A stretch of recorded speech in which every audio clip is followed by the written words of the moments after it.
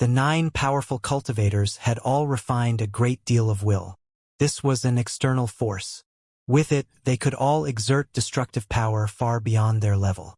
The power of the sun flare that Xianxia was putting forth was completely different from that which she had used during her battle with Xia. The part of the air that Yi Futian was in seemed to be within an actual sun.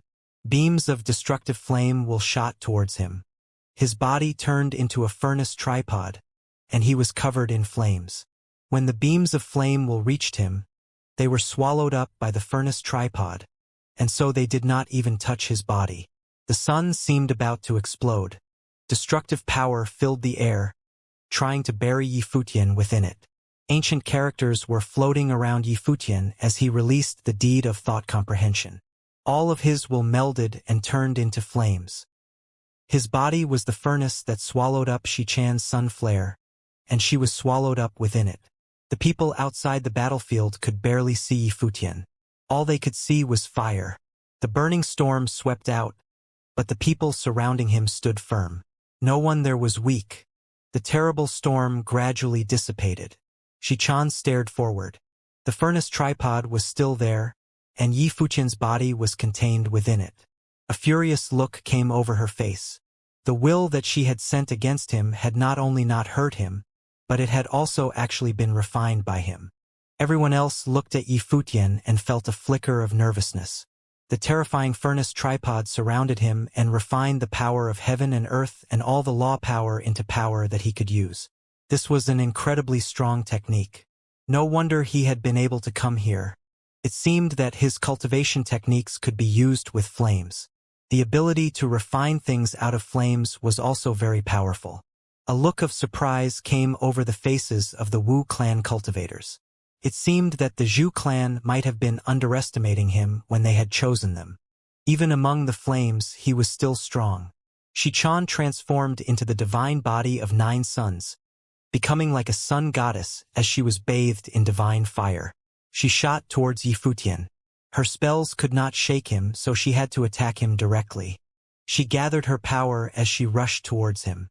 He reached out, and countless sun fists cut through the air like huge fireballs. They slammed into Yi Futian, containing immense destructive and explosive power. Boom! The sun furnace on Yi Futian's body shook endlessly. A huge sword appeared before him, formed from Cassiopeia, and forged from the fire of the Great Path. It was a flame saint sword. Bang! There was a loud sound as Yi Futian rose into the air and lashed out with the sword. Cut through the sun fists, this sword of the Great Path was immeasurably brilliant. It cut down from the sky, slicing through the air towards Xianxia. Xianxia raised her arms. The 9 suns protected her as her hands rushed up to collide with the sword. The sword cut down wildly through the fist wills, piercing towards Xianxia's arms. Terrible flames suddenly swept out, completely enveloping her and seeming to refine her. She gave a groan. She felt as if her body was being eroded away by the flames. Blood trickled from the corner of her mouth. She retreated, but Yi Futian did not let up. His sword continued forward, with flames spitting out of it. Xianxia went pale. Her tender body fell to the ground, blood flowing continuously from her mouth. Yi Futian flashed down to the ground in front of her. Xianxia looked at him and said, "I am defeated." But Yi Futian ignored her, and the flames of the Great Path flew overhead. Xianxia looked at him coldly, but seeing the resolve in Yi Futian's eyes, she finally sighed and gave up the flames of the way, letting Yi Futian take control of them. Soon, the divine fire around Xianxia dissipated, and all was calm once again. And Yi Futian was not planning on giving up. "You?" There was a furious look on Xianxia's face. She glared at Yi Futian, but Yi Futian ignored her. When he had obtained Renhuang's flames of the way in Jianmu City, Xianxia had not been polite to him and had directly attacked him. If she would not pay attention to the rules and only care about strength, then he would naturally not be polite to her either. Seeing the cold look that Yi Futian was giving her, Xianxia's face grew as icy as frost. But she finally gave him the rest of her flames of the way. Yi Futian took them. Only then did Yi Futian let her go. After Xianxia was defeated, The sunlight that had fallen upon her went dim. Even the cultivators on the castle walls connected to her were weakened. They would never be as powerful as before. It all looked incredibly magical. It seemed like when the whole matrix was only missing a single piece, it dimmed until there was no light left. And Yi Futian's light shone brighter. The figures on the castle walls that were connected to the Wu clan could breathe a little more. The 9 families of the Vermilion Bird clan had already withdrawn from this clan dispute. Shi-chan returned with an apologetic look on her face. The Vermilion Bird tribes did not say much. They just sighed inwardly. Even the descendant of the Shi clan from the ancient tree in Jianmu City was not strong enough. Yi Futian returned to his original position and sat cross-legged, continuing to refine the will that he had seized. However, refining this will would take time. Even though the flames of the way that he had refined for his use were quite strong, he couldn't mold other wills into them whenever he wanted. The cultivators of the Zhu clan looked at Yi Futian. He was stronger than they had even imagined. Later, they might be able to use him to deal with Duan Wuji and Saint Jiu's disciples. They were sharp enough to see that these people would be difficult to entangle. At that moment, Duan Wuji stepped forward and walked to the center of the crowd. Everyone shared a single thought. This prince was a son of Renhuang in the Crimson Dragon realm. He dominated the eastern part of the realm, and his flames of the way were extremely strong. People called them God-eating fire. As he stepped forward, his gaze fell upon a cultivator of Flaming Prison City, who was allied with the Bailey tribe. The cultivator frowned slightly. He did not want to oppose Duan Wuji, but it seemed to be too late to avoid it. His every step shook the very air. Burning will swept out and hellfire blazed. A powerful flaming god of war appeared behind the cultivator from Flaming Prison City, and his body merged with it. He grew larger, turning into a flaming war saint. Duan Wuji looked at the tall figure, but his expression was unchanged. The dark green flames around him blazed and flowed, seeming to form a devouring storm. It swallowed up all the flame in the area around them and integrated them into itself. Bang! The burning god of war stepped forward, and a terrible aura swept out. Duan Wuji stood firmly and rose into the air. He stretched out his hands, and suddenly, the dark green flames formed a terrible storm that grew larger and larger. In a flash, a dark green vortex appeared in the air above Duan Wuji's head. In addition, the aura that was swallowing up all the flames in the area grew larger.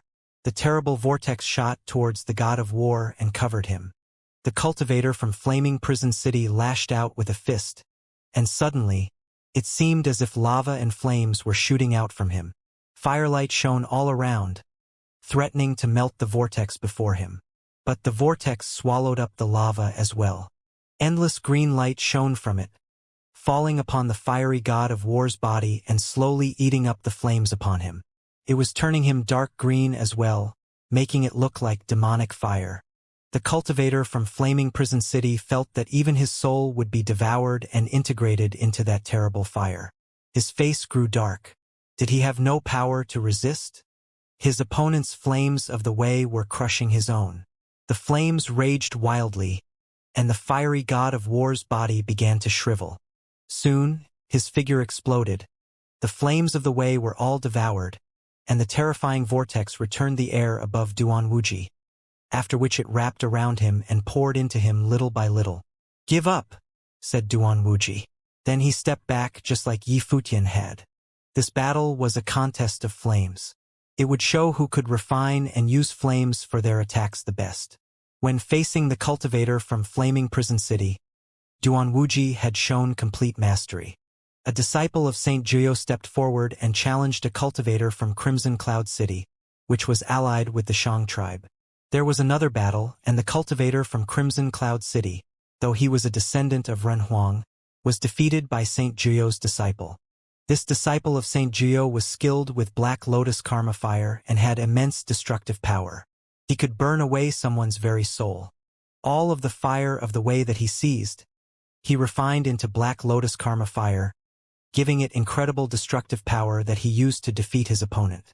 After 3 battles, there were only 3 people who had not fought yet. Yin Tianjiao took the initiative to step forward and challenge a disciple of Saint Chiming. Both of them were extremely strong and clashed many times. But in the end, Yin Tianjiao was able to withstand one more attack, and he defeated the disciple of Saint Chiming. Sunlight flooded the walls of Sun Castle. The cultivators of 4 great tribes shone with dark fire. The opportunity to reclaim their ancestral lands had once again passed them by. Of the 9 great cultivators, 8 had fought. Only Chong Huai had not yet fought. He frowned and glanced at the 4 cultivators. Duan Wuji, Yin Tianjiao, the disciple of Saint Jiao, and Yi Futian. There was no clear choice. He was not assured of victory against any of them. In fact, he was likely to be defeated. But he could not avoid going out to fight. His gaze fell upon Yi Futian, who was sitting cross-legged and was busy refining his flames of the way. "There was a misunderstanding at Jianmu City," said Chong Huai. "I never would have thought that you were so skilled with flames, Lord Yi. I ask that you show me what you can do." Yi Futian, who had just been cultivating, opened his eyes and glanced at Chong Huai. A loud sound rang out, and his body transformed into an enormous furnace. It rang out as he stood, and his body disappeared. The furnace blazed as brightly as the sun, and he appeared right in front of Chong Huai. He raised his fist to strike, and a powerful wave of qi swept out, slamming violently into Chong Huai's body. A look of shock came over Chong Huai's face as a burst of powerful spatial will locked his body in place, making it feel as though it was impossible to move. Even though his flame spells were powerful, he could not avoid being affected by other powers. Chong Huai could only hastily raise his hand to attack. Raging flames burned the sky. Yi Futian had completely transformed into a sun furnace. He shot forward, with fist will filling the sky, pushing the flames of the way before him. He was powerful enough to cut through anything like a blade through bamboo. There was a loud sound as Chong Huai was sent flying backward. He felt like a hole had been pierced through him. A burst of flame entered into him, causing him to twist and distort his face in pain. Yi Futian walked forward step by step, looking indifferent and emotionless. Although he had refined some flames, and his attacks with the flames of the way were extremely strong, his defenses had not changed at all. Yi Futian's burst of power had made it so that he had had no way to respond, and so he had been badly wounded. The battle ended in an instant. Yi Futian walked in front of Chong Huai and swept his cold gaze over him. He reached out, and flames of the way came out from his hand. Chong Huai went pale as he watched the figure before him. He had once ridiculed Yi Futian's reliance on women back in Jianmu City. But now he had been so thoroughly crushed. Even though it was true that Yi Futian had attacked him without warning, even if he had been ready for him, it would have made no difference. His will had been seized, and his Runhuang will had been taken, just like with Xichan.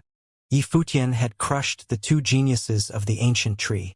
Yi Futian returned to his original position and sat down. Everyone looked at him. This contest between them had not been anything special, and so they had not gotten a look at the opponent's strengths and weaknesses. But they could at least see that the Lord of Xianxia City was not like they had imagined. Otherwise, it would not have only been 2 great tribes that would have went to invite him. After Chong Huai was defeated, there were only the representatives of 4 tribes left. Yin Tianjiao of the Zhu tribe, Duan Wuji standing in for the Zhong tribe, the disciple of Saint Jiao for the Raven tribe, and Yi Futian. These 4 were all very skilled at refining flames. Even now, they had their eyes closed and were cultivating, seizing every moment they could to refine the flames of the way that they had taken. In this place of ruins, the flames of the way were power. The one who could refine the most of them would be the strongest. At that moment, sunlight was falling upon Sun Castle. Only 4 beams of light were still shining. The light where Yi Futian was the brightest. He had defeated 2 great cultivators all by himself, and so he had seized a few more flames of the way. The light seemed to form a mystical matrix. However, this did not increase Yi Futian's power. He could feel the sunlight falling upon him. Seeing that all 4 of them were calmly and silently cultivating, the cultivators of the Zhu tribe cast their gaze over the battlefield. At that moment, there was only the 4 of them. They and the Wu tribe were together in this, which the Zhong tribe and the Raven tribe must have known. Thus, those two forces would probably not fight each other, which would let the Zhu tribe and the Wu tribe win the battle without lifting a finger. So, this would be a 2-on-2 battle. He looked towards Duan Wuji, who was fighting for the Zhong tribe. He was probably more threatening than the disciple of Saint Jiuyo. Thinking of this, the cultivator from the Zhu tribe summoned a cultivator from the Wu tribe and said, "Have Lord Yi challenge Duan Wuji." They would fight for a bit, which would let them see how strong Duan Wuji was. What they had seen in the previous battle was just a performance. Duan Wuji had needed to use too much of his power to defeat his opponent. Yi Futian's performance had been outstanding, so he would probably be able to test Duan Wuji a bit more and see just how powerful the flames of the way that he had refined were, and how strong his god-eating fire was. That way, they would be able to find out as well. The cultivator from the Wu tribe looked out towards Yi Futian. The gray-robed figure walked over to him and said, "Lord Yi, why don't you fight Duan Wuji of the Zhong tribe in this battle?" Yi Futian opened his eyes and glanced at Duan Wuji. He was indeed quite strong. In his last battle, he had nearly crushed his opponent. He had not wasted any energy. His god-eating fire had swallowed up his opponent's flames of the way, and he had integrated the will that he had seized into his own god-eating fire. He was incredibly threatening. But if he wanted to make it to the end, this was an opponent that he would have to face sooner or later. He couldn't avoid it. It was just a matter of when. Therefore, he did not refuse. He stood up and walked out onto the battlefield. He looked out towards the cultivator from the Zhong tribe and Duan Wuji. Seeming to feel Yi Futian's gaze, Duan Wuji opened his eyes as well and looked back at him. There seemed to be dark green flames within his eyes, like demonic fire. He stood up as well and walked out onto the battlefield. It was still extremely hot in front of Sun Castle. Everything was extraordinarily calm at that moment. The two of them stood facing each other. Yi Futian turned into a great furnace once again, and the fire of the great path surrounded him, bathing his body. Dark green flames flowed around Duan Wuji, wrapping around his body. They slowly formed a vortex that grew stronger and stronger. It floated forward, swallowing up all the flames and slowly turning into a massive vortex of flames. The wild vortex shot towards Yi Futian, sucking up all the flame power in the area. Yi Futian used his deed of thought comprehension, and all his will turned into flames that burned like the sun. "Leave!" He pointed to the air, and the flames around suddenly shot upwards, covering the sky. The word "leave" appeared among the flames. The vortex collided with the sun furnace, causing an incredibly destructive storm to sweep out. The dark green storm tried to swallow up the sun furnace, and the sun furnace was trying to transform the vortex. The two forces intermingled, and terrifying flames of the path wrapped around each other. Duan Wuji and Yi Futian were floating in the air, using their minds to control the flames and guiding them with their hands. As they watched this ferocious battle, many people thought that if Yi Futian and Duan Wuji's wills were to collide with each other, both of them would be consumed. In that case, Yin Tianjiao and Saint Jiuyo's disciple would probably be able to reap the benefits without having lifted a finger. Many people were a little surprised that Yi Futian's fire of the Great Path could withstand Duan Wuji. As a prince, Duan Wuji had cultivated himself to be very powerful. So, Yi Futian of Emperor Xia's realm's powerful techniques must be at the Renhuang level. The two of them floated among the fire of the Great Path, using their hands to control the flames. They were putting more and more will into it, and endless flames descended from the sky. Each flame was filled with terribly destructive energy. Duan Wuji looked at Yi Futian under the raging flames. Dark green fire wrapped around him, growing stronger and stronger. He had not put all of his power into the vortex yet. He was still saving some. However, lines of flame will appeared around Yi Futian as well. The flames were clear and pure, seeming real one instant then illusory the next. There was something unreal about them. "Go!" Duan Wuji swept out his sleeve, and endless flames of the way swept out. But Yi Futian pointed forward, and 3,000 flames of the way shrieked forward, slamming into his opponent's flames. The two powers shook the sky as they collided. Duan Wuji stepped forward with a mighty stride and descended right in front of Yi Futian. He reached out, and suddenly, a vortex of flames appeared around Yi Futian, trying to swallow him up. Yi Futian's eyes were frightening. He swept his gaze over Duan Wuji, and pure white flames appeared around him, seeming to have grown out of thin air. They covered Duan Wuji's body. The two of them were nearing each other quickly. Duan Wuji raised his fist and slammed it towards Yi Futian. Immense power appeared around his delicate hand. Yi Futian stretched out a single finger, but it was sharper than a sword. It pierced towards the onrushing fist. The two attacks collided, and a terrible vortex descended upon Yi Futian from Duan Wuji's fist. He seemed unable to control his body, and his aura was sucked out by his opponent's fist. It seemed that his very soul was under attack, and would be sucked out. But Yi Futian's finger contained immense space-tearing power. It was like a halberd. In a flash, endless destructive will entered his opponent's hand and slammed into his body. Duan Wuji's blood surged through his body. He had an uncomprehending look on his face. Terrible flames suddenly appeared on his hand, and it turned dark green as he continued to press it towards Yi Futian. His fist seemed able to engulf Yi Futian along with his very soul. Yi Futian continued to press his finger forward, and flames of the great path shot out of the other fingers. As soon as his finger landed on his opponent's hand, a void was drilled all the way through his hand up into his arm.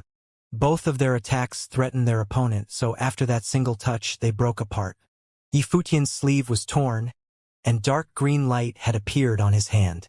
Duan Wuji was the same.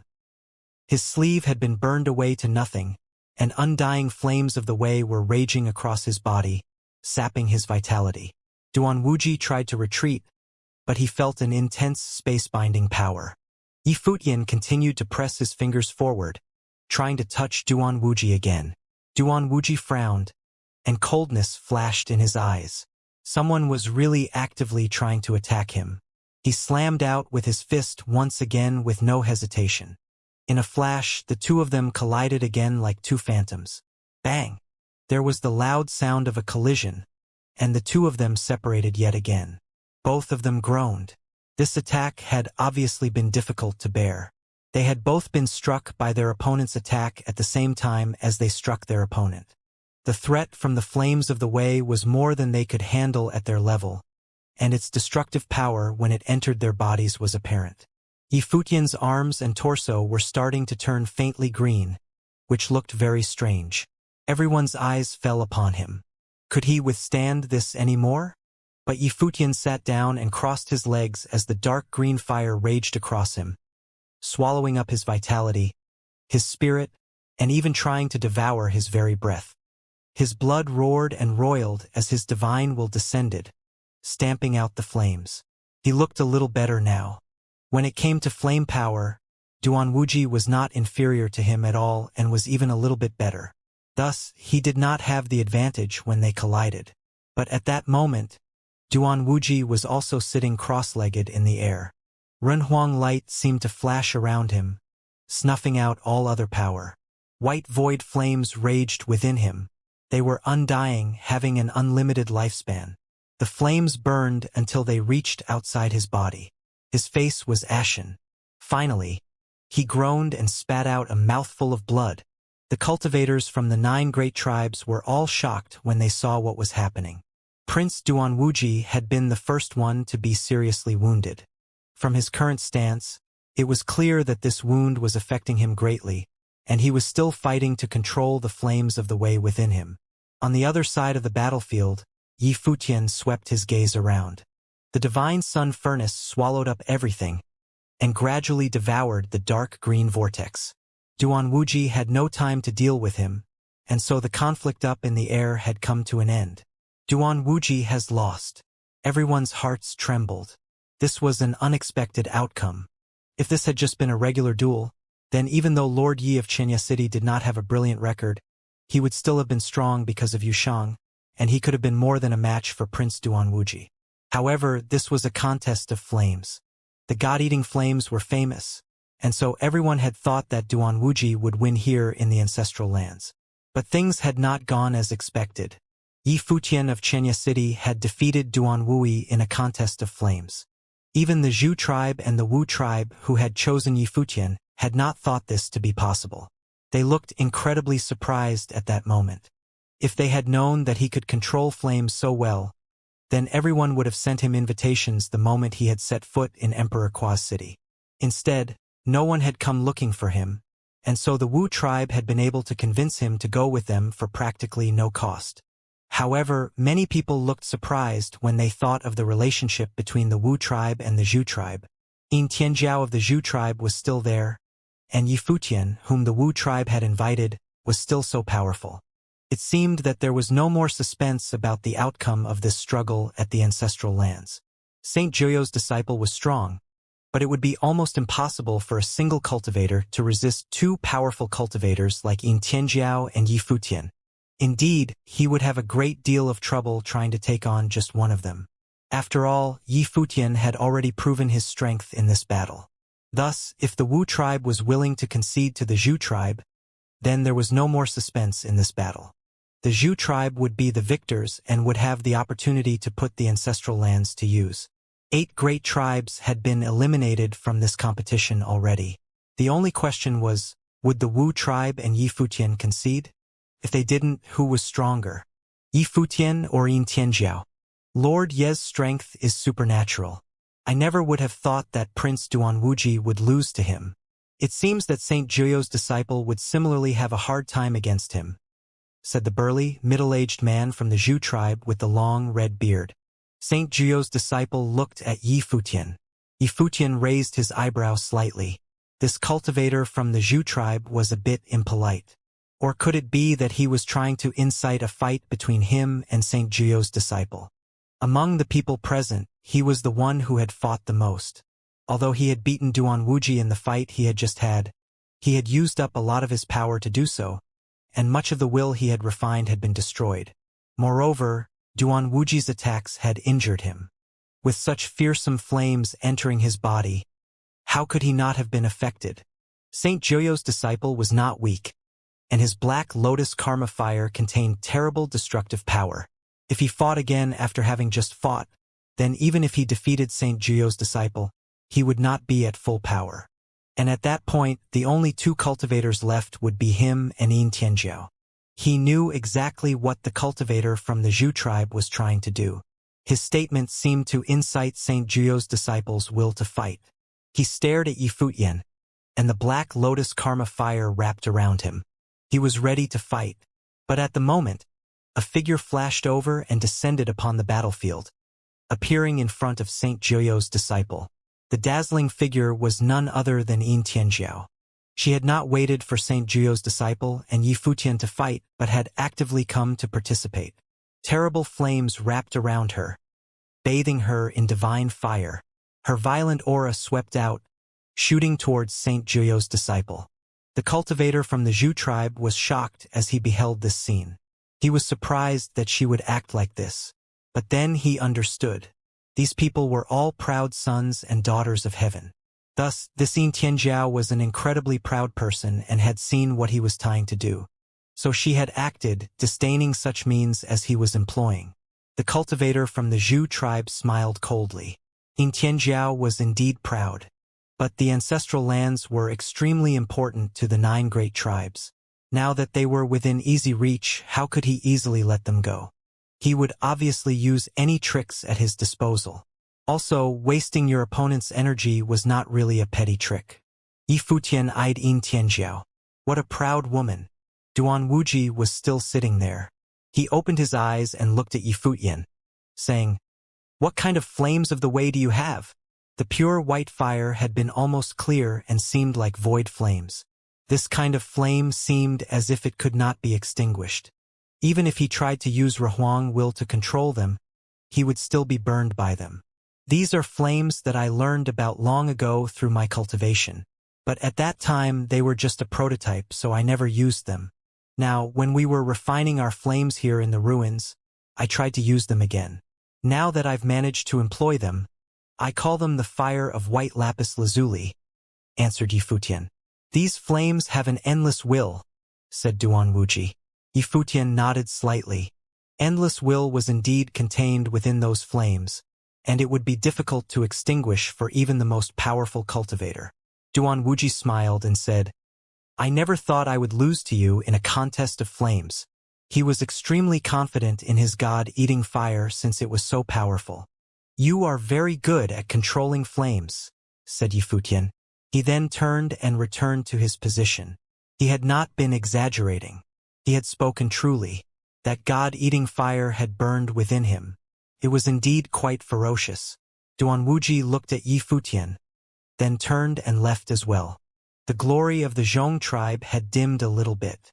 Only Yifutian and the Wu tribe cultivators' glory was still shining brightly. On the battlefield, the two cultivators were locked in furious combat. Although Yin Tianjiao had cultivated many powerful flames of the Wei, she seemed to have integrated all of them into her attack spells. She was bursting with power as she launched her attacks. Saint Juyo's disciple's Black Lotus Karma Fire was incredibly strong, but it seemed almost insignificant when facing Yin Tianjiao. In the end, Yin Tianjiao defeated Saint Juyo's disciple and made it to the end of the contest. The glory of the Raven tribe dimmed while the Zhu tribe's glory brightened. The light of the sun fell upon the two remaining tribes, the Zhu tribe and the Wu tribe. It also shone high up into the clouds. What was hard for people to accept was that the two remaining cultivators were from the Zhu and Wu tribes. These two tribes were very close and were practically allied. Now they had both made it to the end. Did that not seem a little strange? Would they really fight each other now? Yifutian was still busy refining his will. He sat with eyes shut, cultivating. He seemed to have not seen the conclusion of Yin Tianjiao's battle. The Zhu tribe cultivator's gaze fell upon Yifutian. Lord Yi, he said, I will have a great gift of thanks for you when we return. Why don't we let this battle end here? All right? He hoped that Yifutian would give up. Yin Tianjiao was very strong, but if they could win this without a fight, everything would be settled. The fact that Yifutian was still there made him an unknown factor. If he had been able to defeat Prince Duan Wuji, who could say that he would certainly lose to the princess of Emperor Wu, who had cultivated in the Crimson Dragon realm? End it here? Yifutian looked at the cultivator of the Zhu tribe. The elder of the Wu tribe placed his trust in me and asked me to fight this battle. I've already come this far, how can I give up? I must give it my all. The Zhu tribe cultivator frowned. He was a bit upset with this reply. The Wu tribe cultivator looked at him, then to Yifutian and said, both of them are powerful figures, and so it would be good to watch a battle between the two of them. Why don't we just let them fight? The Zhu tribe cultivator frowned. This man from the Wu tribe seemed to have his own ideas. Was it because Yifutian's strength had given him confidence, and thus thoughts of total victory had been born in his mind? What are you thinking, Wu Yong? Asked the Zhu tribe cultivator coldly. The other cultivators of the Zhu tribe also swept their gazes over the people from the Wu tribe. Coldness flashed in their eyes. Were they trying to stand up for themselves? Boom! At that moment, a wild flame aura swept out. Yifutian ignored the Zhu tribe cultivator. He directly unleashed his power as he sped towards Yin Tianjiao. He was prepared to fight. As for the Zhu tribe cultivator's exhortations, how could he obey them? Why had he even come here? Would he give up when he was only a step away? Please enlighten me. Wild flames rolled towards Yin Tianjiao as the great path furnace burned everything.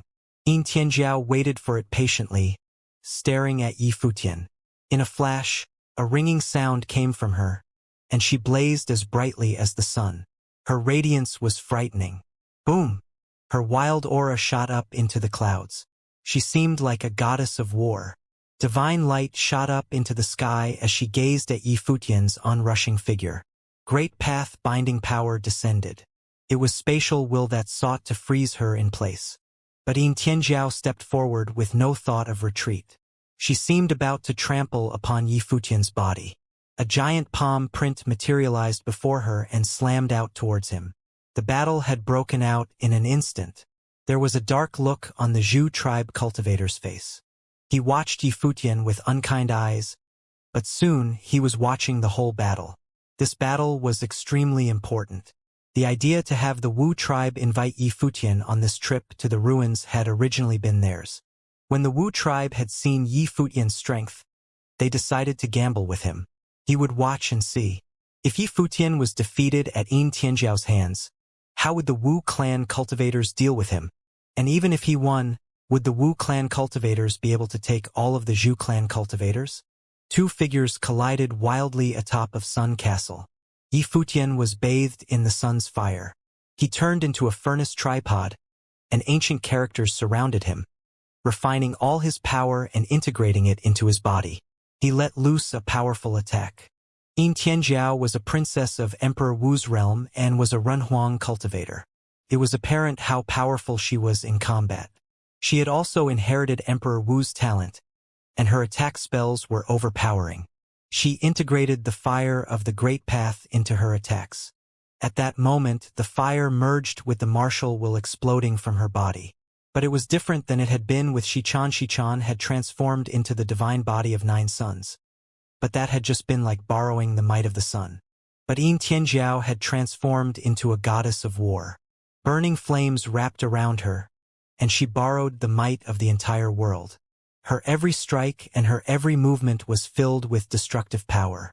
At that moment, Yin Tianjiao raised her fist and pressed it down towards Yi Futian. She was powerful and overwhelming. Her attack, the nirvana handprint of unblemished flames, covered the sky and shook the very as it slammed towards Yi Futian. The wave of flames swept out, giving off a shrieking sound. Yi Futian activated the deed of thought comprehension, and took the flames into his own body, as he had turned into a great furnace. He also raised his fist and stepped forward with the footwork of Shenyuan. The air trembled along with the great path. He thrust forward with overlapping Huangting fist wills, and his attack slammed into the palm print that covered the sky. A rumbling noise rang out, and the hand print trembled as cracks appeared in it. It then collapsed. But Yin Tianjiao's attacks did not stop. She continued forward and struck out with both fists at the same time. Her long robe was bathed in flames. She looked majestic and powerful. She slammed out her fists like a martial goddess, and her flaming palm print flattened everything in its path. The two of them slammed together, and a destructive airflow swept out at their terrifying collision. There was a loud bang, and they both retreated. Yi Futian's gaze was fixed on his opponent. He was a little surprised that a woman could attack so powerfully. No wonder she had been able to enter the regional palace to cultivate. He wondered if she had fought with Yu Shang there. Yin Tianjiao felt her heart quaking.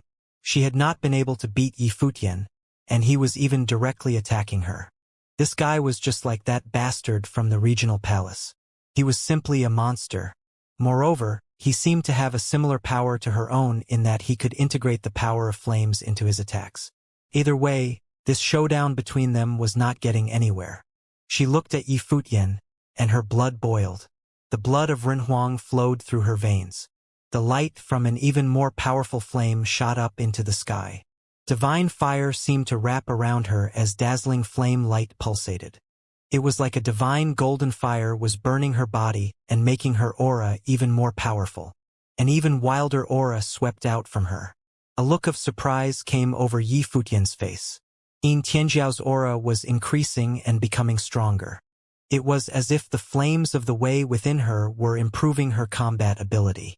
Golden flames shot out of her eyes and pierced towards Yi Futian's. In that instant, Yi Futian felt terrible divine flames burning in his mind that sought to extinguish his spiritual willpower. Whoosh! Yin Tianjiao stepped forward, and the divine flames that wrapped around her body transformed into a fiery war goddess with many arms. The goddess thrust out her fists towards Yi Futian, destroying the very air as they covered him in blows. There was a look of pain in Yi Futian's eyes. He looked up at the oncoming fists, and a terrible fiery airflow swept out from him. At that moment, horrifying divine fire shot out from his eyes. He looked at Yin Tianjiao, and she seemed to see an incomparably huge fiery god of war. The scene was somewhat familiar to her. Intense sunlight fell from the sky. It was as if the sun itself was on fire. The flames fell on Yi Futian's body, making the flames that were already around him become stronger and stronger. All the cultivators from the 9 great tribes were looking at him, and their hearts were trembling. They also seemed to feel a familiar aura. "The Runhuang flames of the way," they all said as they watched him. Had this guy refined many Runhuang flames of the way and integrated them into his body for his own use? Yin Tianjiao's flames of the way could also be called Runhuang flames of the way. Her father, Emperor Wu, was Renhuang, and her talent had come from him. But even so, she had only been able to gradually display her power as her cultivation became stronger. No matter what, her flames of the way should have been stronger than the ones that Yi Futian had refined. After all, she had directly inherited them from her father, whereas Yi Futian had obtained them later. However, the aura that burst forth from Yi Futian now was not weaker than hers in the least. In addition, Runhuang will burned within it. It was as if he was using the power of these ruins. The intense light of the sun shone down on him. Boom! A wild burst of will swept out as Yi Futian's furnace swallowed up the flames around him. His body became tall and mighty. It was as if Emperor Qua had come down into the world. He raised his fist and grabbed at the air. Huge palm prints slammed into the onrushing fists, shattering them completely. He stepped forward, and the very air trembled. The great path roared as fire shot out of his eyes, colliding with the golden fire that was coming from Yin Tianjiao's. The two colossal powers clashed. Yin Tianjiao's expression changed. She stepped towards Yi Futian. Beneath the flames, she was like a goddess, beautiful beyond compare. Yi Futian stepped forward at the same time and thrust his fist out. A furnace tripod of the heavenly great path appeared in his hand, formed from the flames of the way. The flames within him poured into it and then swept out towards Yin Tianjiao. Yin Tianjiao swept her divine golden flames downward and turned into a divine phoenix. She and many other sacred beasts of flame charged forward. But the divine furnace was growing larger and larger, and it swallowed them all up. The fiery divine beasts shrieked as they were shattered within it. They could not break out. Boom! The fiery divine beasts all melted within the furnace. Yin Tianjiao went pale. The terrifying furnace continued to swallow them all up, and endless divine flames shrieked forward, but they could not destroy it. It was as if the furnace was formed of Runhuang fire, and thus was able to consume all their flame will.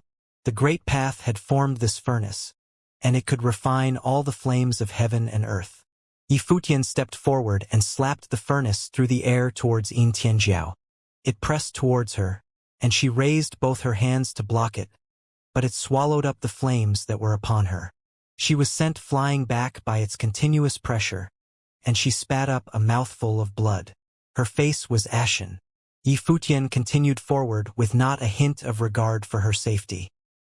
He once again pressed the furnace towards her, continuing his attack on her. She was slammed to the ground. She was finally no longer able to bear it. She lay sprawled on the ground with crimson blood flowing from the corner of her mouth. Yi Futian's figure flashed, and he descended before her. He began to walk towards her. Upon the walls of Sun Castle, the Zhu tribe cultivator's face was held hard as iron. Yin Tianjiao had actually been defeated at Yi Futian's hands. Of all the 9 tribes, it had actually been the Wu tribe's Yi Futian who had made it to the end and had defeated all opponents. Lord Yi, called the Zhu tribe cultivator. Yi Futian looked at him, then continued forward, ignoring him. All the cultivators of the 9 tribes were watching him. They were speechless. The Zhu tribe cultivator could not change this outcome. Yi Futian had no intention of conceding. He walked up to Yin Tianjiao and cut the flame will from her. Sunlight streamed down from high up in the sky. Upon the walls of Sun Castle, 9 beams of radiance seemed to merge into one. It fell upon Yi Futian. Golden light wrapped around him and covered the vast area.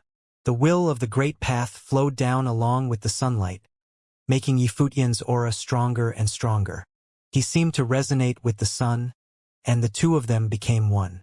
Not only that, but of the cultivators standing guard on Sun Castle, only those of the Wu tribe's bloodline shone brightly as well. The cultivators from the other 8 tribes dimmed. It seemed as if their auras had been swallowed up by the sun and given to this one man. Wu Yong turned his gaze towards a figure standing guard upon the castle walls. The sun shone brightly upon him as he strode towards Yifutian. "Do not resist. He will help you open the gate to the ancestral lands," Wu Yong said to Yifutian. The figure walked towards Yifutian, then entered directly into his body, seeming to turn into a beam of fire. It seemed as if the cultivators upon the castle walls were not real, but were formed of pure will. Yifutian's golden light grew brighter and brighter, and the refinement of flames of the way within him sped up. The light of brilliant flames covered Sun Castle. A beam of terrifying light shot forward towards the gate to the ancestral lands. The sun, Yifutian's body, and the gate to the ancestral lands all shone brightly one after the other.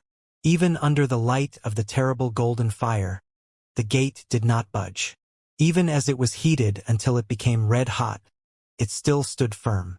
"Open it, then we can go to the ancestral lands," said Wu Yong from beside Yifutian.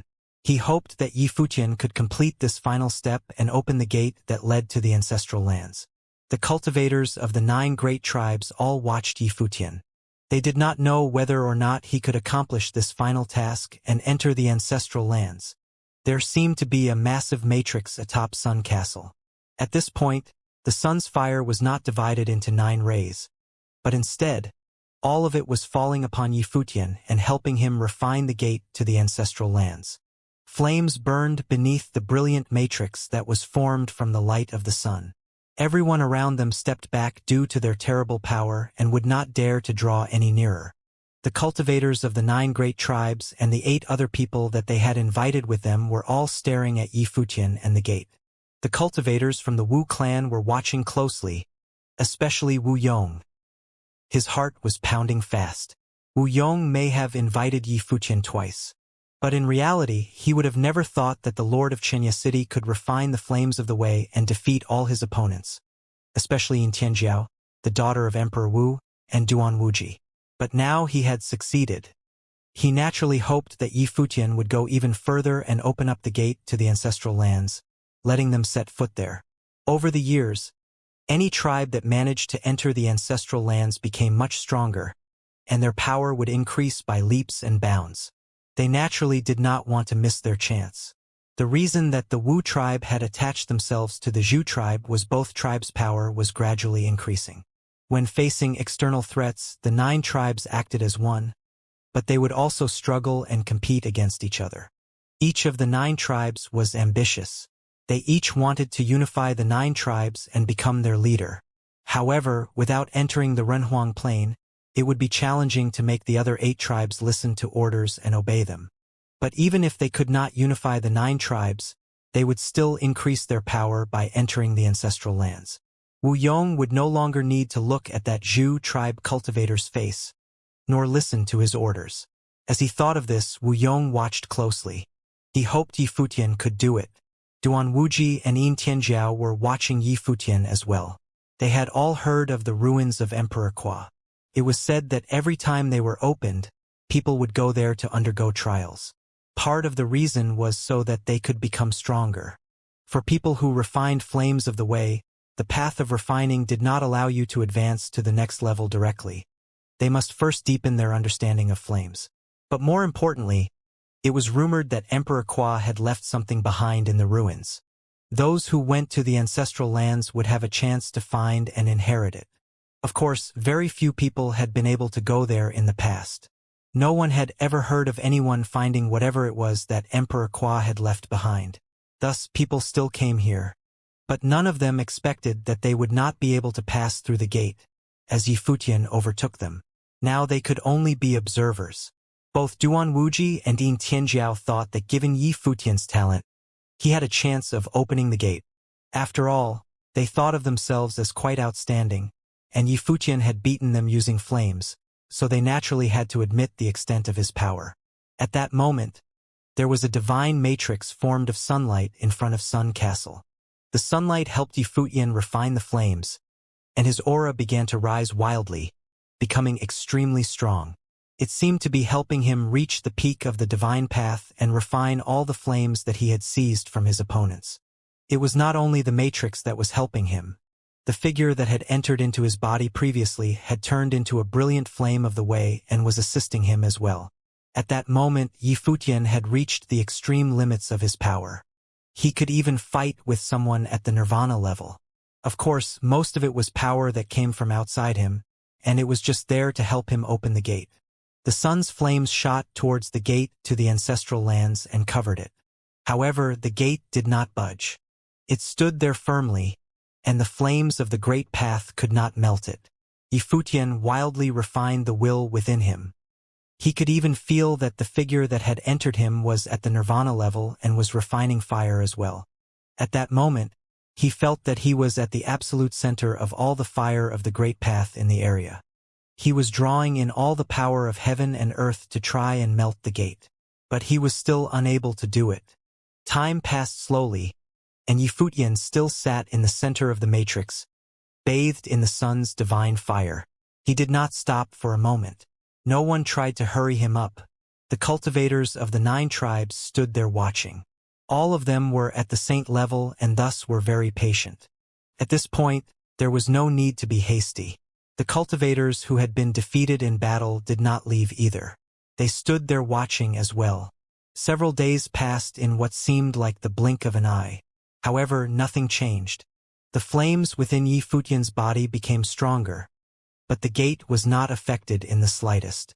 It seemed to be an eternal gate that would never open. Yifutian's eyes were shut tight. He was thinking about what the problem could be. He had taken all the flames from the matrix.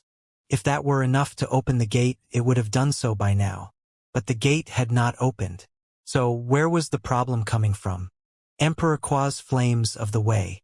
When Yifutian thought of this, lines of fire entered the furnace that his body had formed and into his will. In his mind, a fiery god of war stood between heaven and earth, devouring all the flames. Yifutian's will moved, drawing upon the power of the matrix, and began to refine Emperor Qua's flames of the way. Time continued to pass.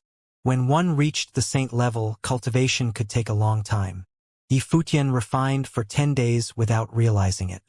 Some of the people there thought about leaving, but stayed anyway, sitting there cross-legged as they cultivated. The cultivators of the 9 tribes were used to this. They were aware of what the gate to the ancestral land was like. It was not easy to open. Even within the 9 tribes, no one could open it. That was why they came here all the time and relied on the power of outsiders to open it. That showed how difficult it was. Yifutian's perception of the will was getting stronger and stronger. He had already refined quite a bit. In his perception, he seemed to have transformed into a fiery god of war. A figure was coalescing in the furnace of the great path and was gradually growing larger. This figure looked like Yifutian, but it was just an illusion formed of the fire of the great path. Its body grew bigger and swallowed up all the fire in the area. Up in the sky, the sunlight grew stronger and changed even more than it had before. It seemed as if the sun's fire would flow along the bridge of heaven and earth to the fiery god of war. Time passed, and the flames burned in the sky. Above the figure that had been formed from will, the firelight reached the sky and merged into the world itself. A powerful burst of will shot through the world. Gradually, Yifutian became able to perceive the whole ruins. After some time, everything in his perception changed. He seemed to see an incomparably immense figure.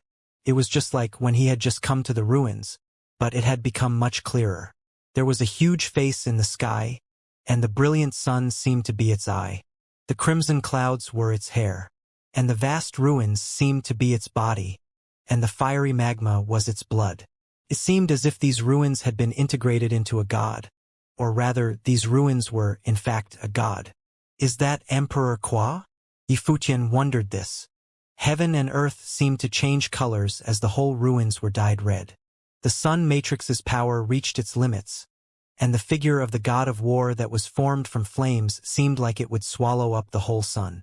There was endless fire everywhere, and it all turned into nourishment for the figure. Rays of divine light shot towards the gate and finally slammed against it with loud bangs. The gate gradually began to change. It looked like it was melting. The entire gate gradually became transparent. It's opened. The Wu tribe cultivator's eyes were bright. Yifutian had done it. He had opened the gate to the ancestral lands. Wu Yong clenched his fists. Although he was an unblemished saint, he was still obviously very excited by this. He had not expected this stroke of luck that he had invited someone able to open the gate to the ancestral lands. He looked up into the crimson sky and felt his heart pounding.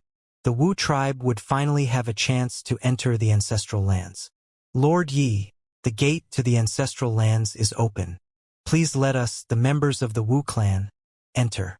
You may enter as well, but do not let anyone else, Wu Yong said to Yifutian. Very well, answered Yifutian. Wu Yong looked around at everyone else and saw a powerful figure standing next to him. It was the elder of the Wu tribe. He looked at the other tribes and said, "This time, it is the Wu tribe who will enter the ancestral lands." On saying this, the whole tribe started forward. The other 8 tribes did not move. This was the agreement that the 9 tribes had had for many years, and they would continue to follow it. Moreover, right now, Yifutian was controlling the gate to the ancestral lands with help from the Matrix. At this point, it could be said that Yifutian was at the extreme limit of his power, and could even kill someone who had reached nirvana. He was the one whom the Wu tribe had invited, and thus the Wu tribe had earned the right to enter the ancestral lands. Open! Yifutian opened his eyes, and terrifying light flashed in them. A fiery hole appeared in the gate to the ancestral lands. The Wu tribe walked forward, entered within it. Once they had all entered, Yifutian flashed over there and transformed into a beam of fiery light that shot inside.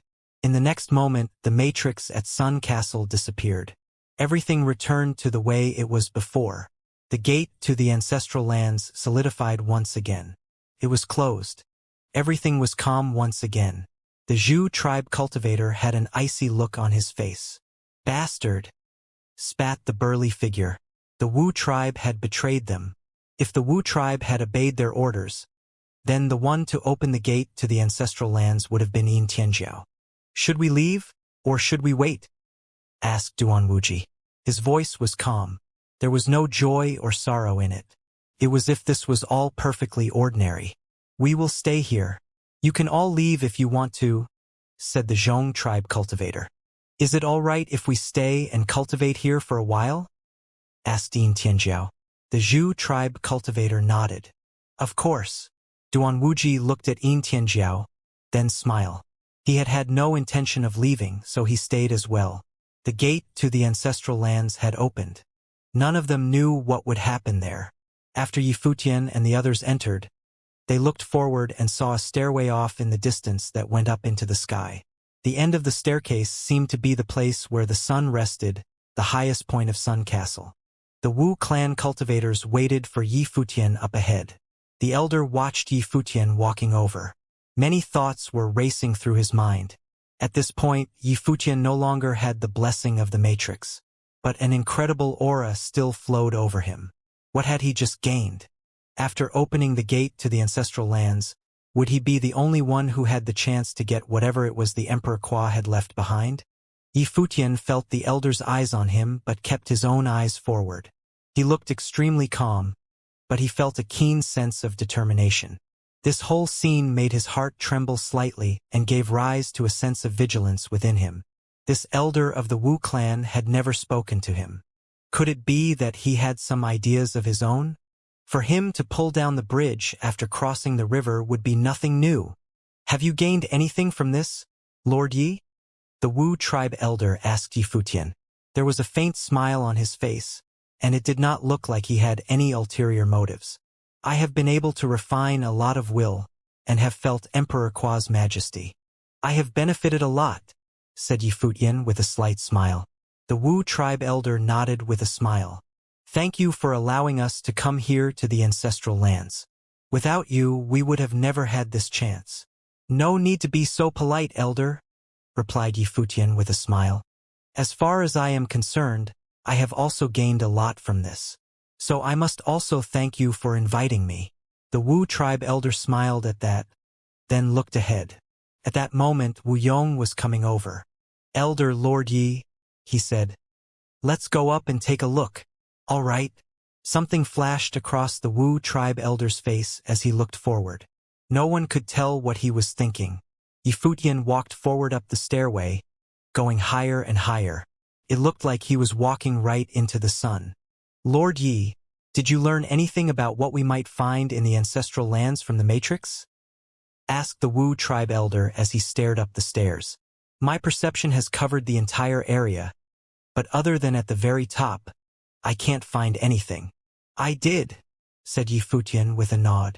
A sharp look flashed in the Wu tribe elder's eyes, but when he turned to look at Yifutian, his gaze returned to normal.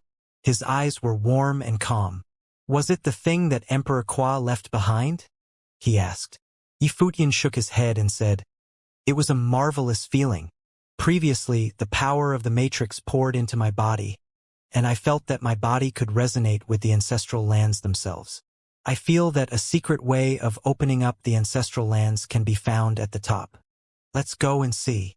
The Wu tribe elder looked at Yifutian, then nodded and said, Very well. Since you were able to come here, Lord Yi, you must also be able to unlock the secrets of the ancestral lands. I will wait here and see. The Wu tribe thanks you deeply. If you ever need anything in the future, you only have to ask us. Thank you, elder, said Yifutian with a smile. A group of them continued forward. You were able to overcome all those heroes, said Wu Yong to Yifutian. Your future is definitely bright. Unfortunately, the 9 great tribes of Emperor Qua have no one left within them who is as powerful as you are.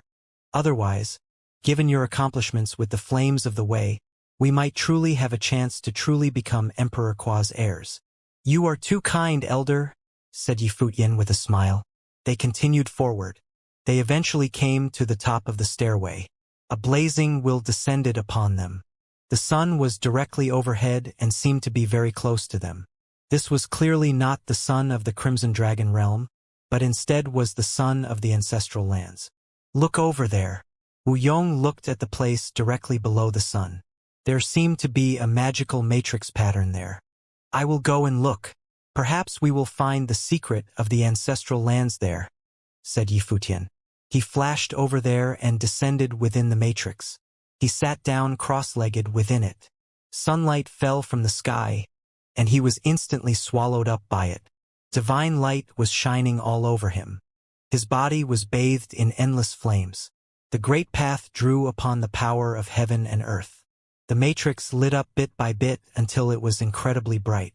In a flash, Yifutian's whole body was covered by the incomparably bright light from the matrix. Radiance continued to fall from the sun. At that moment, many thoughts were running through Yifutian's mind. How is it going, Lord Yi? Called the Wu tribe elder. Yifutian kept his eyes closed and seemed not to hear what he said. Lord Yi. The Wu tribe elder's voice grew much louder, shaking Yifutian's eardrums. Yifutian opened his eyes, and the Wu tribe elder asked, How is it going? There is an inheritance here, left by Emperor Qua. Please do not disturb me for a while, and let me perceive this area in peace, Yifutian said to the Wu tribe elder. The Wu tribe elder's pupils dilated, and his gaze became extremely sharp. There was an inheritance here that Emperor Qua had left behind? As he watched Yifutian, a thought appeared in his mind. Why should this inheritance not go to him and his tribe, rather than to an outsider? After all, Yifutian was just a guest that they had invited to help them fight, not a true cultivator of the 9 tribes. Moreover, he had just claimed that he had felt the thing that Emperor Qua had left behind. This was undoubtedly very exciting, especially to the elder of the Wu tribe. It was indeed a very great temptation. As he thought of this, the Wu tribe elder walked towards Yifutian and said, Lord Yi, can I feel it with you? Yifutian nodded. Very well. As you please, elder. The elder of the Wu tribe walked into the matrix and could suddenly clearly sense the power of this will. It seemed that Emperor Qua had indeed left his flames of the way in the sun, and they were falling here continuously. The Wu tribe elder stood amid the flames of the way. Lines of will were falling on him and piercing directly into his mind. Divine light covered his body. This was an incredibly mystical experience. It was like he was touching the inheritance of the great path. But Yi Futian was at the center of the matrix, and so the will falling towards the Wu tribe elder was clearly a bit less. He turned his eyes towards Yi Futian, and his gaze became very sharp. He was thinking that whenever one of the 9 tribes went to the ancestral lands, their power increased greatly when they returned. Could it be that they had personally felt the will that Emperor Qua had left behind here? It was highly possible. Yi Futian and the others who had previously come to the ancestral lands were all outsiders after all. They had only come to help. If there was something useful here, they should naturally give it up to the members of the tribe. Moreover, if there really was a secret in the ancestral lands, was it necessary to abandon future opportunities for the 9 tribes by letting outsiders uncover them? The 9 tribes had fought for many years, but no matter what, they were all of the same bloodline. Thinking of this, he said, "Can I sit where you are sitting, Lord Yi, so that I might better feel it?" Yi Futian looked up at him. The Wu tribe cultivators were all stunned as they watched their elder. Wu Yong's expression changed. The elder had his own ideas. He wanted to take the inheritance for his own, rather than letting Yi Futian have it. And why shouldn't he? This was the ancestral land of the 9 tribes after all, and this was what had been left behind by Emperor Qua. Emperor Qua must have created these ancestral lands. He naturally understood why the elder wanted to be the one to obtain the inheritance. It was just that, in doing so, they would be betraying Yi Futian. "Elder, let Lord Yi cultivate for a bit. These are the ancestral lands, after all, and Lord Yi was the one who opened them," called Wu Yong. He had invited Yi Futian to help the Wu tribe. It was not his wish to betray him.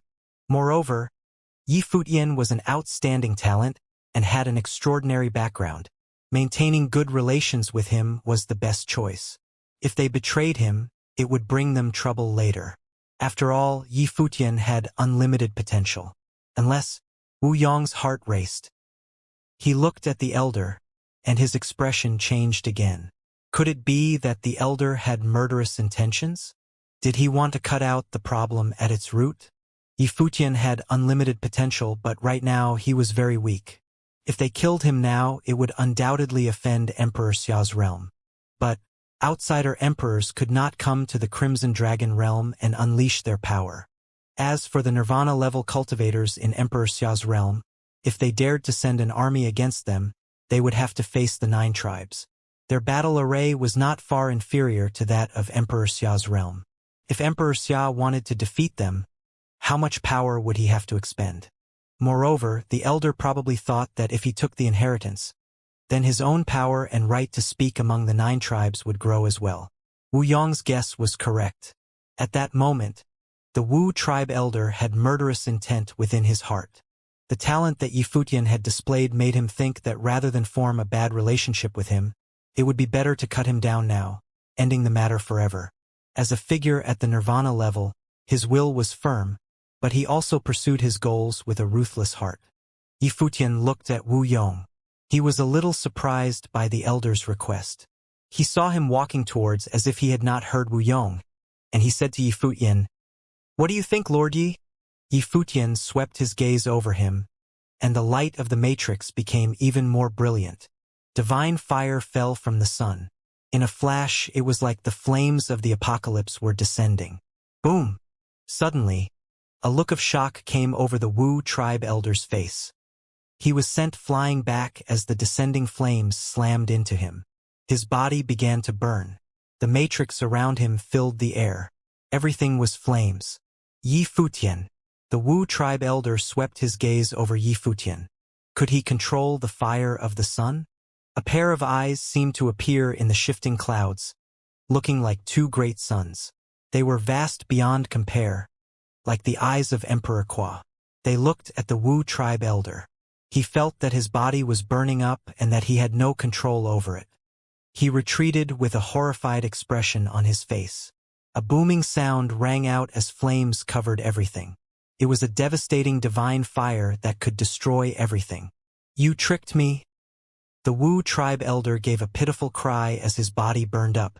"From the beginning, I've only let you see what I wanted you to see," said Yi Futian coldly. "Even the inheritance was like this. We came here, but I am the master of this place. The Wu tribe cultivator shot into the sky, trying to escape, but his arms burned away into nothing. A look of absolute terror came into his eyes. When he looked up in the sky, he could only see a horrifying imperial face. "Please spare me, Lord Yi," he cried. "Kill him." Yi Futian spat in a cold, emotionless voice. The fire of the great path continued to fall. The Wu tribe elder's aura swept out at maximum power, but it was no use. His body burned away to nothing under the fire of Renhuang. The Wu tribe cultivators all looked shocked. They trembled as they beheld this scene, with hearts beating wildly. They were shaken by how fast it had all happened. Yi Futian swept an indifferent glance across the disappearing figure. There was no emotion in his eyes.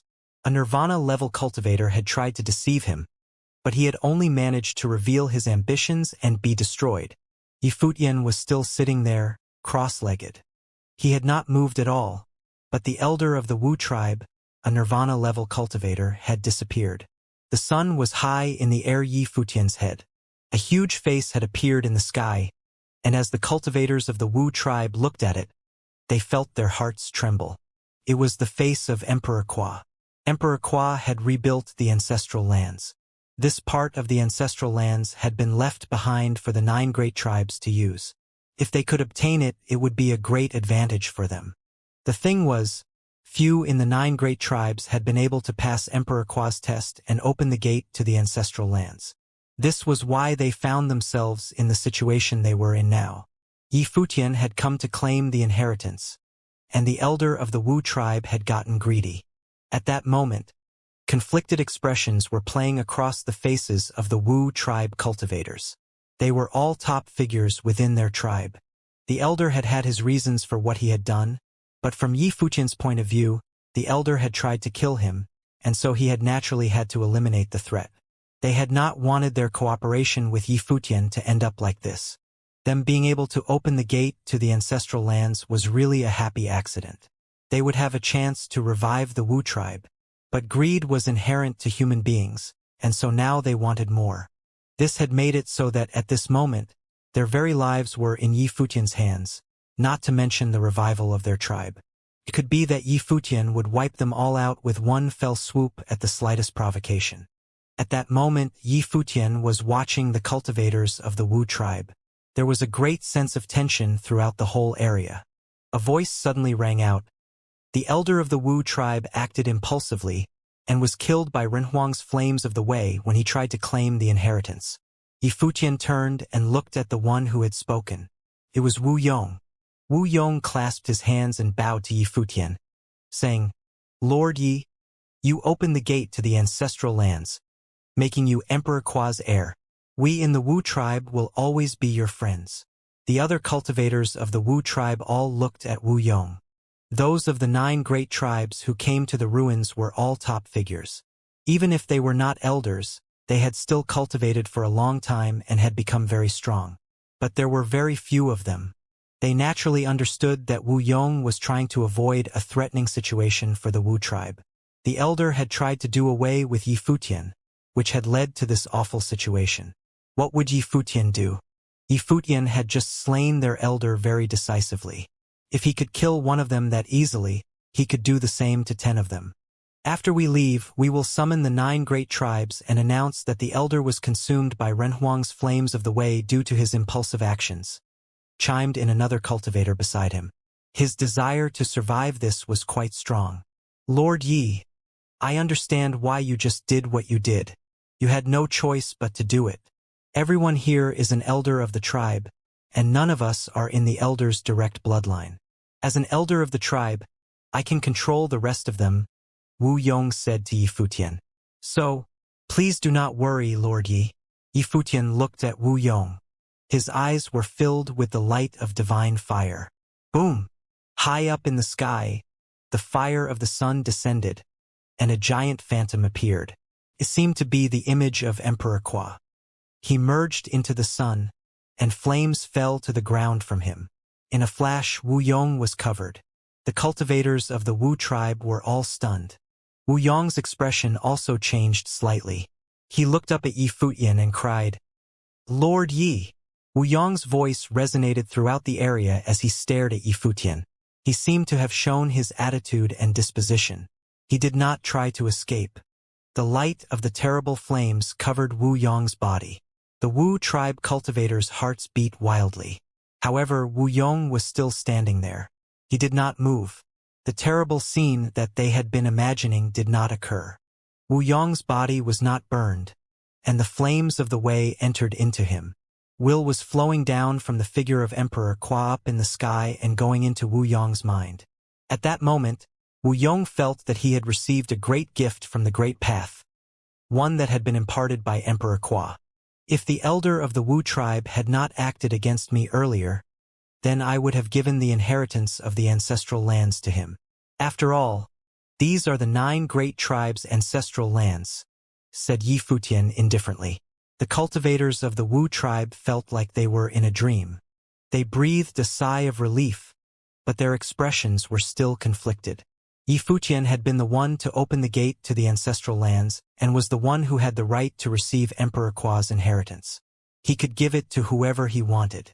That was how those few tribes that had come here before had been able to become so powerful. The elder had died for nothing. He died because of his greed. If he had not had that often idea, Yifutian would have helped him. But since Yifutian had guessed what he was thinking, that he was purposely plotting against him, it had led to his fall. A nirvana-level cultivator had died for nothing. They all sighed inwardly. It was truly tragic. Previously, you all saw that this was not what I wished. I grant what Emperor Qua left behind to Senior Wu Yong. If he wishes to give it to someone else after this, that is his affair. From now on, Wu Yong should be in charge of the Wu tribe, Yifutian said to everyone. Wu Yong was an elder of the Wu tribe, and now the inheritance had been passed on to him. Now he would be able to lead the Wu tribe even better. Wu Yong was stunned when he heard what Yifutian said, but the one beside him said, "He is worthy of bearing the position of elder." The others all said the same thing one by one. Wu Yong nodded, not shirking his responsibility. This must have been fated to happen. The brilliant light of the flames flowed through Wu Yong's mind, but it stopped after a while. When Wu Yong opened his eyes, fire seemed to flash in them. He bowed to Yifutian and said, "Thank you, Lord Yi. You should go and cultivate elder," said Yifutian, already calling him elder. "Very well." Wu Yong nodded, then turned and walked to the front of the gathered Wu tribe cultivators. "We will go somewhere else to cultivate," he said. "Yes, elder." Everyone followed Wu Yong away. They walked down the stairs. They took care not to disturb Yifutian. Yifutian glanced at them. How much of the inheritance Wu Yong was willing to pass on was his own business. He closed his eyes and began to sense the great path. At that moment, there was only one man left atop Sun Castle. He sat with legs crossed beneath the sun. High up in the sky, there was also a massive figure. This scene could be seen from far away. It was incredibly astonishing. Endless will flowed down, descending upon Yifutian's body. Besides the law power that Emperor Qua had given him, the scene that he beheld was growing clearer and clearer. It was the figure of Emperor Qua. It seemed that these ruins had turned into him. His perception spread out throughout the ruins, expanding the range he could sense. As he stretched out his perception, the fire flowed towards him. Could it be that there was something else hidden here besides Emperor Qua's inheritance? It was that previously no one had been able to find it. Otherwise, nothing would have happened. He sat there, calmly, perceiving, letting his thoughts spread out. Time passed slowly. The Wu tribe cultivators were cultivating at the foot of the stairway. Wu Yong's aura was the strongest. Some of the others looked up at Yifutian and saw that the sun was growing redder and redder. Crimson clouds streamed through the sky. They wondered if Yifutian would be able to find whatever it was that Emperor Qua had left behind besides his inheritance. Could he find the secret of the ancestral lands? Or maybe the 9 great tribes had been wrong all these years, and there was no secret of the ancestral lands at all. Maybe Emperor Qua had only left his inheritance here and waited for people to come and claim it. They did not know if this trip would end up being a blessing or a curse. Whoosh! A powerful aura exploded from Wu Yong. and divine light covered his body. Strange light shot up into the clouds. The cultivators of the Wu tribe looked on in fascination. Wu Yong's aura was already at the level of an unblemished saint. Perhaps he would have the chance to reach the nirvana level before long. Outside the gate to the ancestral lands, no one had left yet. They were still waiting there. No one knew what was going on inside. They could only imagine. However, they could all faintly feel the flame will all around them, flowing towards the gate to the ancestral lands. A long time passed. Yi Futian was still cultivating at the top of Sun Castle. His thoughts seemed to cover all of the ruins. These ruins formed the figure of Emperor Qua. He could faintly feel a strange aura in the sun at the peak of the ruins. Up in the sky, there was an incomparably brilliant sphere among the sun's flames, which was slowly rotating. There was a powerful aura within it. Rays of light shone out from within it and stretched out into the distance. They covered the whole ruins. What is this? A thought flashed in Yi Futian's mind. His will and his perception floated towards it, trying to enter in. But once they got close, it turned into nothingness.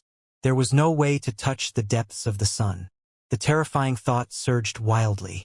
It melded into Emperor Qua's will, broke its shackles, and continued to penetrate the core of the sun. Yi Futian saw flames bursting from the brilliant sphere within the sun. They shot out all over the ruins. It seemed that the source of the fire of the Great Path was here. At that moment, Yi Futian's life spirit, the world tree, began to sway. He felt something. It made his heart tremble. This had also happened when he had run into Feishue. Could this be a treasure like the one that resided within Feishue? There was a rustling sound in his life palace as he thought of the way that he had helped Feishue. The world tree began to spread outward. At that moment, he put the will of the emperor into his life spirit, making incomparably brilliant light shoot out of the world tree. It was like the world tree had its own sun as it stretched out towards the actual sun. A powerful sense of burning spread out, and the will of the emperor that had been melded into the world tree began to burn. But the leaves and branches of the world tree grew even more brilliant as they were bathed in flames, and they began to swallow up all of the fire, even the flames from the radiant sphere within the sun. At that moment, everything suddenly changed. A terrifying vortex instantly appeared inside the sun, and the endless flames around him shot towards it. What is going on? Everyone at the base of the stairs looked up and saw the clouds fluctuating up in the sky. All the flames were flowing wildly towards the same spot. They were flowing towards the brilliant sun on top of Sun Castle. At that moment, it had turned into a black hole sun and was swallowing up everything. After only a moment, the whole world went dark. This? Everyone looked at the scene before them in shock. Even the unblemished saints among them had never seen something as shocking as this. The sun hung high above Sun Castle and had turned into a black hole that was swallowing up all the flame power in the ancestral lands. It even seemed like their own flame will powers were being pulled out of them and sucked into it. Wu Yong, who had been cultivating, opened his eyes and looked up at the scene taking place in the distance. His robes fluttered in the wind as he was bathed in endless flame. His eyes that were full of flame will power did not seem disturbed in the least. Had he succeeded? Over the years, many had been able to enter the ancestral lands, but no one had ever really uncovered the secret therein. However, could it be that this time Yi Futian of Xianxia City, who they had brought with them, had been able to do it? Solar wind blew by him, incomparably hot. Many thoughts raced through Wu Yong's mind. This trip to the ancestral lands had been full of twists and turns. Yi Futian, whom everyone had overlooked, had crushed the other 8 cultivators and entered the ancestral lands, surprising everyone. But afterward, the elder had wanted to take the inheritance for himself, and so had tried to kill Yi Futian, but had been killed himself. Afterward, Wu Yong himself had been made the new elder and had been granted the inheritance. Now they were going to uncover the secret of the ancestral lands. It was said that Yi Futian had come from Emperor Xia's city. The 9 great tribes were all on the same side. They had once followed Emperor Qua. And even though Emperor Qua had fallen, they still dominated the western portion of the Crimson Dragon realm. But there were so many heroic figures in the wide world. Who would have thought that Yi Futian of Xianxia City would defeat all his opponents and even slay a Nirvana-level cultivator? Even though he had cultivated up to such a high level, Wu Yong still had to be in awe of Yi Futian. If he had been in the middle of that solar wind, he would be swallowed up easily. The world grew darker. The black hole seemed bottomless as it violently swallowed up the sun. Yi Futian was sitting there cross-legged. He seemed to have entered into the sun as well. It was a shocking scene. At that moment, all of his thoughts were focused on a bead of flame spirit. Up to that point, he had known what it was, but now he was sure that it was similar to what had been within Feishua. Contained truly frightening power. Moreover, his life spirit was resonating with it. He did not know who had granted this life spirit. Endless leaves and branches sprouted from Yi Futian as he sat in the sun, covering everything. They stretched out to the center of the sun and entered into its spiritual will. They were continuously destroyed and reborn. They inexorably stretched towards the bead of flame spirit and seemed to be devouring the power within it bit by bit. They seemed to be automatically refining it. However, that thing that seemed like a bead of spirit was devouring all the flames in the area at the same time. Even the will that he had already refined was being sucked in. He could not stop it. He could only feel himself sitting inside the sun, but his world tree life spirit was rolling the bead of flame spirit towards him, bit by bit. Yi Futian's heart was beating wildly. It seemed that all the fire in the world was being sucked in. It looked like he was the black hole. But Yi Futian understood that this was not something that he could do with his power. What was more frightening was that he could sense the image of Emperor Qua being swallowed up by the sun as well. At that moment, the figure became extremely clear. It was as if it was formed out of Emperor Qua's actual will. But at the same time, it was being swallowed up by the terrible vortex, bit by bit. In the outside world, everything was becoming darker and darker, until there was almost no light. All the light was being swallowed up by the black hole. The cultivators of the Wu tribe stood there, not moving, letting the wind blow by them and rustled their clothing, which made a rustling sound. The wind was burning hot. "Wu Yong!" came a voice from the darkness. Wu Yong's eyes were like flames. He looked into the darkness. It was like looking into an eclipse. "I'm here," answered Wu Yong. He could naturally tell that the voice had come from Yi Futian in the heart of the storm. "Catch!"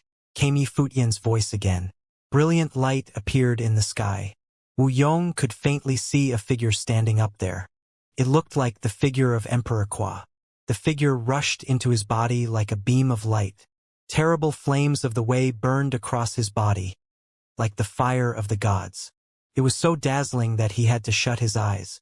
He let the flames burn across him. He felt like his body would burn away to nothing.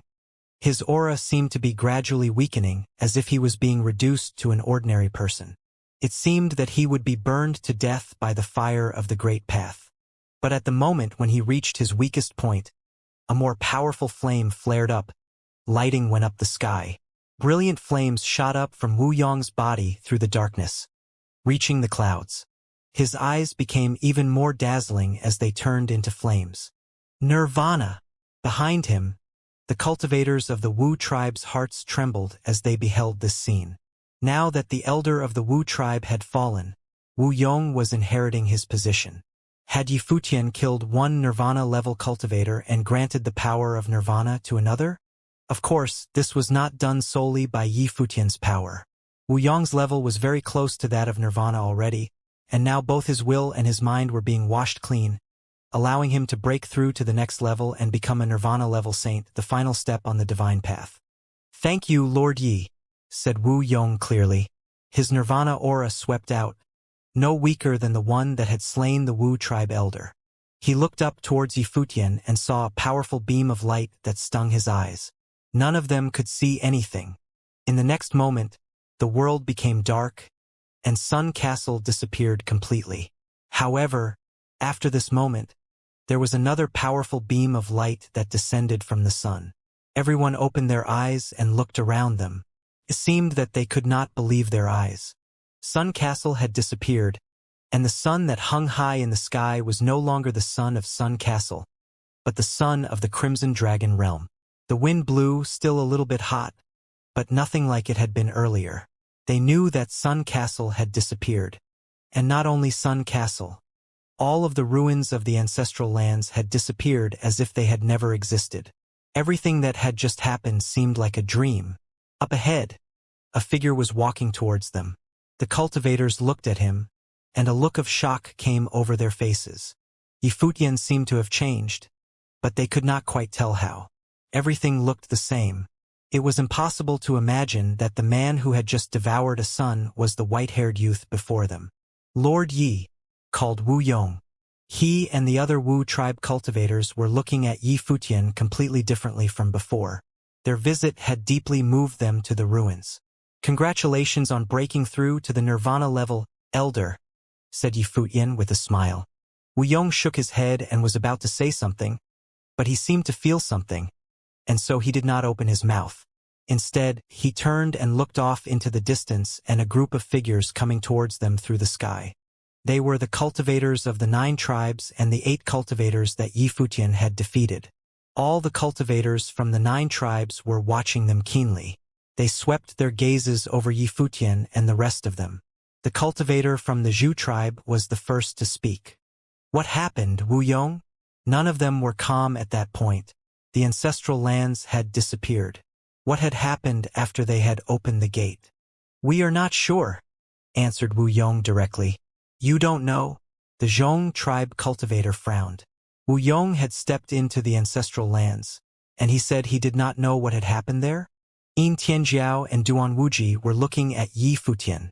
Could it be that this guy had found whatever it was that Emperor Qua had left behind in the ancestral lands? And they were not the only ones wondering this.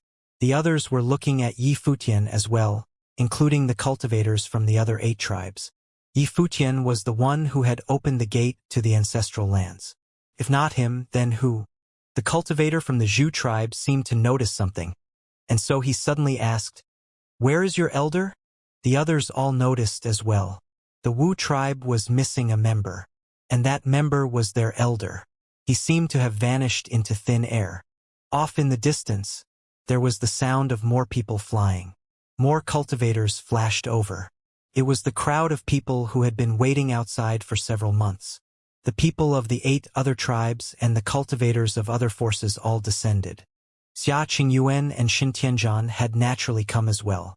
They flashed over and descended beside Yifutian. They could feel that the atmosphere here was a little mysterious. Wu Yong faced the crowd and said, "The elder acted rashly. He tried to seize Emperor Qua's inheritance in the ruins, and so he was swallowed up. He died at the hands of Emperor Qua's flames of the way. After that, the world changed, and all of it disappeared, just like you all saw." Although the 9 tribes often invited people to open the gate to the ancestral lands, they never thought of giving away what Emperor Qua had left behind. If Yifutian was strong enough, he could deter anyone, and even become the head of the 9 tribes. But at that point, Yifutian's level was not high enough. If the 9 tribes knew that he had received Emperor Qua's inheritance, they would not let him go. They would have to make him give it up, or take him from it at any cost. Moreover, at that moment, none of them knew what had happened in any detail. The cultivator from the Zhu tribe looked at Wu Yong and said, "Wu Yong, do you think anyone will believe what you are saying?" Yifutian and the Wu tribe were not the first ones to open the gate to the ancestral lands. He had been in there as well, and he knew what it was like inside. Now the ancestral lands had disappeared, seeming to fly away like ash and smoke. Wu Yong was telling him that there was no reason for this. It had just disappeared. Was that possible? And Wu Yong, you have not cultivated to a high enough level. He stared at Wu Yong, and a powerful pressure stretched out from him. But Wu Yong was now at the Nirvana level. Everyone could naturally feel it. Their gazes all fell upon Yifutian. "Lord Yi, did the ancestral lands disappear because of you?" Yifutian looked up to the warrior of Zhu clan and said, laughing, "Since I was the one who opened the door of the ancestral lands and came inside with warriors of Wu clan, of course, I am related to the disappearance of ancestral lands no matter what reason. It's just I still have no idea how I got related. I received teachings from Emperor Qua and passed it to Senior Wu Yong. I did what I was supposed to do, and what you saw is all that happened. There was no way he could tell that his life spirit had devoured the sun otherwise. The crisis he was facing would be not only from the 9 clans. Until now, he still had no idea what the dazzling fire spirit orb in the sun was. But at least he was sure that it was the base of Emperor Qua's relics, which had devoured the whole ancestral lands. It was probably the treasure used by Emperor Qua for cultivation during his time, which was beyond the saint level. If such a treasure were exposed, many people in Crimson Dragon's realm would covet it. What Lord Yi said is true. I received Emperor Qua's heritage through Lord Yi and entered the Nirvana plane thanks to it, said Wu Yong, standing beside Yi Futian. Then how do you explain the death of the head of Wu clan? Your excuse was not convincing at all, said a burly middle-aged man of Zhu clan, his eyes blazing with anger. Yi Futian was invited by Wu Yong to join the Wu clan, but then Wu clan betrayed them. They hadn't settled it with them yet. But now, Wu Yong and the people of Wu clan all seemed to be on Yi Futian's side. The thing was too coincidental. What was truth hidden behind it? How did the head of Wu clan die? Wu Yong stared at him.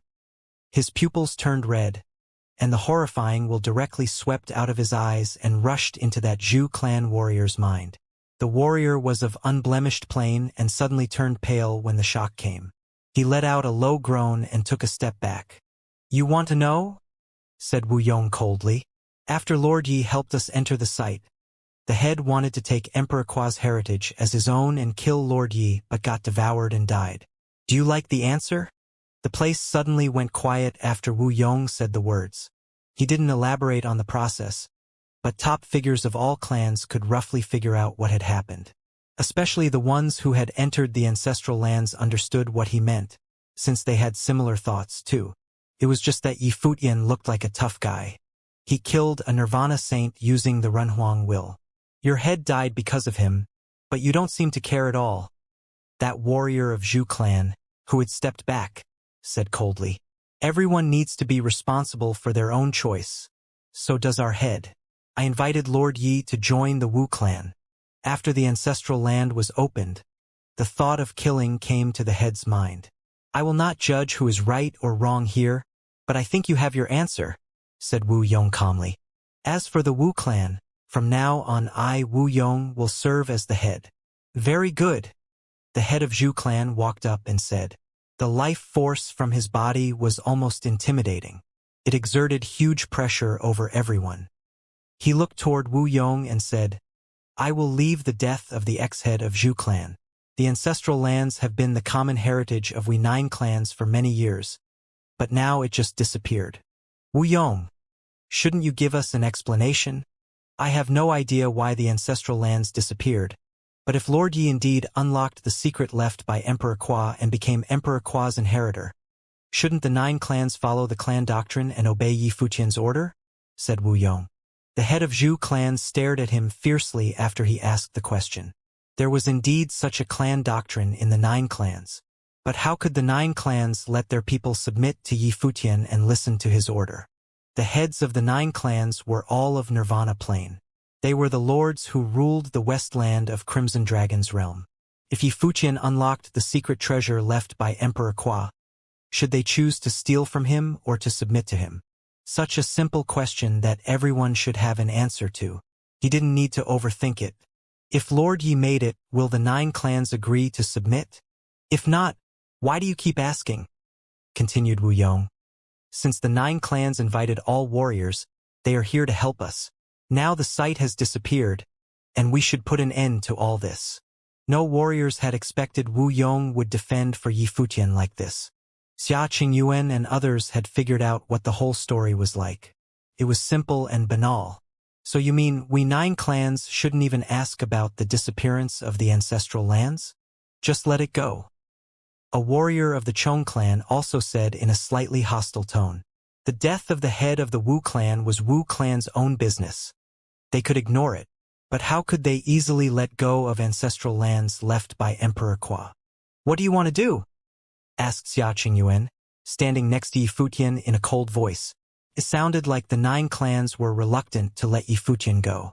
Lord Yi, Please stay in Emperor Qua's city to cooperate with the 9 clans' investigation into the thing that happened in ancestral lands.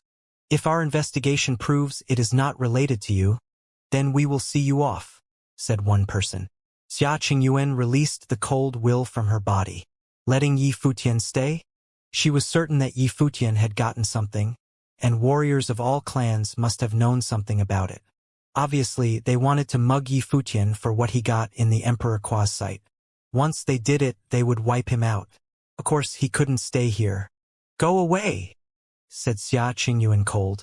She released the cold will. She said, we were invited to come to the ancestral lands and open the door for you. Is this how you treat us? A gust of will befell after the 2 words, go away, came out of her mouth. Warriors of clans thought to themselves that no wonder the princess of Emperor Xia's realm could be so arrogant. But even though they were not afraid that Nirvana Plane warriors of Emperor Xia's realm would come, they didn't dare to touch Xia Qingyuan. If they touched the daughter of Ren Huang and Emperor Xia came for revenge, that would be beyond Emperor Crimson Dragon's governance. Yi Futian also looked cold. He had already expected the way all these clans behaved. From their point of view, of course, they wanted to take Emperor Qua's treasure as their own. It was because they couldn't take it that they invited them. The atmosphere became quite depressing. Shen Tianzhan appeared in front of Yi Futian. He stood with Wu Yong. Both of them were of Nirvana Plane. However, compared with the other 8 clans, their power seemed not worth mentioning. Lord Yi, you are placing us in a difficult situation, said the warrior of Zhu clan slowly. Is this your way of treating guests? At that moment, a voice came. Many people followed the voice and expressed surprise when they saw the speaker. The one who asked the question was the prince of Emperor Dong's palace, Duan Wuji. The people of the clans didn't expect he would say something. A warrior of Chong clan said to Duan Wuji, Your Highness, the issue is about the ancestral lands of our 9 clans. We must be cautious about this thing. The Chong clan used to collaborate with the Emperor Dong's palace. This time they didn't want to offend Duan Wuji. Since Duan Wuji's power was not in other realms, he was the Runhuang power, which ruled the East Land in Crimson Dragon's realm. Duan Wuji flashed a smile and said, We were invited to unlock the secret of Emperor Qua's relic, but today, it seems that even if one of us succeeds, you will still not let him go. It doesn't sound like cooperation. If I were the one who had made it, perhaps I would be the one who had to face the situation today. The person of Chong clan didn't know how to reply after listening to Duan Wuji's words. If Duan Wuji had been the person who opened the secret of the ancestral lands, would they force him to stay? Everybody, just let that be the end, Duan Wuji said calmly. Even Yi Futian took a glance at him in surprise. He didn't expect that Duan Wuji would speak for him. During the Battle of Ancestral Lands, Duan Wuji was defeated by Yi Futian and got burned by his flame of the way. Your Highness, this thing is related to the future of our 9 clans, said the warrior of the Chong clan. Obviously, he still didn't want to let it go even though Duan Wuji had expressed his attitude. As far as I know, if there were no external assistance, the 9 clans would not be able to step inside the ancestral lands, said Duan Wuji. If the 9 clans were indeed so altruistic, how about you work together and share Emperor Qua's heritage with all of us? Your Highness, this thing is not Emperor Dong's palace's business, said the head of Zhu clan. Since I am on the trip, of course, I am involved in this, said Duan Wuji. He is right. Since we were invited to the ancestral lands, we are related. Let's leave the issue aside in case the prestige of the 9 clans is affected, another voice said. People of clans all frowned. The speaker was another Runhuang descendant, Emperor Wu's princess Yin Tianjiao. The 2 were Yi Futian's strongest competitors but were all defeated by him. Now they both spoke for Yi Futian. Was it out of respect between heroes? People of clans began to look uneasy. People from Emperor Xia's realm, warriors of Thousand Leaf City, Wu Yong, and others from Wu clan, besides the powers of 2 Renhuang realms. Such a team was awesome enough. Xia Qingyuan saw Yin Tianjiao talk and took a look at Yi Futian. Yi Futian had a strange expression on his face, too. Obviously, the thing was also out of his expectations. Yin Tianjiao showed no mercy to him in ancestral lands. Who could expect today both warriors could speak for him? The atmosphere in this space felt kind of weird. Suddenly, everyone fell silent. The people who were present today were from everywhere in the world. The 9 clans and the warriors who were invited by them all had different thoughts. Even the 9 clans were not completely united. For example, Wu Yong was on Yi Futian's side. You are right. Since Lord Yi was invited to the ancestral lands, we should respect what happened in the ancestral lands. If we have to investigate, Lord Yi obtained the secret of Emperor Kwa. So is everyone willing to let him lead the 9 clans? At that moment another voice came. This time, even the warrior of the Zhu clan couldn't help but squint his eyes and see the one who was talking. The speaker was the head of one of the 9 clans, the Bailey clan. He didn't agree to look into the case either. Inside the 9 clans, 2 clans had shown their agreement. Yi Futian just stood there quietly and witnessed the scene. He saw each one show their attitude and thought that, since all these big figures had their own thoughts and competition within the 9 clans was severe, it was likely that the Zhu clan and the Chong clan wanted to prosecute him because they wanted to get the secret from him.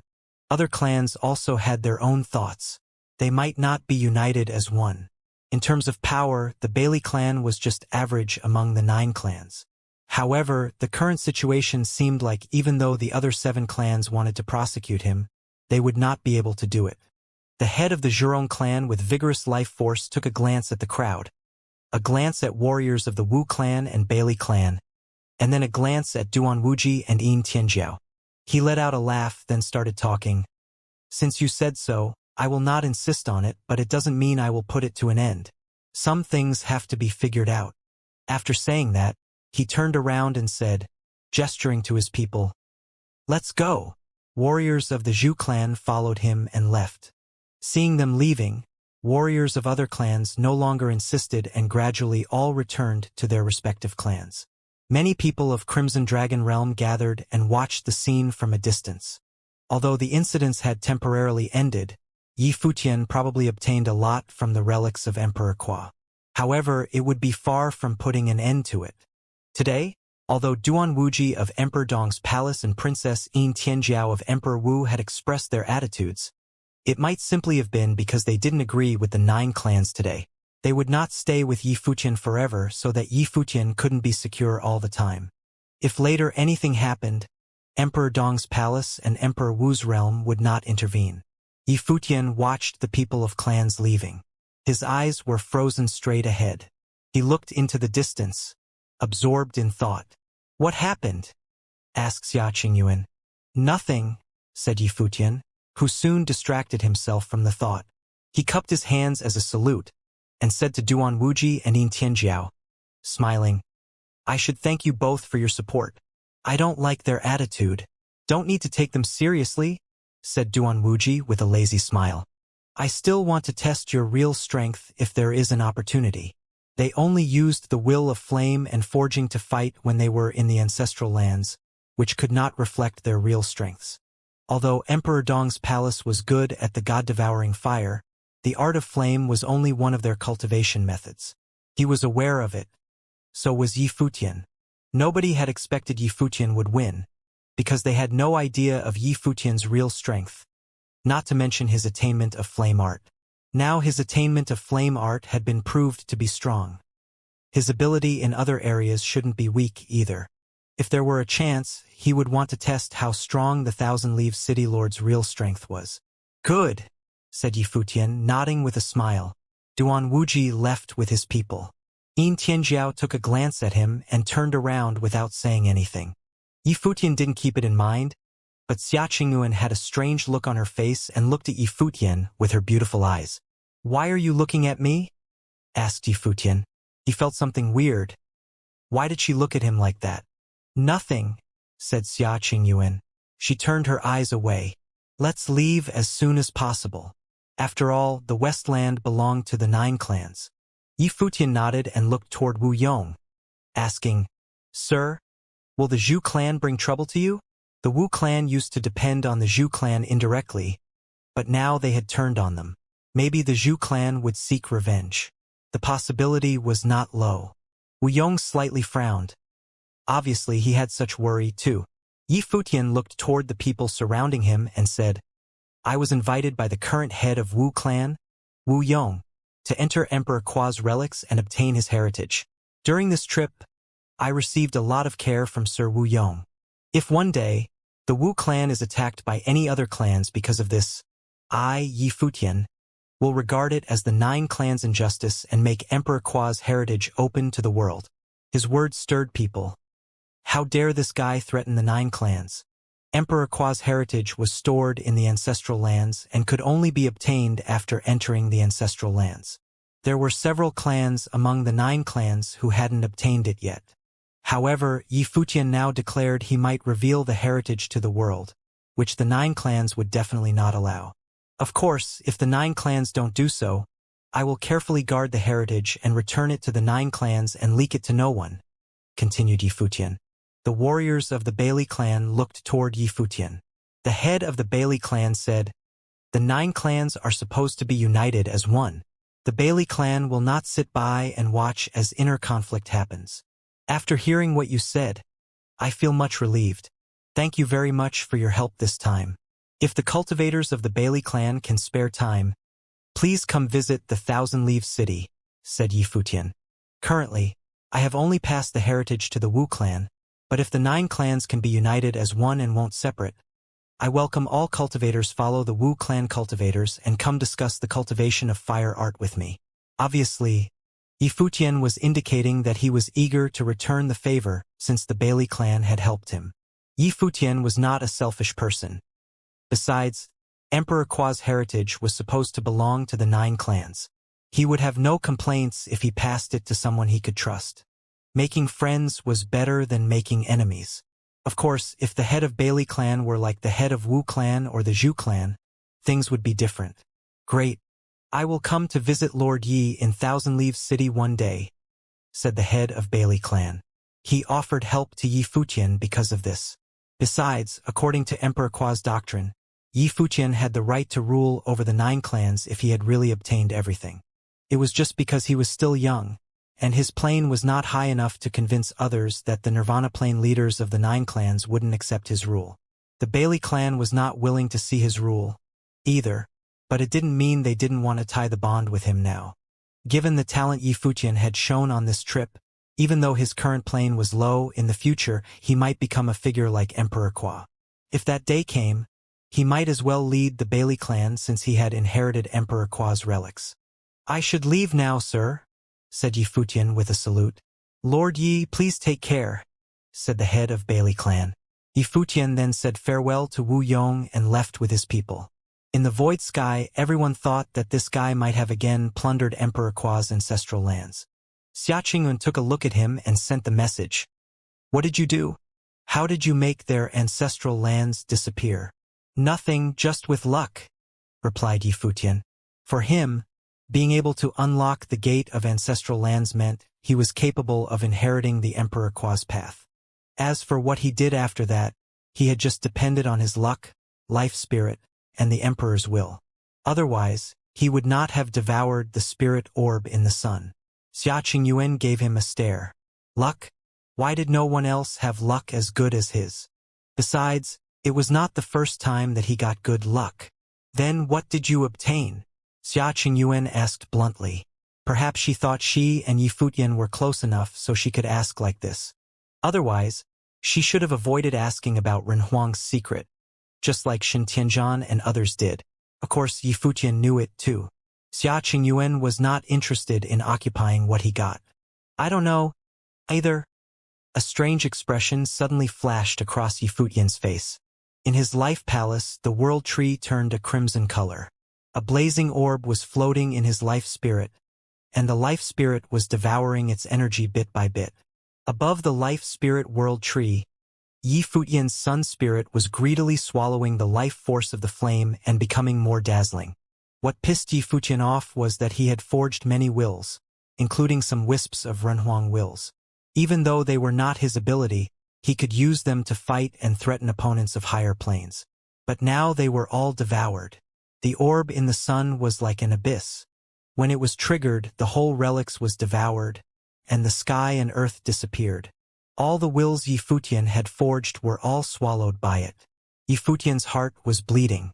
The energy of this thing was horrifying. No doubt that imperial advisor once tried all methods, even including putting Fei Shui to sleep, to suppress the thing in her body, in case she exploded and died. If the treasure indeed exploded, no one knew how terrifying the outcome would be.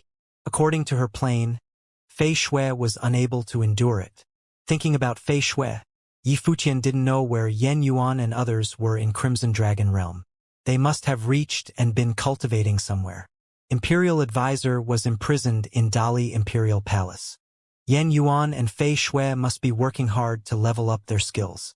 After Yifutian and others reached Thousand Leaves City, the news began to sweep across the Crimson Dragon Realm and spread to other realms.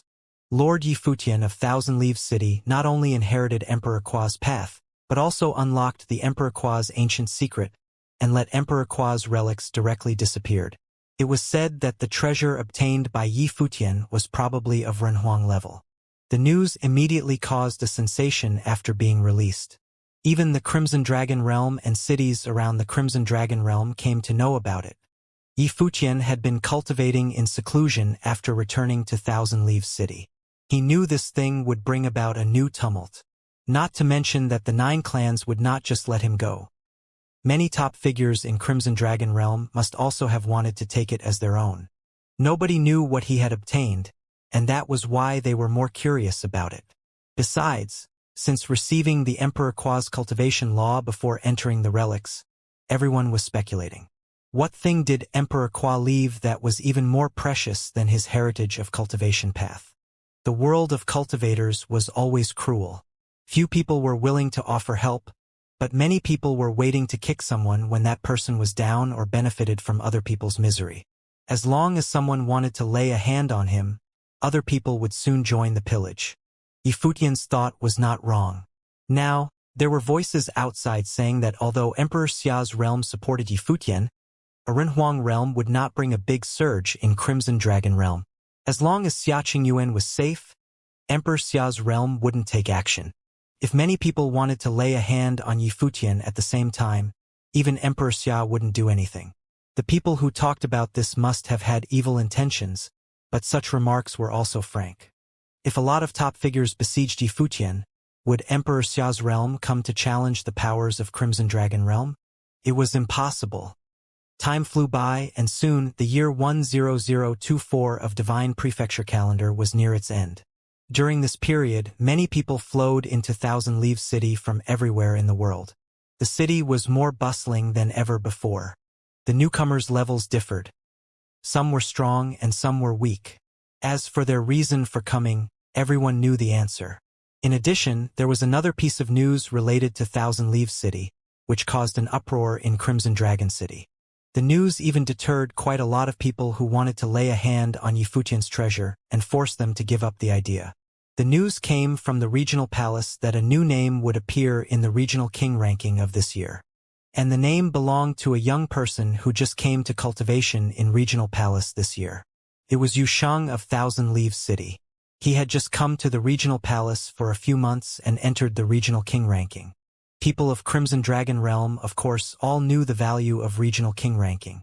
The regional place was the top sacred land for cultivation in Crimson Dragon Realm, and the regional king ranking was perceived as the top ranking in Crimson Dragon Realm. Besides, the candidates were not restricted to be cultivators in the regional palace. All cultivators of Crimson Dragon Realm were included. Every candidate who entered the ranking would attract great attention. The ranking only listed candidates of Saint Plane. Cultivators of all levels of Saint's Plane were welcome and wouldn't be judged by levels.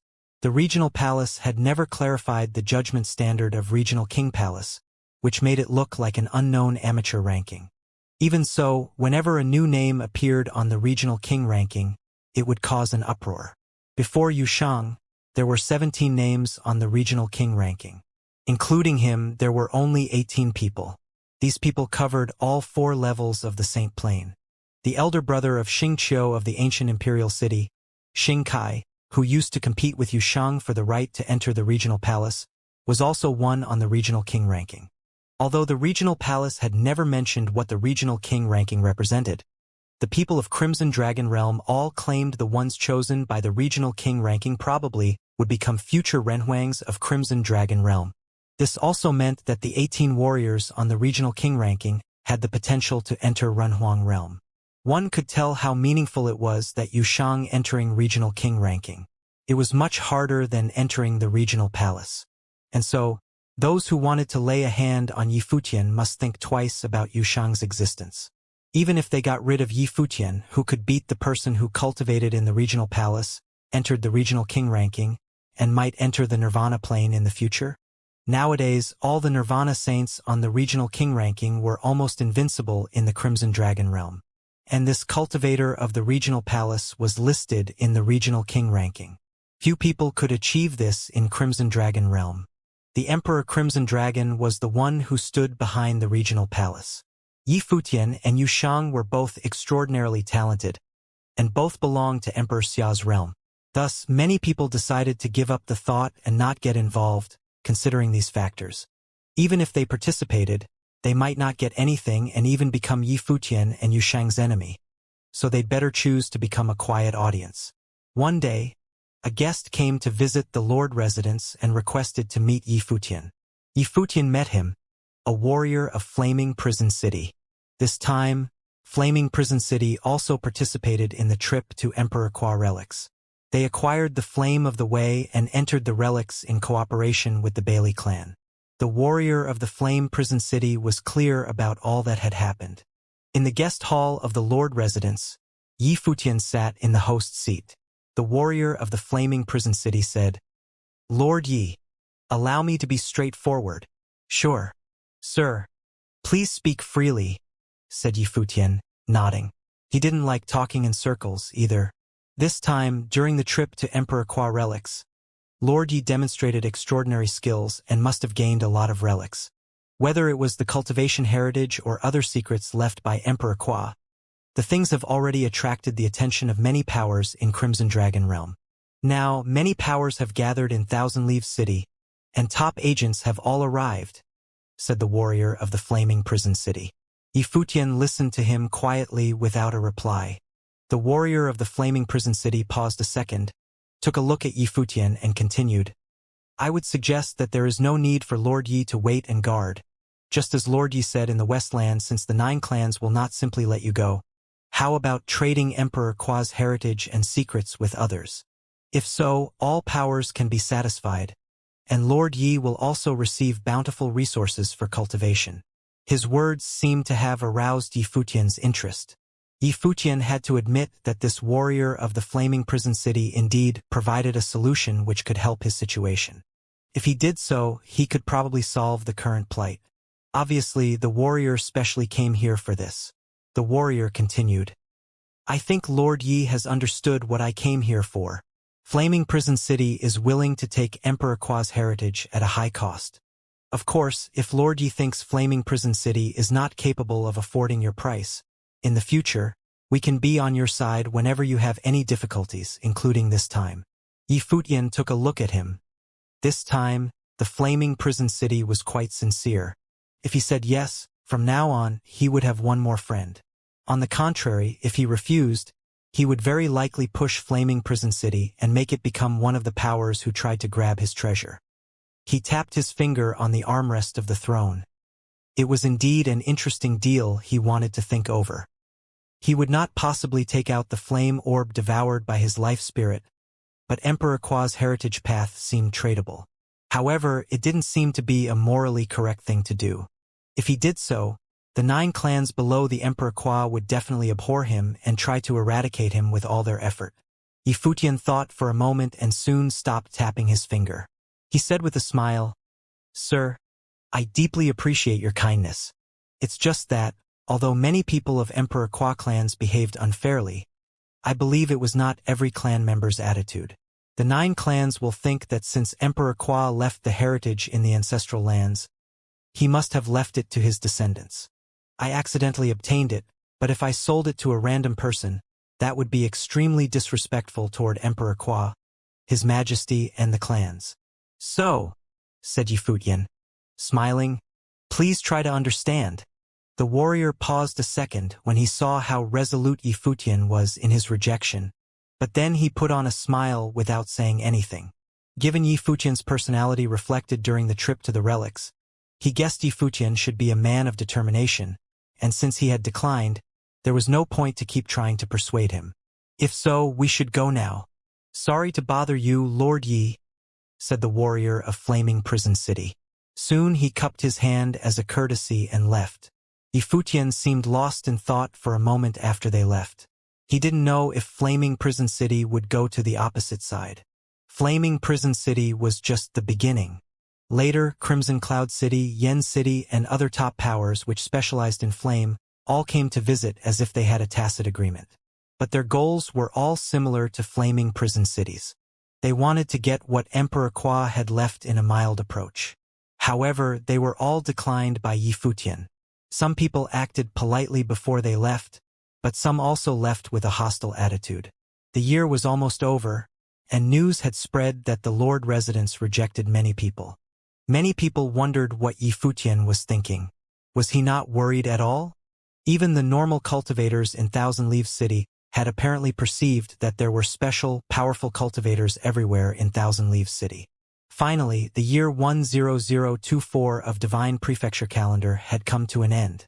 In the Lord residence of Thousand Leaves City, Yifutian quietly sat in the courtyard and looked up to the sky.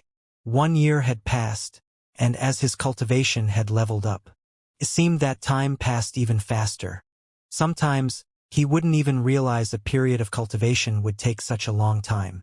Many things had happened this year and had much influence on him. Dali Imperial Advisor was deprived of power and imprisoned in the Emperor Li's palace. Whether Jieyu was alive or dead was unknown, and he didn't know when he could go find her. Currently, he had not been able to have a firm standing in Crimson Dragon Realm, and because of the Emperor Qua's relic, he roused a huge uproar. But for this, his reaction was quite calm. Maybe he had been used to it. After experiencing so many storms, now his state of mind was as calm as still water when he faced things. Time had changed him a lot, but the only thing that didn't change was that he was more and more eager for real strength as his ability grew. The more powerful he became, the more eager he was for cultivating real strength. At some time, Xia Qingyuan showed up beside Yifutian and said, "Now the storm and cloud have converged in Thousand Leaves City. Many warriors have actually arrived. Are you ready to deal with them?" "No," replied Yifutian. Xia Qingyuan looked at him. Yifutian turned around and smiled at her, saying, "Those who should come will come. Just send our generals to defend against their soldiers. Let our soil soak their blood. They can't raise a big tide." Somewhere in Crimson Dragon Realm, in a courtyard. At this moment, someone was cultivating. She wore plain clothes, and the life force that emanated from her body was horrifying. There was a kind of mysterious energy like a primitive beast roaring from her body, which elicited the endless law while dripping down from the sky and earth.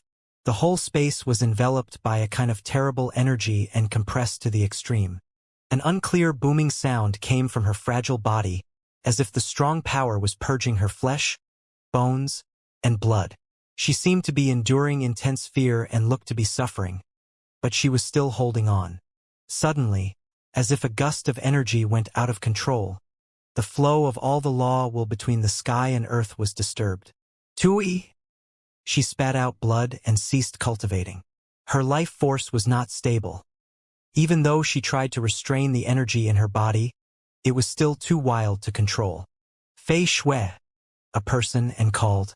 So, the cultivating lady was Dali Imperial Advisor's daughter Fei Shui. This group of people had borrowed way from Emperor Xia's palace and had come to Crimson Dragon Realm. They didn't expose their identity and focused on cultivating here. But since they escaped from the Dali Empire, would Emperor Li just let it go? A mysterious power surged from Sir Nan Zhai's body, which enveloped Fei Shui and retrained the matrix inside her. Only after did the disordered flow gradually calm down. "Second brother, don't worry, I am okay," said Fei Shui to Sir Nan Zhai. Even though she couldn't see, the smile on her face was still sweet, and she didn't forget to wipe off the blood from her mouth. "Just look how tired you are," said Sir Nan Zhai. Fei Shui, your physique is unique, and that thing was in your body. Although it affects you, it also provides you with an extraordinary condition to cultivate. You were born with the body of law, and since you have entered the Saint Plane, you don't need to hurry to achieve anything. Just take your time to cultivate, and your cultivation speed will only be faster than others. Yes, Fei Shui said, smiling. I will keep it in mind. Every time you talk like this. But why did you hurt yourself again since you said you would keep it in mind? A harsh voice asked.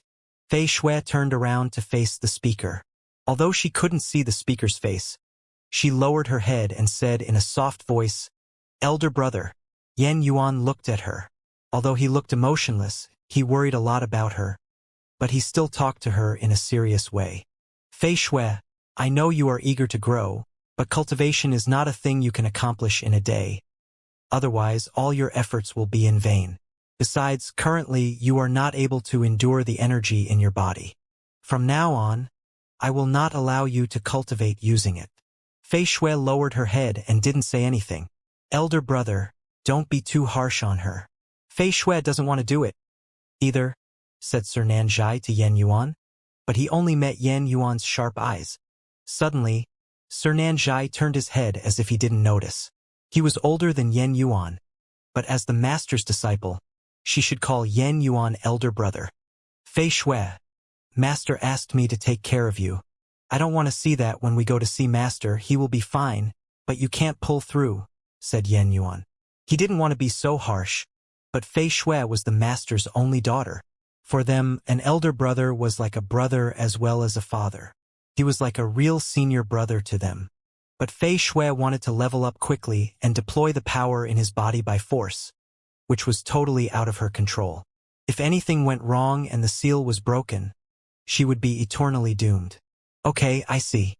Sorry, brother, said Fei Shui softly with her head lowered. Tomorrow will be the beginning of a new year. Don't tire yourself out. Rest. Yan Yuan didn't have the heart to keep putting on a serious face. Yes, said Fei Shui, nodding. I need to go outside. Nanzhai, you and Chunyang, please take care of Fei Shui, said Yan Yuan. Sir Nanzhai nodded and said yes. Yan Yuan turned around and walked away. Fei Shui has confusion and asked, Sir, today is the last day of the year. Shouldn't the elder brother have dinner with us? What is he going to do? Nothing. Maybe he is going to find resources for cultivation, said Sir Nanzhai in a soft voice. Okay. Fei Shui nodded and stopped asking. Her father and the brothers were supposed to gather in the imperial advisor's residence and enjoy a simple dinner at the end of each year. They didn't know whether there would be such a day in the future. The year 10025 of Divine Prefecture calendar finally arrived. It was the first day of the year. On this day, a large group of warriors paid an unexpected visit to the Lord residence of Thousand Leaves City and requested to see Yifutian. The visitors were warriors of the Wu clan, one of the 9 clans in the westland of Crimson Dragon Realm. Wu Yong led the warriors to come here in person. Seeing Wu Yong suddenly come, Yifutian knew something must have happened and went in front of them. Lord Yi. Wu Yong saluted, his expression serious. What brings you here, sir? Asked Yifutian. Things went wrong in Wu clan, said Wu Yong. Yifutian frowned.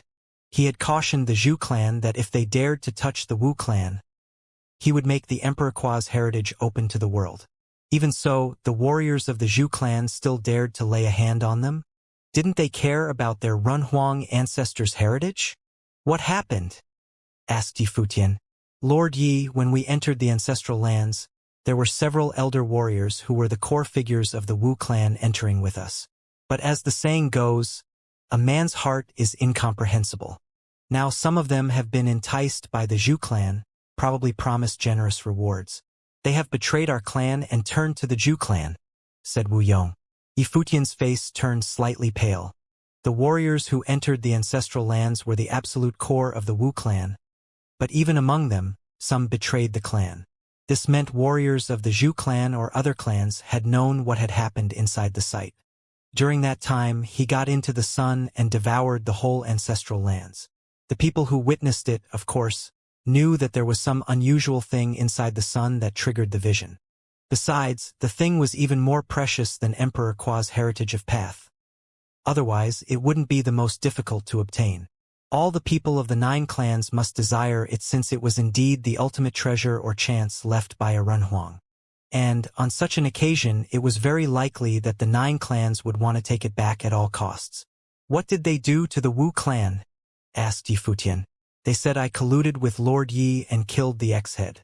They also caused an uproar within the Wu clan with the ex-head's followers. The warriors of the Zhu clan and the Chong clan came when we were in trouble and tried to control the Wu clan, swallowing us completely, said Wu Yong. So I had to leave the clan with a group of people and came here. I am afraid they will arrive too.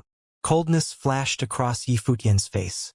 He knew that the Zhu clan would not dare to attack the Wu clan for fear of his threat. That was why they tried to disintegrate the Wu clan in such a way to force the Wu clan to yield. Sir, how about you temporarily stay with me? Said Yifutian. Wu Yong looked toward Yifutian and asked, Lord Yi, are you sure? This time, since all clans had known about the relics, they must try their best to take the thing back. So the next time, Yifutian would not only face 1 clan or 1 or 2 Nirvana saints. Even though he had the support of Emperor Xia's realm, it would be hard for him to deal with so many powers.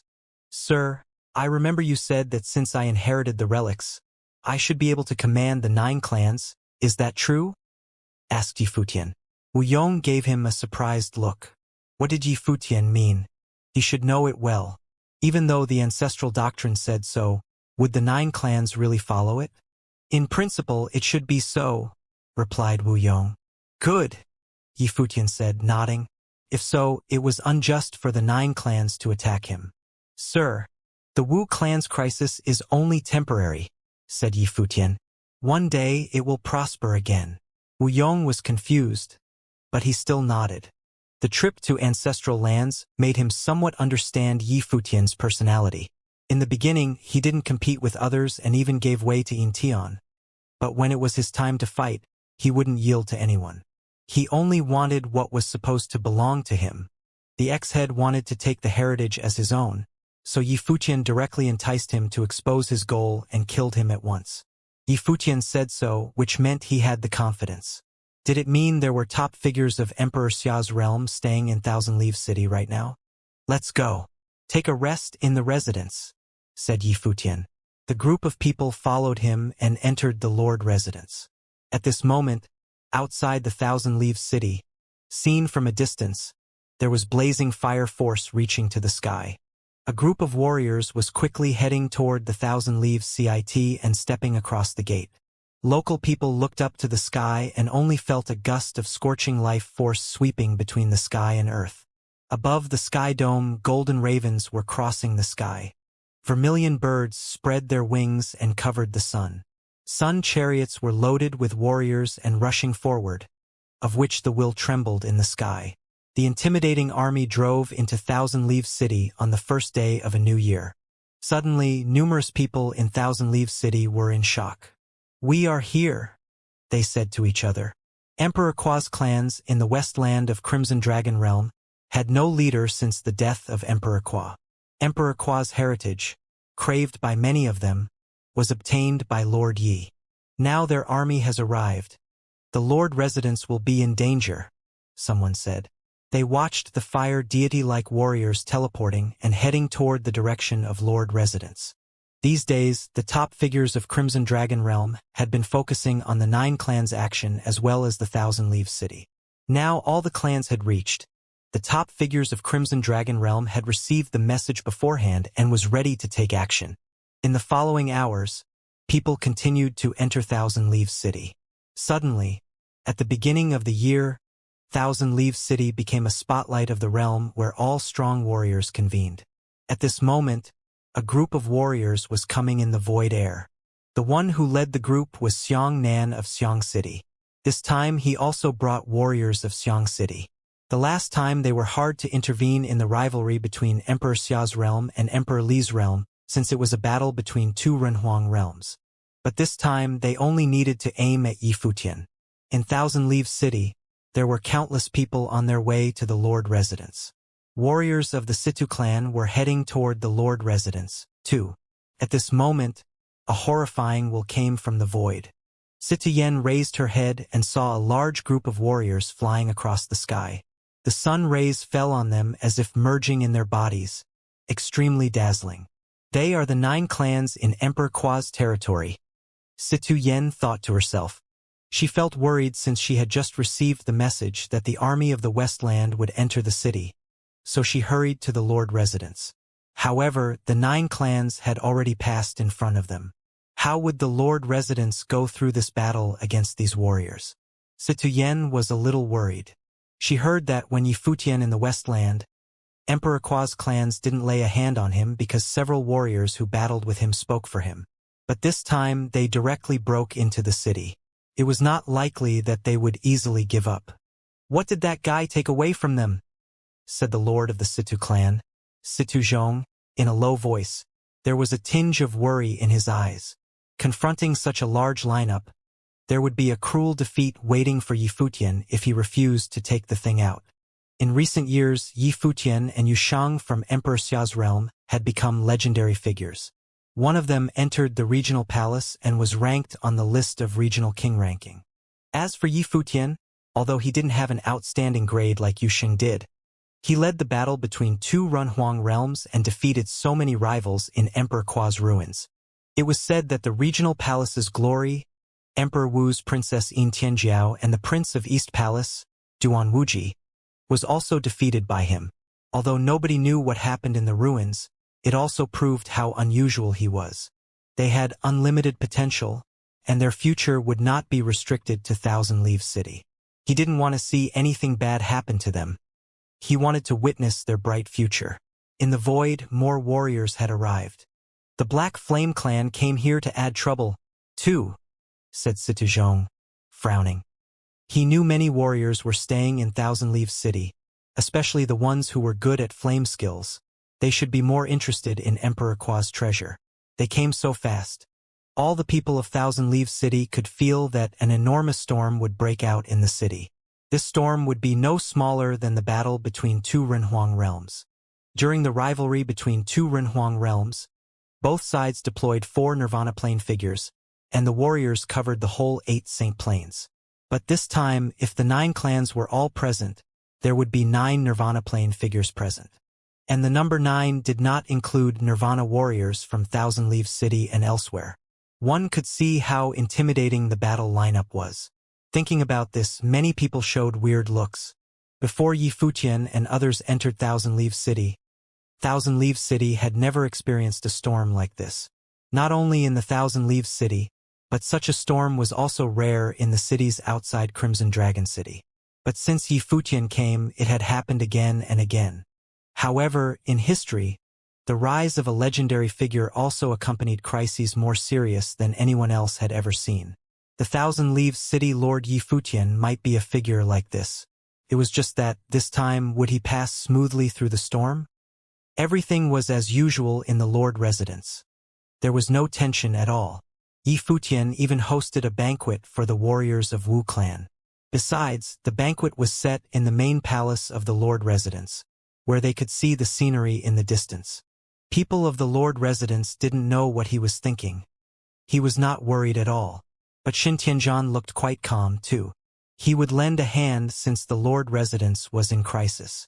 Since he had promised to stay and be the deputy lord, he would try his best to assist. He expected Yifutian's growth. Besides, Xin Tianzhan knew it that no matter what the outcome was, at least he would not be in danger. Although he had promised to assist Yifutian, when it was a moment of life and death, he would not die for Yifutian. Their friendship hadn't gotten to that stage. Yifutian knew it well, too. There were not many people in this world like Dali Imperial Advisor. At this moment, Wu Yong was telling Yifutian information about each clan's real strength. In addition to the strongest Nirvana Saints, Emperor Qua's 9 clans also had several unblemished plain warriors.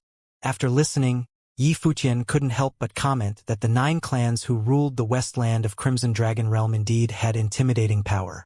If Emperor Qua had been alive and led the 9 clans, they would have been equal to one world in Crimson Dragon Realm. The Wu clan had the least number of warriors and was relatively weak, which was the reason they kept being weakened in the political fight of the 9 clans and had to depend on the Zhu clan. The Zhu clan's head Zhu Kong was also a top figure of the 9 clans. Among the 9 Nirvana plane figures of the 9 clans, his level was the most inestimable one, far stronger than the level of Wu clan's ex-head. Even when 2 warriors were of the same plane, there might still be a notable gap between their abilities. Otherwise, how would the Wu clan be willing to depend on them? No wonder, seeing the Wu clan in crisis, some people would rather pledge to Zhu Kong of the Zhu clan than follow you. I somehow understand it after hearing what you said Yi Futian. When the ability of 2 sides was so clearly contrasted, it was unwise to stand with Wu Yong. It was not unusual that Zhu Kong could lead the warriors of the Zhu clan to control the Wu clan. Lord Yi, please forgive our ex-head. Part of the reason he wanted to inherit all left by Emperor Kwa was because of this. The Wu clan, as one of the 9 clans, has been treated as the lowest for many years and was under Zhu Kong's control. He also felt resentful and wanted to reverse the situation when entering the relics, said Wu Yong. Yi Futian nodded. He didn't mind at all. Thinking about the ex-head's situation, it was completely understandable that he made such a decision since everyone worked for their own interest. But from Yi Futian's standpoint, since his life was threatened, he had no choice but to eliminate him. Sir, don't worry. As the saying goes, out of the depth of misfortune comes bliss. One day, the Wu clan might unify all the 9 clans, said Yi Futian. Wu Yong took a look at Yi Futian in surprise and said, laughing, I hope the day will come. He then raised his head and looked into the distance. Not only him, but Shen Tianzhan also raised his head and looked into the distance. They are coming, said Wu Yong. Even though the people were still far away, they could still perceive their imposing aura. Yi Futian had not sensed it yet, but he also looked into the distance and said, let's go receive them. He got on his feet and walked from the Lord residence. Others followed him. Yi Futian didn't wait on the ground outside the Lord residence. He stood on a building in front of the residence. Many warriors had converged and surrounded the Lord's residence. They looked up and wondered whether Yi Futian had gotten ready or not. The sky in the distance turned red. A gust of intimidating might swept over. The sun chariot showed up. Zhu Kong sat on the sun chariot, surrounded by countless warriors. The giant group marched forward. Warriors of the 9 clans were all with him, each wrapped in the powerful life force of flame. The void sky seemed to be burning. The fire shot directly toward the direction of the Lord residence from afar. The sun chariot stopped in the upper sky. Warriors of all clans paused, too. Their eyes of flame glared in Yi Futian's direction. It was extremely terrifying. There were warriors continually coming from all directions and landing near the Lord's residence. Warriors of the Black Flame clan have arrived. At this moment, a group of people with horrid life force came near. The person who led the group was dressed in a black robe. He was the head of the Black Flame clan. This time he came in person. The ancestor of the Black Flame clan, Emperor Black Flame, was also a Renhuang. Warriors of the Flame Prison City have also arrived. Another group of people bathed in the dazzling glow of flame came from a different direction. The person who led the group stood relaxed, like a war deity of fire. In the beginning, these powers had visited the Lord's residence, but their suggestions were all rejected by Yi Futian. This time, nobody knew if they came just to watch the battle or join the fight for Emperor Kwa's heritage. Yi Futian, the figure who was standing over the sun chariot in the void sky, called. Bathed in the glare of the sun, he looked like a deity. He was the head of the Zhu clan, Zhu Kong. Emperor Kwa's heritage belongs to ancestral lands of the 9 clans. You colluded with Wu Yong and killed the head of the Wu clan, took away Emperor Kwa's heritage, and made the ancestral lands disappear, undermining the base of the 9 clans. Zhu Kong said in a sonorous voice while looking at Yi Futian. How do you explain this? His words spread across the void sky. Hearing what Zhu Kong said, people could tell that this time, the 9 clans were very confident to take back what Yi Futian had gotten. Besides, Zhu Kong even claimed that Yi Futian colluded with Wu Yong and killed the head of Wu clan, one of the 9 clans. They had declared his sin, which meant their side had justice. This time, they were ready to take away Yi Futian's life. Obviously, the 9 clans knew it too. Since Yi Futian had become their enemy, all they needed to do was to eradicate him, eliminating any potential risks. Zhu Kong, Wu Yong, and other Wu clan warriors around me know better than anyone else how the head of Wu clan died in the ancestral lands. You instigated in the inner conflicts of the Wu clan and tried to annex it. It is not my business, and I am not interested in asking you about things related to the 9 clan, replied Yi Futian coldly when looking at him. But if you insist on targeting me, let me ask you, since you know I have obtained Emperor Kua's heritage and inherited what Emperor Kua had left. Now I am in front of you, but why don't you bow to me and regard me as your master? Under the boundless sky dome, countless people heard Yi Futian's voice and were shocked. This guy was demanding the head of the Zhu clan call him master when being besieged by the 9 clans? Even Zhu Kong's pupils contracted after hearing this. The horrifying will of blazing flame shot from his eyes and darted toward Yi Futian. You claimed Emperor Kua's relics belong to the 9 clans. Why don't you follow Emperor Kua's last will? Continued Yi Futian. If you don't follow Emperor Kua's final will and regard me as your master, how dare you challenge me and beg for Emperor Kua's heritage? Yi Futian's aggressive questioning silenced the vast space around the city lord's office. For a moment, Zhu Kong had no answer. There was nothing wrong with what Yi Futian had said. If he wanted to recognize Emperor Kua and the 9 major tribes, then he should have fulfilled his last will and testament. Obviously, this was just a raid. There was no justice in it. The so-called charges were just made-up lies. Even the heir of Emperor Kua could only come from the 9 major tribes. And how can it have anything to do with an outsider like you? Chong Lu, the chief of the Chong tribe, said with glaring eyes and stared at Yi Futian. Yi Futian looked at the other and said, Chong Lu, chief of the Chong tribe, your name came from Chong Lu battle form, which boasts its legacy from Emperor Kua. Chong Lu stared at Yi Futian. Indeed, he had inherited the complete method of Emperor Kua. He even knew of the Chong Lu battle form. If it has nothing to do with outsiders, why would the 9 tribes invite the winners of the Flames of the Y to enter the ancestral lands? Yi Futian asked. Isn't it because the 9 tribes had no one, thus using the power of others to obtain the inheritance for you and then take away from them by insidious means? Chong Lu's pupils contracted slightly and nursed a sense of extreme overbearing will. Between the opening and closing of his pupils, the shadow of a horrible war god of flame appeared in the eyes of Yi Futian, which seemed to intend on crushing him. Yi Futian's eyes, likewise, were burning with flames, and the breath bloomed. Although none of them made a move, just one look and breath could give him a sense of extremely powerful oppression. A man of the Saint Plain from the 9 major tribes stepped out with a terrible breath upon him, staring at Yi Futian. Behind Chong Lu, there was also another cultivator stepping forward and bathing in flames. Yi Futian had claimed that the 9 major tribes had no one competent left. Seeing the man who walked out, Yi Futian cast a glance at him, revealing his contempt. Being in the West for many years, it seems that the 9 major tribes have forgotten who they were, disobeying the final will and testament of Emperor Kua, lacking in self-awareness. Yi Futian said indifferently. Even without you, our 9 major tribes would have gotten the inheritance of Emperor Kua sooner or later. Chong Li of the Chong clan will now ask where you got your confidence from. The man saw Yi Futian's scornful look and walked toward him. He was the premier leader of the younger generation of the Chong clan, whose combat ability was extremely awesome. This time when the ancestral land was opened, he did not enter. The people within the 9 major tribes would re-enter the ancestral lands when their cultivation reached a higher level, and the chance of success would be higher then. At the same time, they would continue to invite outsiders, letting them do the bidding of the 9 ancestral lands.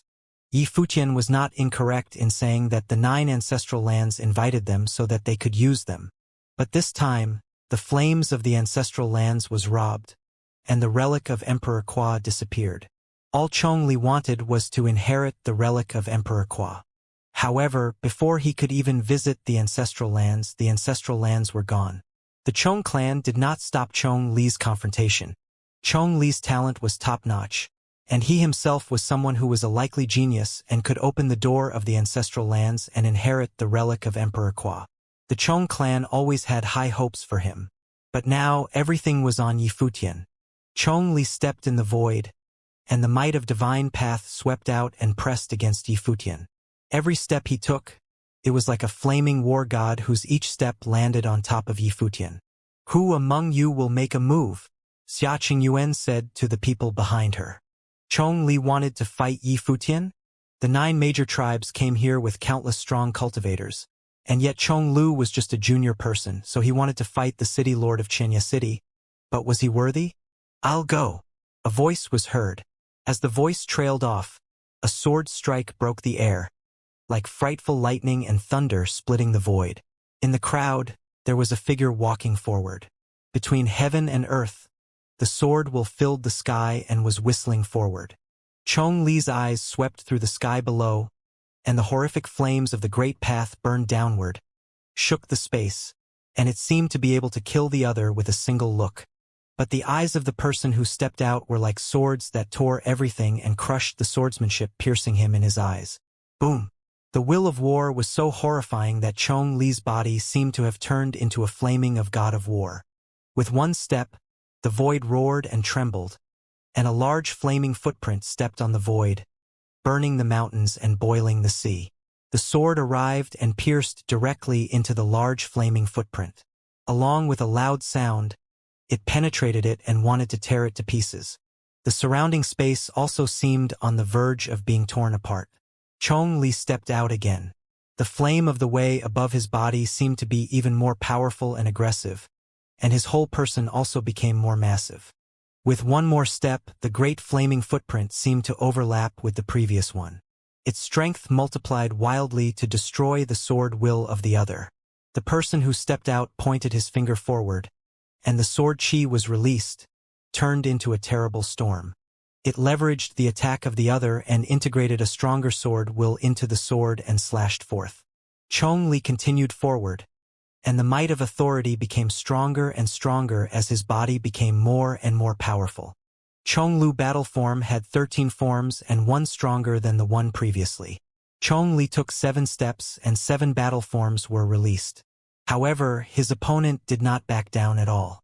With the sword will opening the way, from the midst of that flaming footprint, whose power was condensed with the might of massive building, was shining with endless bright sword light, raging violently.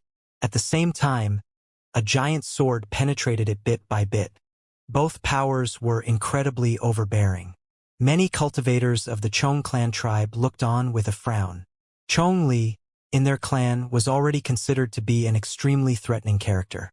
Even within the 9 major tribes, all the top figures were about equal in strength in this realm. Now the other side had not yet sent out Yifutian nor Xianxia, and there was even someone else who could go toe-to-toe with Chong Li. At this moment, there was a dazzling sword light. Finally, with a loud noise, everything was destroyed. The flames and sword chi continued to rage between heaven and earth, causing a destructive storm within the space. "Who was that?" someone asked. These 2 people, who were only at the nascent stage of St. Plain, were very strong. "Should be a cultivator from Emperor Xia's realm," someone thought. Yifutian appeared calm as he watched the battle that was taking place in the void. Chong Li was indeed strong.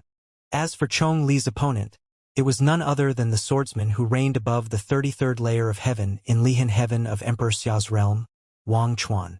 The 2 fought violently, and many cultivators in the midst of the vast space had to release breath to fend off the ripples of the battle between the 2. Zhu Kong and Chong Lu watched the battlefield attentively, but at this moment, yet another cultivator stepped forward and entered the battlefield. It was the genius of the St. Plain from the Zhu clan, Zhu Nan. Not only him, but cultivators from all major tribes successively moved forward toward the battlefield. These people were all of the realm of proving holiness. It seemed that they wanted to force Yifutian to make an appearance. If they could take down Yifutian, they wouldn't need the help of the top characters of each tribe. All they would need was to block the top characters of the other side. Step by step, these cultivators headed directly toward the battlefield where Wang Chuan was. Yifutian's brows knitted together, and before he even spoke, There were shadows next to him that went directly to the void. Knife Saint and Gu Donglu moved forward first and made a beeline straight for the battlefield. After that, Yi Wuqian and Su Chehan also marched toward the battlefield. In addition, Xinyuan Clan and the Divine Cloud Valley each sent out a cultivator, corresponding to the number of people sent out by the other side, so that each may go forward to find their own opponents. In an instant, the Divine might swept across the battlefield, overwhelming the vast space outside of the city lord's office. Knife Saint pulled out the demonic blade. He did not regard this as an exhibition of exchanging battle techniques, but the actual battlefield. Today, the 9 major tribes themselves were not here to learn, but to capture and conquer. For a moment, the demonic might roared into the sky, and the knife will blended into the body of Knife Saint so that his body seemed to be covered with a layer of demonic armor. The demonic blade puffed out terrible demonic radiance. The turbulent air currents swept through the void. He appeared in front of a cultivator from the Ravine tribe. The other's body was brilliant. The light of the golden raven bloomed. But when the Knife Saint struck with his blade, the sky seemed to be cut open by a terrible crack from the hill. His expression changed dramatically, and an immense golden raven appeared and dashed out, trying to block the light from the blade. But under the demonic blade, the shadow of the golden raven was chopped in two. The terrible demonic blade struck downward, and with a bang, the fire feathers of the golden raven that condensed behind him were cut off, and his whole person was dodging while backing away in a hurry, covered in cold sweat. This demonic blade. Many cultivators stared at the sword in the hand of Knife said.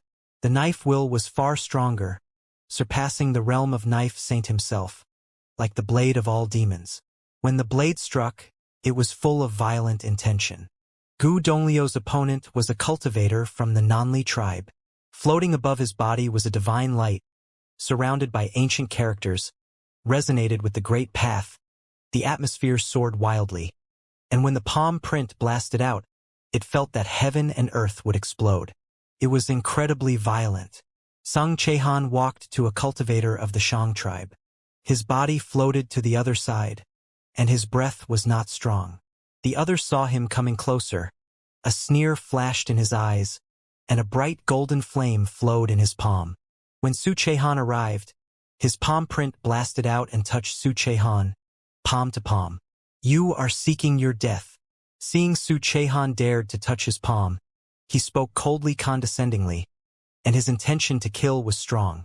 When the two palms collided, a horrible hot flaming air rushed into Su Chehan's arm instantly, and even ran all the way into Su Chehan's body. Su Chehan moaned under his breath. There was a terrible golden flame of the way inside his body that could destroy everything.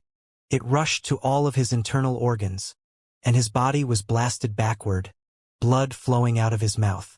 But at the same time, his opponent also made a sound of exclamation, looking at his palm. His flaming palm turned black, and soon, his arm was the same, the golden flame mixed with the dark. It looked incredibly sinister. Poison sorcery. The same was true of his face. The golden flame melted into the dark air currents. But even more frightening was that he felt that this poison sorcery seemed to be designed especially for his flames, as it dispersed when met with the fire, invading all the internal organs, limbs, and throughout the body. It was no picnic for Su Chehan either. He took out an elixir and fed it into his mouth, then withdrew quickly from the battlefield. He moderated his breath, turning poison into medicine, and a healing light shrouded his body to repair the parts that were damaged. As far as combat power, he was certainly not as good as the saints selected by the 9 major tribes of the Crimson Dragon realm, but his poison sorcery was unexpected and enough to make the other party suffer. The situation on the battlefield was obviously not as expected by the major tribes. They didn't have any advantages, and Yi Futian didn't even make a move. Zhu Kong frowned and glanced at the chaotic battlefield, and said coldly, "Go!" As his voice fell, cultivators from all the major clans stepped out once again. In no time, more cultivators of the Saint Plain descended onto the battlefield. Xia Qingyuan frowned. Although their side also had quite a few doctrine saints, but not as many as those other tribes. As many figures came through the air, The cultivators in the first realm of the divine path started moving, and Citoyen also stepped into the battlefield. "You go too," Shintianzhan said to Shinjun, who nodded in agreement, then walked toward the battlefield. An overbearing breath bloomed from Yifutian's body, and he wanted to take action himself but heard Xiaoqing say, "I'll go." As soon as she finished speaking, she marched on and went toward the battlefield. Yifutian was the city lord of Xianxia City. He could not make his appearance in the conflict so easily. Even Xia Qingyuan had come out to fight now. No one who was of the first realm of the divine path from Emperor Xia's realm dared to stay behind. For a moment, this vast space seemed to be completely inadequate for the battle between these people. As they continued to move the conflict toward higher altitude, the scene was becoming chaotic. In the distance, other cultivators kept coming. Saint Lord of Juyang of Jinmu City had arrived in person, and also Shichan, whose eyes directed toward the battlefield. Next to them was Chang Clan, another principality of Jinmu City, and Chang Huai was also there. His eyes were directed toward Yifutian. There was a slight coldness in those eyes. Yifutian glanced back and saw not only the Saint Lord of Juyang but also the cultivators of Xiang City. Xiang Nan was also there. On this first day of the beginning of the year, Xianxia City was truly lively, with top figures from all walks of life coming together. These top figures also looked toward the battlefield and saw many acquaintances of the same level. "Saint King of Gai has arrived too," the Saint Lord of Juyang said while looking in a particular direction, where a group of shadows descended from the void. The person who headed the group was a man wearing a magnificent golden robe, appearing extremely majestic.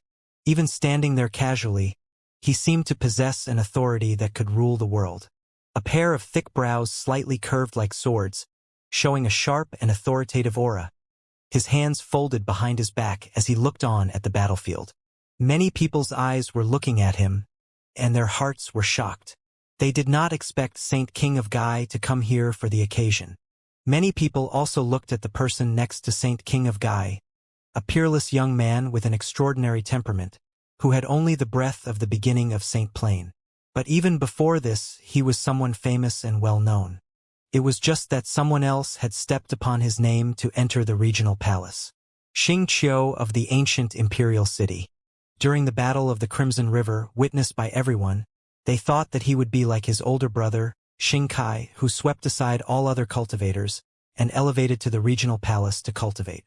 However, in that battle, Yusheng surpassed all others, overpowered every single competitor, and entered the regional palace. It was rumored that after entering the regional palace, many geniuses in the palace tried to intercept Yusheng during the welcome ceremony. Yusheng fought his way into the regional palace and pushed forward in such an invincible manner so that in a few short months, he was named in the regional king ranking. Saint King of Gai and Xingqiu came together. Even though Saint King of Gai was not from the ancient imperial city, there was no doubt in anyone's mind. The relationship between Saint King of Gai and the ancient imperial city was known to everyone in the Crimson Dragon realm. Very few in this realm of divine path would deserve the respect of this peerless Saint King, and he was almost at the peak. The only exception was the ninth servant, who was said to be the first person under Renhuang, who was respected by someone as powerful as Saint King of Gai. Rumor had it that Saint King of Gai once received a favor of the ninth servant, the city lord of the ancient imperial city, and there were also rumors that Saint King of Gai was once a seeker at the door of ninth servant. Now, Saint King of Gai personally accompanied Xingqiu to Xianxia City, and it was unclear if he was here simply for the excitement or he had some other agenda. The assemblage around Xianxia City was getting scarier. Zhu Kong also frowned slightly. He clearly felt that there were many people of the Nirvana plane around him, which was a threat in itself. It would be a tough situation if these people were also to compete for the relics left by Emperor Qua. Yifutian, do you want to compete against us, the 9 major tribes, with the power of Xianxia City? In the void, Zhu Xian said with a clear voice while upon the sun carriage. The bright sunlight shone down, and hot air currents oppressed heaven and earth. Don't involve the others. If you retreat now, I will not pursue what had happened today. Yifutian glanced at the other, responding. Zhu Kong, Chong Lu, and the others frowned. Their majestic look was even colder.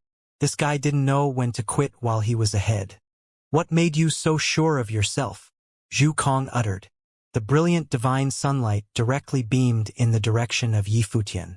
Wu Yong appeared in front of him, with flames burning on his body, and the sunlight directly fell on him as if he was bathing in the divine light. What about you? Yi Futian cast a glance at the other cultivators other than Zhu Kong and Chong Lu. Think clearly.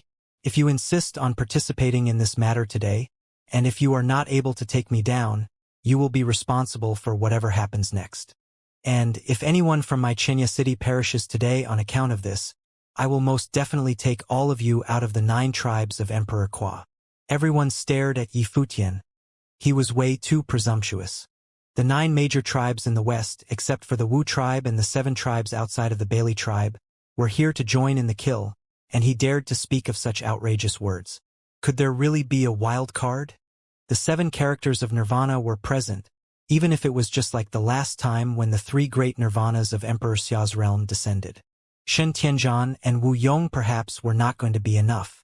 Furthermore, many top figures did not detect traces of other Nirvana characters in the City Lord's office. The war between Dali Dynasty and Emperor Xia's realm last time had caused discords between those 2 Renhuang realms. Where did Yi Futian get his confidence from? The brilliance on top of the sun carriage was getting brighter and brighter, and a hot glow shrouded the vast endless space. It seemed that Zhu Kong wished to take him down in person. The battle of the first stage of Divine Path that erupted out front was not going to be finished in a short time, and there was no way to touch Yi Futian in a hurry. Just as he was about to start, a strong breath came from afar. Zhu Kong frowned and directed his gaze at the distance. He saw a group of people come through the void. They instantly descended into this space. He saw a familiar figure, and it was the cultivator who had cooperated with the Zhu tribe previously, Wuhuang Princess Yin Tianjiao. However, Yin Tianjiao later went to Yi Futian's aid instead. Yin Yinjiao was not alone but came with many people. The person who headed the group was an elder clad in a flaming robe, who possessed a terrifying aura. The appearance of this person was recognized by many and attracted many suddenly exclamations. Even the top figures of the regional palace were present. But he was surrounded by youngsters. Yu Shang. Many people's eyes fell in one place. There was a stalwart figure standing next to the old man from the regional palace.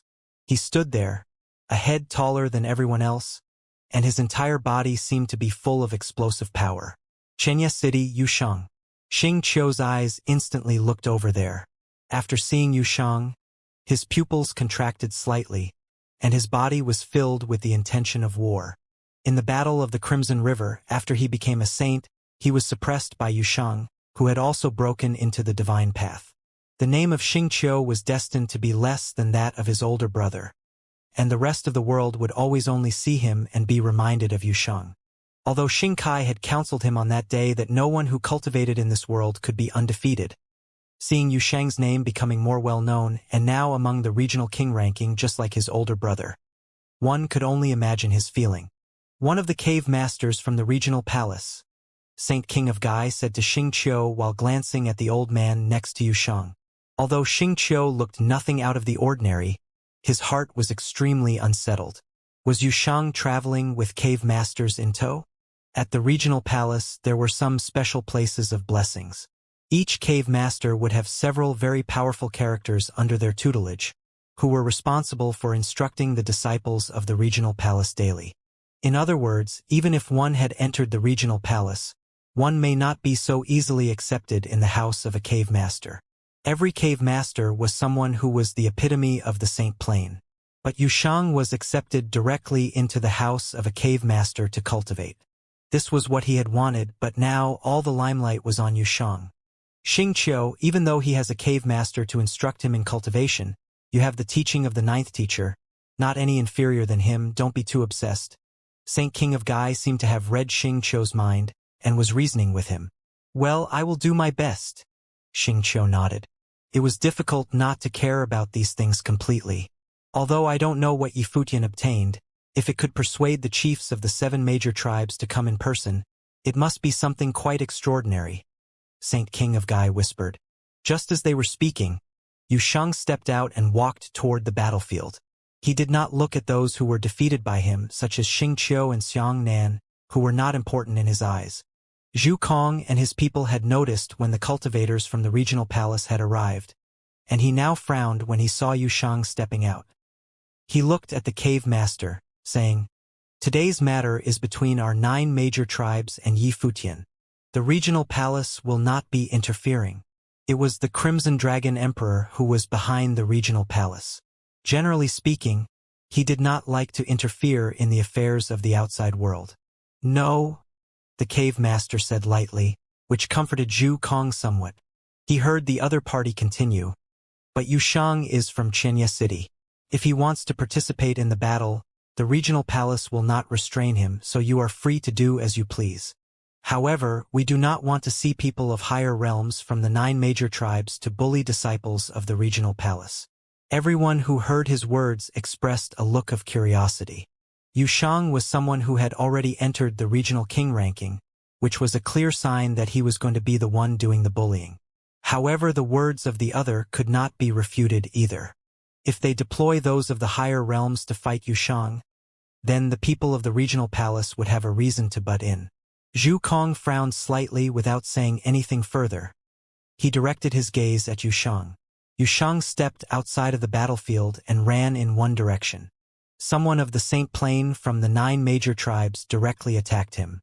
The flames were soaring high into the sky, and the violent handprints pressed down. Yusheng glanced at the other, his footsteps slamming into the void. The world roared, and demonic might tumbled and rolled without ceasing as if it donned the demonic armor. Boom! With a loud bang, everyone saw that Yusheng did not block the attack at all, but instead opened wide to allow the other's palm print to descend and blast it on his chest. The terrifying flame of the way intended to burn up his body. The fire soared into the sky, drowning Yusheng's body within it. The armor of the demon god seemed to ignite flames, becoming even more radiant. That man had never dealt with Yusheng before and had no idea how terrible Yusheng's defense was. By the time he realized that something was wrong, it was already too late, and Yusheng struck out. Boom! With a loud noise, his chest was punched through from a single strike.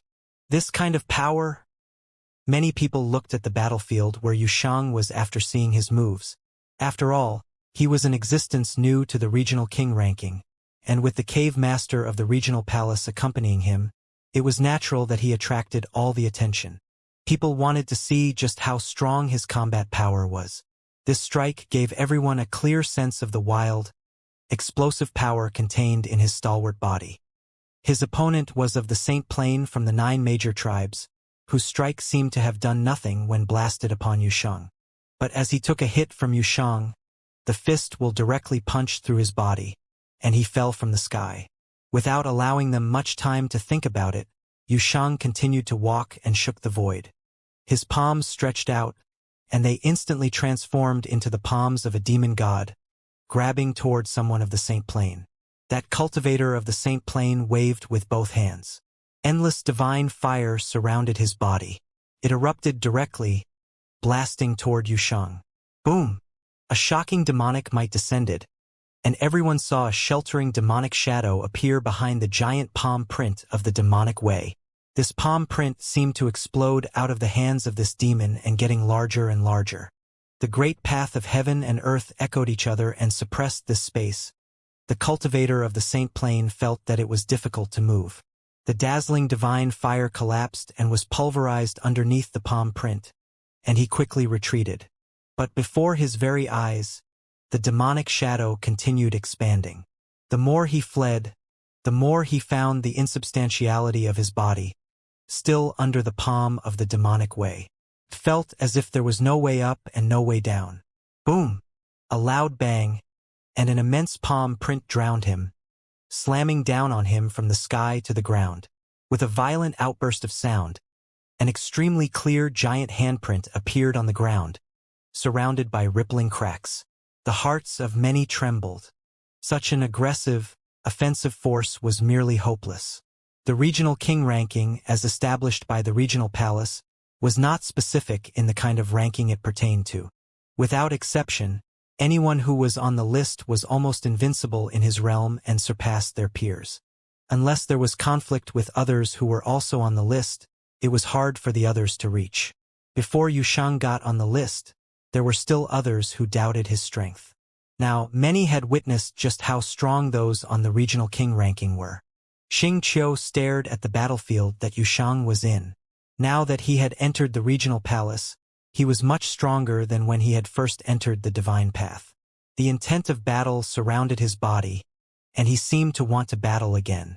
Saint King of Gai next to him seemed to have perceived the intent to battle from Xianxia, saying, "Do you want to go?" Xianxia did not respond, but he did want to fight again.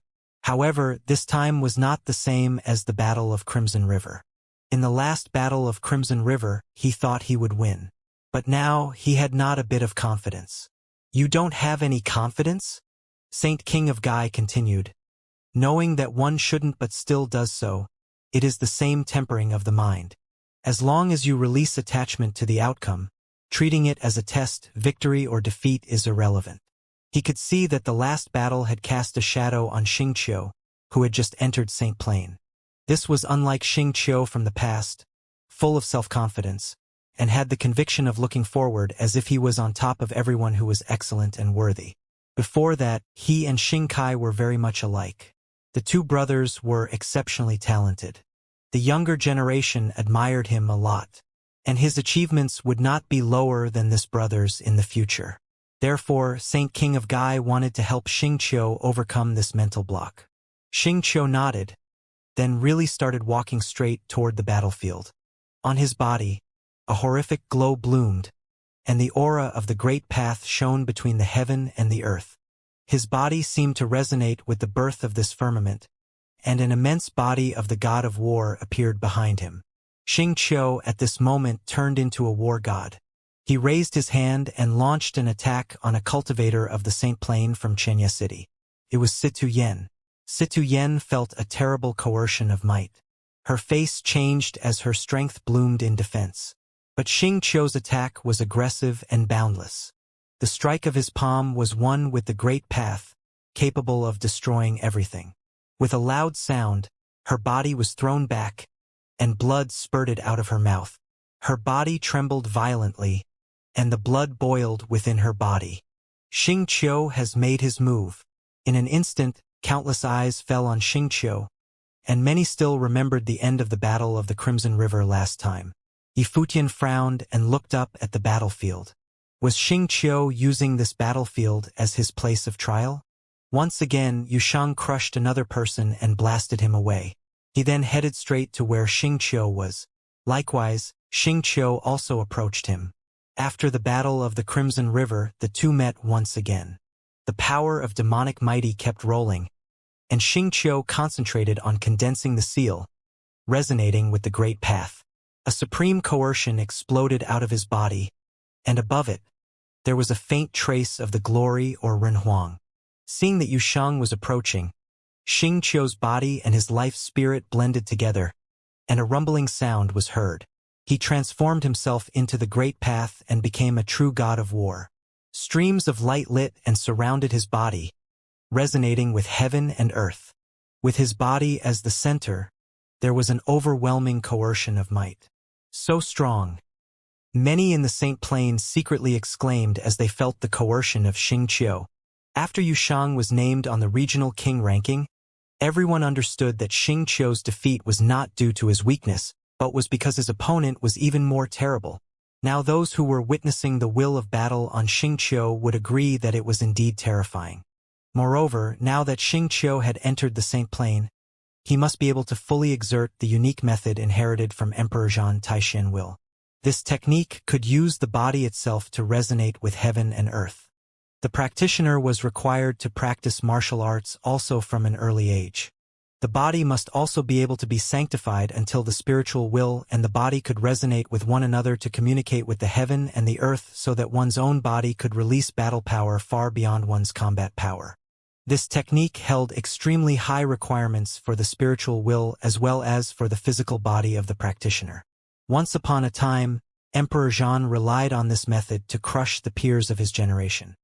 He fought everywhere with strength so great that he was named Emperor Zhan when he entered Renhuang realm. Centered on the body of Xianxia, a terrible storm seemed to be formed and rolled toward Yushang. Yushang stepped in the void, and the demonic might above the void was immense. Behind him, there appeared the illusion of a mighty demonic god whose pupils were cold, and his domineering eyes seemed to want to make Xianxia submit at his feet. The method practiced by Yushang was perhaps not less powerful than Taishan will. The might of authority was terrifying. Before the two of them even made a move, two forces roared and clashed. Boom! Accompanied by a loud bang, the handprints of the demon god in the great path above the void blasted down from the sky. Xianxia let out a scream, and his body soared into the sky. The aura of the great path above his body resonated with heaven and earth, and illusions of the god of war appeared. He raised his hand to launch the method and rocketed into the sky. It seemed that it was a repeat of the Battle of the Crimson River in the past. Boom! The palms that could crush all crushed the space. Many fists aura of the war god broke into pieces. The arm that was the incarnation of Xianxia reached out, and thousands of fists will shattered the space as he attempted to raise the sky with his hands. Dong! Yushang stepped out and crossed the void, stepping down directly. As he looked down from the sky, his arms raised, and the figure of the demon king smashed toward Xianxia, who was below. Another loud boom and Xianxia's body fell from the sky. He moaned and spat out a mouthful of blood again. "Help him," Zhu Kong said. Suddenly, cultivators of the Saint Plane flickered forward and launched an attack at Yushang. They wanted to gang up on Yushang. Xianxia's mouth was still bloody as he looked up into the sky. His will to battle remained strong as he rose into the sky once more. Saint King of Gai looked at this battlefield and glanced at Yushang. It seemed that this time Xing Kai and Xianxia had found their match. It was pressure, but it could also become motivation. Zhu Kong stepped forward, and an incomparably dazzling divine power descended. It was as if the sword of the sun fell straight down in the direction of Yi Futian. Wu Yong was still standing in front of Yi Futian. His palms blasted into the void as the sword fell, disappearing bit by bit under the flame in his palm. The top figures of all 7 major tribes stepped forward. Zhu Kong said, "Those who have nothing to do with this, leave, lest the innocent are hurt." What a terrible scene when the powerful cultivators of Nirvana Plane get involved. Many cultivators below the Saint Plane all retreated into the distance, fearing that they, too, would be destroyed by the ripples of the aftermath. Cultivators of various major tribes came forward. Zhu Kong stepped out of the sun buggy, overlooking Yi Futian Road in the city's main government. "If we shoot, it might affect the entire city's main government. You really want us to do it ourselves?" Until this moment, he did not know where Yi Futian got his confidence. He even threatened him with these wild words.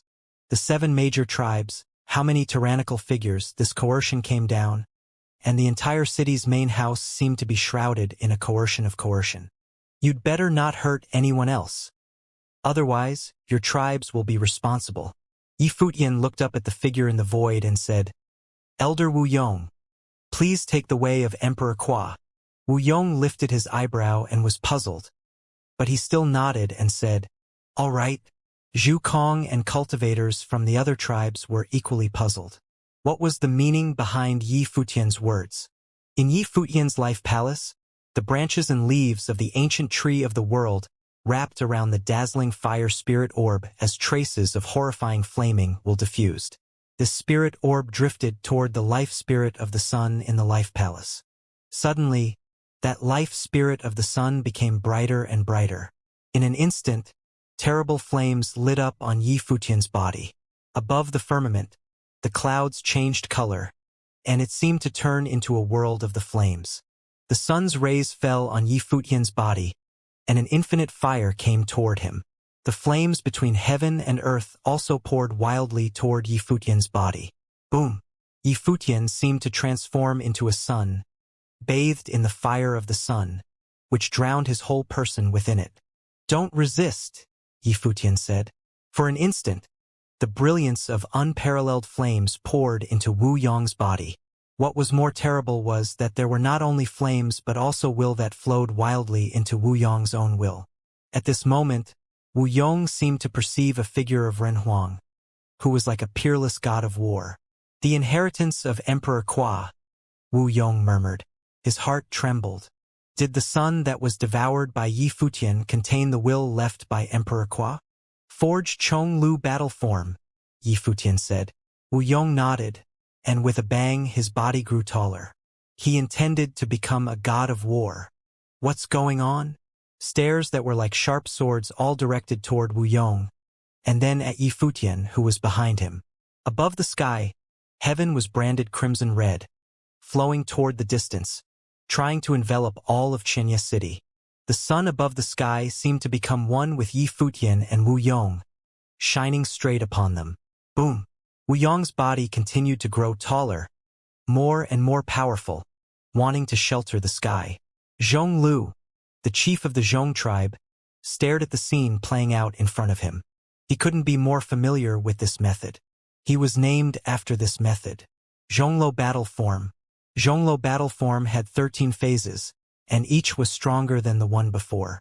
If it reached the 13th phase, it could be considered the battle form of Ren Huang and even become the war emperor of the sun. By now, he had reached the realm of nirvana, but out of the 13 phases of the Zhonglo battle form, he had still only reached the 11th level, and it was only accomplished a few years ago. But at this time, Wu Yong's body continued to rise, becoming stronger and stronger. His aura was so imposing. It was as if he was a Ren Huang reincarnate, and the battle form of Zhonglo was transformed and sublimated. Soon, Wu Yong's battle form had reached the 10th level. This was the level that nirvana levels could enter.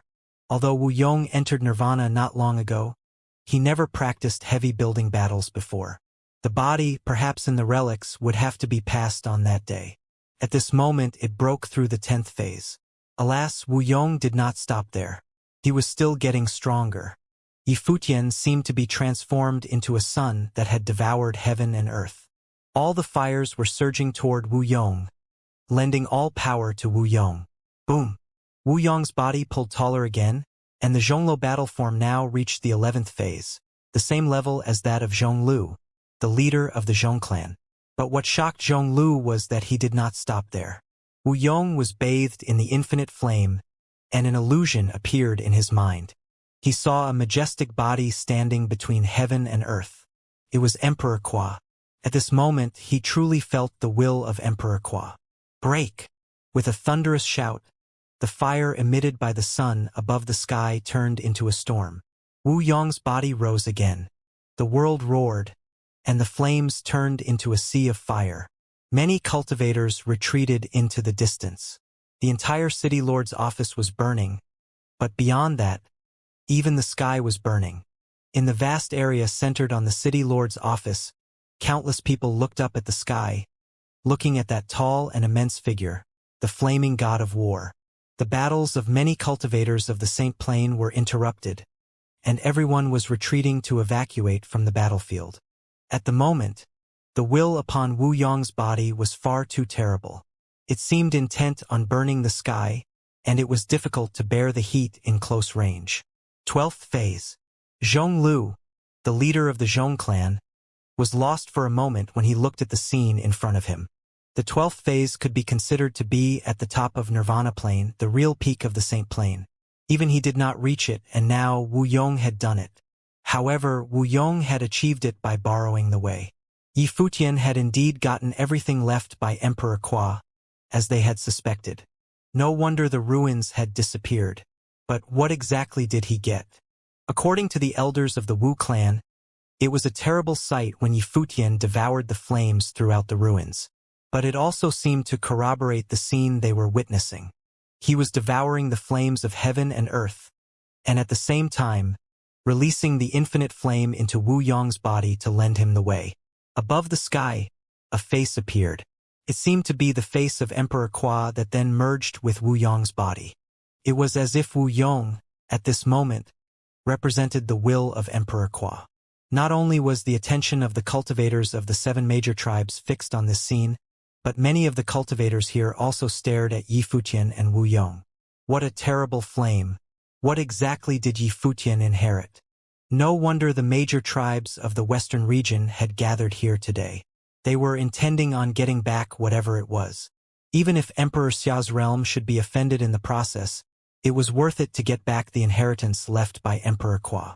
But now, it seemed that it was not so simple to get it back either. 9 major tribes all belonged to Emperor Qua. Now that the will of Emperor Qua has made itself visible, the likes of you still have not bowed down in worship. What are you waiting for? Yi Futian stood behind Wu Yong, bathed in the radiance of flames, and said in a clear voice that resounded through the space, to ask the 9 tribes bow down and worship. At this moment, the will of Emperor Qua appeared and descended upon Wu Yong. But no one worshipped. Zhu Kong and the other 7 tribes were here today to arrest people. Even the appearance of Emperor Qua's will did not have much effect. They were here to recapture, not to worship. The will of Emperor Qua should be returned to the 9 tribes, Zhu Kong said. Sacrilege, Yi Futian shouted. Today, those who violated the will of Emperor Qua are to be regarded as traitors. As the heir of Emperor Qua, I will mete out the punishment later. For now, you still have one last chance to repent. There is still time to obey the last testament of Emperor Qua. I don't know what you were talking about, Zhu Kong said coldly. His eyes were directed at the others. He said, since he is stubborn and unwilling to follow us back to the west, let's make him. Obviously, he still decided to fight Yi Futian. As the situation had deteriorated to this point, how could it be possible to turn back now? The leaders of each tribe belonged to the Nirvana plane. They were resilient and would not retreat easily. With the 7 cultivators of the Nirvana plane surrounding Yi Futian, the whole world was burning. Everyone, get back, Yi Futian said to his people. This battle was a battle among those at the peak of Nirvana. For those below Nirvana plane, it would be difficult to intervene. Unless those in the front had no doubt, only Shintianzhan was still guarding next to him. He was also an expert at flaming ability. If Wu Yong did not come this time, and someone from the Crimson Dragon realm came to plunder, he might have to fight using Shintianzhan. But Wu Yong, who was originally from the Wu clan that belonged to Emperor Qua, was much more suitable. Zhu Kong looked down, and the sun's divine rays sprinkled downward. He lifted his palms. Suddenly, the flames of heaven and earth condensed into a terrible vortex which directly condensed into a solar fireball and burned all existence. Go! Zhu Kong waved his palms downward, and suddenly, the sun dropped.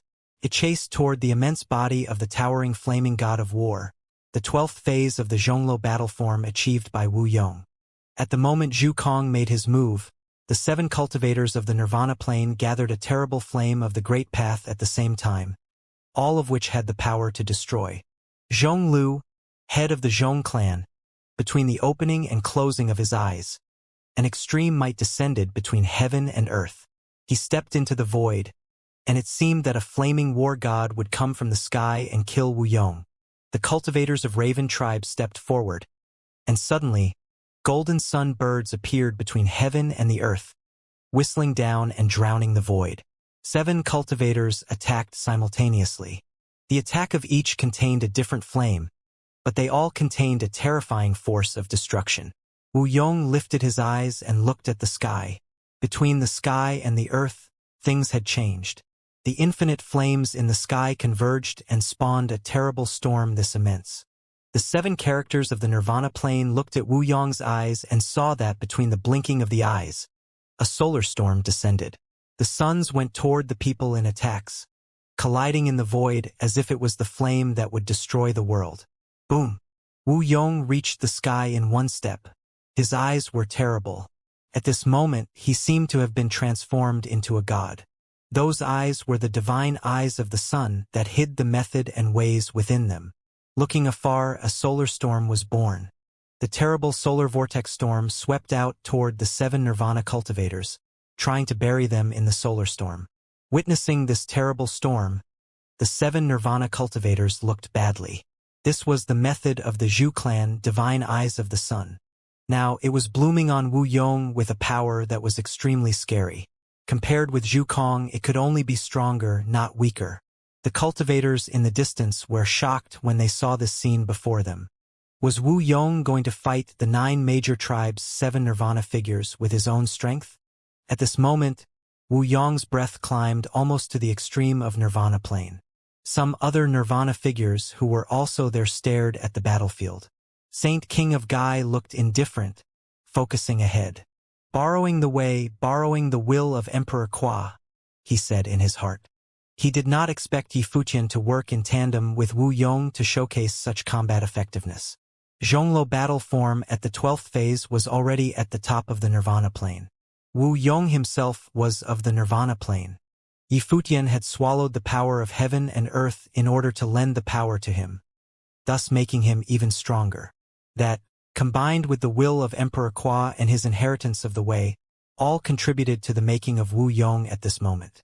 Wu Yong, under such circumstances, was stronger than any one of the 7 great nirvana figures and was much stronger. Therefore, even if the 7 great nirvana figures joined forces, it would be difficult to kill Wu Yong. But to take down Yi Futian, it was necessary to pass over Wu Yong. Zhu Kong and the others naturally understood this as well. Zhong Lu, Raven, we will be the main attack, the others can take down Yi Futian, Zhu Kong said. Inside the solar storms, there was a sun god sword penetrating the storm. Zhu Kong's body went downward with might authority. Zhong Lu and Raven moved at the same time with him toward that peerless Zhonglo battle form, trying to hinder Wu Yong. The other 4 nirvanas bypassed Wu Yong in an attempt to take down Yi Futian. Wu Yong's strength was given by Yi Futian. If Yi Futian was to be taken down, Wu Yong would lose without a fight. Seeing the 7 nirvanas coming closer, like gods diving down, Wu Yong's countenance remained unchanged. The flames kept burning on his body, and at the moment when the 7 nirvanas descended, an infinite golden raven manifested, drowning the sky, came out attacking. This golden raven seemed to possess torrential breath that seemed to be transformed by his will. The 7 nirvanas attacked at the same time.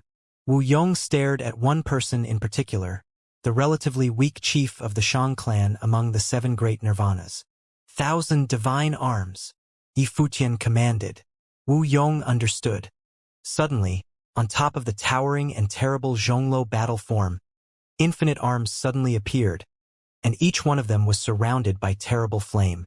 It was as if there were thousands of arms being extended at the same time, grabbing at the 7 cultivators of the nirvana plane. Boom! Wu Yong stepped into the air, suppressing the firmament above. The shadow of Emperor Kwa appeared to become solid. At this moment, the 7 nirvana figures had an illusion. It was as if Emperor Kwa had returned for this battle using Wu Yong's body. These abilities were all abilities of Emperor Kwa. The head of the Shang clan, Shang Yan, saw thousands of arms blasting toward him and retreated rapidly. The 1,000 divine arms stretched out. Each arm turned into a storm of vortex, wrapping the space within it as if there was nowhere to escape. Shang Yan's hands condensed the seal. He stopped in his tracks. His body was radiant all over. The light of flames surrounded his entire body, protecting him. The storm came in a great gulp as the 2 flames collided together, and he was directly sucked into the storm of the 1,000 divine arms. Boom! A horrific vortex of devouring power descended, and Shang Yan felt that the flames around him had now turned into currents of flames toward the other, and was swallowed up and melted madly. The expression on his face was terrible. How could this be? He thought. He was of the nirvana plane, and his flame was extremely overbearing, capable of melting everything. Every attack that came near would be destroyed. But the flame of the other swallowed and refined his flames. It was as if its ranking was higher. Unless it was because it had borrowed from Emperor Kwa and inherited the secret of his treasures. When his thought turned to this, his look was gloomy. The flaming currents over his body were swallowed up madly as he was buried in a vortex of flames. This vortex turned into a sun, and he seemed to be in the center of the fire of the sun. The infinite fire of the sun intended to burn him into nothingness. Boom! Shang Yan himself had a flaming body. The fire of the sun refined his body but could not burn it up within a short time. He bathed in flames as if he had turned into a god of flames. Elsewhere, Great battles erupted, but while Wu Yong was defending and attacking, his focus was on Xianxia. Among the leaders of the 7 major tribes, Xianxia was the weakest. Now that he had come upon the opportunity, he would rush in and get rid of one of them first. This way, it could destroy the confidence of all other tribes. Xianxia had already been shrouded in a solar sphere, and the flame in the center of the sun appeared crimson red, like blood, which was shocking to behold. Even Xianxia felt a sense of danger. Yi Futian was manipulating the sun's spirit orb, and rays of true solar fire condensed and manifested, following Wu Yong's body. It flew toward the space where Xiangyang was. The true fire fell and sprinkled on him. At this moment, Xianxia felt a sizzling sound from his flaming body. It was being burnt and melted. Impossible! As Xianxia sensed this change, his face was filled with shock. It was impossible. He was of the nirvana plane. Even if Wu Yong had borrowed the way, it was not possible that he could have melted him. As the light of true fire continued to fall, the sizzling continued, and a series of even stronger crimson beams fell down. They pierced his flaming body so that his body became unreal under the flames. Then a sharp pain was felt. Boom! He took one step, his body soared into the sky, brought the flames into the heavens above. He was trying to escape. From the outside, Wu Yong, as a Zhonglo war god, glanced over the space where he was. Divine fire shot out from his eyes, falling wildly. The fire of the great path was madly flowing above the immense torso. From the outside, Xiangyang's body could be seen within the sun. As they saw this scene, Zhu Kong and others were greatly shocked. Zhu Kong manifested a giant sun god sword, pierced through the void, and headed in that direction, trying to save Xiangyang. After all, the 7 major tribes came together. Their honor was bound together. From the solar storm, countless lines of true fire were shot out, swallowing Xiangyang's body little by little until, with a final loud bang, the sun exploded. Xiangyang's body disappeared into the endless flame. He was burned and killed. Sir! In the distance, the faces of the cultivators of the Shang clan had significantly changed. Zhu Kong and the others also changed. Wu Yong was now able to vanquish the existence of nirvana cultivators. Although Xiangyang was a weaker existence among the leaders of the 7 tribes, he was once stronger than the former leader of the Wu clan. Among the 9 major tribes, now only the leaders of 8 major tribes remained. If Wu Yong were removed, then there would only be 7 major tribes. Moreover, too many of the Bailey tribes seemed to be a little too uncertain, waiting to see which way the wind would blow. They didn't expect that when the 7 major tribes came to arrest people that they would lose someone from the nirvana plane among them, or that Yi Futian was able to lend the way to Wu Yong. This disturbed him extremely. After the death of Emperor Kwa, even though the 9 major tribes continued to fight amongst themselves, they still maintained the same stance against outsiders, which was the reason why they could rule the Western Territory for such a long time. Now, were the 9 major tribes finally about to usher in major changes? Of course, beside disturbance, there was also anger. Zhu Kong stared at Wu Yong and said, "The 9 major tribes were as one, and you killed Xiangyang." Wu Yong glanced at him, indifferent. The instigator was Zhu Kong. What sense did it make to accuse him now? If they could have killed him to plunder the inheritance of Emperor Kwa, would they have shown mercy? Absolutely not. I'm cleaning house for Emperor Kwa. You have moved against the heirs of Emperor Kwa and betrayed the Emperor's will. You are already rebels, Wu Yong said. Since both sides had already chosen different positions, the only way was to keep going. Zhu Kong's body soared into the sky, and the bright sunlight above the firmament showered on his body. An endless sun god sword was suddenly created between heaven and earth, covering the vast and immense space in it, sheltering the sky and shielding the sun. Xianxia City, many looked up, and all were able to witness this shocking scene. Many continued to retreat away from this battlefield. It had become too dangerous here. Zhu Kong, it seemed, was not intending to approach but attacked toward the distance and along the borders. Not only him, but the other 6 nirvana figures had all released their power. With Zhu Kong's finger pointed downward, the infinite sun god sword fell down, destroying everything. In the distance, a sacred flaming dragon came roaring. These magnificent dragons appeared as true dragons that had descended upon the world and rushed toward those sun god swords. Along with the great roars, a figure came along. The man was holding a scepter.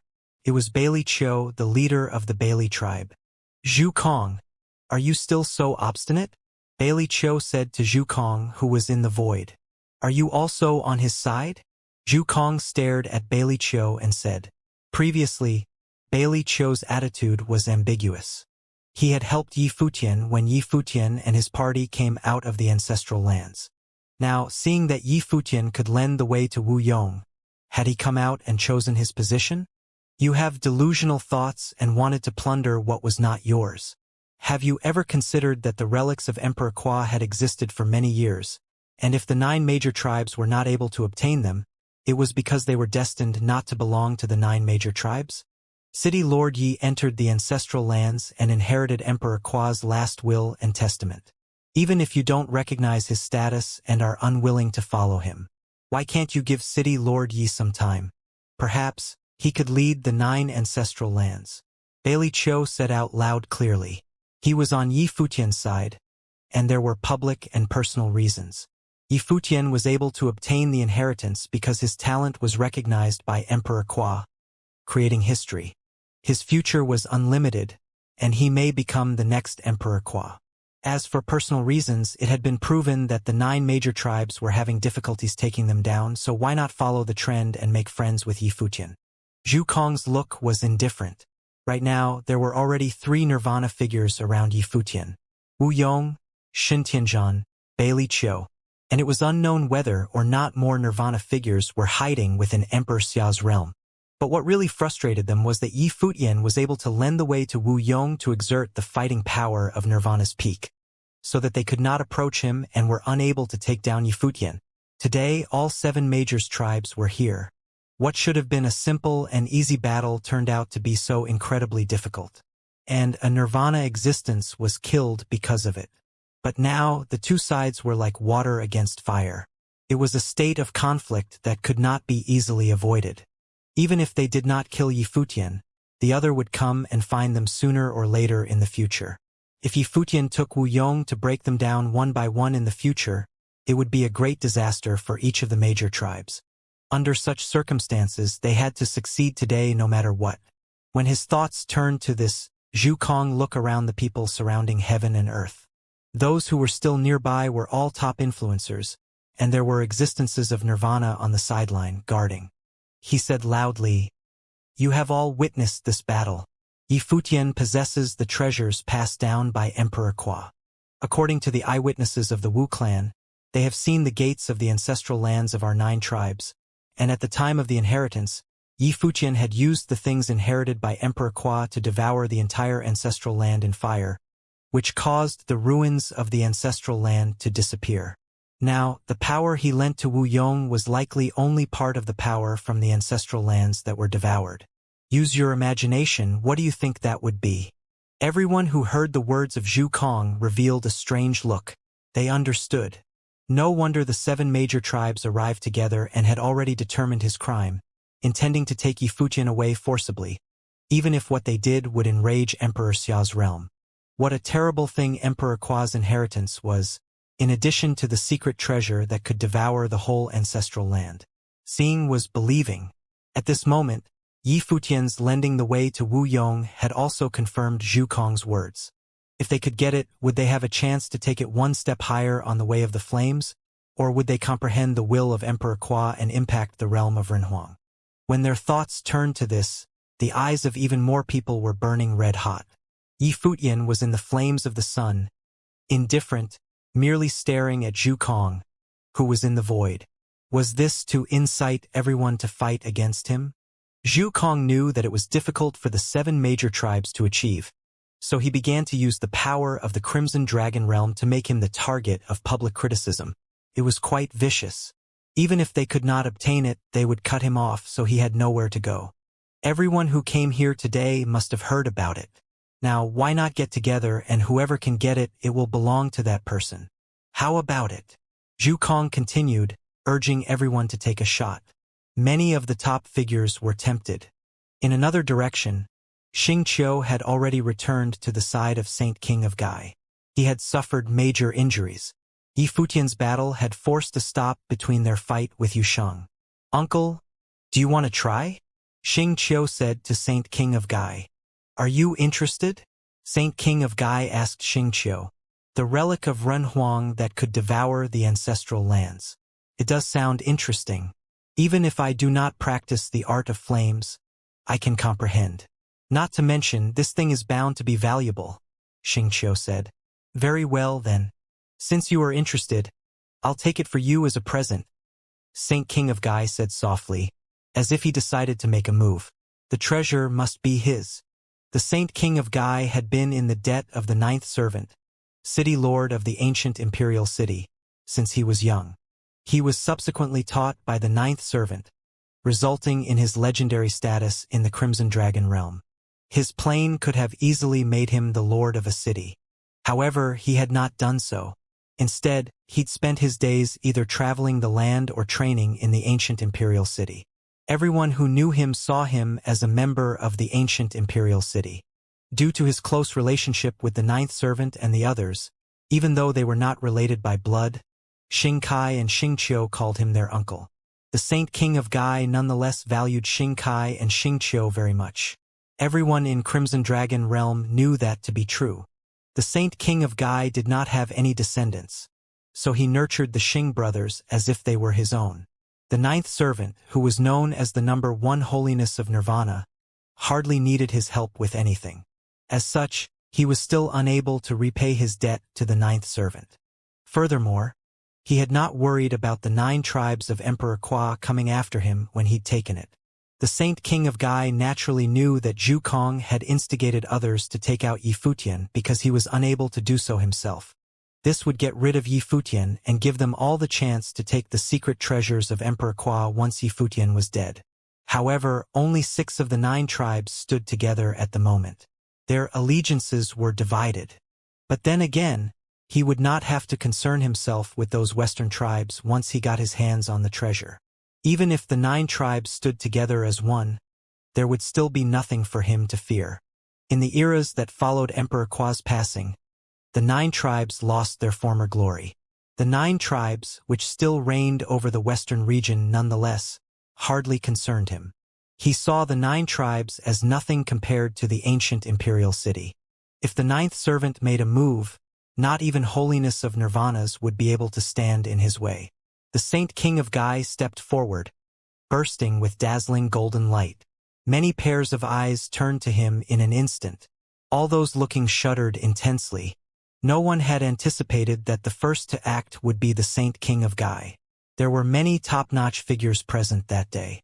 No one knew if they would act against Xianxia City. They all waited to see what would happen. Someone would make a move after Zhu Kong spoke. What surprised them all was that the first to make a move was the fearsome Saint King of Gai. All of them wondered what would happen to Xianxia City and Yi Futian after that. Would they be able to escape this ordeal? Yi Futian shot a glance at the Saint King of Gai. Many people behind him made severe expressions at the sight.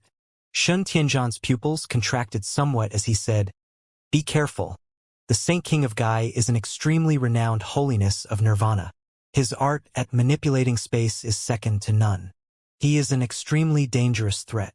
Yi Futian, who was basking in the light of the sun, looked coldly at the Saint King of Gai and Xingqiu as they walked toward him. Was this the Saint King of Gai's will, or Xingqiu's? But then again, that hardly mattered. The Saint King of Gai stepped forward. Frightening storms of space whipped up around them as he threw his palm forward. Terrifying whirlpools appeared near Wu Yong and Yi Futian in an instant. Wu Yong, who had taken the form of a god of war and fire, shot a look at the Saint King of Gai, feeling extremely threatened. The will of the great path wielded by the Saint King of Gai was indeed second to none. His eyes turned into the divine eyes of the sun. Terrifying will of the flames transformed into the sun, shrouding the Saint King of Gai. The Saint King of Gai responded by grabbing them with his hand. The space around them was twisted until the will of the great path was crushed. One wave of his hand was all it had taken to destroy it all. The Saint King of Gai continued to walk forward. It took only a single step to close in on Wu Yong and the others. The surrounding mighty beings were all shocked by the move. The Saint King of Gai was indeed a legendary, fearsome figure. His attacks were able to shake Wu Yong, who had borrowed powers to use as his own. The space around the Saint King of Gai warped as the will of the great path of space emerged, conjuring terrifying whirlpools to devour everything. He extended his hand again. The space between both Wu Yong and Yi Futian was twisted. Yi Futian sensed that a terrifying will of the great path was indeed intending to separate him from Wu Yong. It was apparent that the Saint King of Gai had realized that Wu Yong was currently at the pinnacle of holiness of nirvana level, making it difficult to find attacks against Wu Yong. As such, the only thing he could do was sever the connection between Yi Futian and Wu Yong. Zhu Kong and the others undoubtedly knew that as well. They were, however, unable to pull this off. However, the Saint King of Gai's manipulation of space made it possible nonetheless. If the connection between them was severed and the borrowed powers failed, Wu Yong would only be a common holiness of nirvana. If that happened, any of the 6 tribes' holiness of nirvanas would be able to fight him. Yi Futian would have no way to resist the incoming attacks then. Wu Yong's expression changed when he realized what the Saint King of Gai was trying to do. His eyes turned into divine eyes, intending to trap the Saint King of Gai in the fires of the sun. However, the Saint King of Gai was extremely perceptive of space. He simply took one step forward and blitzed through space at blinding speeds. It was as if he was trying to tear space itself apart. The attack was unable to even touch his body. The 1,000 divine arms burst out and covered out the sky in an instant, blocking out the sky. Countless flaming hands shot forth, burying the space with a flurry of attacks. A warped storm of space appeared right before the Saint King of Gai. He stepped into the air and extended his hand forward. The devastating storm twisted and tore the incoming hands of the Great Path. Will of the Great Path of Space then shrouded Wu Yong's Chonglu battle form at the same time, separating him from Yi Futian. A twisted storm of space shot at Yi Futian at the same time. Look out! Shun Tianzhan stood before Yi Futian and launched a palm attack, sending the incoming attack reeling backward. The aura around Wu Yong dwindled rapidly. His boundless flames of the way seemed to have been extinguished. The space whirlpool caught his humongous body and severed the connection between him and Yi Futian. Terrifying tearing powers of space appeared between the two men, preventing Yi Futian from borrowing Wu Yong's powers. The Saint King of Gai sent a palm attack forward. It turned into boundless blades of space that tore through the air before him, clashing with the attacks from Wu Yong. Wu Yong's battle form was being wrecked bit by bit and rapidly reducing back to its original form. Terrifying indeed. Such is the power of the Saint King of Gai. His powers of space are indeed at their very pinnacle. Many shuddered deep down. He had separated Wu Yong and Yi Futian, directly diminishing Wu Yong's combat prowess. It also rendered Yi Futian completely helpless. Zhu Kong and the others all paid close attention to the battlefield. They had been watching the battle even before the Had Saint King of Gai acted. However, at the exact second when Wu Yong and Yi Futian were forcibly separated, they finally stepped out. 6 holiness of nirvanas emerged instantaneously. Their bodies descended from the sky and headed straight for Yi Futian. All 6 of them had terrifying powers. Their pressure permeated the space around them. Yi Futian sensed stifling pressure and nothing else. Shun Tianzhan, who was by his side, felt their intense, looming pressure as well. Bailey Qiu, the leader of the Bailey tribe, frowned. The Saint King of Gai was nothing short of a nightmare when he attacked. The Saint King of Gai shot a cold glance at Zhu Kong and the others when they moved. They had instigated him to make a move. They wanted to take Yi Futian away from him.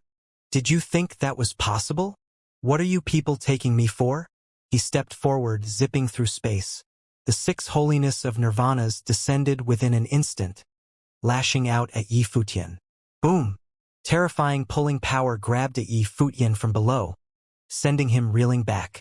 Zhu Kong and the other 5 clashed with Shun Tianzhan and Bailey Qiu, sending the 2 of them flying backward. The The 6 went straight for Yifutian. However, there seemed to be a terrifying matrix of the great path lying in wait. A figure appeared behind Yifutian. He stepped forward and stood before Yifutian. The image of the matrix continued to grow and become extremely dazzling. Qian. The figure extended their hand and conjured an ancient symbol. It then transformed into a wall of the heavens, blocking out the sky. Boom! The attacks from Zhu Kong and the others bombarded them. The matrix began to crack. They all looked at the handsome figure standing before Yifutian. They were surprised to find yet another holiness of nirvana on the battlefield. Yifutian turned to look at the figure before him and felt just as shocked. He'd been wondering where his elder brothers and Feishue had been training in the Crimson Dragon realm. Yan Yuan was standing right before him. Yan Yuan had appeared in front of him when he was in trouble. It was apparent that he'd known about the commotion. The fact that he was able to come to offer support meant that he had been observing from behind the scenes all the while. There had been many holiness of nirvanas around on that day. Many members of top forces were already there, so no one had paid extra attention to him as he'd lurked in the shadows. If Yifutian had been able to take care of the fight himself, Yan Yuan probably would not have appeared. "Elder brother," Yifutian called out. "I'm no longer your elder brother." Yan Yuan brought the powers of the deed of thorough comprehension to the very extreme. Wills of the great path coursed about in a frenzy across the image above them. The attacks from Zhu Kong and the others caused more and more cracks to appear on the image. Yifutian did not say anything else. It did not matter what their relationship was anymore. Boom! The matrix shattered with a rumble, sending Yan Yuan's body reeling. He then grabbed Yifutian and retreated. However, when he touched Yifutian, he vaguely felt an eerily formidable power that sent tingles throughout his body. That was probably the thing that Yifutian had acquired from Emperor Qua's ruins. He'd borrowed it to allow Wu Yong to fight at maximum capacity. Boom! The Sun God Sword zipped past. "Run on your own." When Yan Yuan saw several holiness of nirvanas appearing, he knew that his hands were full. They would prevent him from guarding Yifutian. He struggled to conjure a matrix of the great path again as he moved but still managed to seal his surroundings for a moment.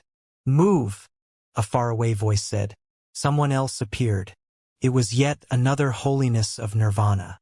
It was yet another holiness of nirvana from Xiang City, as well as the Saint Lord of Zhejiang and the leader of the Chang clan from Jianmu City. They were all there to claim the relic of Emperor Qua. Things were clear at that moment. No one could have seen the eventual outcome. With so many holiness of nirvanas attacking, there was simply nowhere for Yifutian to go. The relic of Emperor Qua would fall into the hands of whoever managed to get to him. The mighty beings all ganged up on Yifutian. Their auras were simply terrifying. He was done for. That was the thought that occurred to many who were watching from afar. There was simply no way Yifutian would be able to escape in one piece under such circumstances. It seemed that the lineage of Emperor Qua would prove to be his downfall. Yifutian, who was basking in the divine fire of the sun, looked up at his pursuers. His eyes, which were wrapped in flames, looked extremely cold somehow. The imperial will within his life palace infused into his body. The fire spirit orb inside his life palace burst with dazzling light, resonating with his surroundings. Towering, dazzling lights burst out of his body in an instant, igniting a terrifying firestorm. Raging flames swept around Yifutian's body as his might was felt throughout his surroundings. Those who were pursuing him halted in their tracks right away. All of them glared at the figure basking in the divine fire before them. All of them felt a shuddering aura emanating from him. Yifutian slowly rose to the air, hovering in the sky as if he was a lotus with its roots severed. It was as if he was weightless. Flames burst in his eyes as his blood boiled within his body. The spinning sun spirit orb in his life palace burst with extremely brilliant light as if it was about to burn his life spirits up. Boom! A raging aura of flames swept out from Yifutian's body, flooding the entire sky and rolling far away. In that instant, the sky above Xianxia City was drowned with auroras of flames. Everyone felt their hearts racing as they looked in Yifutian's direction. It felt as if time had stopped altogether. Yifutian seemed to be able to do more than lend his powers to Wu Yong. He seemed to be able to tap into that power, making use of the power of Emperor Qua. Yifutian, who was drifting in the air, looked up slowly and eyed the holiness of Nirvanas who were there to kill him. He took a deep breath and said, "What does the lineage of Emperor Qua have anything to do with you people? Why don't you leave a way out for all of us?" His eyes were burning as he spoke. Afterward, his body burned as well. His surroundings turned blood-red. The sun in the sky shone on his body. Boundless auras of flames flowed into him from thousands of miles away. Yifutian's body seemed to have turned into an extremely terrifying whirlpool, as if he had become a black hole of the sun, out to devour everything. His body seemed to be burning. Everyone around watched Yifutian's twisted expression. He looked as if he was being subjected to painful torture in purgatory. He felt all of his organs enduring the intense burning from the flames. A low-pitched noise was heard coming from Yifutian. Frightening flames shot from his eyes as he looked up at the boundless sky. "I'd like to call upon Emperor Qua." A roar was heard as Yifutian's body was buried in the towering flames. Boundless flames of the way coalesced into a solid form. The resulting enormous being that took his place was a legendary Runhuang. The hearts of many those present were racing, especially those from the 9 tribes. Zhu Kong looked up in awe at the solid form coming into view. The extremely towering body belonged to Emperor Qua, who was emerging into the world again. Emperor Qua descended upon the world using Yifutian's body. "This can't be." Zhu Kong's face was incredibly twisted. What he was seeing right there was unbelievable. He was not the only one. Everyone from the 9 tribes trembled violently. Even the holiness of Nirvanas were incapable of keeping their hearts from racing. Emperor Qua had perished many years ago. It was simply impossible for him to descend into the world again. However, what was taking place before their eyes was undeniable. Yifutian had summoned Emperor Qua. He had conjured the form of Emperor Qua using the boundless flames of the way. This is insane. The people watching the battle from afar felt their hearts race as they wondered what they were seeing at that moment. Mighty ones from all over the Crimson Dragon realm had gathered at the battle that day, including many of the top-notch forces and holiness of Nirvana figures. They were all caught in the storm after fighting fierce battles. The storm became increasingly intense. Emperor Qua was standing right before them. The battlefield turned silent all of a sudden. All the holiness of Nirvana who had been fighting stopped to look up at that figure. Flames continued to roar as the Emperor's body high in the sky. He was like some bottomless hole. Yifutian was somewhere within that incredibly tall and mighty figure. His entire being was being buried in flames. His world tree life spirit spread out in threads that enveloped his body, seeping into his veins as the imperial will went into full bloom. The blood in his veins continued to boil. He knew right away that he would have been able to make use of the borrowed powers as soon as he inherited the ruins of Emperor Qua. However, he was simply too weak to do so effectively due to his current plane. As such, he had deliberately lent his powers to Wu Yong when the fighting broke out to let Wu Yong do the fighting. While Yifutian had been unable to lend it all to Wu Yong, due to the man's holiness of Nirvana level of powers, he'd been nonetheless able to bring his powers to the pinnacle of the holiness of Nirvana plane. Yifutian simply had not expected the Saint King of Gai to make a move and sever the connection between the two of them. He'd run out of options and had resorted to summoning Emperor Qua, using the power of the Great Path in his surroundings. His current plane meant that borrowing such terrifying powers would cost him greatly if he wasn't careful. He could die without even knowing how he died.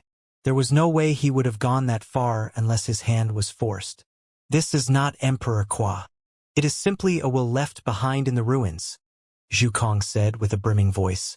Everyone had been shocked by the scene before them. However, the Emperor had indeed passed, and there was no way he could have been resurrected. Everyone came to their senses after hearing Zhu Kong's words. They understood that Zhu Kong was making sense. If Emperor Qua had indeed come back to life, he would have been able to tear them to shreds with just one hand. Furthermore, he only has powers at the first level of sainthood. He could suffer from the recoil at any given moment. No one expected that the thing he acquired would allow him to summon the emperor again, Zhu Kong said as he walked. The greed in his eyes was becoming increasingly apparent. He had to get his hands on it. He deemed it a terrible waste to leave something like that with Yi Futian. If he inherited those powers, he would be able to tap into them during battle. If that happened, no one in Crimson Dragon Realm under Renhuang would be able to fight him. If Zhu Kong harbored such thoughts, it was no surprise that others were thinking the same thing. The opportunity to become invincible among saints was right in front of them.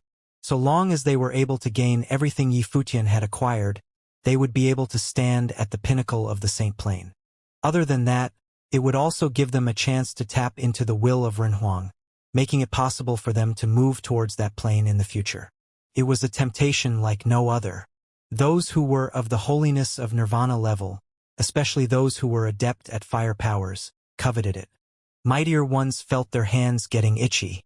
Somewhere far away, Xia Qingyuan and the others looked concerned. They no doubt understood that Yi Futian was borrowing the power of Emperor Kua's lineage. If things got out of control, the consequences would be dire. Xia Qingyuan's eyes were ice-cold as she shot a glance at those attempting to make a move. It was incredibly frustrating for her. Despite having become a saint, such a level of battles was only capable of being fought by the very pinnacle of holiness of nirvanas. There was no way she would be able to interfere. The aftershocks of the fights between those people alone would have sufficed to destroy common saints. They were not even qualified to even get near the battlefield, let alone fight in it. The scorching rays of the sun were intense high above the sky. Zhu Kong gathered the flames of the great path from his surroundings. High above the sky and below the sun, an immensely huge divine sword of the sun appeared. He roared as he looked beneath him. The divine sword of the sun descended from the sky, heading straight for the enormous figure of Emperor Kua. That tall and imposing figure lifted its arm and extended it toward the sky.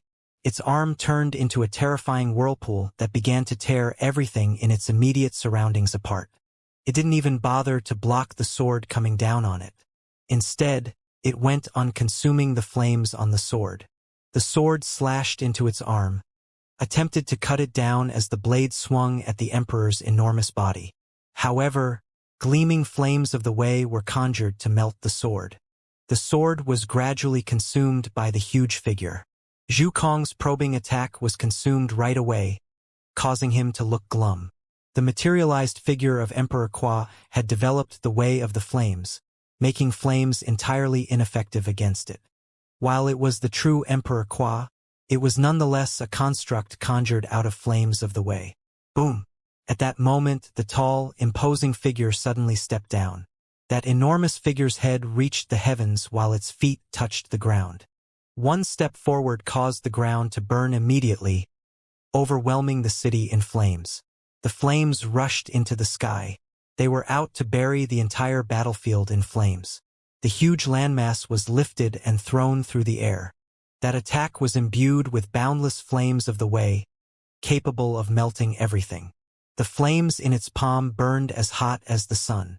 The holiness of nirvana who were closest to Yi Futian were not those from the 6 tribes, but the 2 from Jianmu City. They were the Saint Lord of Zhuyang of the Shi clan and the head of the Chang clan. As such, the terrifying attack had been launched first and foremost at those 2 holiness of nirvanas. The Saint Lord of Zhuyang was surrounded by 9 suns, all of which burst with boundless light. They moved forward and continued to split, turning into millions of suns and heading straight for that huge palm attack. He wanted to see just how powerful the figure of Emperor Kua was. Boom! The suns all crumbled as the palm attack devoured the flames before continuing to press forward. The Saint Lord of Zhuyang's expression turned severe, wondering if flames would be entirely useless against that being. Boundless spears of the sun appeared behind the leader of the Chang clan, intending to pierce the huge palm. However, the result was the same. The spears were devoured, altogether useless. All flames were being devoured, regardless of type. Both of them stepped into the air and retreated. At that very moment, the huge palm attack quickly engulfed everything in their vicinity. A devouring whirlpool appeared at the center of the palm. Boom! The flames conjured by both men rushed at the whirlpool on the palm. Both of them felt as if they were about to be devoured by that palm. Both men turned glum and retreated even more quickly. The palm continued to extend forward, blocking out the sky as the flames on their bodies roared. They were being sucked into the whirlpool in a frenzy. It was as if the whirlpool was trying to suck their flames dry. The situation was so severe that even the sun life spirits around the Saint Lord of Jiang were about to be devoured. "Melt," a cold voice said from within figure of Emperor Kwa. Its huge palm trembled as boundless flames of the way shot out from the devouring whirlpool, engulfing the place and shrouding the two holiness of nirvanas in boundless flames of the way. That huge palm seemed to be spitting flames from the body of Emperor Kwa. The bodies of the Saint Lord of Jiang and the leader of the Chang clan were buried by the flames. "B1. The Saint Lord of Jiang shouted as he took his divine body of 9 suns form. A dazzling sun shot out of the flames and flew into the sky. However, his heart continued to race. Even his arms were trembling. His divine body of 9 suns had almost been devoured. The great elder of the Chang clan was not as fortunate. He let out shrill, eerie shrieks as he was buried in the flames.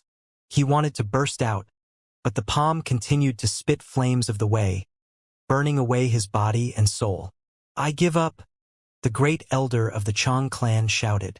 His body began to disintegrate. He was about to disappear at any moment. Too late. The voice that replied was a cold one. It sounded like the voice of death itself. Countless eyes turned in that direction. Boundless flames of the way burst from the enormous palm, sealing the great elder of the Chang clan within. The great elder of the Chang clan let out a shrill howl as rumbling noises were heard from within the flames. He took the form of a huge god of war. However, he was still being consumed. His body was rapidly losing its form. It was as if he was no longer a being of a solid body. Instead, his body was made of flames. "Clan leader." All the people of the Chang clan turned pale at the sight. Chang Huai, who had once entered the ruins of Emperor Kwa, was the palest of them all. Their clan leader's body was gradually turning to nothing. Everything around him was on the verge of melting down. The flames bursting from the clan leader's body were being consumed. An ethereal being was about to burst from the flames with a howl. However, bursts of golden divine flames were descending, causing that specter of a being to howl again. "No." The great elder of the Chang clan continued to howl. He looked at Yi Futian with a terrified expression. He could only see Emperor Kwa's silhouette, tall and proud. The clan leader was a top-notch figure in Crimson Dragon Realm, as well as a holiness of Nirvana. He was the clan leader of a very renowned clan in Jianmu City. He was about to die. A young man on the proving holiness level had tapped into external powers, taking the form of Emperor Kwa to cook him to death. The treasure was left behind by Emperor Kwa, but you nonetheless need to be alive to take it, the tall, imposing figure said in a voice that reverberated throughout the space, causing the hearts of countless people to race. Even the holiness of Nirvanas felt this threat to their lives. Yifutian was terrifying, even more than when he had been lending his powers to Wu Yong. It was no wonder that he had been so confident before. He was able to lend his powers to Wu Yong, but he was also fully capable of fighting alone. If the leaders of the former 7 tribes, Wu Yong and Shintianzhan, had been there would not have been any problems. However, given that so many mighty beings were joining the battle and even the Saint King of Gai making a move, Yi Futian's hands were indeed being forced. Boom! A raging rumble was heard. The body of the great elder of the Chang clan was completely consumed in the frightening flames. His body was reduced to a ball of fire. "No!" The mighty members of the Chang clan yelled. Their faces were very pale. Their clan's leader had been killed. Their eyes fixed on those flames. They wondered what being a holiness of Nirvana meant to them anymore. Having a holiness of Nirvana in their midst meant that they had the chance to bag a city and become lords. It would have enabled them to create their own clan and establish a top-notch force. The reason why the Chang clan had been able to gain such prestige in Jianmu City was simple. They had the greatest power backing them, a holiness of Nirvana. In the world of cultivation, having top-notch combat prowess meant everything. Their clan leader had been killed. This meant that the Chong clan was now off the list of top-notch forces. All the industries they had in Jianmu City would be taken away by others. There was no way for them to keep control of all their industries. Furthermore, there would be other dire consequences to deal with, such as the many enemies that would be eyeing the wealth of their clan. Every single person and force that they had offended before was waiting to do them harm. The death of their clan leader represented nothing less than a disaster. The Saint Lord of Jiang looked down on the vanishing body in the air and felt a chill running down his spine. He wondered what would have happened if he'd been the one getting cooked to death. The fighting stopped all of a sudden. Yan Yuan turned around to look at where Yi Futian was. He sensed a harrowing aura in Yi Futian when he was near. The power emanating from his now gave him the same feeling. It surprisingly felt like the mysterious power residing within Feishua's body. He wondered if the treasure that Yi Futian had acquired from Emperor Kua's ruins was something similar to whatever was inside Feishua's body.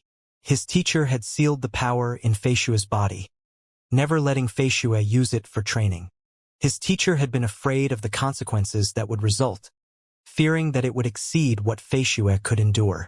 At present, Yi Futian was cornered enough that he'd had to tap into such powers to do battle. If the recoil was more severe than expected, the consequences would be dire. Yan Yuan wondered how Yi Futian was able to endure using such powers. If Feishua tried to pull off what Yi Futian had pulled, he was sure that the likelihood of her death would have been over 90%. He'd been able to deduce that from how Feishua tapped into the power of that thing inside her to train. Yi Futian had to be severely cornered by the many holiness of nirvanas to perform such a feat. Things would not have come to this otherwise. An elder appeared in the distant sky. He looked down at the battlefield with a faint smile on his lips. He found it interesting that Yi Futian had succeeded in inheriting Emperor Kua's ruins. However, he found so many holiness of nirvanas ganging up on their junior to be rather unsightly. Even after stepping into the holiness of nirvana level, they still wanted to become invincible on such a plane. If they succeeded in becoming invincible on the holiness of nirvana plane, they would probably want to get to the Renhuang plane next. The further one's journey into cultivation went, the greater their yearning for greater planes would become. It was because they had already seen things that were so beautiful that they wanted to reach higher heights to see more. This is not Emperor Kua. This is just a specter that he conjured using the treasure's power. Do not get near him, Zhu Kong said. He too felt a tinge of fear and panic inside him. If they gave up them, it would be a catastrophe for the tribes. There was simply no way Yi Futian could just let the 6 tribes go, especially not after all the fighting they had done that day. Their only way forward was to kill Yi Futian. Yi Futian's continued existence would pose a great threat to them. They needed to take him out. Yi Futian glanced at the leaders of the 6 tribes. The eyes of Emperor Kua turned to the leader of the Vermilion Bird tribe. A terrifying aura of sharpness emanated from him. You wretched beast! You see your emperor in front of you and you refuse to submit? The huge figure shouted. He fired a terrifying will into the mind of the being. The clan leader felt a chill run through him, making him balk. He felt rather dazed at that moment. It was as if he was facing the emperor himself. You once served as my steed. You should have stuck with your mission and aided the one inheriting my powers. I shall give you one more chance. If you're willing to serve me and kill Zhu Kong, all of your crimes of the past shall be absolved. Another voice said, reverberating throughout the place. The look in the eyes of the leader of the Vermilion Bird tribe suggested that he was struggling with the decision. He naturally understood that the one speaking was Yi Futian. He realized that Yi Futian was pretending to be the emperor by mimicking the emperor's tone. However, Yi Futian was attempting to spare him as well. If he changed his stance right there and then, it might be possible for him to come out in one piece. He hesitated. Can't you see that he is playing you for a fool? Zhu Kong asked, looking at the Vermilion Bird tribe leader. He was surprised to see that the other tribe leader was hesitating. The Vermilion Bird tribe leader was still hesitating. Wu Yong had been the first one to submit to Yi Futian, and Wu Yong had become a holiness of nirvana. The Bailey tribe decided to do the same and stand together with Yi Futian. Why were they all doing this? Yi Futian had been able to inherit the ruins of Emperor Qua. After the battle they had fought that day, there was no doubt that Yi Futian's talents were immense. He would probably become the next Emperor Qua. The reason that they had all thought only of taking the power from him instead of submitting was that he was believed to be too weak to be the new emperor. However, that thought seemed to be changing. Furthermore, Yi Futian was giving him a chance to change his mind.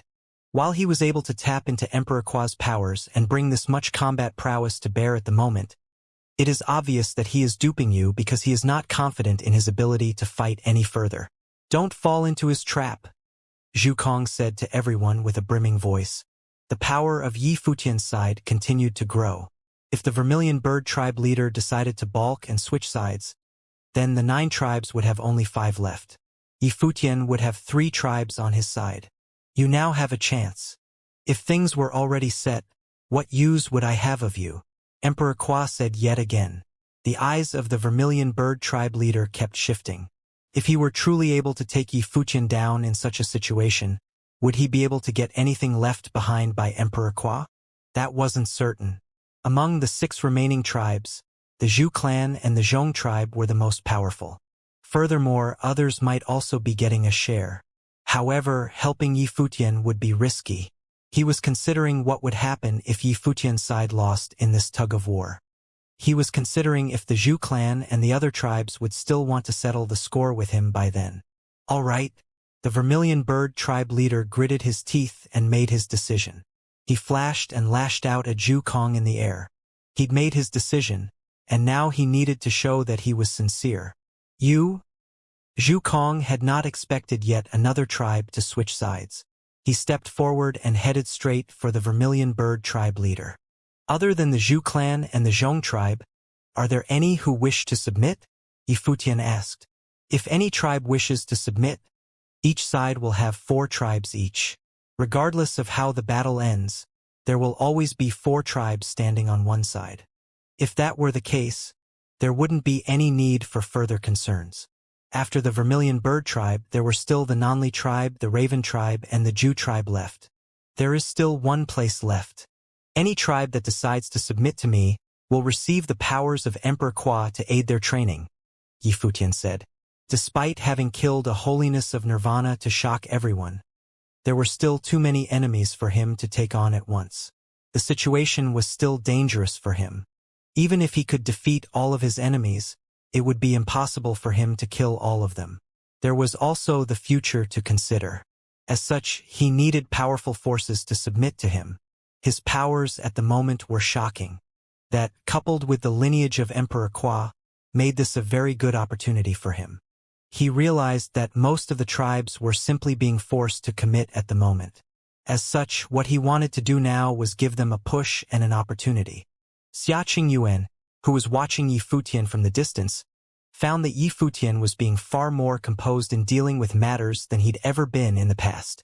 Even at such a critical moment, he was thinking not of slaughtering his enemies, but of giving them the choice to submit to him. That would benefit his future endeavors in Crimson Dragon Realm a great deal in the long run. If he were to be able to get command over greater tribes of the Western region, then there would be fewer forces capable of shaking him in the future. What was happening on that day would not happen again.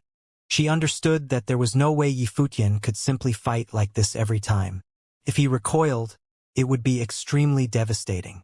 I have witnessed Emperor Qua's lineage today, and I believe that you, Lord Yi, have earned the late Emperor's approval. We of the 9 tribes have always belonged to Emperor Qua. As such, the Nonli tribe is willing to submit to you, and to aid you in bringing the former glory of Emperor Qua's era into reality again. The leader of the Nonli tribe made his decision right there and then. The expression on Zhu Kong and the rest's faces were extremely gloomy and ugly. Out of the top figures of the 9 tribes, 1 had been killed by Yi Futian. 8 of the top figures remained. With the Nonli tribe leader and the Vermilion Bird tribe leader submitting to him, 4 tribes were choosing to side with Yi Futian and acknowledge his place as the successor to Emperor Qua. They were willing to work with him. The powers of both sides were almost equal, with 4 tribes standing on each side. No one had anticipated that things would turn out this way. When the 7 tribes led their armies to attack Yifutian, everyone had thought that the battle would be a slaughter. Furthermore, with more and more people joining the fray and ganging up on Yifutian, it seemed as if he had made enemies everywhere. A man's ruin was brought by the wealth he possessed. The relic of Emperor Qua that Yifutian had should have been his downfall. However, no one could have anticipated what had transpired. The forces on Yifutian's side were actually growing stronger. Furthermore, Yifutian had tapped into the will of Emperor Qua and come to possess some extremely formidable combat abilities. Everyone present understood that, if not for Yifutian putting up such a show of force, he would have never gotten 2 other holiness of nirvanas to switch sides. The Vermilion Bird tribe leader fought with Zhu Kong. At the same time, the Nanli tribe leader headed straight for Zhonglu. The Bailey tribe leader fought with the Raven tribe leader, while Wu Yong turned his attention at the Zhu tribe leader. Wu Yong began walking toward his opponent. The upcoming battle was no doubt going to be a civil war between the 8 tribes. Regardless of how the battle would end, one thing was clear: the 9 tribes of Emperor Qua would be no more. There would definitely be one side reigning supreme after this fight. The balance of things that had been maintained for ages was about to shift completely. All of this was due solely to the presence of Yifutian. However, no one knew yet if it would be the Zhu clan annexing the Wu clan, or Yifutian leading 9 new tribes to rule over the western region. The raging battles continued to be fought. The Saint King of Gai watched the events unfold with a glum expression. Indeed, nothing had happened as expected. Someone like Yushang had emerged out of Crimson Dragon realm in that generation. There was Yifutian to consider as well. It became apparent that the Xing brothers had met their rivals. Xing Kai, who was in the regional king ranking, might not have been as stressed in this situation. Xing Qiu, on the other hand, had lost to Yushang in the Battle of Crimson River. Both Yifutian and Yushang would have become quite a pair of obstacles in their journeys of cultivation. The Saint King of Gai took one step into the air, heading towards the Emperor Qua's specter without the slightest bit of reservation. It was a show of absolute confidence in his own powers. Gai Huang, you dare to bully a member of the younger generation despite your level of training, and yet you still call yourself a holiness of nirvana? A lazy voice was heard from somewhere in the air. Gai Huang's brow twitched as an elder appeared before him. It was just an unassuming old man. Gai Huang frowned when the old man narrowed his eyes and smirked. The star-plucking saint, Gai Huang said, recalling the name. He condescendingly asked, "So, you have recovered? And you dare stand in front of me again? My injuries are none of your concern. At the very least, I have no problem taking you on." The old man who'd appeared was the star-plucking saint, a figure who was extremely versed in the art of transformation. He was known to be peerless in both transformations and speed. The star-plucking saint. Everyone who was listening to the conversation between these 2 figures shuddered deep down. Yet another legendary figure of the Crimson Dragon realm had appeared. The name of the star-plucking saint was known everywhere. It was also apparent that he was siding with Yifutian. Many wondered when the star-plucking saint had gotten acquainted with Yifutian. The Saint Lord of Zhejiang and Xichon, who was watching from afar, sported glum expressions. They knew that the flames of the Wei belonging to the Shi clan had been stolen by the star-plucking saint. Furthermore, he'd then given the flames to Yifutian. That act led to the scene taking place. If it had not been for the star-plucking saint handing the flames to Yifutian personally, he might not have participated in the event, which in turn meant that he would not have entered the ancestral land of the 9 tribes and acquired the lineage of Emperor Qua. As such, it could be said that the star-plucking saint was the one who had single-handedly brought forth what was happening. First, he handed the flames of the Wei to Yifutian.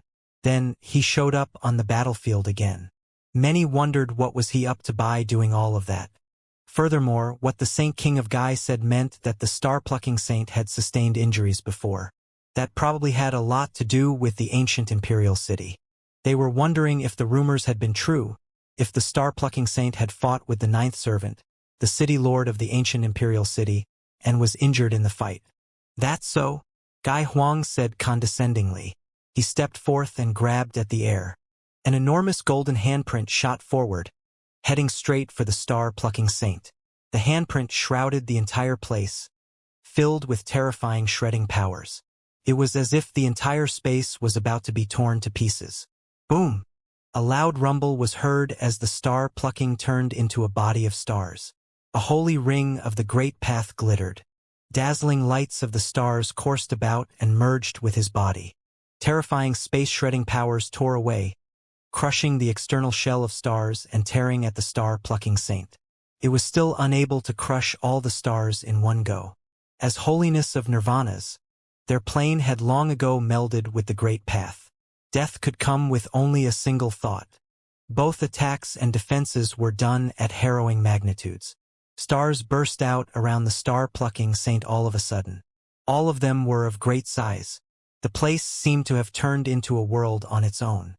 Rumbling noises were heard as extremely harrowing powers were born, causing even people standing quite far away to tremble. As implied by his name, the star-plucking saint was able to pluck stars with his hands. Boom! Gai Huang zipped past in the air, ready to escape the place right there and then. The star-plucking saint extended his hand and grabbed at the air. The entire vast area seemed to be literally within his grasp. His body disappeared unbelievably quickly. It was worth noting that the star-plucking saint was peerless when it came to speed. Boom! Both figures moved at extreme speeds, arriving high above the sky right from the ground within the blink of an eye. The Saint King of Gai's plane made it so that he was able to traverse extremely vast distances within a moment. However, when he reached his destination, he still found the stars all around him. Gai Huang glared at the star-plucking saint and said, "So, by plucking the stars with your hands, you can get the world in your palm. Not bad. You've apparently heard of what I'm capable of. If you're interested in becoming my student, I could teach you," the old man said with a smile, sounding unbridled. "You lost at the hands of the renowned ninth servant, yet you are offering to be my teacher." Gai Huang jabbed sarcastically. Boundless golden lights burst through the air, shooting all around his surroundings. "Why are you bullying a kid?" The old man smirked without care. He waved his hand around and an enormous star appeared, seemingly conjured by the great path itself.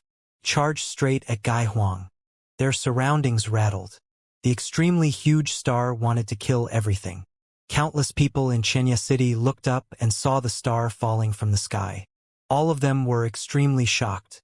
The star-plucking saint and the Saint King of Gai were both top-notch figures known throughout the Crimson Dragon realm. The battle between them was nothing short of horrifying.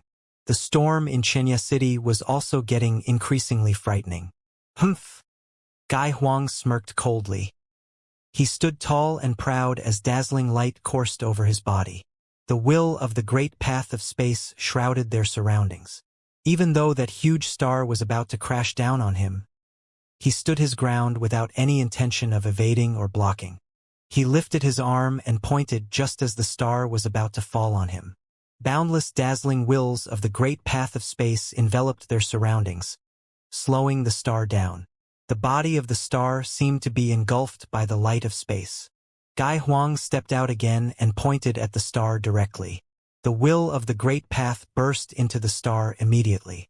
Boundless dazzling lights caused the star to emit a blinding brilliance, crumbling apart with a loud rumble. The star-plucking saint was unfettered as he looked on calmly. He then waved his hand, causing all the stars to fall toward Gai Huang like comets. Gai Huang's body looked quite puny and insignificant when compared to the vastness of the area of stars around him. That attack, the hearts of the people watching raced. The aura of both men fighting high above in the air felt stifling to all of them. There was hardly anyone paying to the other battles happening below by then. Yushang and many others who were not fighting were ignoring everything else. However, at that moment Yushang turned to look in another direction. Xianxia sensed something from far away. He frowned when he noticed Yushang glaring at him. Yushang's stout frame burst into the air at the very next moment. Rumbling noises were heard all over the place.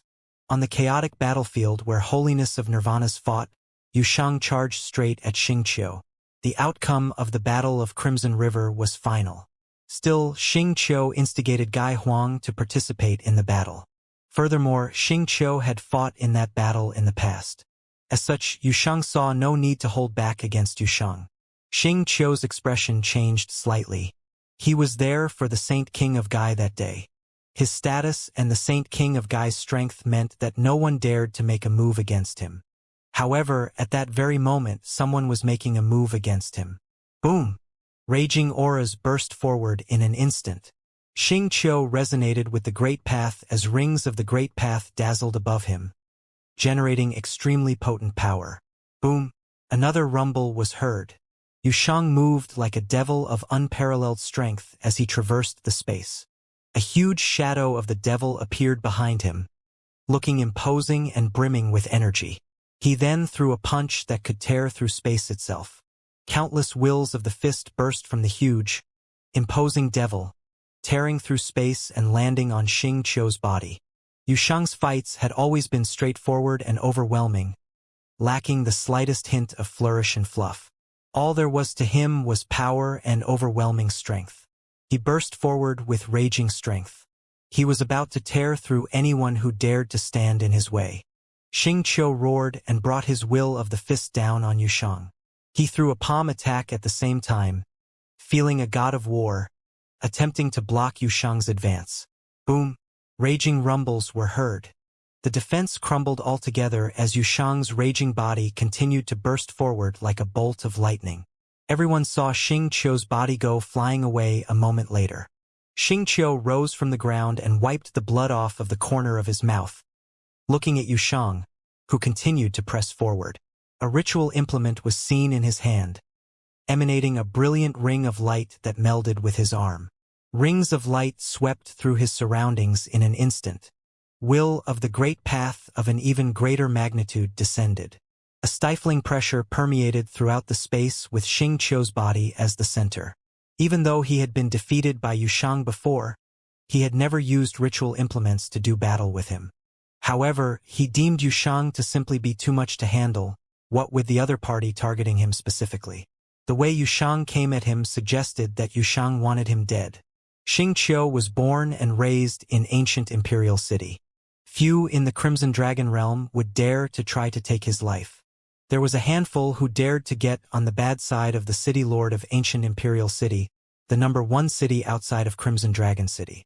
However, Xianxia could feel that Yushang was simply a lunatic and an absolute exception. He had trained in the regional palace and was ranked in the regional king ranking. The fact that he was daring to pull something like this off was insane.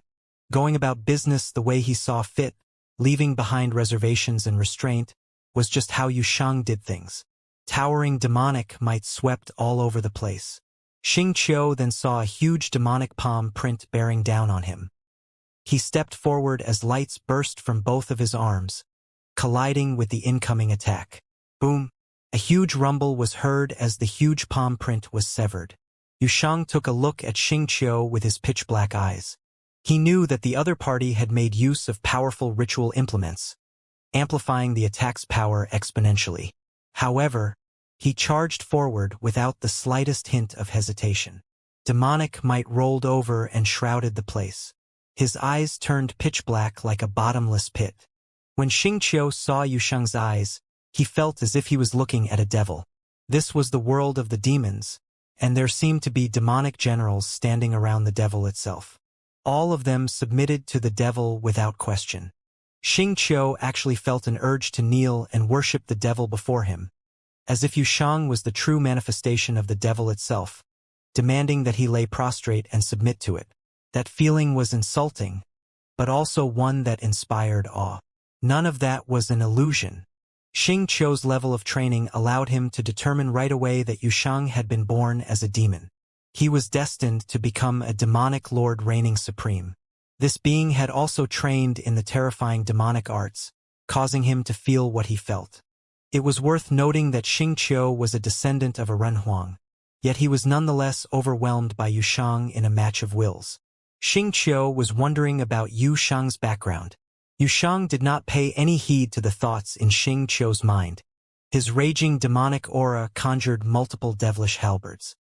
He then roared and brought the halberds tearing through the air with overwhelming might. Every single halberd streaked through space and caused a series of sonic booms. Their devastating might as they streaked through the air inspired nothing but dread. Xianxia also roared and took his battle form, stepping out and clashing with the attacks. He had already brandished his ritual implement. There was no way he could simply back away. Furthermore, there was nowhere for him to back away to. Both men fought ferociously. Countless pairs of eyes turned to look at the battlefield where the two of them fought. The battle between Yushang and Xianxia was not even remotely as astonishing as the one going on up in the sky, where the star-plucking saint and the saint of king were fighting. The power being wielded on both battlefields were of different orders of magnitude altogether, but both Yushang and Xianxia were extremely renowned members of the younger generation nonetheless. They would probably become figures like the Saint King of Gai or the star-plucking saint in the future. Yushang might become stronger than both of them in the future. He was, after all, ranked in the regional king ranking. Anyone at his plane who ranked on the regional king ranking was considered a nigh-invincible being. Even the likes of the star-plucking saint and the Saint King of Gai had never made it into the regional king ranking. Such was the testament to the difficulty of getting ranked in the regional king ranking. At present, including Yushang, there were only 18 saints ranked in the regional king ranking. The Saint Lord of Juyang took a look at the other battlefields. He flinched at what he was seeing. He had never anticipated that things would turn out like this. He thought that the scene would spiral downwards, devolving into a fight between many for the lineage of Emperor Kwa and the treasure. Xianxia City would have been insignificant in comparison. There was no way Yifutian would have been able to keep what he had gotten intact. Even the members of the 9 tribes would have been able to get rid of Yifutian easily, let alone the many mighty figures from all over the Crimson Dragon realm joining the fray. Even if the forces of Emperor Xia's realm were to join in the fray, unless they were able to mobilize all of the realm's powers, there would be no way for them to keep things in their favor. That was something that would have been impossible to pull off. No one would have anticipated something like this happening right before their eyes. Even the star-plucking saint had made his move, fighting the Saint King of Gai. He was utterly incapable of predicting what would happen from then on out. The outcome of the battle was utterly uncertain. No one knew how things would turn out. He'd once thought that Yifutian would end up dead as a result of this confrontation. It would not have mattered even if he was unable to take the treasure. It was an opportunity, and he saw fit to seize the chance. The consequences didn't matter, even if he failed. However, things had changed. If he were to continue fighting and Yifutian's side emerged as the victor, the consequences would certainly matter, judging by the powers that Yifutian would be able to wield by then. Consequences would actually be very severe for the losing side. Every single holiness of Nirvana who was as powerful as the likes of the Saint Lord of Jiang felt shaken at that moment. All of them hesitated. They couldn't decide if they should press forward or retreat. If they retreated and left Yifutian large, they would have to worry about him coming back to settle the score with all of them. "Father, let's retreat," Shichan said telepathically to the Saint Lord of Jiang from a distance. With events having taken such a turn, there was simply no need to continue fighting. The Saint Lord of Jiang was still hesitating. A figure stood before him. It was Yen Yuan. He was standing guard before the Saint Lord of Jiang. Yifutian, who had taken the form of a god of war of flames, turned around at that moment, looking at the holiness of Nirvana who had ambushed him before. That holiness of Nirvana from Xiang City had arrived with Xiang Nan. He was a mighty figure from Emperor Xiang's realm. He had apparently intended to join the fray without revealing himself, killing Yifutian and taking the treasure of Emperor Kwa for himself.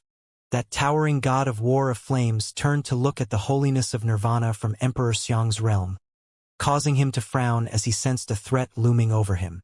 Yifutian summoned the will of Emperor Kwa before the holiness of Nirvana was able to retaliate, conjuring the form of Emperor Kwa.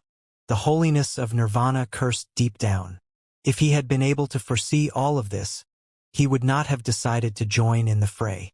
From the looks of the figure's eyes, it was clear that the holiness of Nirvana had been marked. They still had scores to settle from the last round. During the battle between the forces of Emperor Xia's realm and Emperor Li's realm, Xianxia had brought people to Xianxia City, seemingly to threaten Yi Futian. At that moment, it was a case of scores piling up on top of each other. Xianxia, who was far away, seemed to notice what Yi Futian was up to. He frowned. Yi Futian, at that moment, was no longer himself. He had summoned Emperor Qua, which posed a grave threat. At that very moment, Yi Futian in Emperor Qua's form turned into the divine eyes of the sun, casting a gaze that caused the holiness of nirvana from Xiang City to feel as if he was being engulfed by a dazzling sun. The rays of the sun rained down as flames of the way descended, burning him to nothingness. Boom! A loud rumble was heard as lightning crackled overhead. His body zipped by like a bolt of lightning. Yi Futian was the only one who knew what he was getting himself into. The pressure of summoning a being like Emperor Qua at his current plane was immensely stressful. The greater the powers that he wielded, the greater the burden it was on him. It was as predicted by many. Any mishap could easily cause him to be destroyed by the recoil. That was why he'd allowed the Vermilion Bird tribe and the Nonli tribe to side with him. If he was able to kill everything before him without restraint and suffer no repercussions, he might have actually done so. However, he knew that, even though summoning the will of Emperor Qua had given him formidable powers, at the end of the day, those powers were not his to keep. At the very least, he needed to leave some holiness of nirvanas behind to serve as deterrents to people eyeing the lineage of Emperor Qua. At that moment, he cranked the powers into a frenzy. The sky and the earth scorched red-hot. The fire spirit orb in his body emanated brilliant light. The flames of his surroundings howled as if they were burning like the sun. Countless people looked at Yi Futian and felt rattled to the core. That power was nothing short of harrowing. Let's get out. The holiness of nirvana from Xiang City sensed how terrifying that power was. He then shouted at Xianxia and the others, "Your Highness, let's go." Some mighty figures made a snap decision and took Xianxia away. Xianxia's expression changed somewhat and he looked very glum. He couldn't believe that he was about to run away. He turned around and looked at the battlefield, finding an enormous face appearing in the sky. It was the face of Emperor Qua. An arm descended from above. The boundlessly huge arm seemed to be a manifestation of flames of the way. It blocked out the sky and swatted at the holiness of nirvana. That mighty being roared. His entire body was clad in lightning as he burst through the clouds. Brilliant light burst from his body as he moved faster than a bolt of lightning. Still, that destructive will was getting closer. Boom! A huge pillar of lightning shot into the sky, tearing everything apart. The extremely huge flaming hand clapped down from above, causing rumbles to be heard everywhere. The beam that shot into the sky clashed with the flames. The beam had actually torn an opening in the hand from above, intending to disintegrate the attacking hand. The hand of flames continued to solidify, scorching the sky red-hot like fire from lava. It continued to press downward, overpowering the pillar of lightning by sheer brute force. Get lost! The holiness of nirvana roared. His body burst with 9 dazzling beams and blasted at the power that was pressing him down. That scene was extremely harrowing. The spirit orb in Yi Futian's body burst with extremely formidable powers, causing Emperor Qua's body to resonate with his surroundings. Raging fires were brought forth with a rumble. The 9 beams of lightning transformed into beams of lightning and fire, burning together with the conjured flames. Intense flames scorched the sky in an instant. The holiness of nirvana from Xiang City looked despaired as he said, "Please have mercy, Lord Yi." Boom! Terrifying powers washed over the area. Eerie shrieks were heard as the holiness of nirvana was flooded by the destructive light. No! Xianxia, who was running, turned around just in time to witness the harrowing scene. His face was ashen. How could this have happened? The holiness of nirvana, who had followed him from Emperor Xiang's realm, had died in Xianxia City. "Your Highness, let's go." The mighty ones at Xianxia's side took him and continued moving forward. Despite being a considerable distance away from the city lord's office by then, the flames on top of their heads remained. The sky above Xianxia City had been tainted red. It seemed that they would only be safe if they left Xianxia City. Xianxia turned around to look at the face in the distant sky. His expression was bone-chillingly cold. Yi Futian had killed their holiness of nirvana. The Xiang city was still backed by Emperor Xiang's realm, meaning that it was still, without a doubt, an imperial realm. Even if Yi Futian was able to tap into Emperor Kua's will, he was nonetheless still at the proving holiness level. However, he dealt the killing blow without hesitation, killing a holiness of nirvana from Emperor Xiang's realm in Xianxia city. A holiness of nirvana was of extreme importance to their respective imperial realm. Without that one holiness of nirvana around, Emperor Xiang's realm would not be able to keep Xiang city in the Crimson Dragon realm intact, unless Xiangnan was to assign another holiness of nirvana from Emperor Xiang's realm. However, he would lose all face in the imperial court back home if he were to do so. His father would probably be immensely disappointed with him. Xiangnan's fists clenched at that thought. He looked increasingly grim. He vowed to get revenge for what had happened. Everyone around the city lord's office had seen yet another holiness of nirvana die. All of them were incredibly shaken. That was a holiness of nirvana after all. While there were indeed many holiness of nirvanas found in the Crimson Dragon realm, the realm itself was not so big that the loss of one was insignificant. Furthermore, the Crimson Dragon realm itself was the primary realm of the Crimson Dragon region, where powerful figures from all the realms gathered. Even so, holiness of nirvanas were still at the pinnacle of powerful beings.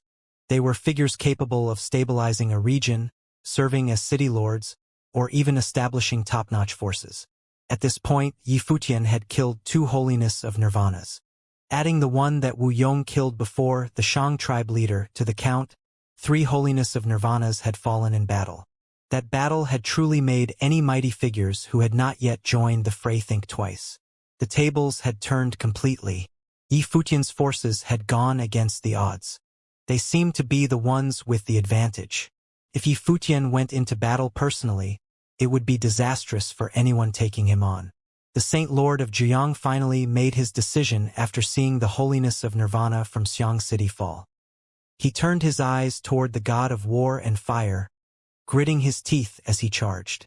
Yan Yuan wanted to stop him, but he quickly realized that the Saint Lord of Jiang was not heading toward Yi Futian. Instead, he was heading towards another battlefield. He was heading toward the battlefield where Wu Yong was fighting the Zhu tribe's leader. However, Yan Yuan nonetheless made a move and followed him, concerned about the Saint Lord of Jiang acting against Wu Yong. Extremely dazzling rays of the sun appeared. The divine body of 9 suns form taken by the Saint Lord of Jiang burned brightly. His body seemed to be a manifestation of the sun itself. Boom! The space rattled as he threw a punch, as scorching as the sun itself. 9 suns shone brilliantly as they bombarded someone. The aura bursting from Yan Yuan was terrifying as it tried to stop the Saint Lord of Jiang's attack. However, he was baffled by the target of the Saint Lord of Jiang's attacking, causing him to pause and cease interfering. In yet another area of the battle, the Zhu tribe leader's face changed. He was fighting full force against Wu Yong and was the one at an advantage. Wu Yong had not made a breakthrough yet. Despite receiving help from Yi Futian and inheriting the lineage of Emperor Kua, he was unable to process the powers enough to enhance his combat prowess. However, when both men were still locked in an intense battle, a formidable sense of crisis looming over the Zhu tribe leader, he turned around immediately, intending to leave the battlefield. But Wu Yong quickly took the form of divine eyes of the sun and threw his arms out, blocking his way. "Get away from me!" The Zhu tribe leader roared as he clashed with Wu Yong. He was sent reeling back again. However, at almost the very same moment, the dazzling fist will of the sun came down. The scorching heat of the sun quickly engulfed him. The Zhu tribe leader turned around, intending to retaliate, but his arm was still being penetrated by the incoming fist will, hitting him hard on the chest. He felt as if his chest had been punched through by the flames at that instant. At that very moment, he sensed another looming danger behind him. Wu Yong saw no sense in letting the opportunity slip through his fingers. He threw a handprint down on the Zhu tribe leader's head. At that very moment, the Zhu tribe leader felt as if his entire body had been set on fire. He let out a terrified shriek. The Saint Lord of Zhuyang did not stop there. He launched another fist shortly after, preventing the Zhu tribe leader from recovering. The Zhu tribe leader glared at the Saint Lord of Zhuyang. His eyes were filled with intense hatred. As the leader of the Shi clan, the Saint Lord of Zhuyang was a renowned figure in Jianmu City. However, the Saint Lord of Zhuyang had switched sides during the battle, ambushing the Zhu tribe leader and trying to kill him. The Zhu tribe leader hated him for that. Boom! Raging flames swept into the Zhu tribe leader's body, burning and killing him right away. The fourth holiness of Nirvana perished in the battle that day. Yan Yuan watched the scene unfold from the side and looked at the Saint Lord of Zhuyang. He'd thought previously that the Saint Lord of Zhuyang would have attacked Wu Yong. However, things had turned out to be completely opposite, as he'd chosen to help Wu Yong by killing the Zhu tribe leader instead. It was apparent that the Saint Lord of Zhuyang behaved like some of the Western region's tribe leaders, betraying their allies and switching sides on the fly. Furthermore, he did not simply give up and leave. He'd opted instead to land a killing blow out of nowhere, thereby adding yet another holiness of Nirvana to Yi Futian's kill list. He was extremely decisive. His method was extremely brutal. Countless people who were watching from far away were shocked by the scene. What the Saint Lord of Zhuyang had just pulled would probably be used against him in the future. However, the decisiveness and brutality he'd shown had no doubt served as the best way for him to get out.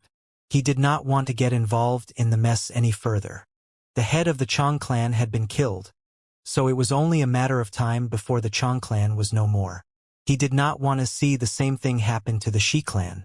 City Lord Yi, I participated in today's battle out of greed, and I have atoned for my mistakes by killing a holiness of Nirvana for you. I hope you will forgive what I did today. When the dust settles in Xianxia City, I shall get someone to visit you again, the Saint Lord of Zhuyang said with a brimming voice as he looked at Yi Futian. He was actually rather unlucky. Yi Futian had summoned Emperor Qua before he was even ready to truly make a move against Yi Futian. He would not have gotten himself in this mess if he'd known things would turn out this way. Yi Futian looked at the Saint Lord of Zhuyang and thought about what he'd done. They'd acted extremely decisively when the opportunity had arisen to take Emperor Qua's lineage for themselves. Now that the opportunity was no more and the tide had turned, this man had turned around and killed the Zhu tribe leader instead. With that, the game was set. The Western region's tribes were no longer able to cause great disruptions. Furthermore, he knew that Yi Futian would continue to get rid of the remaining opposing tribes. As such, the Shi clan would be able to get out in one piece. You despicable son of a bitch, Zhu Kong berated. His voice was cold. The Saint Lord of Zhuyang was, after all, a renowned figure. He'd never expected the Saint Lord of Zhuyang to pull off something so despicable. The Saint Lord of Zhuyang turned to look at Zhu Kong with a plain look, thinking that Zhu Kong and the rest of his gang were not any better for showing up just to rob Yi Futian of Emperor Qua's lineage. The two of them were having the same thought patterns. They had each only considered what was in their own best interests. I shall take my leave. Seeing that the Saint Lord of Zhuyang was not going to bother replying, he cupped his hands and excused himself, then turned around and flew away. The Saint Lord of Zhuyang then headed towards the mighty figures of the Shi clan and said, "We shall head home now." They did not stay around to watch the rest of the battle so that Yi Futian would not think that they were simply there to observe how things would turn out. Instead, they took the chance to leave immediately instead. The game was set, and the outcome of it would be heard soon enough. As the Saint Lord of Zhuyang had speculated, due to his defection and the death of the Zhu tribe leader, the outcome of the battle was already foreseeable. On the first day of year 10,025 of Divine Prefecture calendar, the 7 tribes of the Western region appeared in a great show of force. The Saint King of Gai and many other top figures came to attack Xianxia City, yet they failed to take the place. Furthermore, for holiness of Nirvanas perished in the battle that ensued. At present, Zhu Kong and the others were no longer able to turn the tables around. Their fates were sealed. Wu Yong stepped away after the Zhu tribe leader was dead, helping the Vermilion Bird tribe leader fight Zhu Kong. At present, there were only 3 holiness of Nirvanas left at Zhu Kong's side: the Zhu clan, the Zhong tribe, and the Raven tribe. All the others had either defected or died. No one had foreseen any of that before the battle broke out. Boom! A rumble was heard. Zhu Kong blasted with his hand and then retreated at great speed, not giving Wu Yong any chance to get close. He then yelled, "Retreat!" He understood that the game was set by then. The chance of turning the tables was nearly non-existent. The 9 tribes of the western region intended to take back Emperor Kua's lineage and the secret treasure of Emperor Kua that Yi Futian had inherited. But the endeavor was destined to fail. Worse still, they paid an extremely heavy price for the endeavor. Yi Futian and the tribes that submitted to him would probably not let them go. Between the 2 sides of the 9 tribes, it was destined that one side would disappear from Crimson Dragon Realm for good. The Zhong tribe and the Raven tribe retreated and left as well. It was apparent that they knew they were no longer able to turn the tide. The opportunity to get Emperor Kua's lineage was gone. Emperor Kua's form that Yi Futian had taken remained standing tall in the sky, but he did not pursue the ones that ran away. He knew how things were at the moment. The stress that he was enduring at the moment was no longer worth fighting any longer. The battle between the Saint King of Gai and the star-plucking saint high up in the air was still incredibly terrifying. The stars completely surrounded them. The intensity of that battle exceeded any of the others fought between the holiness of nirvanas. It was apparent that the powers of both men were of considerably higher than the other holiness of nirvanas. In truth, the Saint King of Gai was unable to do anything to turn the tide so long as the star-plucking saint was around. Worse still, Xianxia was having a hard time below. Yushang's raging bursts of attacks caused Xianxia's aura to continuously weaken, despite Xianxia having brandished a ritual implement to aid him in the fight. One stunning attack after another caused Xianxia to feel like he was about to crumble. A loud rumble was eventually heard. A large handprint landed on Xianxia's body, intending to break him apart completely. PFFTT. Blood spilled from Xianxia's mouth as his limp body was sent flying. However, Yushang refused to let him go easily. A terrifying power of will burst from Xianxia's body at that moment. The power of will overwhelmed everything around him. Yushang immediately sensed an intense pressure when he drew near. Xianxia's eyes seemed to have changed. There seemed to be another aura coming from his body that was extremely terrifying. Yushang glared at his opponent. His eyes seemed to penetrate the other party, seeing yet another scene within. A figure was standing with his hands behind their back inside a tall, magnificent city, glaring at him with imposing, overbearing eyes, as if the entire space was looking down at him. It was none other than the number 1 city outside of Crimson Dragon City. The number 1 city of Crimson Dragon City, the ancient imperial city. The 9th servant stood with his hands behind his back at the tall, majestic palace within the city lord's office. His sharp, imposing eyes gazed forward.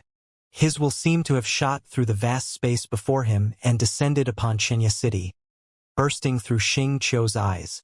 The 9th servant was lauded as the number 1 city lord outside of Crimson Dragon City, so much so that he was even known to be the number 1 figure below Renhuang and half a Renhuang. That was a plane like no other. However, to the 9th servant, he had only someone per his namesake, a servant. Xing Kai and Xing Qiu were both the young masters he served. The 9th servant's greatest wish in his life was to see both of his young masters make it into Renhuang Plain. He was extremely concerned about the safety of Xing Kai and Xing Qiu, much more than other Renhuang would have only their offspring.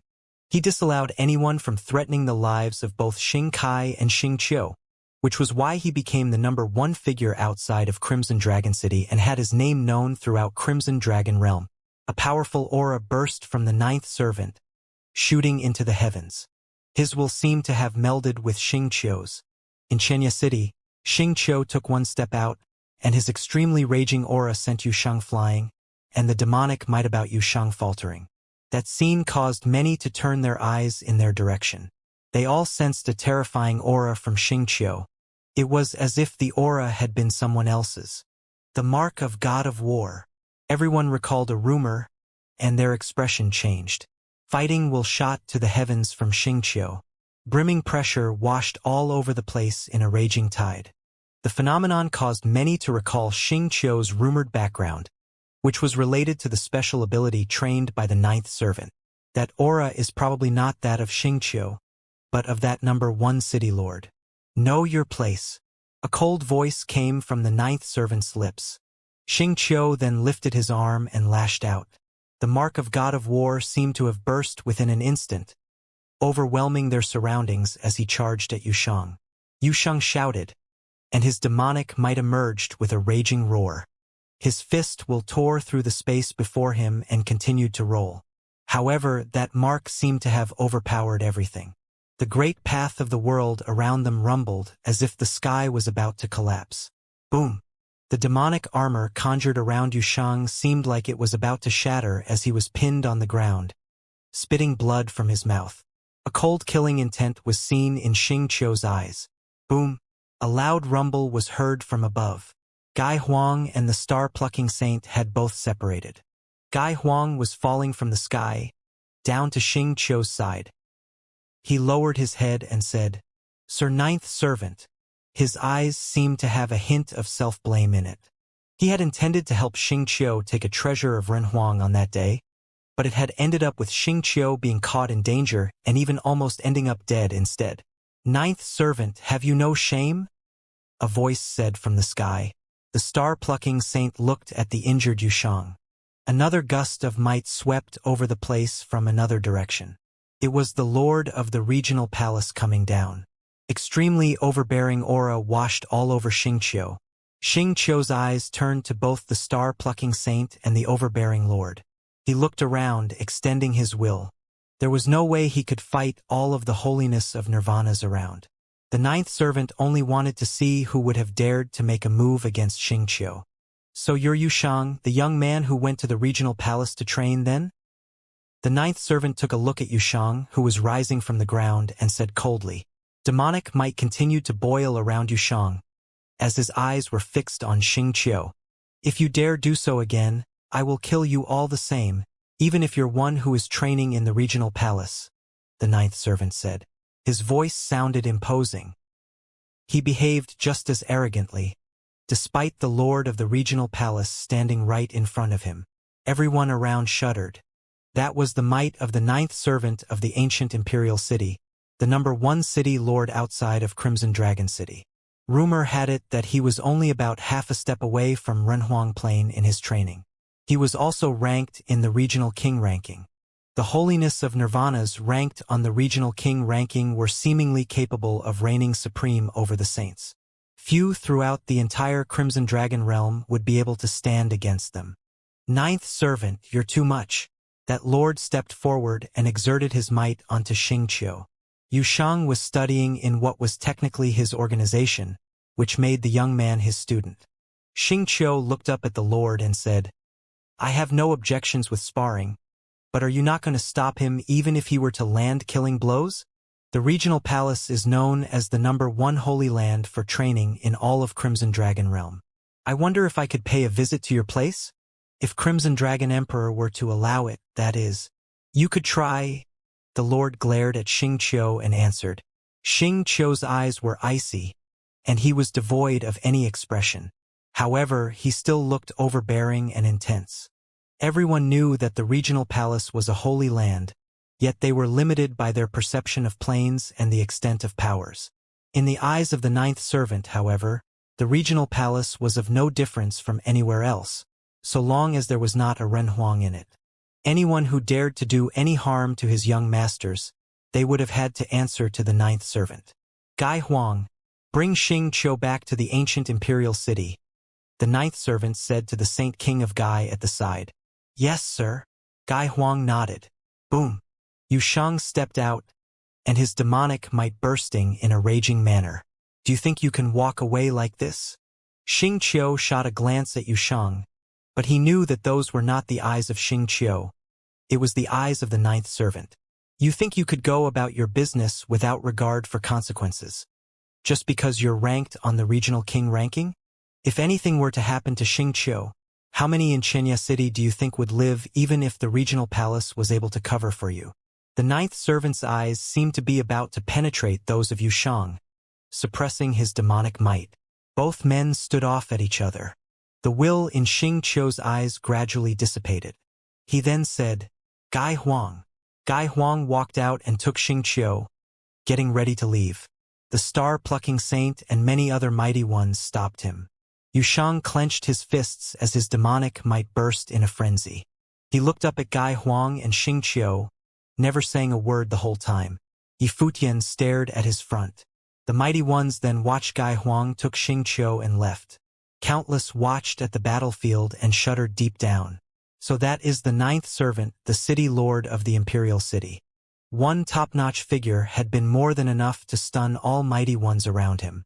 The lord of the regional palace came before Yushang, seeing that the demonic might around Yushang had yet to dissipate, showing that he was incredibly frustrated. However, Yushang did not make a move the entire time and watched those two leave.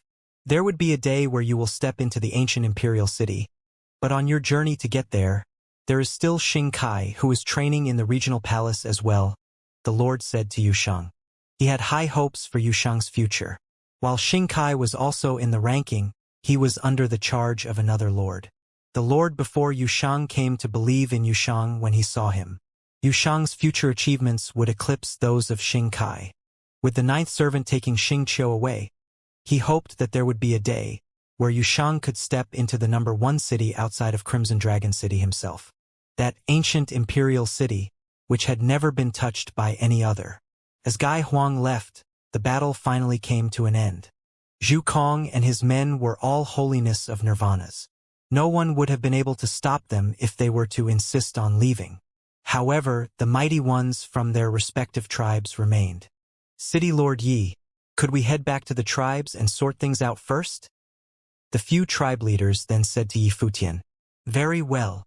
Yifutian nodded. The 9 tribes were in a mess at present, and there was a need for those people to sort out the mess. Everyone flashed and left.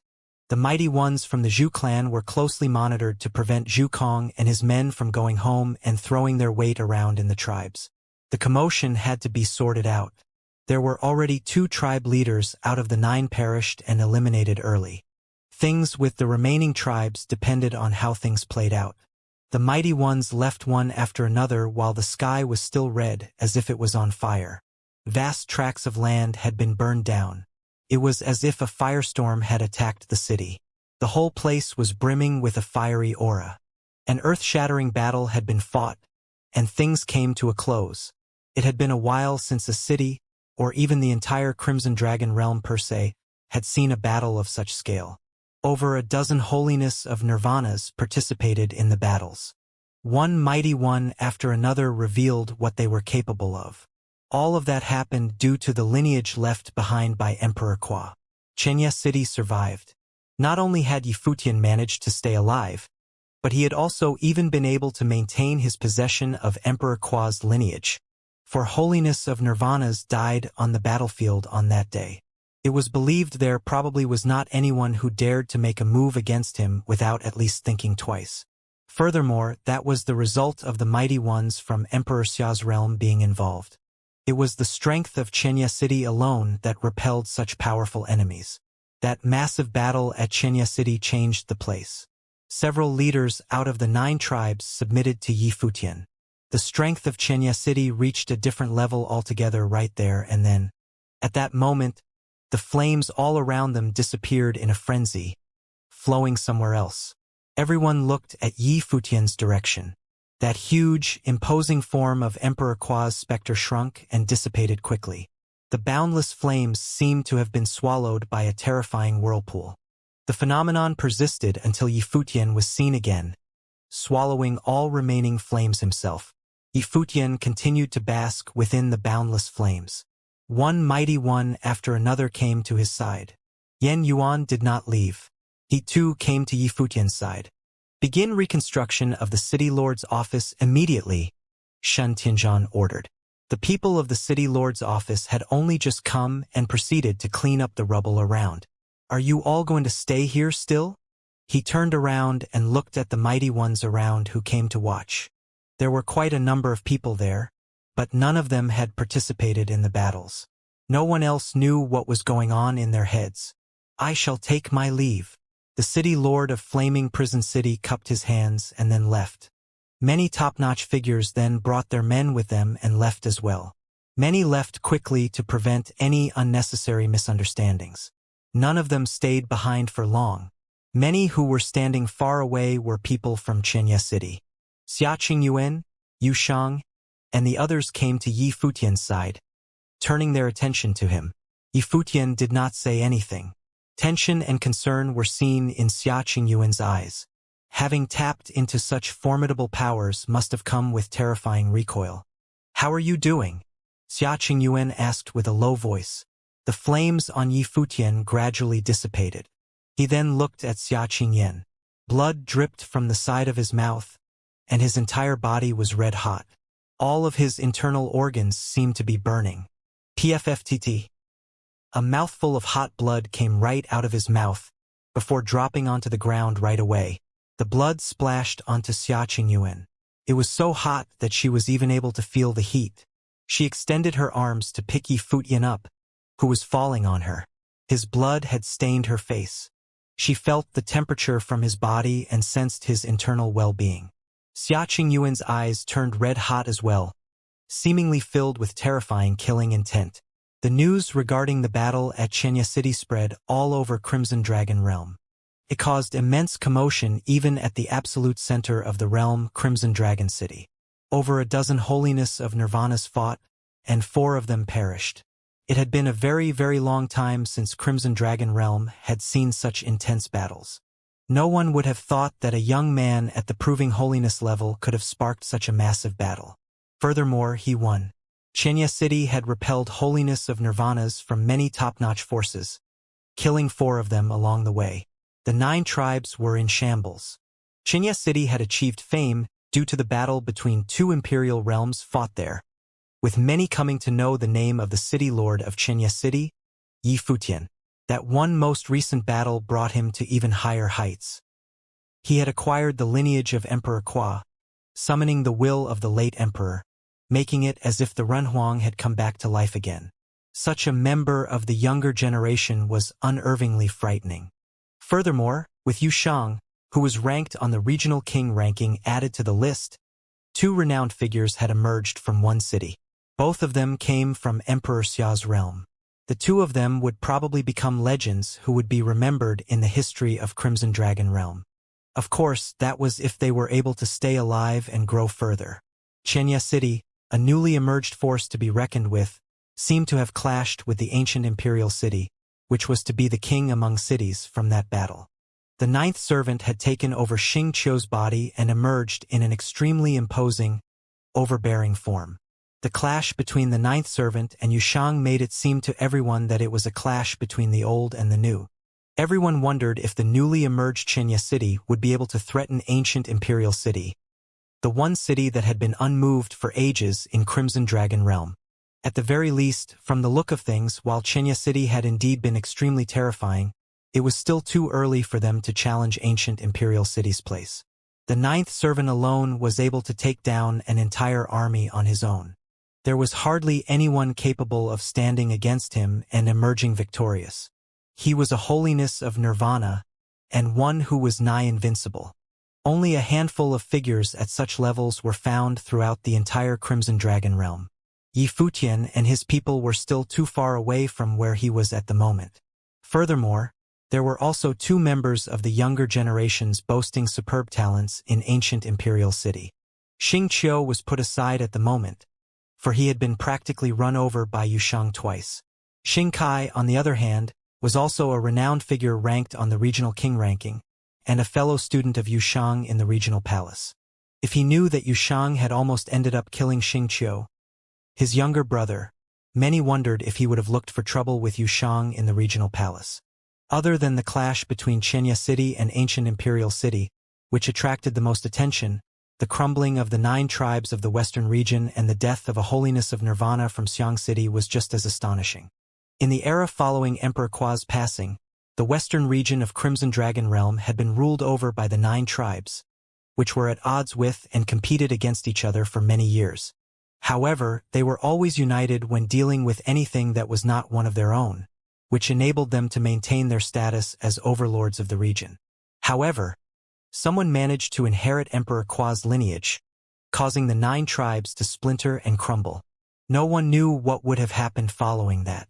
As for the death of a holiness of Nirvana of Xiang City, many wondered what Emperor Xiang's realm would have thought of it. It was said that after Xiang Nan returned to Xiang City, he brought his men with him and left. It was speculated that he had probably returned to Emperor Xiang's realm. Xiang Nan had, of course, been worried about Yi Futian taking revenge. Yi Futian had dared to kill a holiness of Nirvana from Xiang City, after all. There was no telling if Yi Futian would go to kill him next. Without a holiness of Nirvana stationed at Xiang City, there was utterly no way Xiang Nan could have resisted Xianxia City. There were several holiness of Nirvanas at Xianxia City.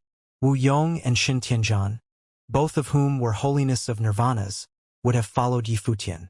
As for the possibility of Emperor Xiang's realm amassing mighty ones to take revenge, it remained an unknown. That was probably not something Xiang Nan would have been able to decide. A formidable battle with far-reaching consequences ushered in year 10020 of Divine Prefecture calendar. It seemed that the year would not have gone by in peace. It was also probably a sign signaling the rise of legends of another generation. Time passed, and the city lord's office of Xianxia City was restored. The place had seen many troubles since Yi Futian came, and that was something rare on its own. There was probably no city lord's office in any other city that had seen so many troubles within such a short period of time, being destroyed and rebuilt again and again. Yi Futian was still asleep in his bedchamber in the palace. Su Chehan and Little Butterfly were at Yi Futian's side, checking on the extent of his injuries, while Lulan Shui was helping out at the side. "How is he doing?" Xia Qingyuan asked Su Chehan. While Su Chehan's plane might not have been high, he had learned the way of medicine from St. Jiang later, and Little Butterfly was quite knowledgeable as well. "It is a miracle that he is alive. If it had been someone else, I'm afraid," Su Chehan said with a low voice. "But then again, there is no need to worry too much, Princess. His self-repair functions are extremely formidable. While the flames have scorched all his meridians and internal organs, they are regaining life bit by bit."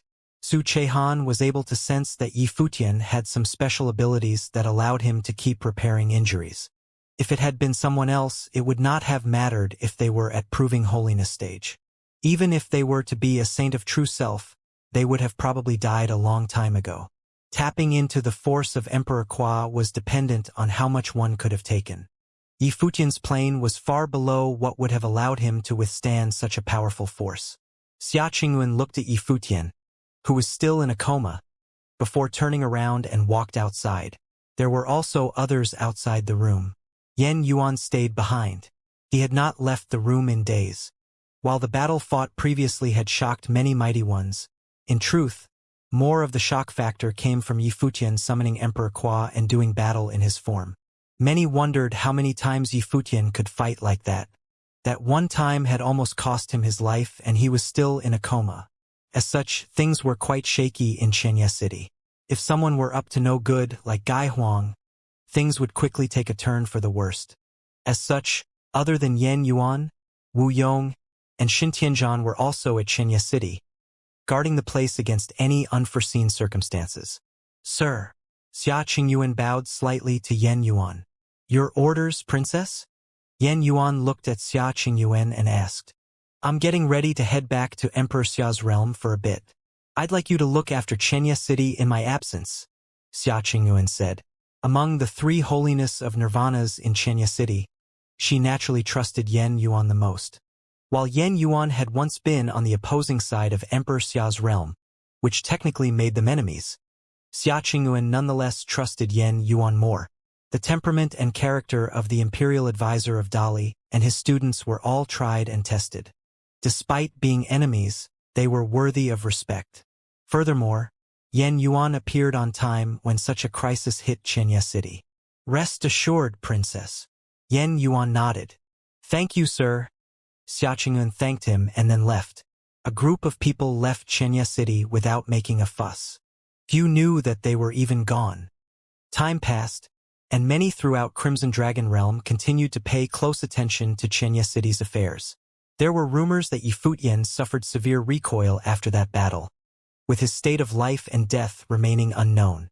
He had yet to make it through. Xia Qingyuan had probably returned to Emperor Xia's realm to get someone to treat him. Some claimed that Yi Futian would never rise again. Recoil from a feat as formidable as tapping into the will of Emperor Qua and bringing such levels of combat prowess to bear would have terrifying consequences. Yi Futian might have even paid the price with his life. Countless continued to keep a close eye on Yi Futian despite the rumors. If Yi Futian were to perish, there would be yet another storm waiting to come. Everyone saw how things would turn out at the moment. The western region was anything but peaceful throughout the entire period. The Zhu clan, the Zhong tribe, and the Raven tribe were allied, fighting against the Nanli tribe, the Vermilion Bird tribe, and the Bailey tribe, which had joined hands. Several battles had been fought between both sides. There had been many casualties, and yet, none had been able to best the other. The Zhu clan was waiting for news as well, hoping that Yi Futian would never come to this time. The alliance would have naturally come apart in that case. With Yi Futian still around, the three tribes allied with him still had hope in the future. If Yi Futian were to emerge fine, Zhu Kong and the rest knew that it would spell disaster for them. However, none of them escaped. All three tribes were huge and their industries vast. There was no way they could have all just migrated elsewhere. While Crimson Dragon Realm was a huge place, it would still be near impossible to move three tribes of such massive sizes elsewhere. That was unless all of them were to leave Crimson Dragon Realm and move to other realms. The option was not one they deemed acceptable, however. At present, all they were able to do was to continue to pressure the other three tribes, trying to take the other side down as soon as possible. The alliance of the three tribes around the Zhu clan remained in advantage. The powers of Zhu Kong and Zhong Lu were more powerful, after all. As long as they were able to defeat the other three, Yi Futian could have hardly posed a threat to them, even if he were to awaken. On that day at the Nanli tribe, massive numbers of mighty ones were in the air. Castles were everywhere below, and members of all 6 tribes were fighting there. We of the 9 tribes have always been of one entity, yet you people choose to submit to an outsider and forsake the alliance of the 9 tribes. Zhu Kong stood tall in the sky, and a brilliant light burst from his body. He then added, "If you remain headstrong and foolish, then this battle will never cease. If you remain ignorant of the alliance between the tribes, then we shall do everything and use any means necessary to crush you." To Zhu Kong and his people, time was running out, and they needed to settle things as quickly as possible. "Zhu Kong, if you confess to your crimes and ask for forgiveness in Xianxia City, City Lord Yi might still probably pardon your crimes." The Bailey tribe leader then added, "We of the 9 tribes invited people all over Crimson Dragon Realm to enter the ruins. It was fate that Yi Futian inherited the lineage. It is also the will of Emperor Qua. From how he performed in Xianxia City, he might just become yet another Emperor Qua in the future. Why stick to the old ways and succumb? I, Zhu Kong, shall never submit to another," Zhu Kong said proudly, his voice reverberating throughout the entire area. He then looked at the ones below and asked, "We are the 9 tribes. Are you telling to submit to an outsider?" He suddenly sensed something when he spoke. He turned his head around and looked. "That's so?" A voice was heard from the sky. Many sensed the vast, undeniable pressure coming down on them. A figure appeared all of a sudden before long. It was as if a celestial army had emerged from the heavens. Their pressure was felt throughout the entire region. An extremely beautiful woman stood in the midst of those mighty ones. It was none other than Xia Qingyuan, princess of Emperor Xia's realm. Emperor Xia's realm. Zhu Kong then looked at the top-notch figures at her side. His expression turned extremely grim within seconds. Xia Qingyuan had asked for reinforcements from Emperor Xia's realm. Furthermore, there were several holiness of nirvanas. On this day, any who refuses to surrender shall be eliminated with extreme prejudice. Xia Qingyuan's voice was icy. "Refusing to submit to another, you said?" Stifling pressure loomed in the air. For holiness of nirvanas from Emperor Xia's realm descended, with 3 being the Swordmaster of Lihen, the Palace Lord of Shenyuan Palace, and the Master of the Jiutian Temple. All 3 holiness of nirvanas were not direct subordinates of Emperor Xia. However, they received the orders and showed up to help nonetheless. There were members of those three major top-notch forces of Emperor Xia following Yi Futian. Emperor Xia asked personally, and Xia Qingyuan had also visited all of them, requesting their aid. There was no way they could have refused. The holiness of Nirvanas, who served Emperor Xia, needed to fend off Emperor Li's realm. The conflict between the two imperial realms continued, and they were unable to be assigned elsewhere. The swordmaster of Lihin and the others would not have been on the trip for long. They would have soon returned to Emperor Xia's realm to guard the realm against a possible invasion from Dali. Zhu Kong, Zhong Lu, and one other holiness of Nirvana turned glum when they saw the others in the air. Xia Qingyuan had returned to Emperor Xia's realm and summoned 3 other holiness of Nirvanas to join the fight. Furthermore, things were different from what was expected before. They all thought that so long as they were able to kill Yi Futian and gain the relics of Emperor Qua, the 9 tribes would be able to reach new heights. Even without Wu Yong around, there were still the other 8 tribes.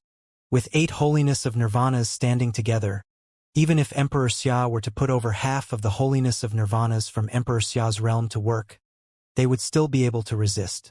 Moreover, the ones involved were more than just the 9 tribes. What took place next was laid out for all to see. The 9 tribes splintered right there and then instead. All the other mighty ones had either died or apologized for their trespassing. Other than those from the ancient imperial city, only 3 tribes were taking the brunt of it all. As such, they had to deal with 3 more holiness of Nirvanas from Emperor Xia's realm and an army before they were able to take down the other 3 opposing tribes. All of that was nothing short of a disaster for them. It was 6 holiness of Nirvanas against 3 by then. Worse still, those 3 tribes were not all that much powerful compared to the opposing 3, and there was no way those 3 holiness of Nirvanas from Emperor Xia's realm could have been weak. It was clear which side would emerge as the winning side by then. The 3 opposing tribes were elated instead. Zhu Kong and his people had been cornering them for quite a while, wanting to stage a showdown. With the forces from Emperor Xia's realm there, everything would have come to a close by then. The 9 tribes of the past were destined to be in history books. The tribes would have emerged in a new form in Crimson Dragon Realm from then on out. Sword will whooshed about in the air. The swordmaster of Lihin lashed out immediately. His sword tore through the air as it came down on Zhu Kong. Zhu Kong sensed the might of that sword and burst in retreat. However, the Vermilion Bird tribe leader quickly rose from below. By then, no mighty ones would have wasted their time talking about rules of engagement. They were all out to take down Zhu Kong and his people. The palace lord of Shenyuan Palace stepped out with the footwork of Shenyuan, placing a lockdown in their surroundings. Their surroundings became stifling, and everyone was able to sense a looming heavenly pressure. He stepped out and headed towards Zhong Lu, the Zhong tribe leader. His steps rattled the skies. Zhong Lu conjured the Chong Lu battle form. All 11 layers burst at the same time. His body became extremely massive, and then he threw a punch at the palace lord of Shenyuan, who was coming down on them.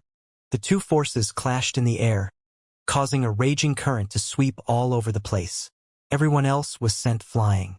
The Nanli tribe leader lashed out at Zhong Lu at the same time. 6 holiness of Nirvanas were taking on 3 of their counterparts. It was 2 against 1 by then, which proved more than enough to hold those outnumbered fighters back. The fighting broke out in an instant. The army of Emperor Xia's realm joined hands with the mighty ones from Nanli tribe, the Bailey tribe, and the Vermilion Bird tribe against those from the other 3. Xia Qingyuan stood high in the air, and there were mighty ones surrounding her for protection. She stared at the battlefield with cold eyes. The incident was caused by the 9 tribes, and that was where it would have ended. The era of the 9 tribes was to end on that very day. There were spectators from afar watching the battle. They felt the skies and the earth were going to break. Their minds trembled violently, and they all knew a storm was coming. Things were about to change for good. "Grandfather, help me!" A shrilled shriek was heard, causing Zhu Kong to be shaken. However, he was being surrounded by swords from the swordmaster of Lihin, and the Vermilion Bird tribe leader was lashing out from the side as well. His hands were full, and things looked dire. There was simply no way he had time to spare for others. Zhu Kong's face turned pale, and he felt rather unsettled. It was more than just his life at stake. It was something that concerned the life and death of his tribe. There was no way he could have just shrugged it aside. Despite having reached the highest of planes, he was unable to become absolutely cold and unfeeling. PFFTT. A sword streaked by, making a gash on Zhu Kong's body. He felt as if his soul had been cut. His face turned even paler as he found that his arm had almost been cut off. You dare ally with outsiders and treat your fellow members of the 9 tribes like that? Zhu Kong shouted as he lashed out at the Vermilion Bird tribe leader. If you still have the interests of the 9 tribes in mind, then you shall heed the final orders of Emperor Qua, the Vermilion Bird tribe leader replied. Zhu Kong was rendered speechless. He was not the only one in a predicament. The other 2 who allied with him were also having a hard time. From outside came faint streaks. Zhu Kong's eyes were reddened, and they did not become like this just from the flames. Yet another flash of the sword streaked through his chest. His clothes were blood-stained, and his face was pale as he let out a frustrated roar. I'm willing to surrender. Cease the fighting immediately, Zhu Kong roared. His voice reverberated throughout their surroundings. Terrifying swords that streaked about stopped moving immediately, hovering around him. The Vermilion Bird tribe leader stopped attacking as well. The other 2 Holiness of Nirvanas knew from Zhu Kong's voice that there was no way to turn the tides. If they were to simply keep fighting, other than ending up dead on the battlefield, their respective tribes would have also been slaughtered. Xianxia was not there to bluff when she brought the army with her. She was truly there to end things. She did not bother showing mercy to her enemies, and every move she had taken was meant to deal a heavy blow on her enemies. The fighting all over the battlefield gradually ceased, then stopped altogether. However, the mighty ones from the overwhelmed 3 tribes were still being surrounded. Everyone was waiting for Xianxia's orders. Countless pairs of eyes looked up at the woman in the air. Her eyes were cold, and her face was emotionless. 7 Holiness of Nirvanas had led the elites from their 7 tribes and descended upon Xianxia city back then, looking grand and marvelous as they were out to kill Yifutian and rob him of his lineage. At that moment, she had the intention to let those 3 tribes feel what her side had felt back then. Cripple them for the time being, Xianxia said coldly. You, Zhu Kong and the others looked up at Xianxia. Their eyes were filled with cold anger, and the aura from their bodies was extremely cold. Resist, and we shall take you people as just pretending to surrender, and we shall kill all of you on the spot without further consideration for surrender. Xianxia's voice was overbearing, giving no chance to those 3 tribes. If they resisted, they would not have another chance to surrender, and they would have been killed on the spot instead. The 3 Holiness of Nirvanas looked extremely glum. They had never suffered greater humiliation before. Furthermore, if they were to be crippled even only for the time being, they would have been akin to meat on a chopping board. They would not have been able to even object to whatever Xianxia would have done to them. They would have been rendered utterly helpless. But then again, there was no option for objection. Xianxia had laid down the word, kill any who resist. The mighty ones from the 3 tribes siding with Emperor Xia's realm shuddered as well. The fight was against Yifutian, and they all seemed to have ignored Xianxia's determination altogether. The genius of a princess from Emperor Xia's realm was still a descendant of a Renhuang, after all. That anger in her was about to cut off all means of escape for the opposing 3 tribes. They claimed to be unwilling to submit to outsiders. And at the moment, it was more than just submitting to outsiders from those 3 losing sides. We have expressed our willingness to surrender. Don't take things too far, princess, Zhu Kong said. Losers have no right to negotiate, dead or alive. The choice is yours, Xianxia retorted in an overbearing manner and did not bother to say more. She then continued, do it.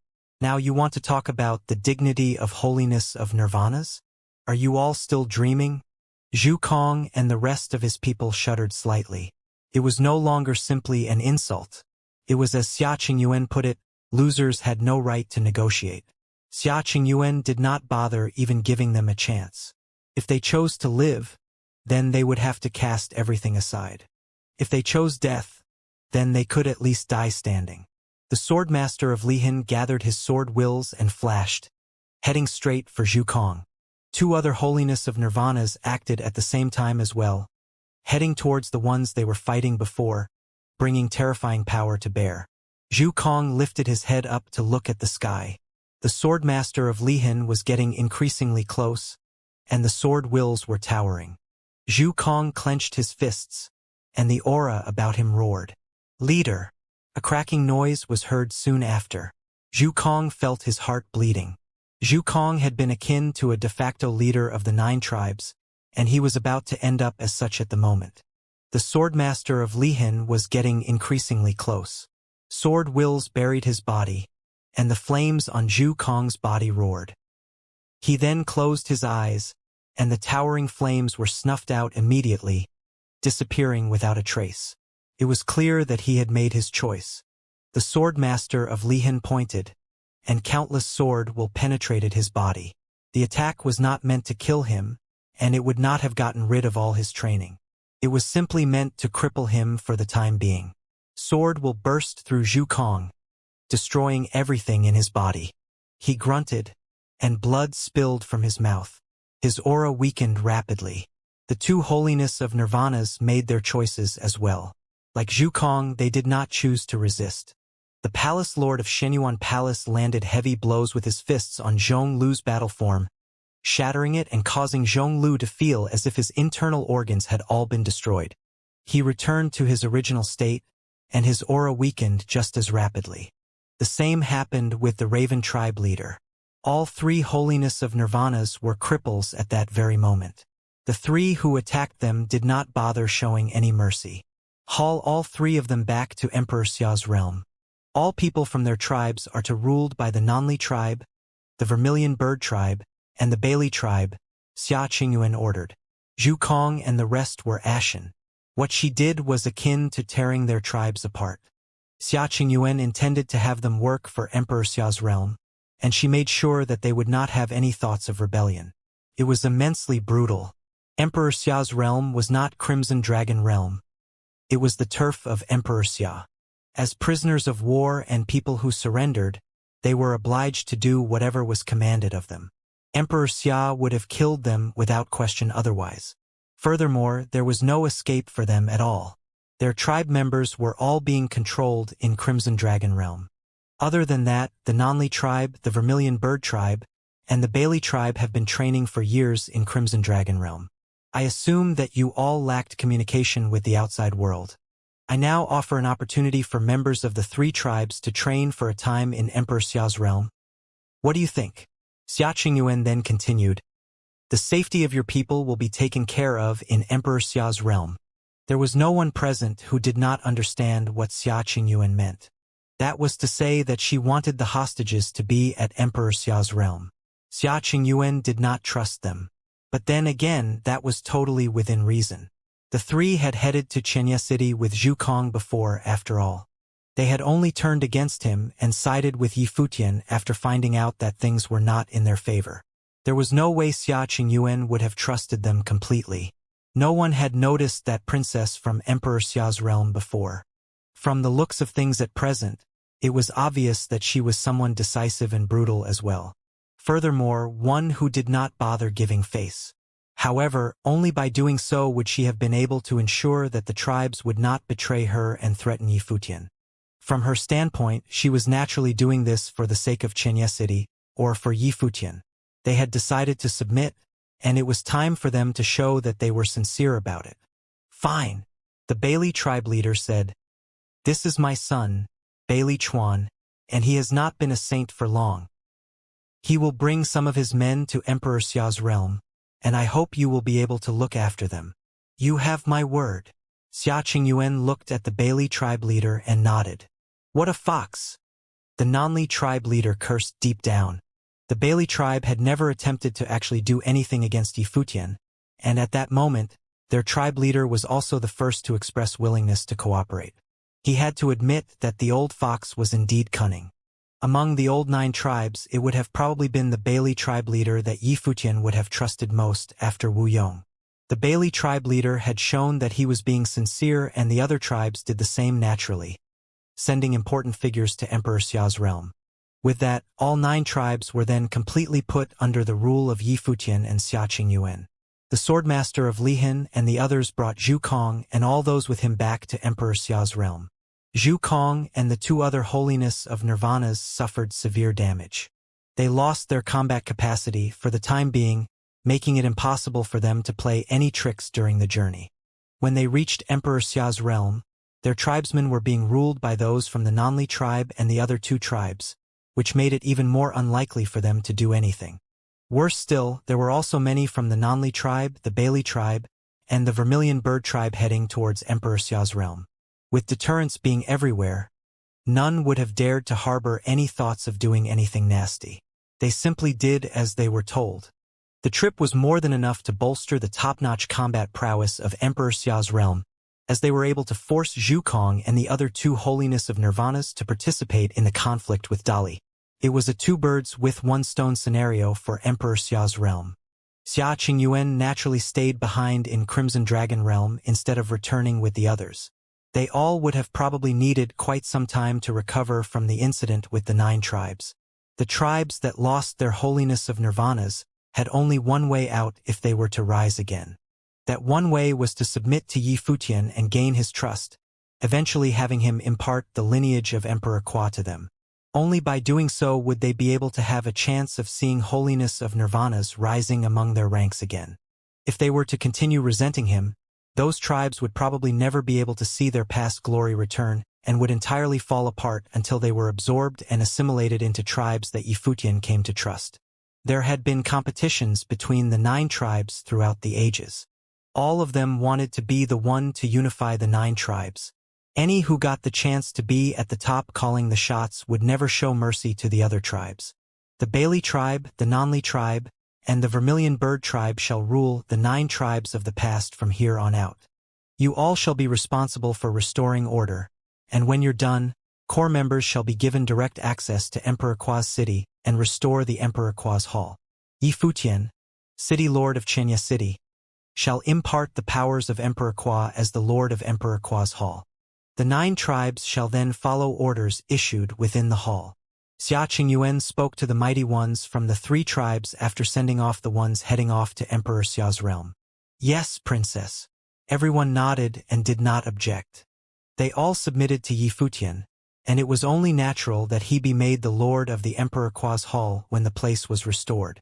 The 9 tribes were, in a certain sense of the word, united as a single entity again. However, it was not through having one of the tribes absorbing and assimilating all the others.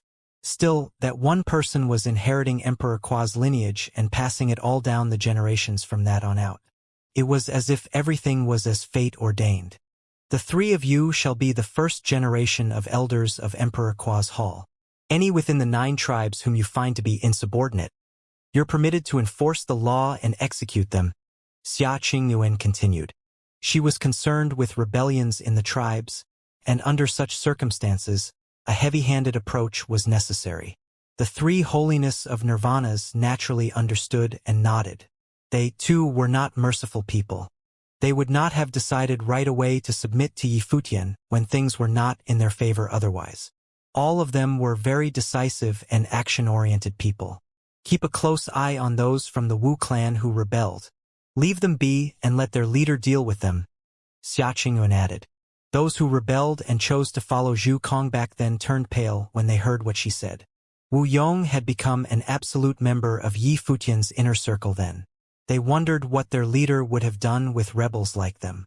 Even if Wu Yong chose to spare them, there was no way they would have been placed in prominent positions and given important tasks from then on out. They would have been marginalized, standing at the sidelines as they no longer had a leader. They would probably be reduced to serve at the very bottom of the hierarchy among the tribes. Xia Qingyuan then departed right away after she was done with affairs over there, returning to Xianxia city. She believed that the 3 Holiness of Nirvanas of those 3 tribes would be able to handle things well there. With all 9 tribes united again, they would not pose a looming threat anymore. Among those who worked against them, some died, and some chose to switch sides. The only problem then was the ancient imperial city. With the city lord of ancient imperial city, the ninth servant, being lauded as the number one city lord and a supreme being among the holiness of nirvanas, it would be challenging to deal with him at the moment. If he were to be sufficiently angered, he might have simply gone on a killing spree in Xianxia city, and no one would have been able to stop a holiness of nirvana like him, who was at the pinnacle of the plane. There were times where numbers did not matter before one who had overwhelmingly powerful training. For instance, people like Yu Shang and Yi Futian could not be dealt with by having more people gang up on them. Xia Qingyuan would not make a move against ancient imperial city. That part was left to Yi Futian. When the news about things regarding the 9 tribes at the western region of Crimson Dragon Realm spread, countless were astonished. The princess from Emperor Xia's realm was, without a doubt, a tough character in her own right. Not only had she been able to take out all 9 tribes and dealt with them once and for all, but she had even managed to dismantle any lurking threats on the spot, putting all 9 tribes securely in control and making sure everyone would play nice. She ensured that everyone would take Yi Futian's orders obediently. Many came to wonder if Yi Futian was the son-in-law of Emperor Xia's realm. They also wondered if Xia Qingyuan was doing all of that because they pissed off her boyfriend. The rebuilding of the city lord's offices area in Xianxia City was underway, making the place look even more magnificent and grand than it used to be. Especially the city lord's office itself. A grand matrix was even laid in the place. It was as if the city lord's office had to be more magnificent than it had last been after the destruction it suffered. It was like Xianxia City itself, where after destruction suffered, the rebuilt city lord's office would be even more powerful than before. It was no exception at that time as well. Without including forces from Emperor Xia's realm, there had only been one holiness of nirvana guarding the place before, Shen Tianzhan, the former city lord.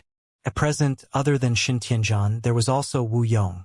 Furthermore, among the 9 tribes that Xianxia City came to rule, there were also 3 holiness of nirvanas and many more unblemished saints. Other than that, Yan Yuan was also present in the city lord's office, and there was also the star-plucking saint, who aided them secretly. It was as if everything was different after fighting a grand battle. Xianxia City seemed to have become the second most powerful city outside of Crimson Dragon City. Ancient Imperial City remained the number 1 city. Xianxia City's current power was such that other than Ancient Imperial City, there were indeed no other cities capable of standing against it. There had never been a city able to rise to such prominence in such a short period. Xianxia City was seen as a miracle. Yi Futian finally rose from his coma on that day. He had been asleep all the while. All his injuries had been amply repaired, so much so that he was almost completely healed. Lulan Shui, Little Butterfly, and Zhuge Mingyue had been taking care of him throughout the time. Even Long Linger stayed by his side without doing anything funny. Many smiled when Yi Futian came to. The burden on their shoulders was finally lifted. While Su Chehan had long determined that Yi Futian would be all right, if he were to stay in a coma, no one would have been able to rest easy. "Why the hell are you people looking at me like that?" Yi Futian shrugged when he saw the familiar faces around him, asking with a smile. "I assume you slept well?" Zhuge Mingyue smiled sheepishly at him. "Yeah, right. For some guy who had been sleeping for months, you're the one to talk," she thought. "Yeah, second sister. It's been a while since I slept so well," Yi Futian said in a joking tone. "It'd be weird if you weren't sleeping well when there's so many watching over you," Zhuge Mingyue then quipped. Yi Futian did not say anything else, feeling warm deep down. All of those familiar faces were people he considered family. Other than feeling warm inside, he also felt a sense of responsibility after seeing how nervous they were. He knew that he was the center of everything as far as they were concerned. That meant that he was shouldering the fate of everyone there. There were many people in the world worthy of his protection.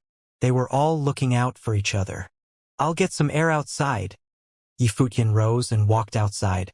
Long Linger came and helped him up, lifting her head and looking at him, asking, "Are you feeling all right, brother?" "Relax, I'm fine," Yi Futian smiled and said. But he swore deep down that he would never pull anything like that again. It would really kill him. If it had not been for the protection afforded by his life spirit and the imperial will, what he pulled would have easily burned through 10 lives. He came to the compound after walking out of the room. Yifutian looked up at the blinding sun and felt he needed to adjust to things. "How are things out there now?" Yifutian asked. Xia Qingyuan came to his side and elaborated on everything that had happened to him. Yifutian nodded and said, "Thanks a lot." Xia Qingyuan did not say anything. She then asked after a while, "Do you think there is more to be done with the Shi clan?" The Saint Lord of Jiang had wanted to be part of the fight back then, but he switched sides and helped them kill the Zhu tribe leader.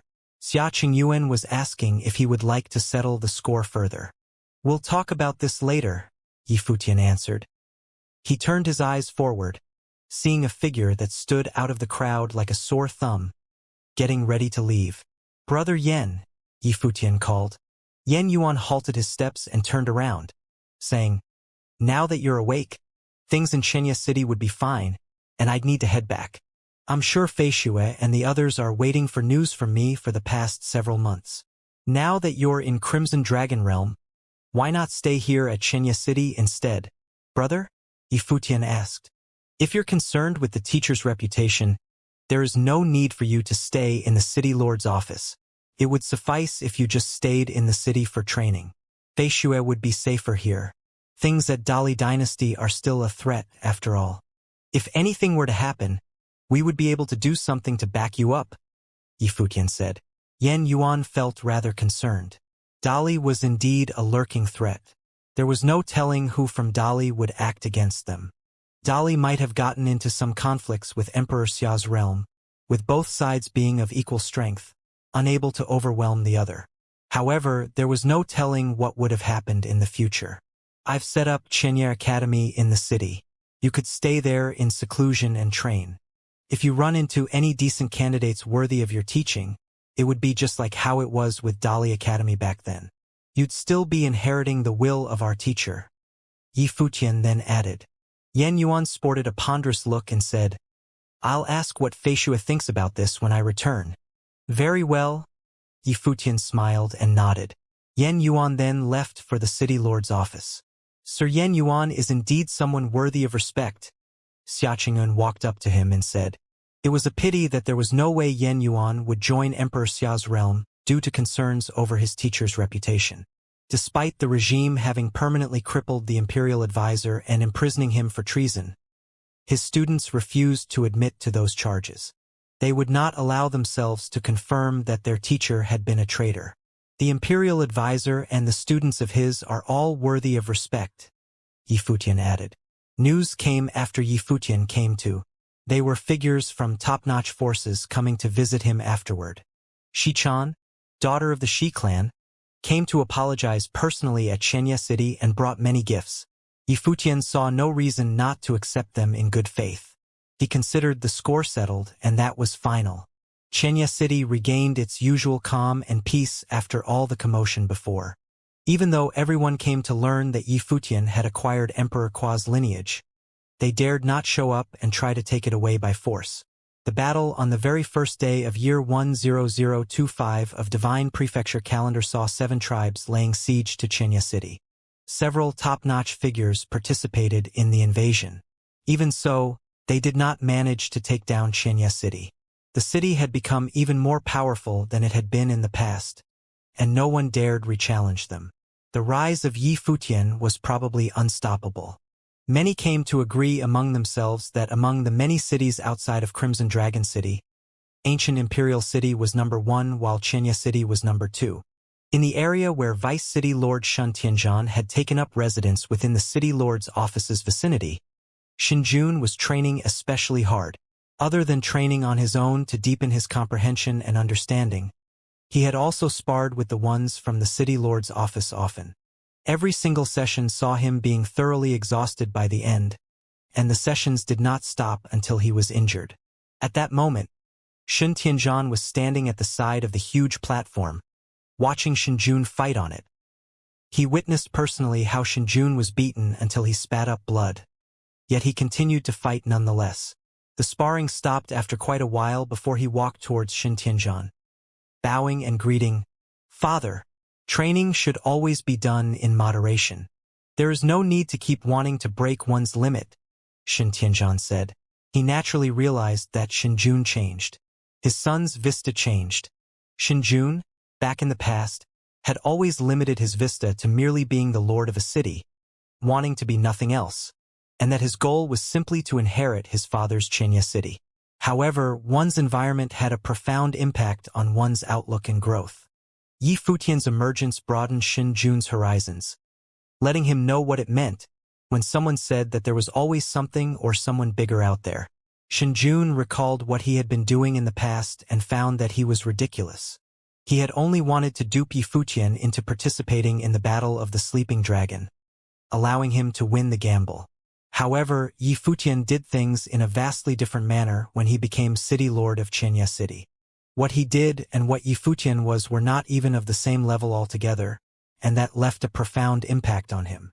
After experiencing the past battles firsthand, he truly realized that the Saint Plain was only the beginning instead of the end. I understand, Father, but doing battle allows me to keep bringing out my potential and put it to good use. Xinjun replied, I shall return to my training. Very well. Shun Tianzhan nodded. He saw Xinjun turn around and found his choice to have been sensible back then. He thought that maybe he did not need to state his terms to Yi Futian. Being able to stay at the side of excellent people was the best condition one could have been offered. The man whom the imperial advisor of Dali had been willing to spare at the cost of his career was showing through his feats that he was meant to be legendary. Yu Shang's name became known throughout the Battle of the Crimson River, and he was then ranked in the regional king ranking. While Yi Futian did not have a stage like Yu Shang to show what he was capable of, he was walking his own path and achieving greatness. The brothers, together with Xia Qingyuan and the others around him, would have become frightening figures in the future.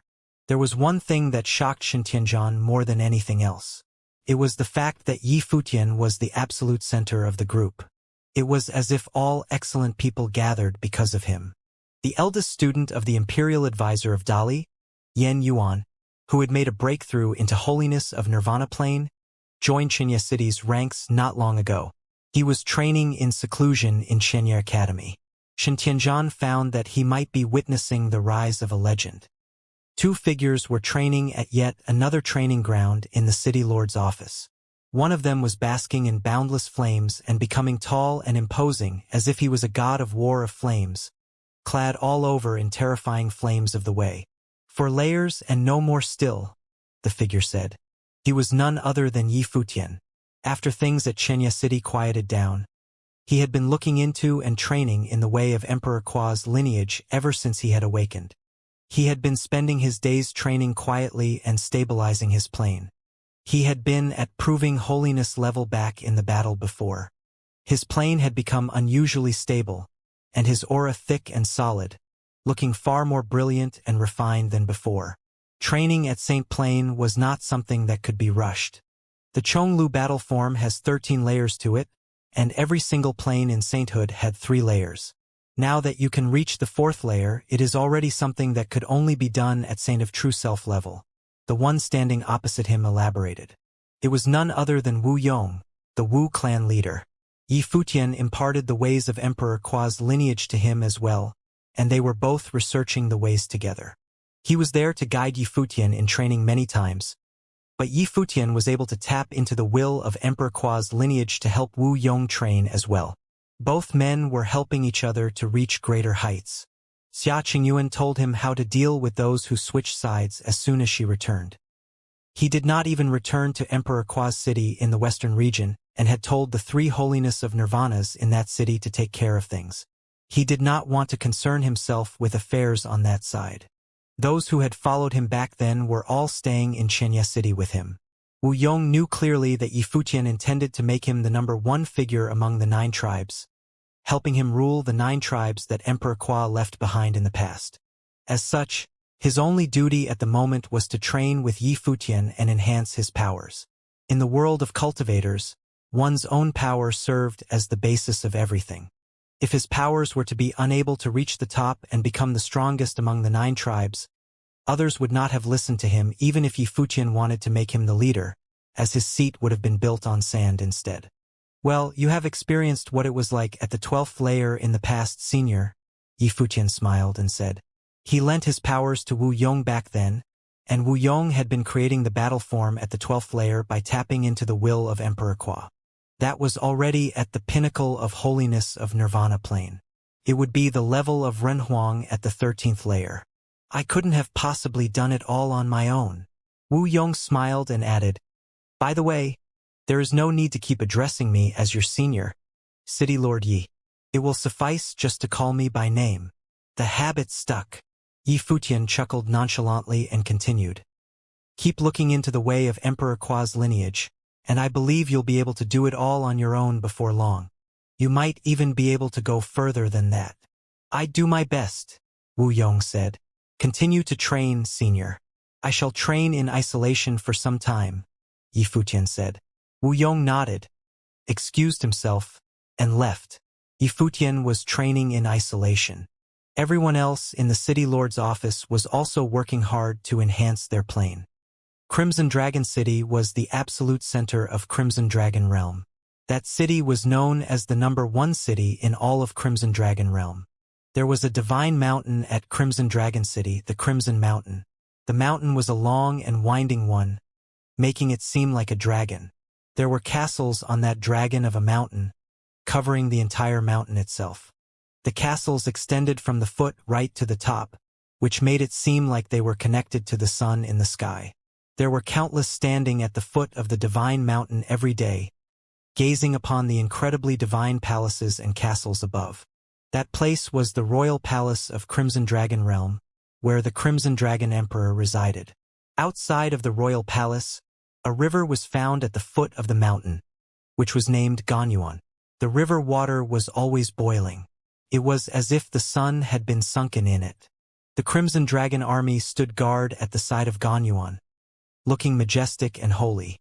A long cry was heard from the top of the mountain. Countless below looked up and saw an incredibly divine scene before them. Golden ravens were seen pulling the sun carriage out on a journey.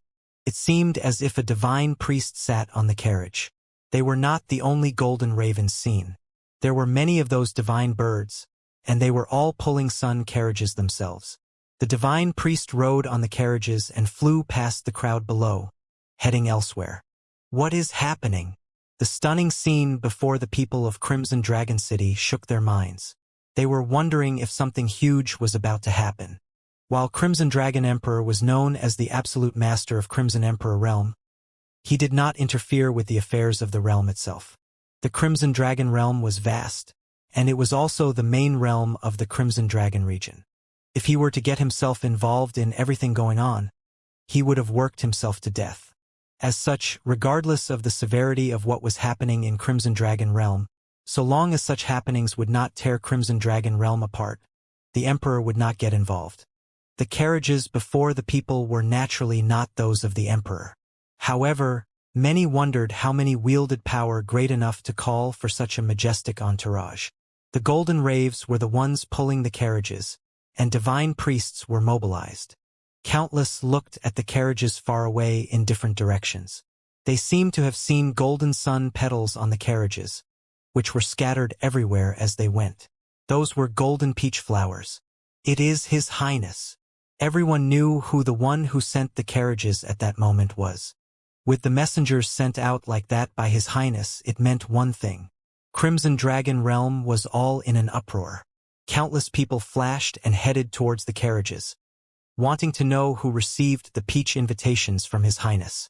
At the turf of one of the topmost forts found in Crimson Dragon City, the sun carriages were seen heading inside from above before long.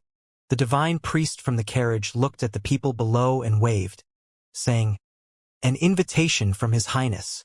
A young man who looked dashing and legendary stood at a tower. He extended his hand, and an invitation was handed over to him. He looked at the golden peach flower carved on it. The same thing was happening in many places in Crimson Dragon City. Several sun carriages arrived above the Crimson River at that time. They drove into the river at the same time, heading towards the regional palace, which was at the center of the river. No one stopped them. There were also sun carriages outside of Crimson Dragon City as well, causing a huge commotion. Those carriages were all heading in different directions. The divine birds pulled the sun carriages and arrived above Xianxia City before long. Countless looked up, and a piece of shocking news was heard, causing their heart to race. They all rushed to where the city lord's office was. As expected, the sun carriages were seen stopping above the city lord's office. The divine priest waved and said, "An invitation from His Highness. The recipient shall be Yi Futian, city lord of Xianxia City." One figure after another flashed in the city lord's office. All of them looked up, and they shuddered deep down. Yi Futian emerged as well. The golden peach invitation hovered down and landed on his palm. An invitation from His Highness. In Crimson Dragon Realm, such a grand entourage and from one known to be His Highness could only be from the royal palace in Crimson Dragon City. So that battle had caught the royal palace's attention? With that, he was one step closer to his goal. There were also golden raves pulling the sun carriages at some distant places when Yi Futian received the invitation. They headed to the eastern region and entered Emperor Dong's palace, handing over a peach invitation to the prince of the place, Duan Wuji. "Attend the peach banquet with the peach invitation in hand, and everyone under the heavens shall know of your name." That was a tradition held for many years in Crimson Dragon Realm. The flaming peach at the divine mountain of Crimson Dragon City blossomed once every several years. When the peach flowers filled the mountain, the princes of the Crimson Dragon Realm would have ventured out to hand the invitations. The number of people who were able to get their hands on the peach invitation was 1 in 100 million. There were only a handful of people attending the event each time. Every single person who would have received the peach invitation were legendary figures in the realm. As such, the importance of the peach invitation was second only to the regional king ranking. This explained why the saying, "Attend the peach banquet with the peach invitation in hand, and everyone under the heavens shall know of your name," was associated with the event. Even if one was little more than a nameless face, getting the peach invitation guaranteed that they would be on their way to being renowned throughout the realm. Everyone in Crimson Dragon Realm would know of their name. The event at that time was not an exception as well. The phenomenon of the divine priests descending the mountain and delivering the peach invitation was a sight to behold. Countless paid close attention to them, as well as those who would receive the peach invitations from the divine priests riding on the sun carriages. Those names were gradually known by all when the invitations were delivered. Some were expected to receive the peach invitations. For instance, Luo Yang of the Luo clan was someone ranked on the regional king ranking, as well as a figure of unparalleled powers among his peers. There was also the virgin of the Yu clan, Yu Shifei, who was a peerless woman known throughout Crimson Dragon City. Many thought her future was obvious. Many were surprised that Yi Futian was able to receive a peach invitation, but then again it was entirely within reason. Although Yi Futian had to indeed prove his mettle through his powers, he had tapped into the lineage of Emperor Qua in the battle at Xianxia City and borrowed the flames in the ruins of the late emperor. He had yet to indeed prove his worth by fighting the most terrifying of figures armed solely with his powers. But then again, his shining record in the battlefield thus far said that he did not lack such abilities. No one doubted how extraordinary Yi Futian was. All he needed to truly shine was a grand battle. As such, it was deemed entirely within reason that he had received a peach invitation. 2 people had received the peach invitation in Xianxia City, Yu Shang, who was training in the regional palace, and the city lord Yi Futian. The future of Xianxia City would, without doubt, be glorious. Other than that, the regional palace attracted the attention of many, as it was the only place capable of receiving multiple invitations. The delivery of the invitations caught the attention of Crimson Dragon City in an instant. Everyone was waiting quietly. The peach banquet was thrown on that day. A bridge appeared above Ganyuan outside of the royal palace. It was a bridge permitting entry into the royal palace. Another path was opened up outside of the royal palace, granting access to the western side of the divine mountain. Countless people arrived outside of the royal palace and went through the bridge, stepping into the mountain to witness the event. Peach flowers blossomed throughout the western side of the mountain. Golden flaming peach flowers were dazzling and glittered brilliantly under the sun, making them look even more glorious as their scent permeated the place. The people walked along the path and finally stopped somewhere far away, gazing at the extraordinarily beautiful, heaven-like forests of peach trees before them. There were pavilions among the blossoming flaming peach flowers, and there was a raging waterfall falling gloriously behind. Golden ravens circled above the waterfall, and a dazzling rainbow appeared when the rays of the sun shone above, making the scenery very dreamlike. There were also pavilions above the waterfall. Carriages were flying above the crowd at that moment. They looked up and saw one figure after another streaking through the air. Those who had peach invitations in their hands were permitted to fly directly into the royal palace. As such, it was evident that those were the people who received the peach invitations. There was a woman at the center, streaking through the air. She looked supremely dashing while extremely elegant as well. "In Tianjiao of the regional palace," some below said as they recognized her. The woman was Princess In Tianjiao, daughter of Emperor Wu. Her combat prowess was extraordinary, but both she and Duan Wuji of Emperor Dong's palace had lost to Yi Futian on the trip to Emperor Kua's ruins. Yi Futian was the one who had been able to acquire the lineage. However, both of them were still able to receive the peach invitation. It was a recognition for them both. "Is that Yu Shang?" Someone looked elsewhere at a stout young man. Many nodded and replied, "That's him. Xing Kai is here too, and he brought Xing Qiu with him." Someone noticed both Xing Kai and Xing Qiu were arriving together from another direction. Those who received the peach invitations were allowed to bring someone to attend the event. As such, the Xing Qiu's appearance was hardly surprising to the crowd. However, Xing Qiu had almost ended up killed by Yu Shang in the Battle of Xianxia City. Everyone was curious about Xing Kai's intentions in bringing his brother along. There was a group in the air that landed in different places after they arrived. They were all from the regional palace, but they did not seem to be any familiar faces among them. There was another group of mighty ones coming through the air. The auras emanated from them were all powerful, and the central figure exuded extraordinary bearing. That figure was none other than Prince Duan Wuji from Emperor Dong's palace, which was located in the eastern region of Crimson Dragon Realm. Yi Futian is here too. A group of mighty ones from Xianxia City streaked through the air from another direction. The leading figure was none other than Yi Futian. Xia Qingyuan was by his side. They descended directly in the peach forest, and Yu Shang came to them after they landed. Yi Futian looked around him and found several familiar faces. There were In Tianjiao and Duan Wuji, both of whom he had fought before. Other than that, there were also Xing Kai and Xing Qiu, whom they naturally knew. There was another group arriving, and they were all from the regional palace. Every one of them looked superb. There were two among them who were especially so. One was a young man who looked to be in his 30s and dressed in white. Countless pairs of eyes were glued onto him, and mumbles were heard. It was obvious that they knew of that person's identity. He was a cultivator from the regional palace, Pei Min. He, too, was a figure ranked in the regional king ranking.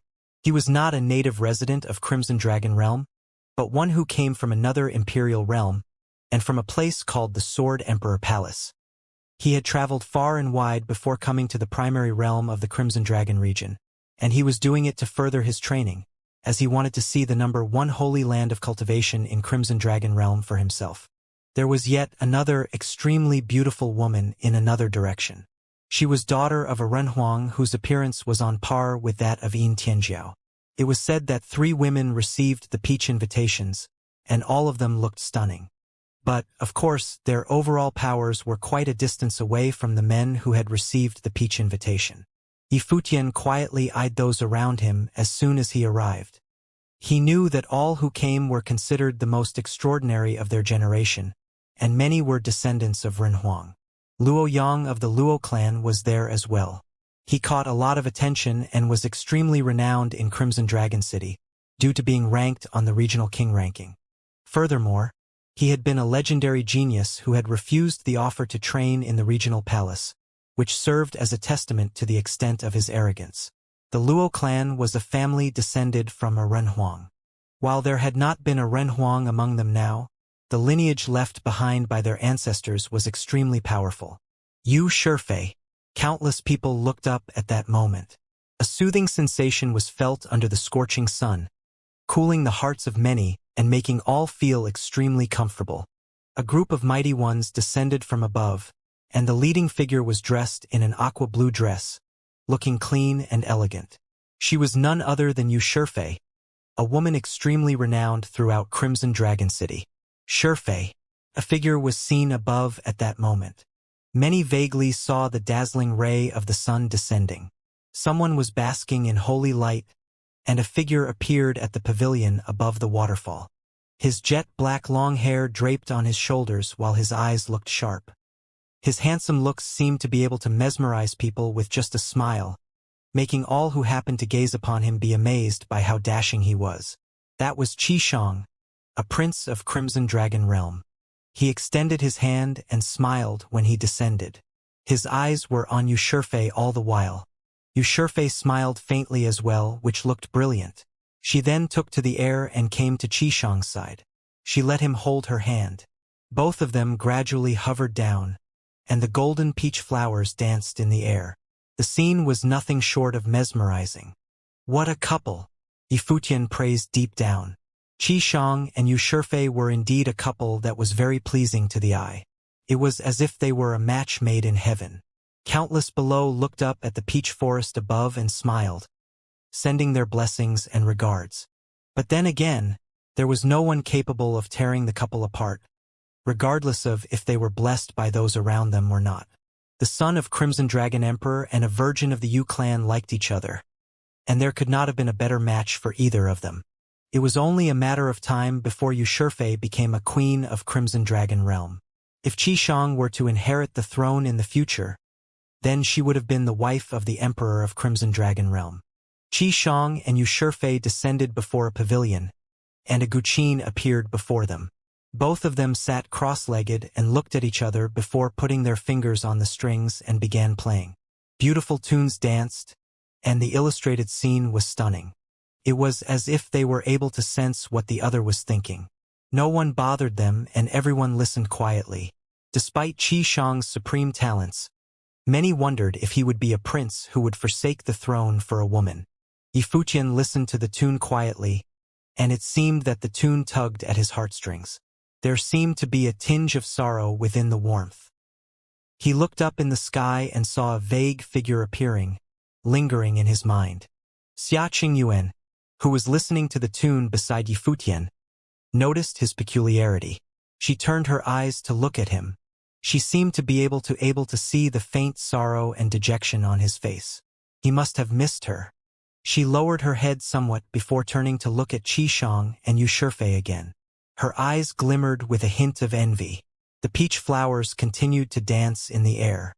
Xianxia extended her hand, and a petal landed on her palm. She wondered if her feelings would remain unrequited. The sound of the tune was beautiful, and it was even more so when the tune was played by them both. Golden peach flowers dropped around both of them. Many saw Qishang and Yu Shurfei smile at each other. All who witnessed that moment were able to tell how beautiful the relationship between them was. There were 18 candidates ranked on the Regional King ranking in Crimson Dragon Realm, and there were 8 who were proving holiness and saints of true self. All of them were at the event. That fact alone served as a testament to the importance of the Peach Invitation. Both Qishang and Yu Shurfei were 2 of those people. Yu Shurfei stood out even more, given that she was the only woman among those 8 mentioned. The other 2 women were Princess Tianjiao, daughter of Emperor Wu, who was training in the regional palace, and Shu Zi, daughter of Emperor Shu. Both of them were formidable cultivators in their own right, yet they were not ranked in the Regional King ranking. It was easily seen from that fact alone just how exceptional the virgin from the Yu clan was. Her clan was currently placing all of their hope on her. Yu Shurfei was the key to the future of her clan. Many were wondering just how wonderful it would be if both Qishang and Yu Shurfei both made it into Renhuang Plain. They would probably end up like the current Crimson Dragon Emperor and his queen. Xianxia looked at the peach flower that landed on her palm and asked, "Were you 2 been this beautiful at one time?" Yifutian turned his gaze away from the sky to look at Xianxia at his side. He smiled beamingly and nodded, saying, probably more beautiful than this. It probably won't take long for you to fulfill your wish on this trip to Crimson Dragon Realm, Xianxia said in a low voice. That would be great. Yifutia nodded. The beautiful tune gradually stopped. Qishang and Yushirfei smiled at each other before turning around to look at the crowd. Qishang's eyes turned to Yifutian. It was the first time the prince saw him. Yifutian had handsome looks yet sported silver hair. The prince wondered what he had been through. I heard that you're good at playing the guqin, City Lord Yi. Qishang smiled and quipped. It was evident that he heard the conversation between him and Xia Qingyuan, despite them having kept their volume down. Qishang thought that the princess of Emperor Xia's realm was with Yifutian, yet he seemed to be able to tell that he was probably wrong from that simple conversation he heard. I know a thing or two, Your Highness. Yifutian nodded and said, Well, we're in such a beautiful place. How about you play a tune for us? Qishang smiled and asked. Sure. Yifutian nodded. While Qishang was indeed a prince of Crimson Dragon Realm and the favorite prince of the emperor, he lacked any overbearing pressure. On the contrary, he seemed to be like one of those dashing gentlemen who loved flirting around. Yifutian sat on the ground, and a guqin materialized before him. His entire being seemed to have gotten into the zone, and his aura changed completely. He felt as if he was in a quiet, tranquil place, isolated from the world. An illustration seemed to have been painted as soon as the sound of his tune was heard. Qishang and Yushirfei were both adept at guqin. But then again, they could not have portrayed the scenery painted by the music itself even if they knew little about music in the first place. This is beautiful, Yushirfei commented faintly. The tune sounded rather similar to the one they played before. It was as if the tune itself was an embodiment of the concept of beauty itself. What differed was that the beauty in the tune between both of them was that of resonance. The beauty in the tune played by Yifutian seemed to have stemmed more from remembrance. Everyone turned to look at Yifutian. He was the most renowned figure in the realm as of late. He finally stood alongside the cutting edge of geniuses in Crimson Dragon Realm. There seemed to be a battle fought below the mountain. Qishang was hardly surprised. He looked at the ground below and saw an ancient path with a figure running on it. That figure seemed to have been blazing a trail and intended to reach the mountain, joining the peach banquet. That was also the rule of the peach banquet. Those who lacked the peach invitation were welcomed to fight their way up there. And then, there was indeed one who took to fighting their way up. Many turned to look at the trail leading to the peach banquet below. Someone was seen moving forward, emanating an overwhelming aura as they blitzed the trail before them. There was a group of cultivators following behind. Someone from Xiang City. Someone was able to tell who was coming. Xiangnan, a prince of Emperor Xiang's realm, was actually among them. However, the one who fought was not Xiangnan, as they had yet to make it into St. Plain, and as such were not included in the list of invitees. But then again, that person resembled Xiangnan somewhat. That person was nonetheless Xiangnan's elder brother. His name was Xianxia, and he was another prince from Emperor Xiang's realm. The tune continued to be played, and a rumble was heard as Xianxia fought as he moved. He managed to beat all who stood in his way. Defeated combatants were found all over the trail. Xianxia walked up and came to the place below the peach banquet. He then cupped his hands and said to Qishang, I'm Xianxia of Emperor Xiang's realm. I have long known of the renown of the peach banquet of Crimson Dragon Realm. Please pardon my intrusion, Your Highness. The peach banquet was known as the #1 banquet in all of Crimson Dragon Realm. Never mind, please, Qishang then said. Xianxia nodded and stepped up, heading into the peach banquet officially. A wave of aura swept all over the place when he walked. It was as if there was a formless force trying to break up the tune. The peach flowers were shredded and lashed out at Yifutian as a formless force. Xia Qingyuan took a look in his direction. She stepped out, and holy light burst from her body. Sword wills filled her surroundings, and she drew a line with her arm. The peach flowers around her danced in the air, looking very beautiful. She pointed her finger at Xiangxia's direction, causing the dancing flowers to streak out like swords of calamity, devouring everything in their path. Xiangxia did not retreat but took another step forward. Formless waves of aura clashed with the sword wills of the peach flowers. A formless storm was formed, and the flowers were strewn the ground. Yifutian continued to play the strings lightly. Xianxia seemed to have danced with the peach flowers. The scene was so extraordinarily beautiful, just like how it had been when Qishang and Yushifei played together. Eventually, the dancing notes gradually stopped, and the music was no longer heard. Yifutian did not look at Xianxia. He looked at Qishang and smiled, saying, "Sorry about that." "Marvelous." Qishang smiled and said. Xianxia and Qishang both dispelled their auras, and both stood there quietly. Xianxia returned to Yifutian's side as if nothing had happened. However, everyone was able to clearly sense the intense conflict between the two parties in those brief moments. Xianxia probably had not been in Crimson Dragon Realm for long. Everyone naturally knew about the feud between Xiang City and Xianxia City. Xianxia stepped into the peach banquet with overwhelming force, with a feint of provoking Yifutian. However, Yifutian did not even bother responding to the prince, so much so that he did not even bother looking at the intruder. An extremely cocky one indeed. Many found such a peach banquet to be even more exciting. The expression of all the people around remained normal. Every single one who attended the banquet was a figure of legends, after all.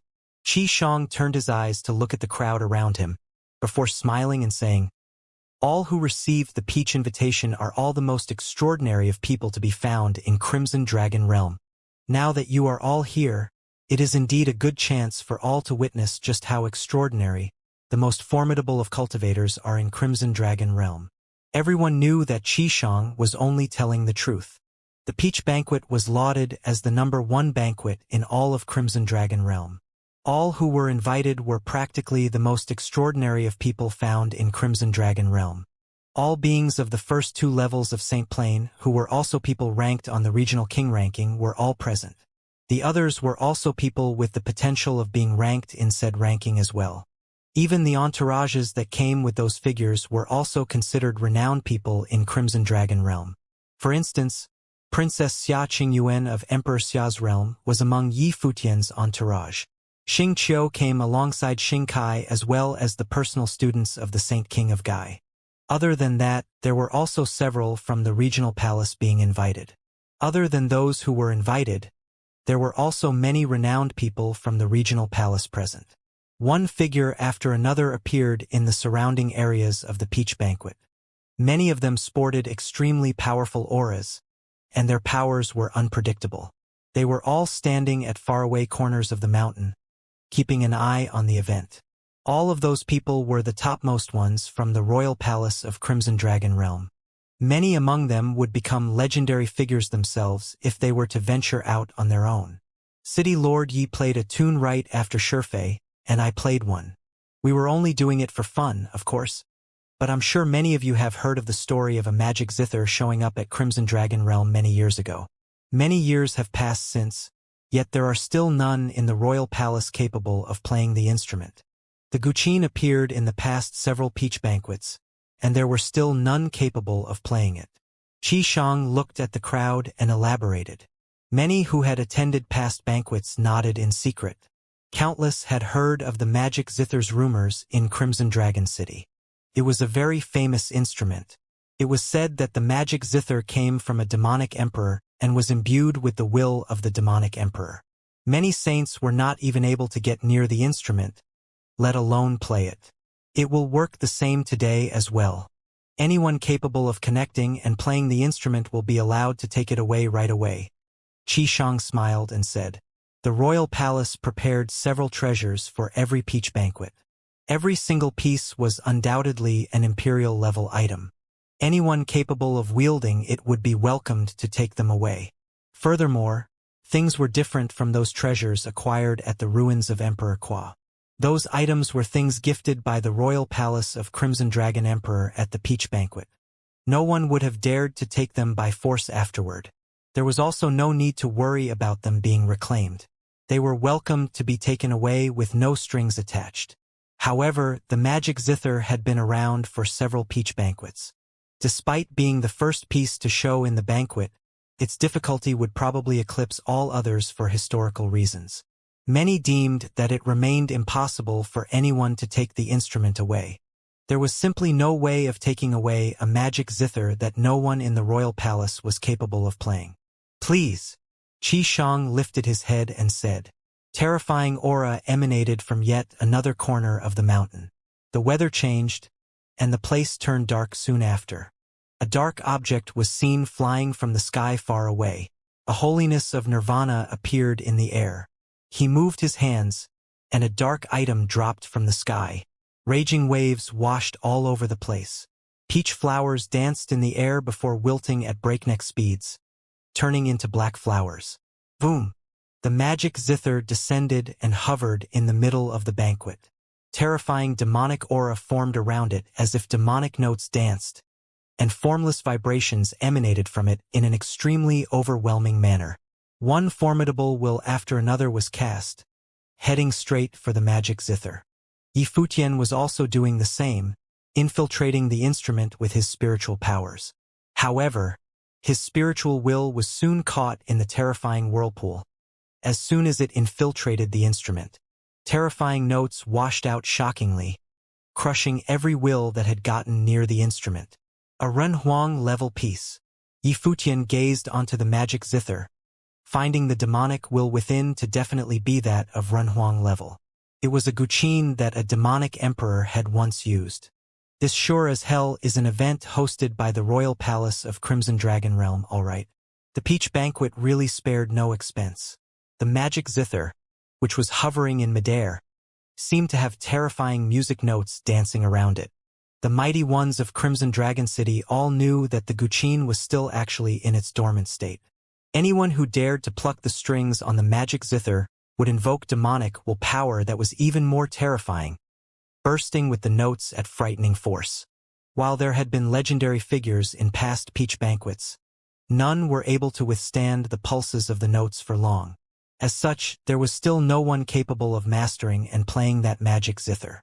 Who would like to have a go first? Qi Shang looked at the crowd and asked.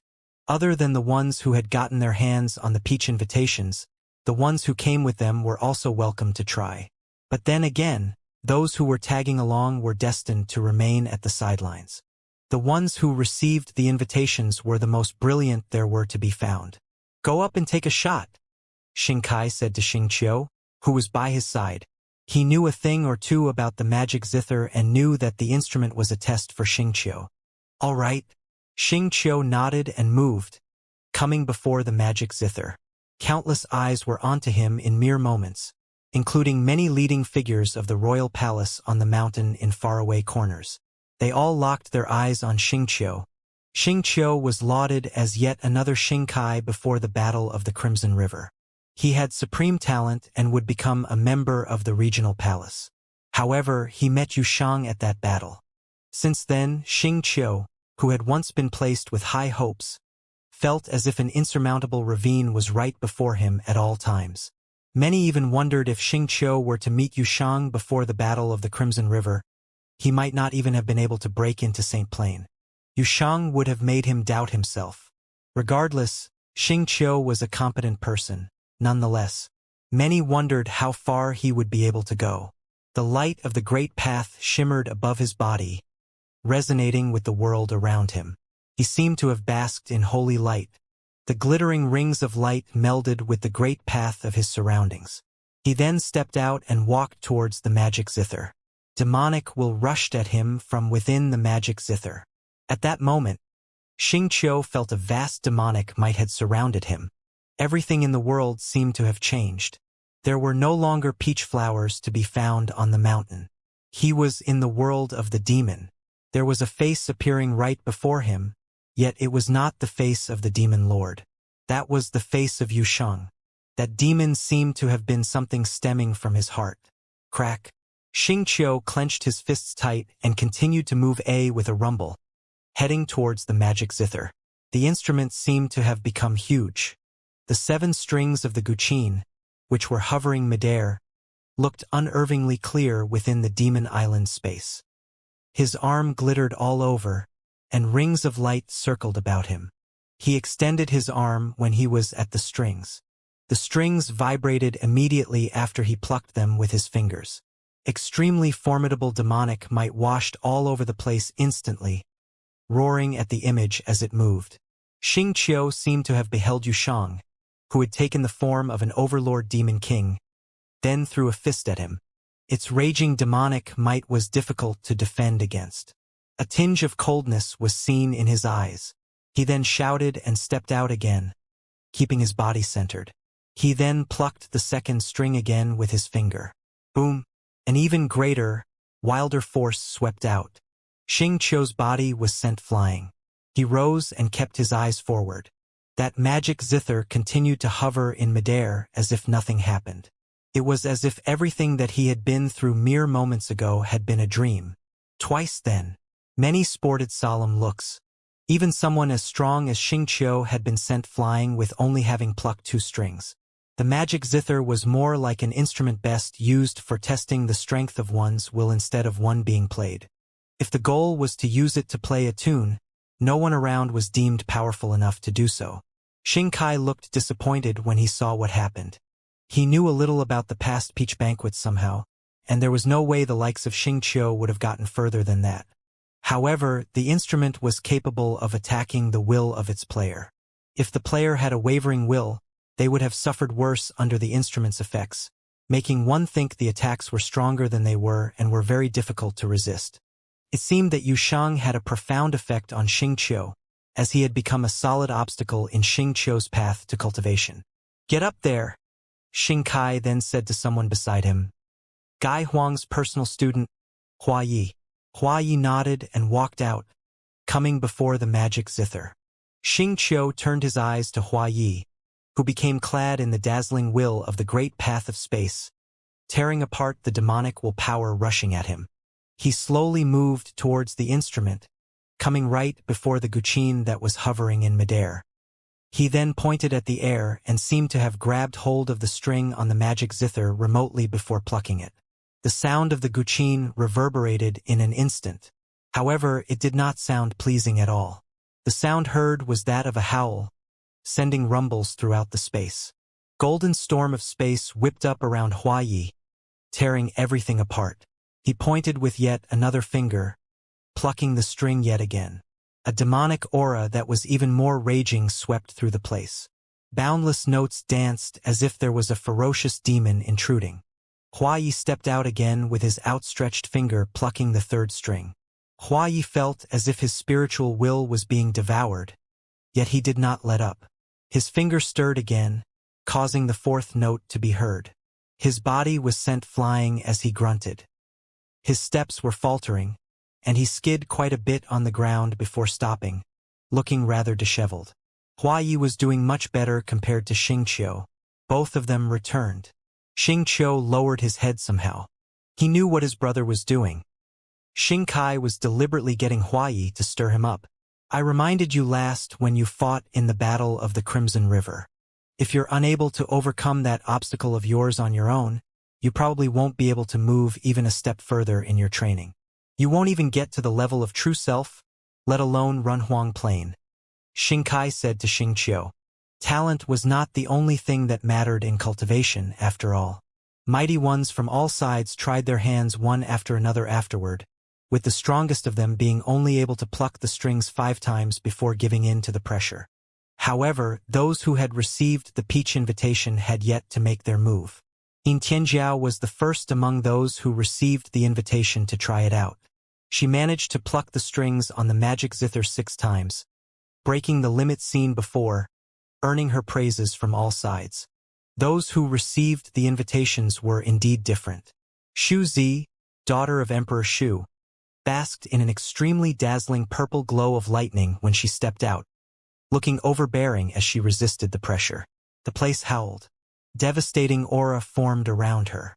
However, she was only able to pluck 6 strings as well. Duan Wuji of Emperor Dong's palace made his move, and he was only able to pluck 6 strings. Xianxia of Emperor Xiang's realm made his move after that. The man who had been fighting his way up to the peach banquet dazzled all over when he moved. However, like those before him, he too was only able to pluck 6 strings, earning him the praise of many. It seemed to them that Xianxia was also someone who was of superb talent. He shot a glance at Yi Futian after he was thrown back, looking rather spiteful and provocative. No one from Yi Futian's group made a move. Yusheng shot a glance at Xianxia. His eyes were overbearing as he stepped forward. He knew little of the way of the Guqin, but if it was only about plucking the strings, he thought he would be able to do the same, given how others before him managed to do so. Boom! Demonic might rolled as he stepped out. Every single step he took caused the ground to shake. His eyes were terrifying. It was as if they had become those of demons. He was affected when he had gotten near the magic zither, entering a mystical demonic space. It was as if many great demons were charging at him. However, as someone who trained in demonic ways, a shadow of a supreme demon seemed to have manifested on him as he stepped out in overwhelming force. He came before the instrument and played. Demonic might rolled, and howls were heard. He continued to pluck the second string as if he felt nothing. Demonic auras roared and howled. His eyes were cold. He then plucked the third and the fourth strings, not flinching even a bit. The fifth string rumbled, and the place was filled with raging roars of the demons. Terrifying waves swept all over the place. Yusheng stood tall like a mountain and plucked the sixth string. He felt an irresistible demonic willpower bombarding him afterward, causing his brain to rattle. However indomitable, overbearing will seem to appear in those eyes of his. The wind howled, and the peach flowers all over him wilted quickly. A terrifying demonic storm appeared around Yusheng. Clang! The seventh string rattled. There seemed to be a supreme demonic shadow appearing on the magic zither. Yusheng shouted and looked it in the eye, remaining unflinching as he did so. However, his body was nonetheless thrown back afterward, rolling on the ground as rumbles were heard. His body continued to sustain the striking force as skid marks marked the ground. Some power indeed. Many shuddered. Yusheng was the first to have plucked all 7 strings. However, he remained utterly incapable of genuinely mastering and playing the instrument. Mighty ones ranked on the regional king ranking were indeed a cut above the others. There is no way anyone could master the magic zither just by plucking the strings alone. A voice was heard at that moment. Everyone turned around and saw yet another who was ranked on the regional king ranking.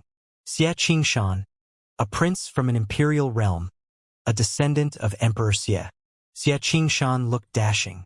He had a lithe figure and looked supreme. He said, "That has been the case with the peach banquets in the past. 7 chords have always been the limit. The end was the same even after that. How could the will of the saintly path resist the will of a demonic emperor?"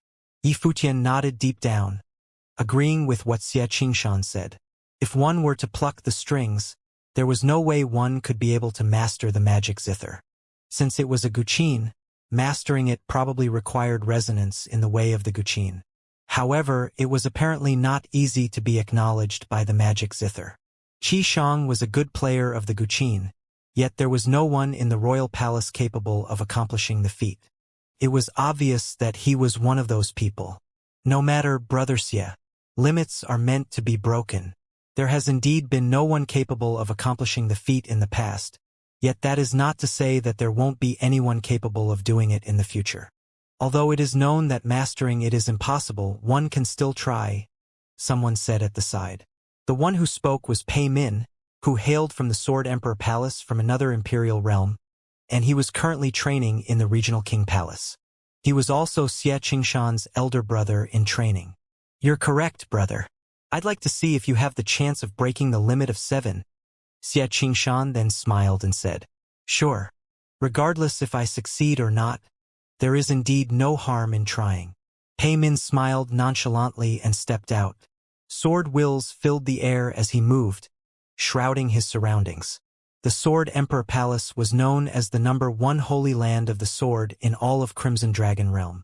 It was where Emperor Jian, the Sword Emperor, resided. Pei Min hailed from the Sword Emperor Palace and was currently training in the Regional King Palace. He was also a figure who was on par with Xing Kai. Pei Min walked up to the magic zither, surrounded by towering sword wills as he moved. Sword aura and demonic might clashed within an instant. He extended his hand, and sword will howled. Something was then dropped onto Pei Min's hand. A terrifying sword conjured from the sword will. His palm shook, and he pointed his finger. The sword tore through space and broke through the terrifying demonic aura currents, heading straight for the instrument. He did not try to pluck the strings. He tried to stab the instrument with a sword instead. Clang! The sword landed onto the string, and it surprisingly held. Notes that carried terrifying demonic aura rolled about in the space. Rushing at Pei Min stepped forward and tore through the space. Sword wills once again coalesced right before him. He flicked his wrist, and yet another sword streaked through midair. That blade was sharper than the one before, bringing about a sonic boom as it moved. The blade hit on second string and rang. Both the sword and string vibrated. There were then two swords on the strings. The strings continued to vibrate, and terrifying demonic power gushed out, howling. The swords on them continued to shake and ring, yet the towering sword will continue to rain down and meld with the swords, enabling them to stick on the strings without breaking off. The third sword was fired. It was then followed by the fourth and the fifth. Every single blade was stronger than the one fired previously, getting increasingly powerful. The space seemed to have been drowned by demonic aura, and Pei Min seemed to be trapped within. However, he remained standing like an unbreakable sword. Terrifying demonic shadows appeared and howled, corrupting the swords and making them pitch black. However, Pei Min continued to shoot the sixth sword, which stuck to the string without flinching. Towering notes continued to dance, and the six swords stuck on the strings shook with even greater force. Pei Min's aura was incredibly strong, and he then fired the seventh sword. A dragon of the sword seemed to have appeared on his body as the sword was manifested, tearing through everything in its path as it stuck to the seventh string. All seven strings on the magic zither vibrated violently. Boundless notes were unleashed as if a devil was howling. The seven swords rang and unleashed terrifying light, shrouding the instrument, trying to pin the retaliating demonic will power down on the instrument. Pei Min stepped forward and fired the eighth sword himself. His surroundings roared and howled as everything turned dark and severe. The peach flowers in the forest wilted quickly, and everything seemed dead. Pei Min seemed to have seen an overbearing figure playing the instrument. All seven strings sounded as that figure put one finger down. A crisp sound was heard as all seven swords shattered at the same time. The suppressed demonic will was unleashed within an instant, bursting with harrowing might and banged into Pei Min, who was moving forward. Boom! Pei Min grunted as a rumble was heard. Sharp, ringing sounds were emanated as he was thrown away like a sword flying straight, leaving a deep gash on the ground. PFFTT. Pei Min spat up blood. Yet all that was seen in the eyes of those watching him was solemn respect. While it was still only 7 notes, the effort was nonetheless very commendable. He had wanted to break through the limit of 7, which drove him to suppress the demonic sound with his swords. That was seen to be an impressively overwhelming feat. Pei Min intended to suppress the tune of the demonic emperor with his swords. While he had failed, his resolve remained apparent. It was just like what he said to Xianxia. While his chances of failing remained, he had tried.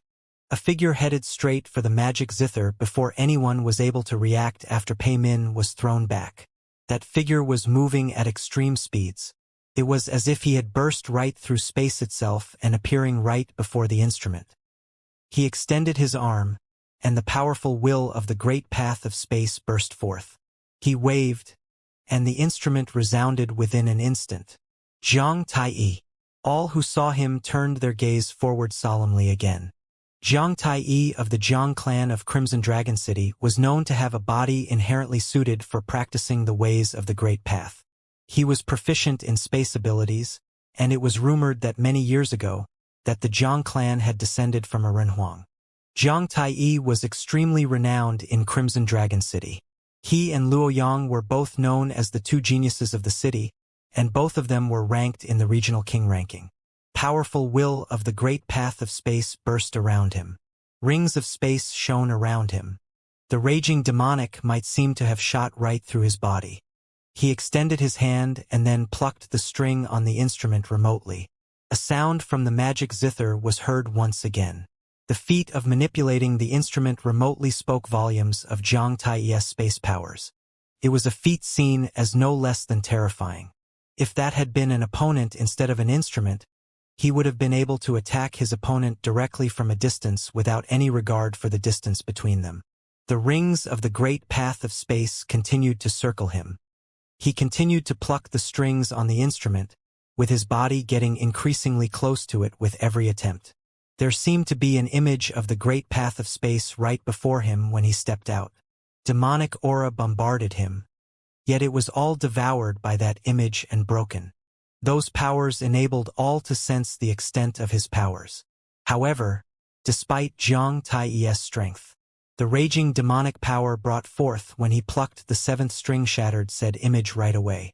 Xianxia had failed as well. Luoyang, Yu Shifei, and Xie Qingshan made their attempts after he was done. However, while all of those ranked on the regional king ranking had been able to make the instrument produce 7 tones, none of them were able to make it further.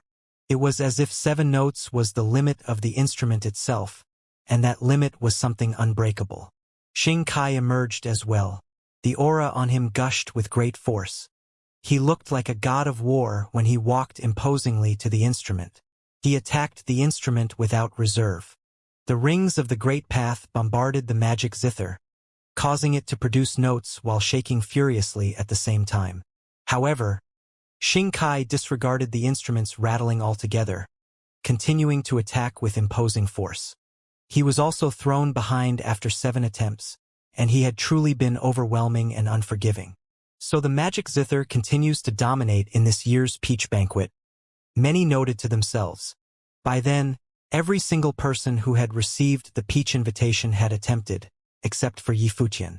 Even if Yi Futian were to try, everyone thought the end result would be the same as all the previous attempts. The magic zither was deemed a lost cause. Everyone wondered what kind of treasures would be presented in the banquet instead. Many turned their eyes to Yi Futian, who was sitting, seemingly without any intention of getting up. So he is not even going to try then? Some thought. While all of them who tried had done little but pluck the strings on the instrument, the attempts nonetheless gave the spectators insights. For example, those who were ranked on the regional king ranking were apparently more exceptional than everyone else. As such, many wanted to see how many times Yi Futian would be able to pluck the strings, wondering if he would be able to make it to the 7th string as well. You want to give it a try, City Lord Yi? Qi Shang asked. Your Highness, what Xie Qingshan said is sensible. If one were only to pluck the strings, 7 notes would indeed be the limit. While every single attendee here is an extreme genius, it remains an impossible feat to resist the will of the demonic emperor through the will of sainthood, Yi Futian said. Qi Shang was thinking the same thing. The magic zither had remained a puzzle for many years. After all. So you're saying that to master the magic zither, one has to be at Renhuang Plain then, City Lord Yi? Qi Shang asked. That seemed to be the only way to overwhelm the will of the demonic emperor. If one were to use the magic zither to play songs, I'm afraid it would be extremely difficult for anyone who is not a Renhuang.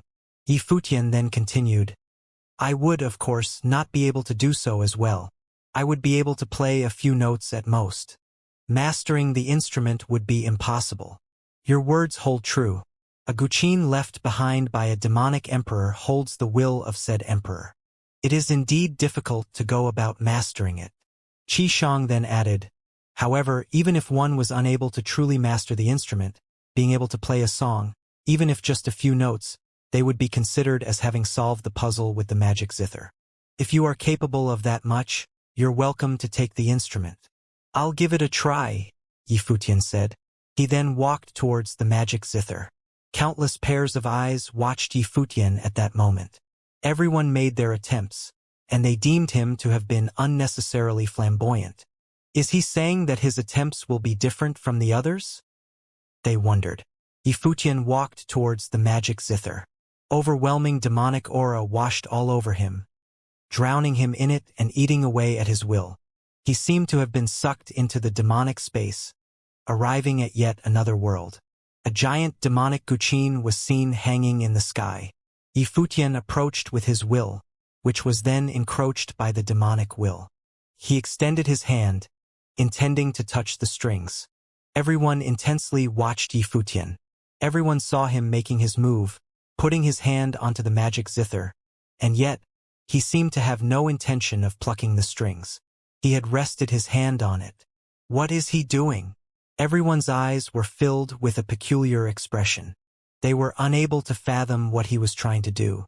Yifutian clearly knew that since the instrument had a will of the demonic emperor left within it, it was utterly impossible for them to simply overcome it with their willpower. The recoil would definitely be immense. As such, even the most powerful of those who tried had only been able to pluck the strings 7 times, and that had been the limit. That was unless the one plucking the strings were to be a Renhuang.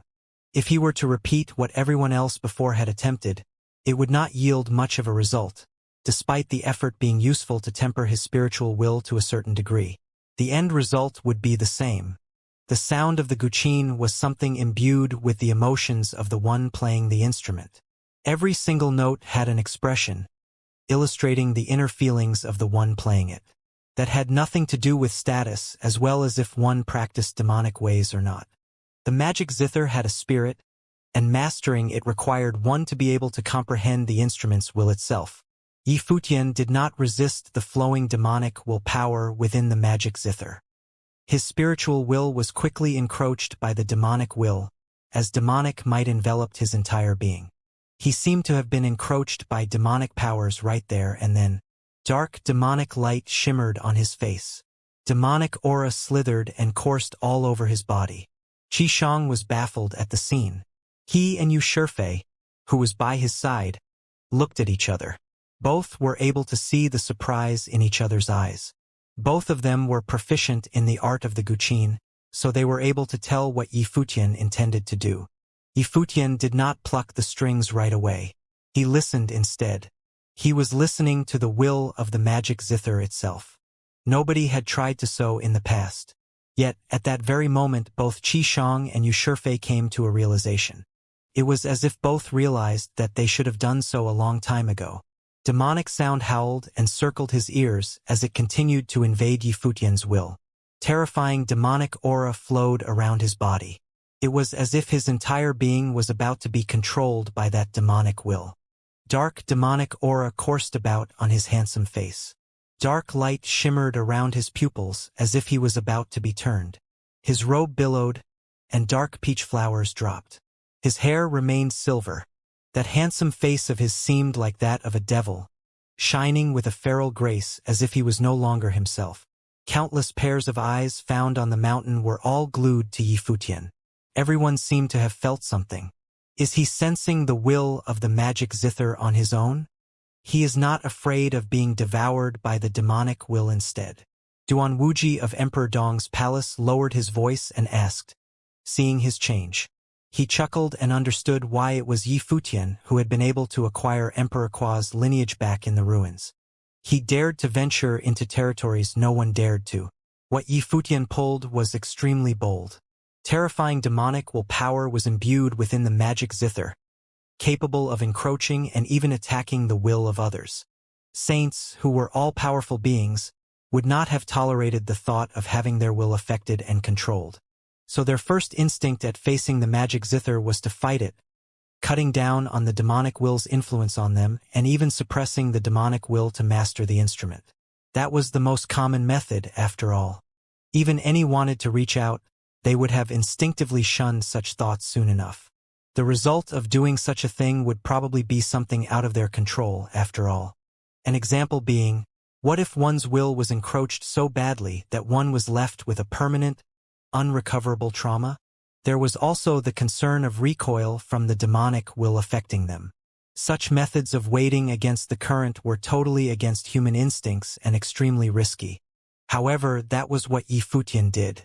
Although many present would not have done so themselves, they nonetheless vaguely felt that he might be doing the right thing when they saw Yifutian putting such thoughts into action. They, however, wondered if he would be able to bear the will of a demonic emperor. This is interesting, Xianxia said. While Yi Futian had not gone to directly suppress the demonic will and pluck the strings as they had, what he pulled was something that had more thought in it, and was more daring. It was no surprise why Yi Futian would emerge to become the most brilliant young man found in Crimson Dragon Realm. Everyone knew that if Yi Futian were to be the same as they were, he would not have succeeded, and he knew that much. As such, he did what he did. However, what enabled him to do so was the backing of his imperial will. If he were to run into any accidents, he was still confident that he was able to shake himself free from the demonic will instead of completely succumbing to it. Demonic will coursed about Yi Futian's body, which was at the central region of the Peach Banquet, held in the vast divine mountain. He looked as if he was turning into a demon himself. The demonic light became increasingly intense, and Yi Futian felt as if he was on the verge of being enthralled by the demonic will.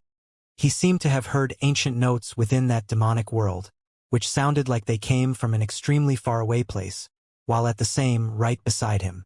Those leaping notes seemed to be out to completely control his will. Yi Futian maintained a sliver of consciousness, as the demonic might, which was getting increasingly terrifying, rolled about. Yi Futian seemed to be on the verge of turning into a demon. His pitch-black demonic eyes glittered with a hint of comprehension. He lifted his hand and got near the magic zither. His fingers were slightly curved. Terrifying, stifling aura was felt in his surroundings at that moment. Look out! A figure at a faraway corner of the mountain was seen. Everyone seemed to have sensed something, and all gathered their powers to resist. Yi Futian's fingers then struck the strings on the instrument shortly after. When the demonic sound was heard, formless demonic light washed all over the place. It was as if devastating demonic rings shot out all around. Boom! The mighty ones brought their towering auras to bear. The demonic might washed all over the place. Gales swept their vicinity, and the peach forest wilted in mere moments, turning into a pitch-black demonic world. Many were thrown several steps back. Rumbling sounds were heard as they unleashed their own will powers to resist. However, all of that hardly lasted for a single moment. Everyone then turned their gaze back to Yi Futian. His fingers were moving away from the magic zither. He backed away, and the demonic might on him gradually subsided as if nothing had happened. That bit of demonic sound was totally different from the simple notes produced when everyone was attempting to pluck the strings before. That was the true tune of demonic sounds. It was apparent that he did it. Although it lasted for only a brief moment, he had played the magic zither for what it truly was.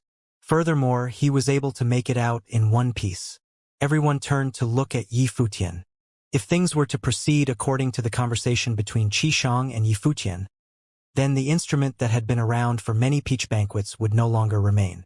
It had finally found its master. The magic zither has been in the royal palace for many years, and there has never been anyone capable of fathoming its workings, or should I say, there had never been anyone capable of such metal.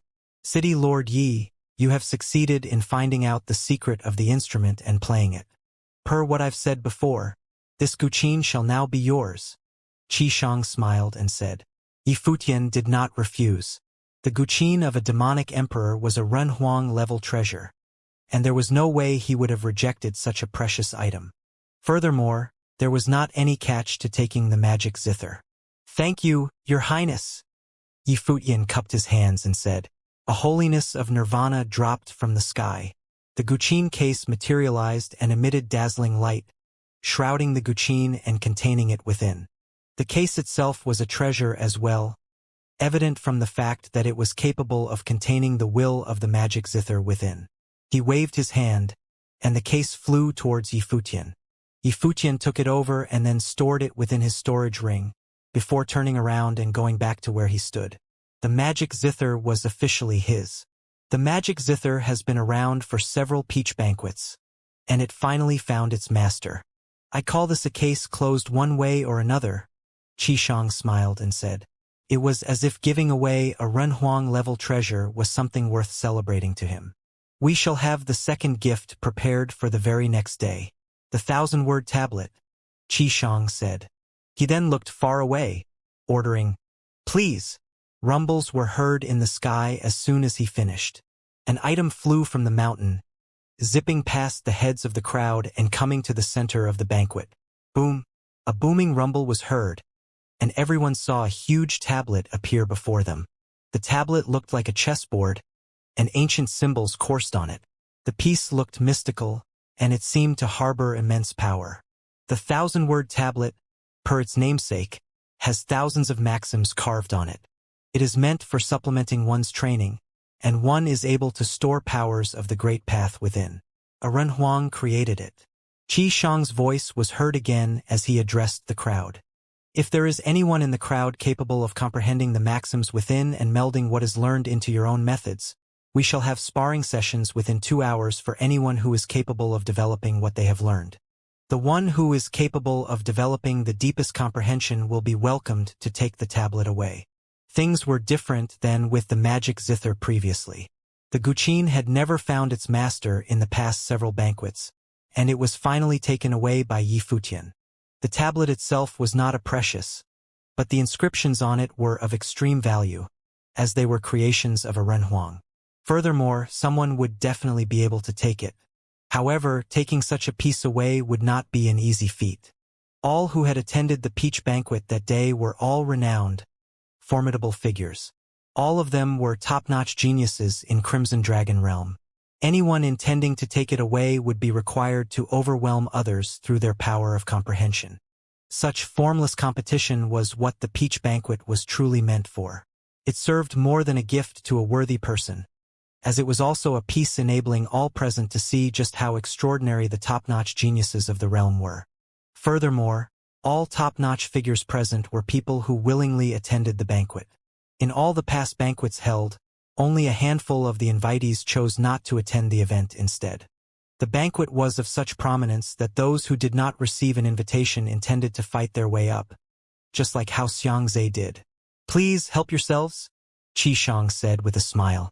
The tablet stood before them, and one figure after another shot into the air, heading towards the huge tablet. Yi Futian did the same. He came before the tablet, and everyone behind him followed suit. That was an opportunity to further their training, after all. Of course, it would have been delightful for Yi Futian if he were to be able to bag the tablet, as it would have enabled him to study the inscriptions in detail. But 2 hours was what he had for now.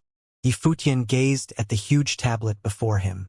Ancient symbols spun around the tablet as if they were about to shoot out of it. Dazzling light shot from his eyes as he activated the freedom meditation, seeping his spiritual will into the tablet. He seemed to have immersed himself within the world of the tablet within an instant. He stood inside, and countless symbols danced in the air. Every single symbol seemed to have been imbued with might of the Great Path, yet none had the will of the Great Path in them. It was as if the will was meant to be something to be immersed in them by the ones studying them. The symbols were meant to be infused through his perception. "Sword," Yi Futian willed, and he looked at the maxim inscriptions as if they were swords. In an instant, those inscriptions seemed to have ceased being just inscriptions, and they looked like sword-shaped ancient symbols instead. Over 1,000 sword-shaped ancient symbols circled in the air and looked extremely sharp, pulsing with terrifying sword will. They felt as if they were a towering, frightening sword matrix, while at the same time, feeling like a waterfall of swords, gushing at his will. Damn it! Yi Futian was alerted deep down all of a sudden. The inscriptions of swords dropped vertically and attacked his spiritual willpower within the tablet, shattering it on the spot. It was as if they had torn through the tablet and rushed inside his head. Yi Futian shut his eyes instantly, intending to shake the attack off. However, that scene seemed to have lingered in his mind. He retreated immediately and grunted, finding blood at the side of his mouth. Everyone around him was frightened. Xianxia and the others flashed and came to his side, asking, "What happened?" They were not the only ones doing so. Many before the tablet turned their eyes to Yi Futian as well. Their expressions were puzzled. The ones standing far away at the mountain were rather baffled as well. While many were thrown off instantly, Yi Futian was the only one who showed that much of a reaction. It seemed as if he was severely injured. The case did not seem to meld well with his prior performance. He should not have looked that weak. However, None of them knew that the huge reaction from Yifutian was a result of reaching planes higher and more intense than the others.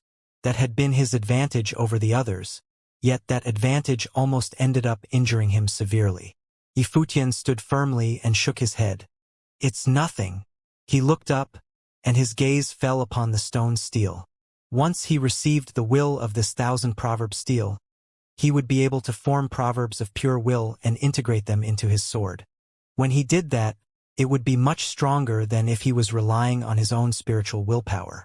If he could fully understand it, then he could store his own will inside the 1,000 proverbs. Once he released it, would it burst forth with a power far beyond his own spiritual willpower? This time, he intended to visualize all of the 1,000 proverbs directly, but he could not withstand such a high-level endeavor. It looked like he would have to go a little bit slower. He walked forward. There were many people around him. Xianxia was in front of him. He squinted at Yifutian, then averted his gaze. He looked back at the huge stone steel and whispered, "You should not be doing this." He was currently a celebrated figure in the Crimson Dragon realm. He had been named Lord of Xianxia City, and his name echoed throughout the realm. He had even killed a Nirvana-level figure from Emperor Xiang's realm. He had made Xiang Nan have to leave the Crimson Dragon realm and return to Emperor Xiang's realm to ask for help, and made him cross over a vast distance to see what was going on. Even given Yifutian's previous performance, he had not been able to see his true power. But the fact that he was able to obtain the magic zither proved that he was brave and mighty. From what he could see, Yifutian would be a thorny opponent indeed. And the previous scene had been slightly different than he imagined it would be.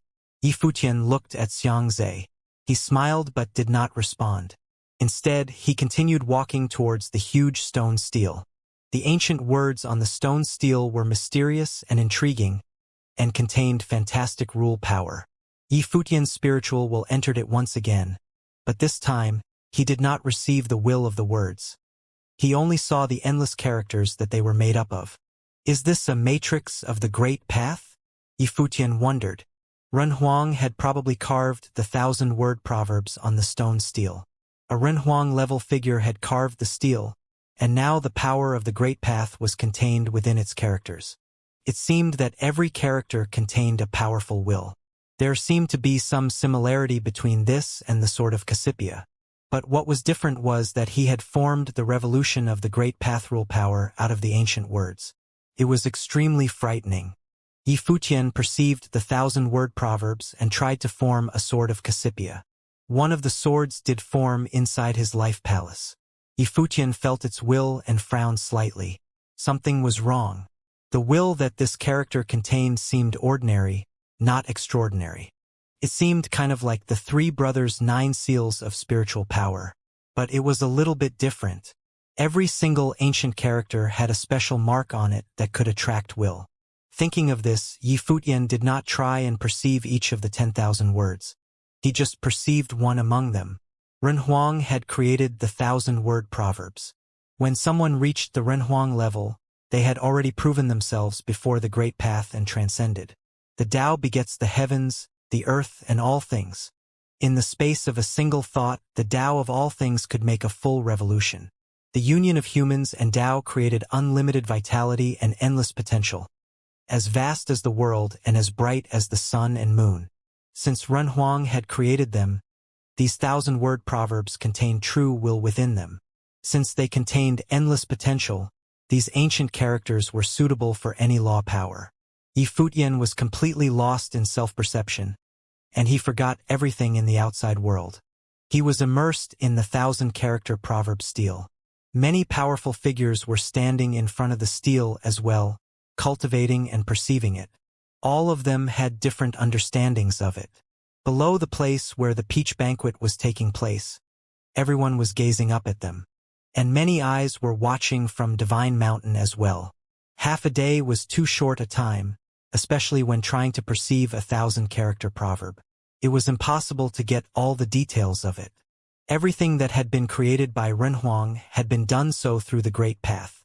Even the things that he had created so easily would be difficult for even a Nirvana-level cultivator to create. However, the people at the peach banquet were all top figures. Even if they could not understand all the will within it, they could still comprehend a lot of it. But they did not know who among them could understand the most. Those who had received a peach invitation naturally attracted a lot of attention. Luo Yang, Jiang Tai-yi, and Yu Shifei are the most outstanding talents of Crimson Dragon City. I wonder what kind of performance they will give at the peach banquet, said an old man on Divine Mountain. He looked out at the stone stele. He saw that a fiery mark appeared before Luo Yang, that radiating brilliant light. On the other side of the banquet, there was an incredibly powerful swordsman's aura. It was Pei Min ancient characters in the form of swords formed around him. They looked like they were sword marks. An ear-splitting noise came out of the air as terrifying sword will roared. Pei Min was even able to control the sword marks flowing around him. It seemed like he was trying to simulate the great path rule power of the 1,000-word proverbs. A terrible halo appeared in front of Xianxia. The will of great path was within it, and it was extremely overbearing. The halo seemed to be filled with destructive power. Everyone was trying to work as hard as they could to perceive the stele and use it in their cultivation. They knew that they could not completely perceive the 1,000-word proverbs in such a short amount of time, but as long as they could perceive more than anyone else, they could take it with them and work on slowly understanding it. That would be equivalent to Renhuang-level combat magic. Moreover, it could make any of their law powers much stronger. Qishang was sitting there satisfied. He was the only one drinking. All the figures in front of the stele were standing or sitting on mats on the ground. The will that was forming around them was growing stronger. As time went on, the will of the great path flowed between heaven and earth, whistling without end. He took a sip of wine and looked at Yifutian, the one who had gotten the magic zither. He saw that he was the one who was moving the least. In fact, he was not moving at all. This made him a little suspicious. Was this guy even still perceiving? Could it be that he was not interested in the 1,000-character proverbs at all? Beside Yifutian, many different wills had formed around Xia Qingyuan, Yi Wuchen, and the others. They were obviously all still perceiving. He shifted his gaze and looked back at Yu Shifei. A look of warmth came into his eyes. Without anyone realizing it, half a day passed. Qishang smiled and said, "Time is up, everyone." Everyone still seemed to be immersed in the stone stele, but when they heard Qishang's voice, they gradually came out of their cultivation postures. Whoosh! There was a loud noise as the 1,000-word proverb stele flew away. Everyone returned unhappily to their original places. It seemed like everything had returned to how it was at the start. Anyone interested in the 1,000-word proverb stele may exchange views. However, we are only looking at how much of the 1,000-word proverb you have perceived, so this is just a simple exchange, not a true battle. You may only make simple attacks through the power of the 1,000-word proverb stele. Moreover, if a saint of true self faces a doctrine saint, you must control your strength and keep it to the level of a doctrine saint, said Qishang. Only this way can we truly test how well you have understood the 1,000-word proverb. Everyone was silent as they looked at each other. Qishang watched this scene with a smile. Everyone here can participate. He was naturally referring to those that the guests had brought with them, the ones who had not received peach invitations. But the ones who had received peach invitations were the most outstanding figures. It would be impossible for someone to be more outstanding than them. The one who finally won the 1,000-word prover stele would be one of the ones who had received a peach invitation. Him letting the others participate was just for his amusement. After all, the peach banquet was just a banquet, so there were no rigid rules. Here you could see some of the most powerful figures in the Crimson Dragon realm of this generation. At that moment, a figure strode forward from behind Xianxia. This person was officially the Saint King of Gai's younger brother Hua Yi. Even though he had not received a peach invitation, he was still one of the top talents of the Crimson Dragon realm. It was just that compared to the heroes who had gathered here, like Xianxia, that he came up a bit short. Who would be the worst among these people like Hua Yi and Xia Qingyuan? Hua Yi looked over at Yifutian. He had come from the ancient imperial city. He wanted to see just how powerful Yifutian truly was. His teacher was the Saint King of Gai, one of the top figures of the Crimson Dragon realm. He was naturally incredibly proud. The only one that he was willing to follow was Xingkai. "I hope to find out just how much Lord Yi has understood," said Hua Yi. He had been perceiving the steel for half a day so he could use it in his attacks. He wanted to know whether Yi Futian would be able to withstand his attacks. Everyone from Xianxia City looked at him. Yi Futian was just about to go over there when another figure stepped forward. He was dressed all in white. His hair was tied back, and he wore a feathered crown on his head. He strode forward, looked at Hua Yi and said, "You did not receive a peach invitation.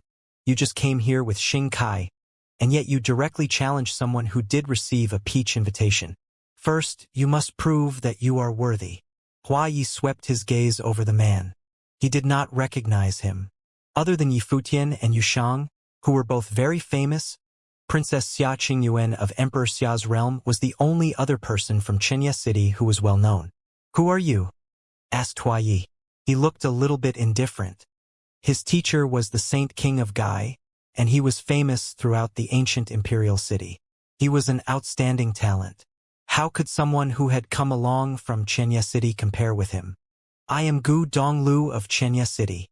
The white-robed figure continued forward. The two of them came to the empty space in the middle of the banquet hall, but they did not stop. They continued forward. Hua Yi stepped forward with a cold expression. He had been perceiving for half a day and had formed some 1,000-word proverb law power for his attacks. He only had enough for one, and he had hoped to use it on Yi Futian. He wanted to see how strong the Lord of Xianxia City was. But some unknown person from Xianxia City had challenged him. This was most displeasing. However, if Gu Donglu wanted to take this attack in Yi Futian's place, he would have to give it to him.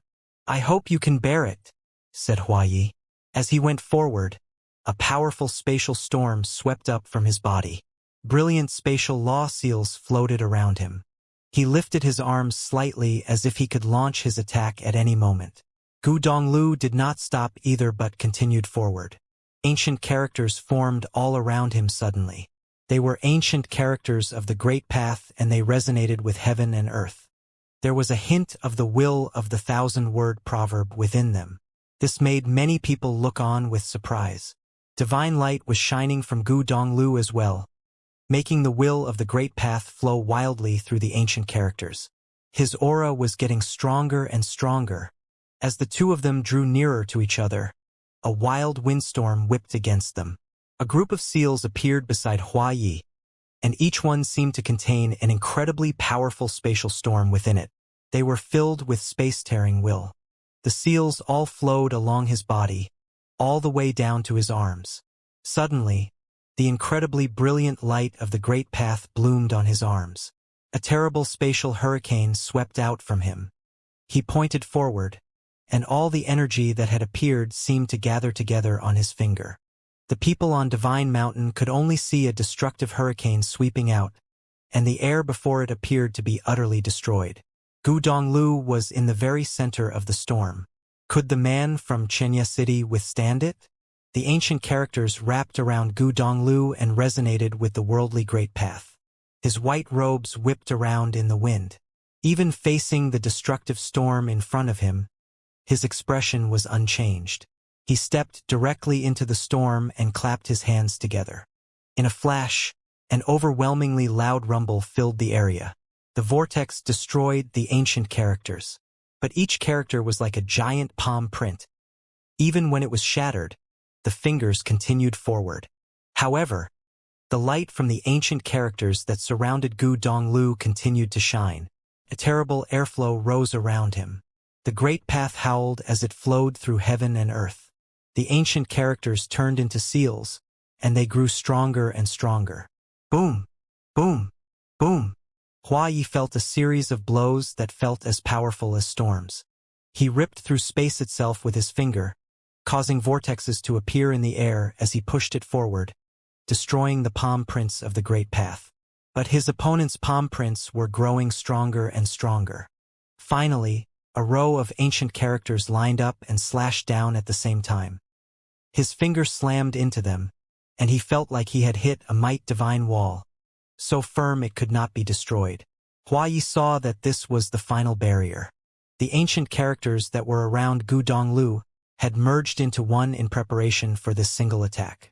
If he could break through them, he would be able to destroy Gu Donglu himself. Hua Yi pulled back his arms, which were trembling slightly, and then thrust them forward again. An ear-splitting screech came from the ancient characters. Gu Donglu moved forward at the same time, in harmony with the world.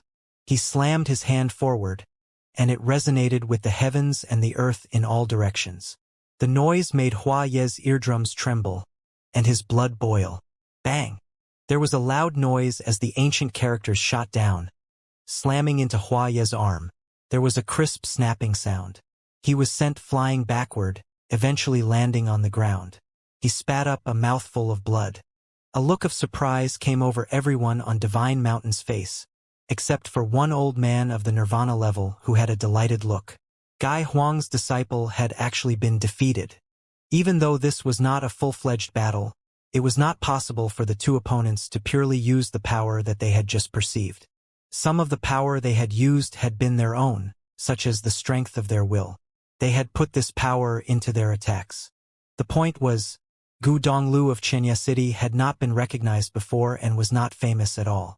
At that moment, everyone at the banquet saw that he was shining with the brilliant light of the Great Path, and the will around him seemed to be affected by his aura, producing a certain resonance.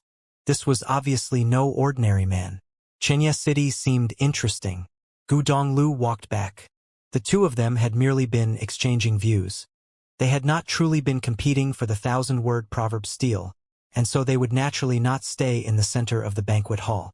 Hua Yi stood up. He said nothing as he walked back, but he seemed a little bit desolate. He would never have thought that as someone who had studied under Gai Huang and who had a little bit of fame, he would be defeated in his first battle by some no-name cultivator from Xianxia City. This battle had been a bit of a loss of face for his master. Qi Shang had been watching the battle with some interest. Even the very first battle had been full of surprises, so the next ones would be exceedingly brilliant.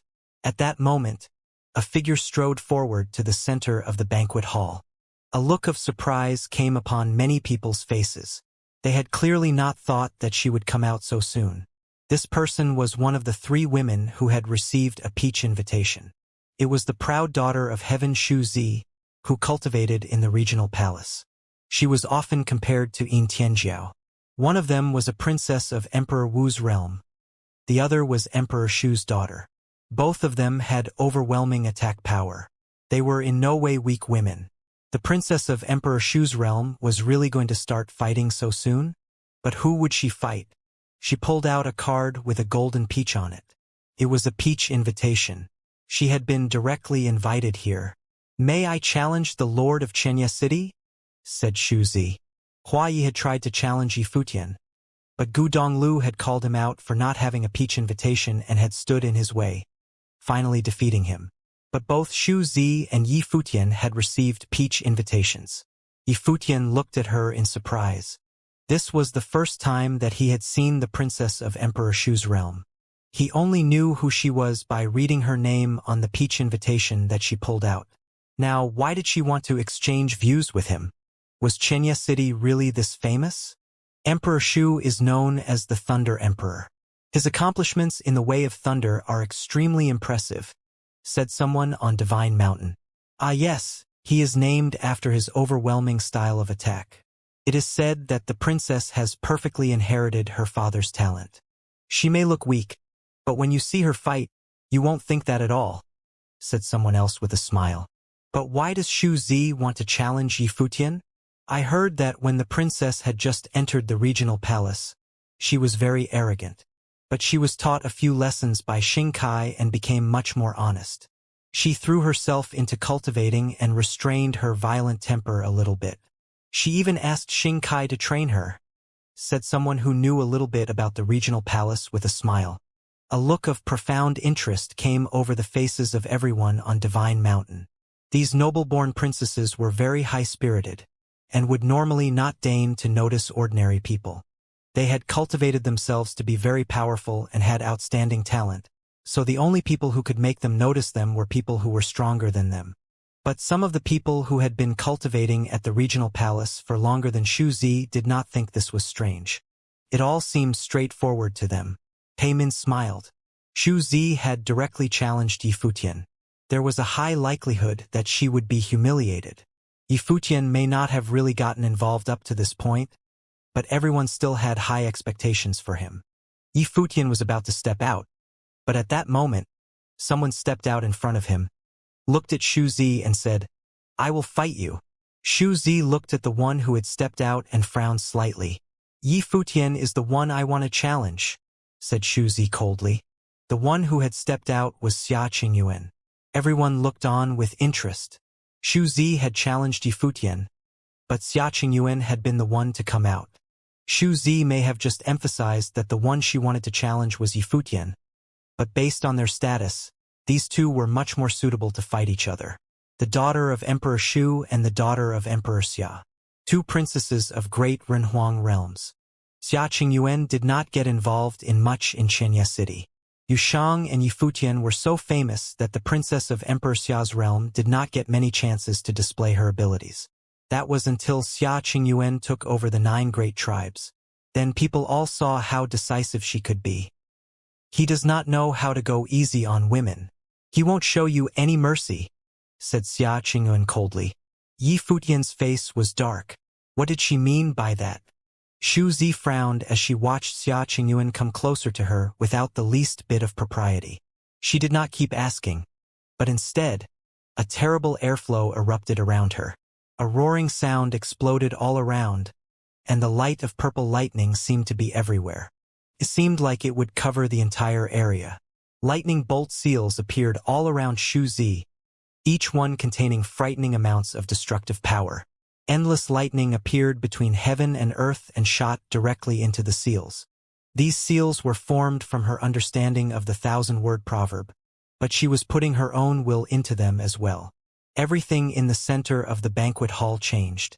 It seemed that terrible lightning covered everything, filled with destructive power. A terrible storm whipped up around Xia Qingyuan at the same time. A storm of catastrophe swordsmanship. Catastrophe sword seals appeared all around her body. Each catastrophe sword seal seemed to be made up of a single character, the character for catastrophe. These catastrophe sword seals seemed to all be one as they flowed continuously around Xia Qingyuan. Crack! There was a flash of purple light as the sound of thunder rolled throughout the hall. Lightning bolts suddenly appeared and cut through the sky.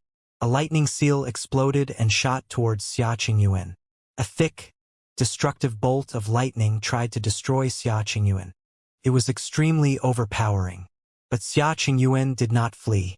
She stepped forward amid all that destructive lighting, and her catastrophe swords shot out with a roar. Endless light of catastrophe appeared as the terrible catastrophe sword will descended. The destructive lightning smashed into the catastrophe swords. The two powerful attacks intertwined, and the very air seemed like it was about to shatter. The power of the lightning seals and the catastrophe sword seals were equally matched in strength. Shu Zi's dress fluttered in the wind, and her dark hair flowed wildly.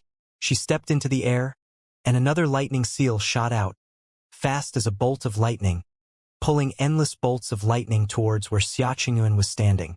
Xia Qingyuan pointed forward, and a catastrophe sword seal shot out, blocking the attack of the lightning seal. Afterward, everyone heard the seals that had formed around Xia Qingyuan and Shu Zi roaring continuously as they shot towards each other.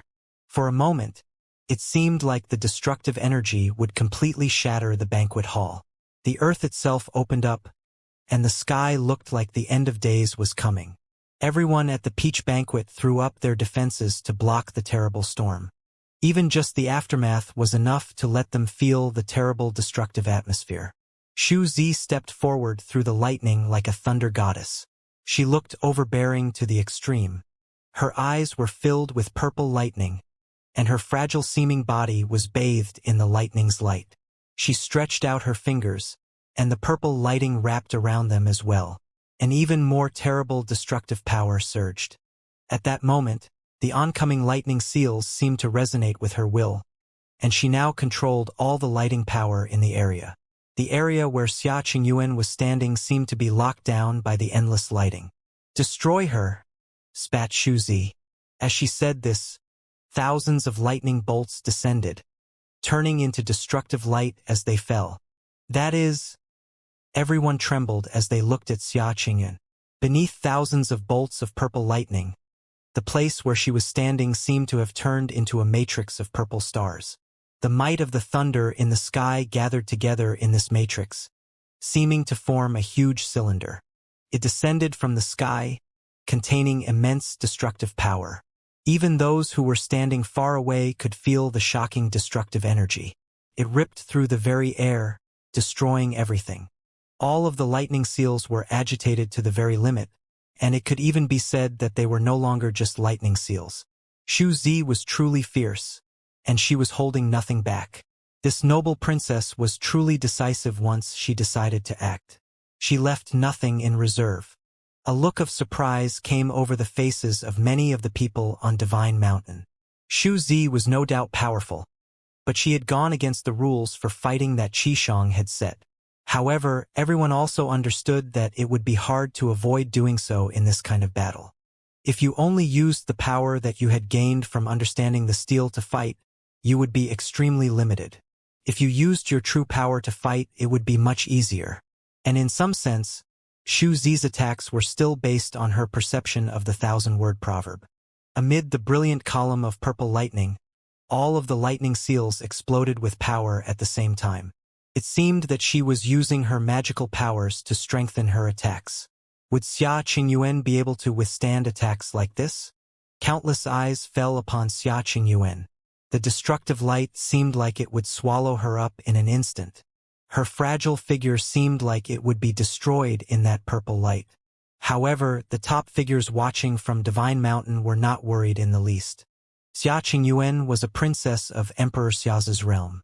Emperor Xia had allowed her to come here to train, and she had followed Yifutian and the others here. How could she be weak? You must have extremely powerful tricks up her sleeve. Even if she could not withstand this destructive attack, she would have no trouble protecting herself. All the great figures on Divine Mountain had great faith in the princess of Emperor Xia's realm. As for who would win and who would lose, if she could block this blow and retreat, that would be another story.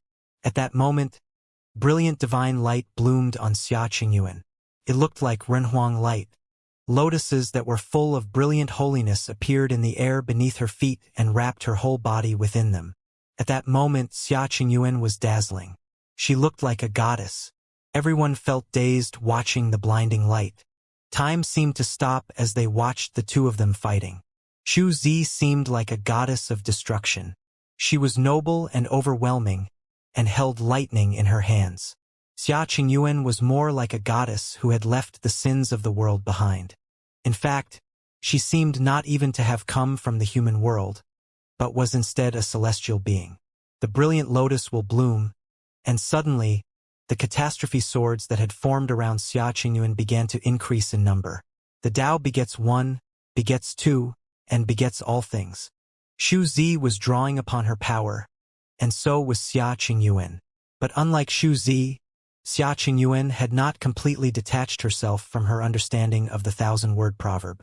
She was still using the forming catastrophe swords as the base of her power and was making more and more of them. The many catastrophe sword seals seemed to form a lotus pattern that bloomed in the air above her head. The will of the great path flowed towards the pillar of destructive lightning that was descending. The blooming lotuses covered the sky, blocking anything from striking her from above. It was stunning and left people dazzled and stunned. No matter who in this battle was stronger or weaker, at the very least it was beautiful to watch. Boom! The terrible pillar of lightning descended, and at that moment, it seemed strong enough to destroy the world. The heavens and the earth went dark as endless lightning fell from the sky, covered all of Divine Mountain. The purple lightning was everywhere as it struck downward, and everyone on Divine Mountain called forth their power to block it. The people watching below the mountain could all clearly feel how terrible that destructive power was. A Nirvana-level figure stretched out his hand, and suddenly a light curtain appeared all around Divine Mountain, cutting off the attacks, except for where the battlefield was. The dazzling light fell, and everyone had to squint to watch the battle. What kind of destruction would such a devastating attack bring? The divine, Brilliant lotuses were still blooming where Xia Qingyuan was, forming out of the catastrophe swords. Even though numerous cracks had appeared in them, they were still not broken. What was more frightening was that, at that moment, more catastrophe swords were still forming. Destructive will was flowing up into the sky. Xia Qingyuan's clothes danced in the wind, and her long hair flew behind her. She looked heroic and overpowering. She looked up into the sky. The lotus light curtain was still dazzling. She raised her hand and pointed into the air. Go! As she said this, the lotuses bloomed, and catastrophe sword seals continued to form. It seemed that they would form a 1,000-word proverb that shot towards Shu Zi. Shu Zi's expression changed a little bit when she saw this. This kind of attack had not been enough to defeat her. Her destructive lightning seals had already been used up. Boom! The thick column of purple lightning descended, slamming into the catastrophe swords and destroying them. But she was also shaken and forced to retreat. Xia Qingyuan stepped forward. She wanted to fight more, but she saw Qi Shang smile and say, "That's enough, princesses." When she heard him say this, she stopped. Destructive catastrophe swords around her were gradually extinguished. There was still a roaring sound as the purple lightning around Shu Zi still flashed, full of destructive power. She looked at Xia Qingyuan, and her lightning also gradually dissipated. The lightning in the sky lessened until it completely disappeared. Everything became calm. Everything stopped. The winner and the loser have already been decided. There is no need for the princesses to keep fighting. If they have a chance, they can exchange views later, said Qi Shang with a smile. The two of them had been about to destroy each other for real. Xia Qingyuan and Shu Zi were still looking at each other. Which one of them had won and which one had lost had already been decided. The people on Divine Mountain were watching both the brilliant figures. Shu Zi's attack had been destruction. It had destroyed everything in its path. But Xia Qingyuan's attack had been life. Destruction was, after all, limited. Life was not. Shu Zi had not been able to defeat Xia Qingyuan, and so she had already lost. The daughter of Emperor Shu had received a peach invitation and come to the banquet. She had tried to challenge the lord of Xianxia City, Yi Futian, but before she had been able to, she had been defeated by Xia Qingyuan. In that case, there was naturally no need for her to fight with Yi Futian. Shu Zi had already been eliminated from the struggle for the 1,000-word proverbs. From now on, there would be 4 great women in the Crimson Dragon realm. Xia Qingyuan may not have been fighting Shu Zi, but she had proved that she had the strength to do so and that she was not any weaker than her. 3 powerful women of the Crimson Dragon realm had received invitations to come to the banquet.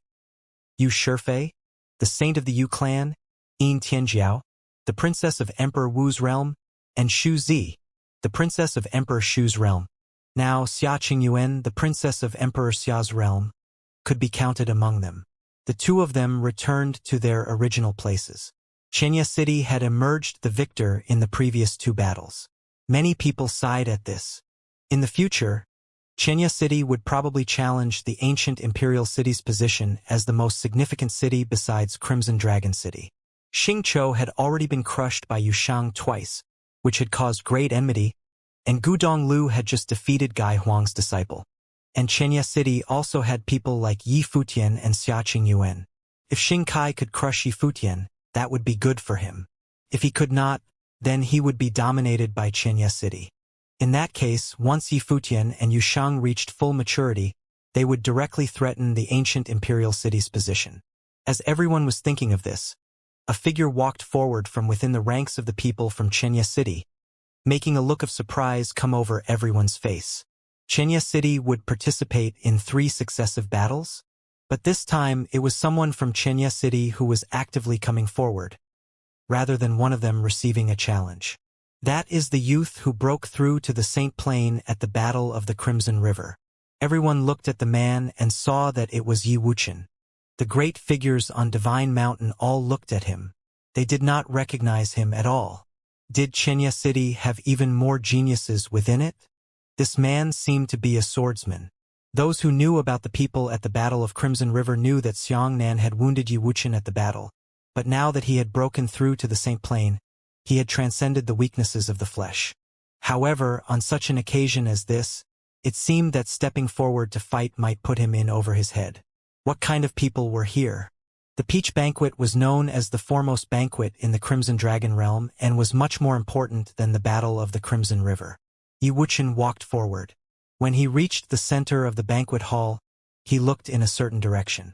I am trained in the way of the sword. Might I trouble someone to teach me a little bit more?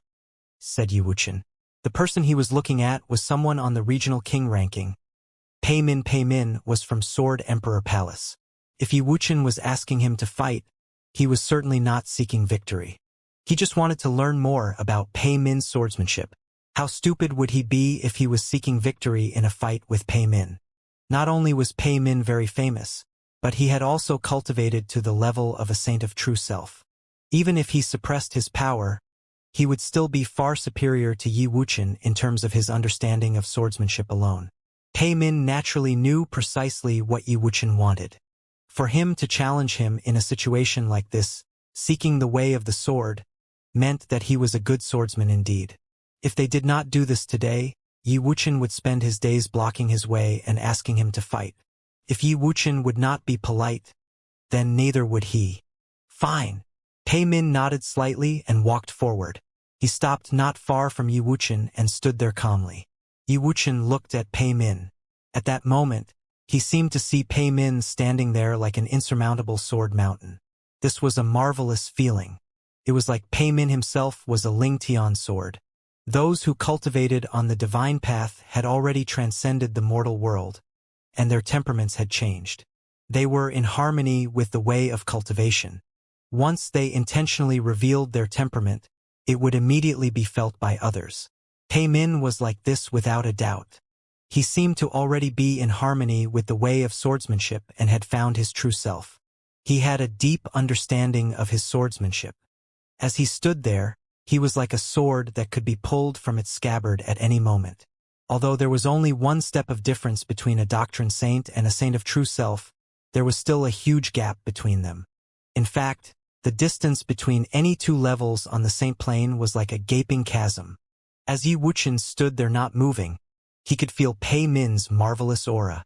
He had sought out Pei Min to fight for this battle. He was not thinking about victory or defeat. He just wanted to test the divine path swordsmanship of one of the lower-ranked members of the regional king ranking, thus improving his swordsmanship. He may have reached the saint plane, but that did not mean that he had reached the end of his path. There was no end to becoming a better swordsman. Now, as he stood before the famous swordsman of the regional king ranking, he would naturally not miss the chance to learn from him. Please teach me. Yi Wuchen saluted with his sword. Very well, replied Pei Min. In the instant that he said this, Yi Wuchen had the impression that the entire area was filled with swords. The aura that flowed through the area seemed to have transformed into Pei Min's swords. Anywhere his will moved would turn into a sword. And he seemed like a mountain of swords, the source of all these thousands of swords. Yi Wuchen's sword will roared as sword seals appeared in front of him. Each sword seal seemed to have been formed out of his will.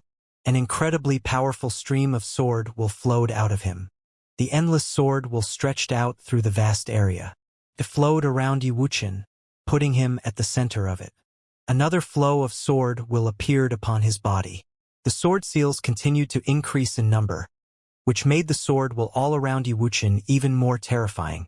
He seemed to have the power to smash through the great path itself. Even as he watched Yi Wuchen's forming sword seals, Pei Min still seemed unperturbed. With a single thought, countless sword seals appeared around him as well. However, they seemed to be the most simple of sword seals. They had only been formed out of sword will. They were nowhere near as powerful as the ones that Yi Wuchen was forming. Otherwise, he would not have been able to form so many in such a short time. I have two different perceptions of the 1,000-word proverb. One is the same as what all of you had, the other is what you see now. I have combined it with my own cultivation, said Pei Min as he looked at Yi Wuchen. If your sword can break mine, I will count that as a victory for you. Yi Wuchen did not say anything. He suddenly stepped forward, and in a flash the figure of a sword formed. He pointed forward, and all the sword seals melded into his finger. Suddenly, The sword will began to roar as it rushed forward. Heaven and earth seemed like they would be torn apart by the sword will. His terrifying sword slashed out as Yi Wuchen shot straight towards Pei Min's sword will flowed wildly through the air, all of it melding with his body and turning into a shattering sword. The creation of this sword would break the great path itself. Everyone upon Divine Mountain was watching this scene with rapt attention. It seemed like Yi Wuchen would win the whole battle with a single stroke. One sword stroke would separate victory and defeat. He wanted to see Pei Min's sword. Pei Min was still standing there, his long robe flapping in the wind. There was an ear-piercing noise as sword will shot out of his eyes. His will covered the earth and the sky. He had not moved, but his sword was now drawn. When one was at the saint level, their will was one with the great path. Their every thought gave birth to Tao. He could create a sword from his own self. Pei Min stepped forward, and the thousands of sword seals around him transformed into a horrifying storm of sword will that swept out like a brilliant wave of light towards Yi Wuchen. This seemed a bit like an attack using the power of the proverb on the 1,000-word stone steel. However, there had to have been a difference. Pei Min could not have uncovered all the mysteries of the 1,000-word proverb in so short a time. But it still seemed like it. His swords reached their destination, and they clashed with Yi Wuchen's. Yi Wuchen thrust his sword forward, cutting through the air. The oncoming swords were shattered as if they could not block Yi Wuchen's. But more and more swords were flowing towards him. They seemed to be endless. An ear-piercing sound rang out without end as everything happened in an instant. The shattering sword cut through the oncoming swords like a knife through butter. It seemed like it would pierce through the flow of swords in an instant. But the wave of sword chi was affecting the momentum of Yi Wuchen's sword. The flowing swords were not only not weak. In fact, their momentum was growing. Piercing sword light shot out from Pei Min's eyes. His spiritual will filled the area, and each sword seemed to have a will of its own as they continually smashed into Yi Wuchen's sword. This left a clear impression in his mind. Bang! Bang! Bang! The swords shattered one after another, but their momentum was growing. Yi Wuchen felt his sword slowing down. It was a very subtle feeling. His sword was moving so fast that it should have been able to pierce through anything. But at that moment, Yi Wuchen felt like he was in a sea of swords. Each sword had become very clear as they blocked his sword one by one. He continued forward, but it was getting harder and harder. Pei Min took another step forward. As he did, his flow of sword chi grew stronger. Each of the swords was more terrible than the one in front of him, and they shot towards Yi Wuchen. Yi Wuchen's forward momentum was stopped. It seemed that his sword would be blocked. He stretched out his left hand and pointed forward. Endless sword will flowed wildly towards the sword in front of him. The worldly great path returned to his sword. Boom! The very air seemed like it would break in two. But there was an even more powerful flow of sword chi ready to meet him. Bang! A sword fell, smashing into the shattering sword. Then a second one, then a third. They seemed to be endless. But it seemed like Yi Wuchen had still not given up. He was only a few steps away. Pei Min took another step forward, piercing light shooting from his eyes. Whoosh! A sword swept down from above his head towards Yi Wuchen. Crack! There was an ear-splitting sound. Yi Wuchen had finally made it to one step away from Pei Min, but the air in front of Pei Min was filled with swords. The shattering sword was finally itself shattered, and all the sword seals that Yi Wuchen had formed dissipated. Whoosh! Pei Min stepped right in front of Yi Wuchen, and a wild flow of sword will blew into Yi Wuchen. He groaned, but he bore it and did not retreat. He looked up at the swords and the figure that seemed to be insurmountable in front of him. He knew that he had completely lost this battle. Pei Min had not even really used his powerful will. He had only used his most simple swords to fight with him. However, this in and of itself was his way. There's no artistry to his swordsmanship, whispered Yi Wuchen as he looked at Pei Min. There is no artistry. The strongest swordsmanship of Sword Palace is one sword overpowering another until you have destroyed your opponent, or they had destroyed you, Pei Min said to Yi Wuchen. How can one sword overpowering another be considered swordsmanship? Yi Wuchen did not understand. Because of your will, your conviction.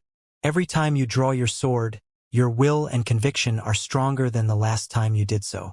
Thus, your sword will naturally be stronger as well, said Pei Min. Yi Wuchen thought of the last sword that had burst forth from Pei Min.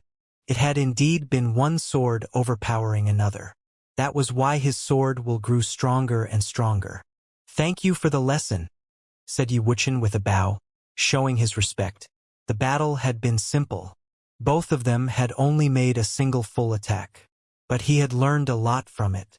The two of them walked away from each other. Many people on Divine Mountain watched Pei Min. He was indeed worthy of being on the regional king ranking. Both his power and his bearing were extraordinary. He may have known that Yi Wuchen was no match for him, but he still took him seriously and had even taught him about swordsmanship. He had done this to fulfill Yi Wuchen's request to learn more about swordsmanship. The people of Xianxia City had fought many times in succession, and they had finally lost. However, this was all very normal. If Yi Wuchen had been able to defeat Pei Min, then the regional king ranking would have to be dissolved. After all, Yi Wuchen had not been the top figure at the Battle of the Crimson River. No matter what leaps of logic you did, he could never be stronger than a figure like Pei Min. Yi Wuchen knew this, and thus he had no feelings of disappointment at his defeat. He walked back to his original place. He was not thinking about his defeat. He was thinking about Pei Min's swordsmanship.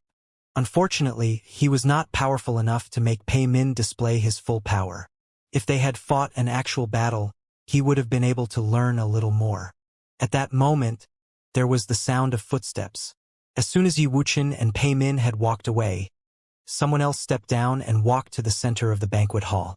The ground there was broken, and the traces of battle were everywhere. The man turned around and looked in a certain direction. Once again, it was someone looking in the direction of the people from Xianxia City. But everyone was already numb to this. They were no longer surprised. Moreover, this person had a grudge against Xianxia City. He had been at the Battle of the Crimson River and had probably come here specifically to oppose Xianxia City. He was Xianxia, the prince of Emperor Xianxia. Before he had come, it was Xiangnan who had been stationed here with a Nirvana-level cultivator by his side. The Nirvana-level cultivator had died in the battle at Xianxia City. Yi Futian had killed him. Xianxia had not been in the Crimson Dragon realm and thus had not received a peach invitation. But he had fought his way up here. Several people have already sought to test Lord Ye's power, and they have all been refused. Will you come out now? Asked Xianxia. Yushang, Xia Qingyuan, and everyone else was all staring at him. This time, Yi Futian did not have them fight for him. He stepped out himself. The handsome white-haired figure walked to the center of the banquet hall. A fierce look of expectation came over everyone's face. Would they finally be able to witness the true power of this man who was famous throughout the Crimson Dragon realm? Yi Futian had fought several times and even had the blood of a Nirvana-level cultivator on his hands. But that had not been done by his own power. And at Emperor Qua's ruins, he had been drawing upon the power of the flames of the way to fight. Now, even if he were only using what he had just barely perceived from the 1,000-word proverb to fight, they would still be able to see him fight for real. And his opponent was very strong. He would be a great test of his power. Yi Futian and Xianxia faced each other in the center of the banquet hall. One of them was a rising star in the Crimson Dragon realm. The other had come from far-away Emperor Xiang's realm for vengeance. Xianxia had come here from Emperor Xiang's realm and had fought his way to the Peach Banquet. He was talented and powerful without a doubt. Now he had officially challenged Yi Futian. Which one of them would have a stronger understanding of the 1,000-word proverb? Lord Yi used the way of Run Huang to summon Emperor Qua and kill a Nirvana-level figure from Emperor Xiang's city, becoming famous in the process. Now I finally have the chance to see what kind of person he is, said Xianxia. His voice seemed very calm. But everyone could hear how provoking the things he was saying were. The killing of a Nirvana-level cultivator would be a catastrophic defeat for many cities. Even for a Renhuang realm like Emperor Xiang's realm, it was still a loss. Because of this loss, Xiangnan had no choice but to leave Emperor Xiang's city and be transferred back to Emperor Xiang's realm. That was why Xianxia had come here today. During the conflict between Emperor Xia's realm and Emperor Li's realm, Xiangnan sent people to Xianxia City. supposedly to observe the battle, answered Yifutian. They asked for cultivation resources, and I gave them many, but it seemed that it was not enough to satisfy Xiang Nan's appetite. During the great battle, the people from Emperor Xiang's city came as well. Later, during the Battle of Xianxia City, my position as city lord was under threat. Xiang Nan did not show the least bit of courtesy. He sent out his Nirvana-level cultivator to go with the people of the 9 great tribes to destroy the city. I had made compromises with Emperor Xia's realm, but I was not going to give things for free to satisfy Emperor Xiang's city's appetite. So we rose up and resisted. How can we take this Nirvana-level cultivator into consideration when he was so far inferior to His Highness Xiang Nan? They two of them spoke calmly and without any hint of disturbance. There was not the least bit of anger or passion in their tones. But Xianxia was trying to paint Emperor Xiang's city as the victim, and it seemed like he was saying that Yifutian had been the aggressor. It was utterly ridiculous. Yifutian's simple words made both sides' grievances clear. Everyone was suddenly looking at the people from Emperor Xiang's realm with a bit of ridicule, especially Xiang Nan. He had once been one of the top talents at the Battle of the Crimson River, but now he just seemed like a clown. Saying that the death of the Nirvana-level figure from Emperor Xiang's realm was Yifutian's fault was simply ridiculous. An ugly look came over Xiangxia's face. What Xiang Nan had told was different from what Yifutian had just said. He did not have a way out of this. Anyone would only speak from their own perspective, of course. But at that moment he spoke without thinking, saying, "I challenge you to a fight, Lord Yi." "Very well," said Yifutian. Many people smiled at this. Fight was a fight. Why did they have to waste so much time talking? Xianxia had brought this misfortune on himself. A brilliant light flashed, and many ancient seals suddenly appeared around Xianxia. They covered the whole area in an instant. Everyone looked on in surprise. The characters in these ancient seals seemed to be the same as those on the 1,000-word stele. They were very similar. Countless characters were floating through the air, and they seemed to contain invisible power. They were in harmony with the worldly great path. The wind howled as the power of the great path pressed down, covering Yifutian. Everyone was wondering, was Xiangxia's understanding of the 1,000-word proverb really that strong? But some of the people who knew a little bit about Emperor Xiang's realm did not think this was strange. This was a special ability that he had inherited from Emperor Xiang. Xiangxia stared at Yifutian in front of him. He had an imposing manner about him, and his eyes were filled with endless confidence. A group of sword seals appeared behind Yifutian. It looked like a sword of Cassiopeia. When Yifutian had been observing the 1,000-word proverb, he had felt that it had some mysterious resonance with the sword of Cassiopeia. It seemed that the sword of Cassiopeia's perfect evolution was not limited to just being a sword. It could also contain rule power. The sword of Cassiopeia had many strengths. However, this did not stop him from modeling his sword seals after the sword of Cassiopeia.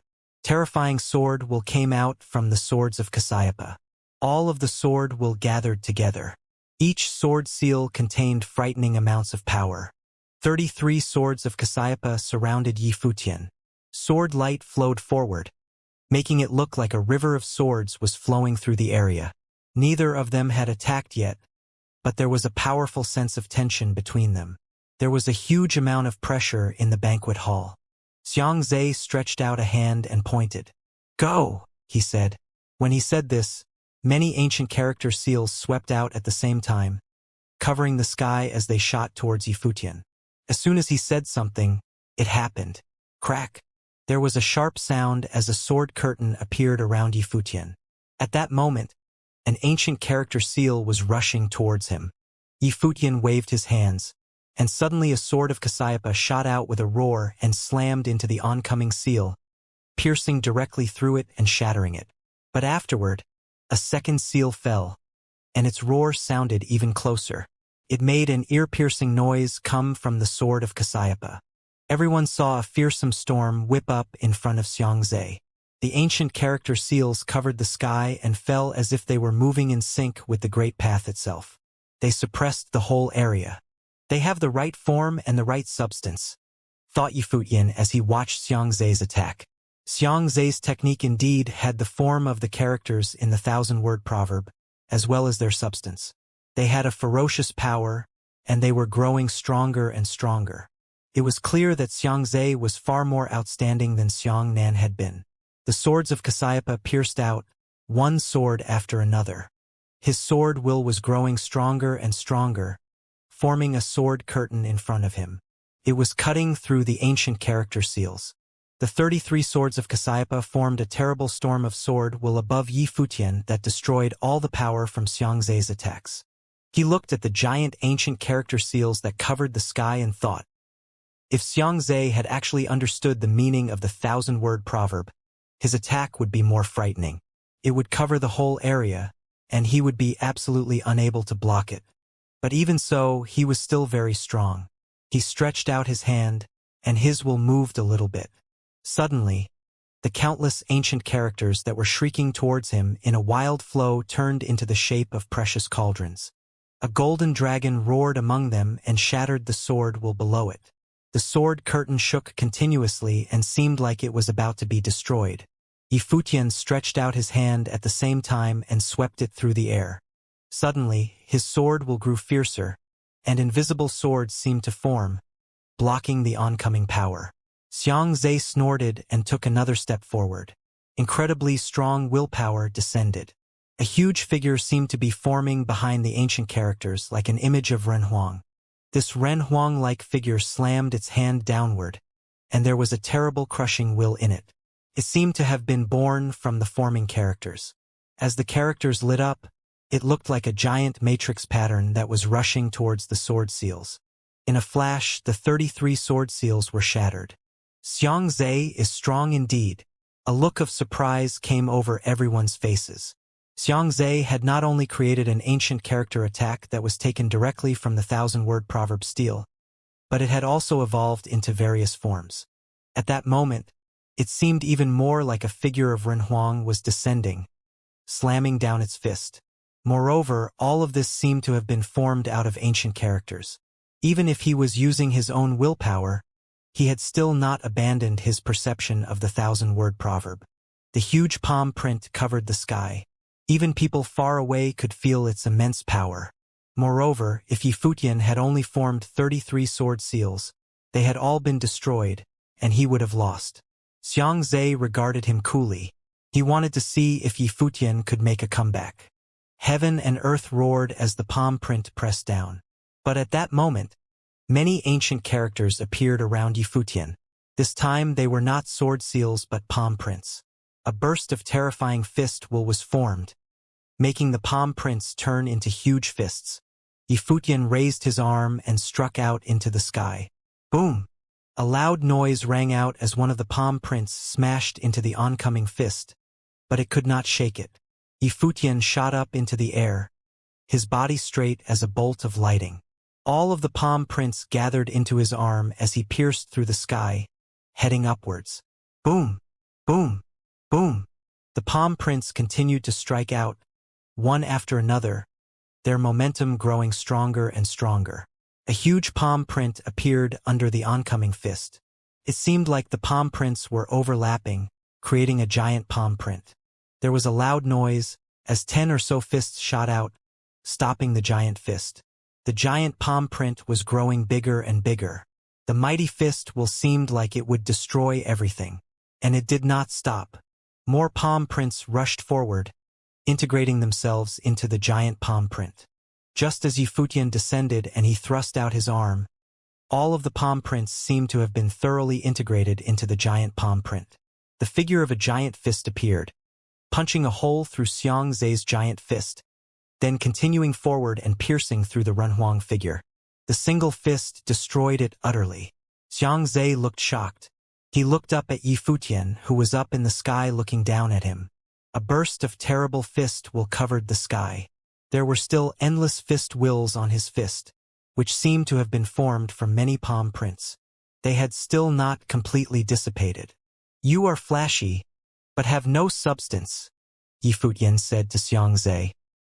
He reached out, and the fist will rushed forward, blowing against Xianxia and making his long robe flap in the wind. Do you want to try me? said Yifutian as he pointed at Xianxia. His tone and his eyes were full of indomitable spirit as he looked down on him. Everything quieted in an instant. All the eyes on Divine Mountain were fixed on this calm scene. They could all see a fierce sense of humiliation on Xianxia's face. He was flashy without substance. He had lost the battle of understanding the 1,000-character stele very badly. Xianxia had crossed an unfathomable distance from Emperor Xiang's realm to come to the Crimson Dragon realm and seek out Yifutian for a fight. But he had already been defeated, and his part in this competition had come to an end. That peerless figure from the Crimson Dragon realm had not let anybody down. Just when everyone had thought he would lose, he had turned the tables and gained the upper hand. And it was obvious that Yifutian had not been using his full power when they were facing each other. It was only when Xianxia had threatened him that he had finally taken action. His hearty victory had proven that even without the help of some object, he was still the top figure in Crimson Dragon realm. This was just what everyone expected of him. Otherwise, they would have been a bit disappointed in this person who had made such large waves in the Crimson Dragon realm. But Xianxia was a bit unhappy with this result. Had he come from Emperor Xiang's realm to seek out Yifutian to lose? A powerful will surged from him, and the crushing power of the divine path filled the air. It seemed that he wanted to use his actual strength to fight Yifutian.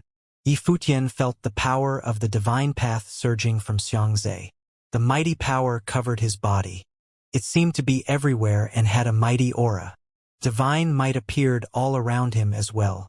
If Xianxia wanted to fight, he would naturally not back down. The victor and the loser have already been decided, but they are not letting the matter drop there.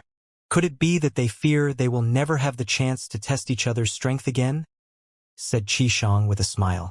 Xianxia was still staring at Yifutian, but he knew where he was. The imperial palace of the Crimson Dragon realm was not the place for him to give vent to his rage.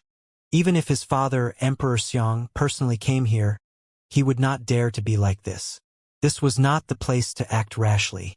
Moreover, Qishang was right. If he really wanted to fight, there would be chances to do so later. As he realized this, he pulled back his aura, then turned and walked away. His mood could not be affected too much by a single battle, but he was still a bit unhappy with the result, and there was a cold expression on his face. Xiangnan watched his brother leaving, but said nothing.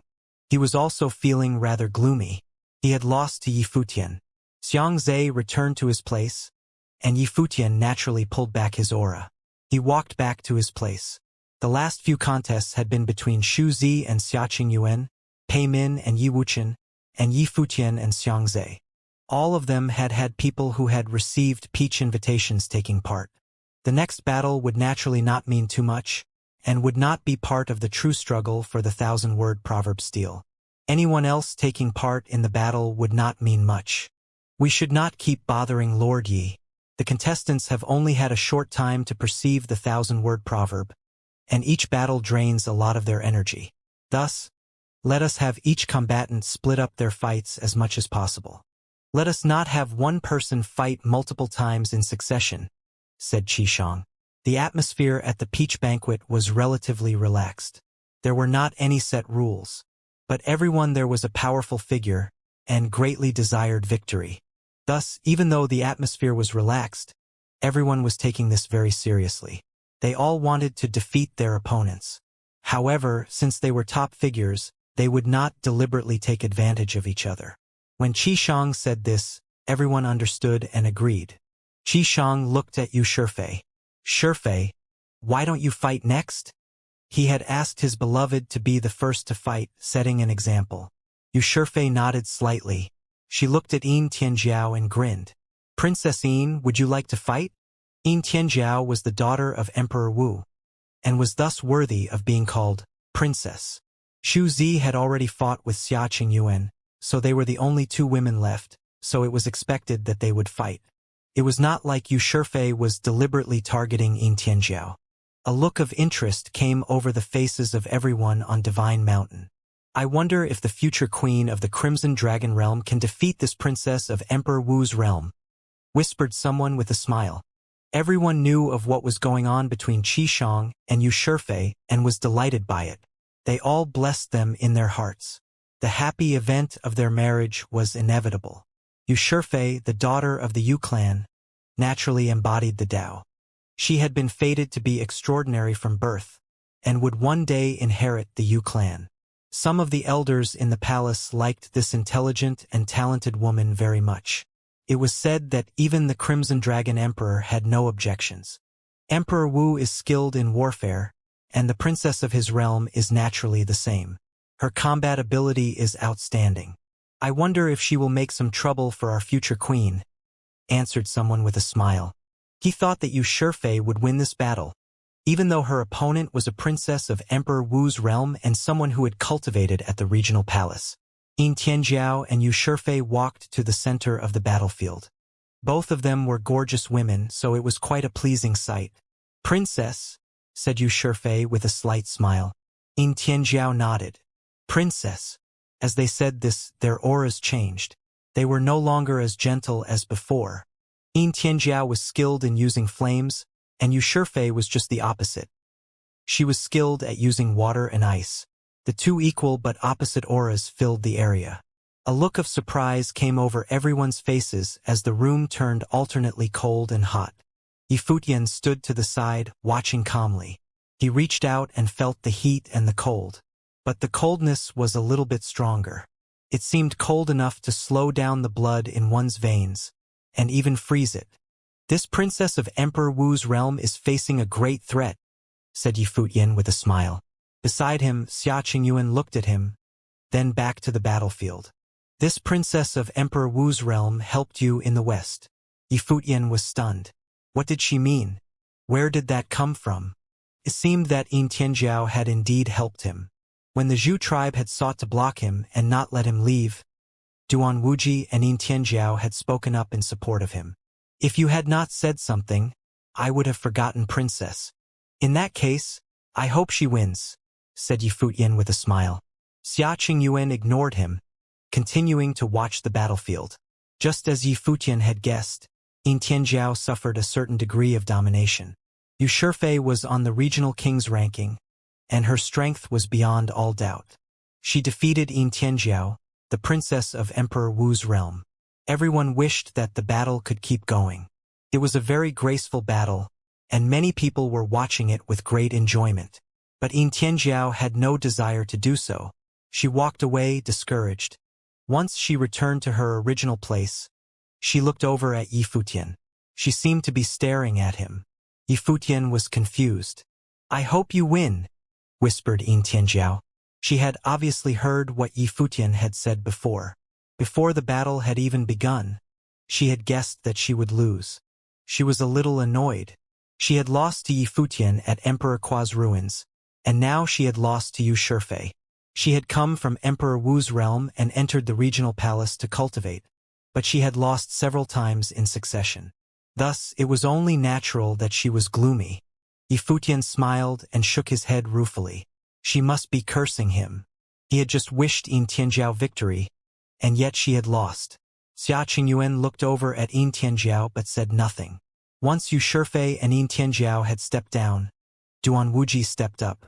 He looked at Yifutian and said, I had originally wanted to challenge you, but since you just fought, I must challenge somebody else. On saying this, he looked in another direction. The figure there was Luo Yang of the Luo clan. At that moment, of all the people there, Luo Yang was the one who was most skilled in using flames. Of the three significant figures of the Crimson Dragon Emperor's city, Luo Yang was skilled with flames, Yushirfei was skilled with water, and Zhang Taiyi was skilled with the way of space. Of course, they were all good at other things as well. But besides Yifutian, Luo Yang was the person whom Duan Wuji most wanted to challenge. Although he had cultivated far away in the Eastern Palace in the eastern region of the Crimson Dragon Realm, he still knew of Luo Yang of the regional king ranking. Luo Yang, who was considered the most outstanding member of the Luo clan, had already been confirmed as the future inheritor of the Luo clan. Duan Wuji was incredibly proud and had a lot of confidence in his ability, but he was not sure he could beat Luo Yang. And only if he beat him could he have the chance to face Yifutian. Thus, he did not know whether or not he would have the opportunity to fight with Yifutian here. Luo Yang walked forward. step by step, and said, "You've chosen the wrong person." His voice was indifferent, as if the outcome of this battle was not in any doubt, even though his opponent was a prince of the Eastern Palace. But he was Luo Yang. "He is still so proud," whispered the people on Divine Mountain. "Luo Yang has been named as the future inheritor of the Divine Fire by the Luo clan. When he was young, he was trained as the heir. He will be responsible for the revival of the Luo clan.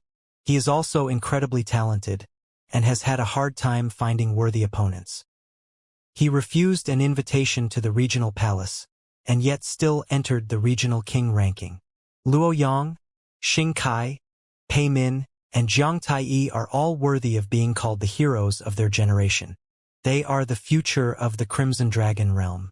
And now there are also Yi Futian and Yu Shang of Xianxia City. This is truly an age of heroes. I wonder which of them will be able to stand out from the crowd. "It will be His Majesty," said someone with a smile. A smile came over many people's faces. Qi Shang, the prince of the Crimson Dragon realm, was also a heroic figure, was he not? However, he did not need to fight the others. He just had to be himself. Luo Yang is right. Duan Wuji did indeed choose the wrong person. Luo Yang is a saint of true self, and his power of understanding is formidable. Duan Wuji is quite young and has suffered humiliation at many levels. It will be nearly impossible for him to defeat Luo Yang. As they were speaking, the battle had already begun. The battle had started very explosively. Yi Futian had seen Duan Wuji's god-eating fire. It was extremely strong. At that moment, it had solidified into flame seals, and flames of the way filled the sky. However, he could also see that Luo Yang's flames of the way were even more terrible. He activated the power within him, and he seemed to turn into a sun god. A brilliant sun rose from his body. The fire was divine, and it ignored all attacks and defense. Yi Futian's eyes hurt as he watched Luo Yang. Felt like they had been burned. That terrible divine fire was much stronger than that which he had experienced among the 9 great tribes. As everyone had expected, in the end, Duan Wuji lost this battle quite badly. He had received a peach invitation and thus was obviously an outstanding figure. But it was just like Luo Yang had said. He had chosen the wrong person. He had been completely dominated when he faced Luo Yang. Thus, the outcome of this battle had never been in any doubt.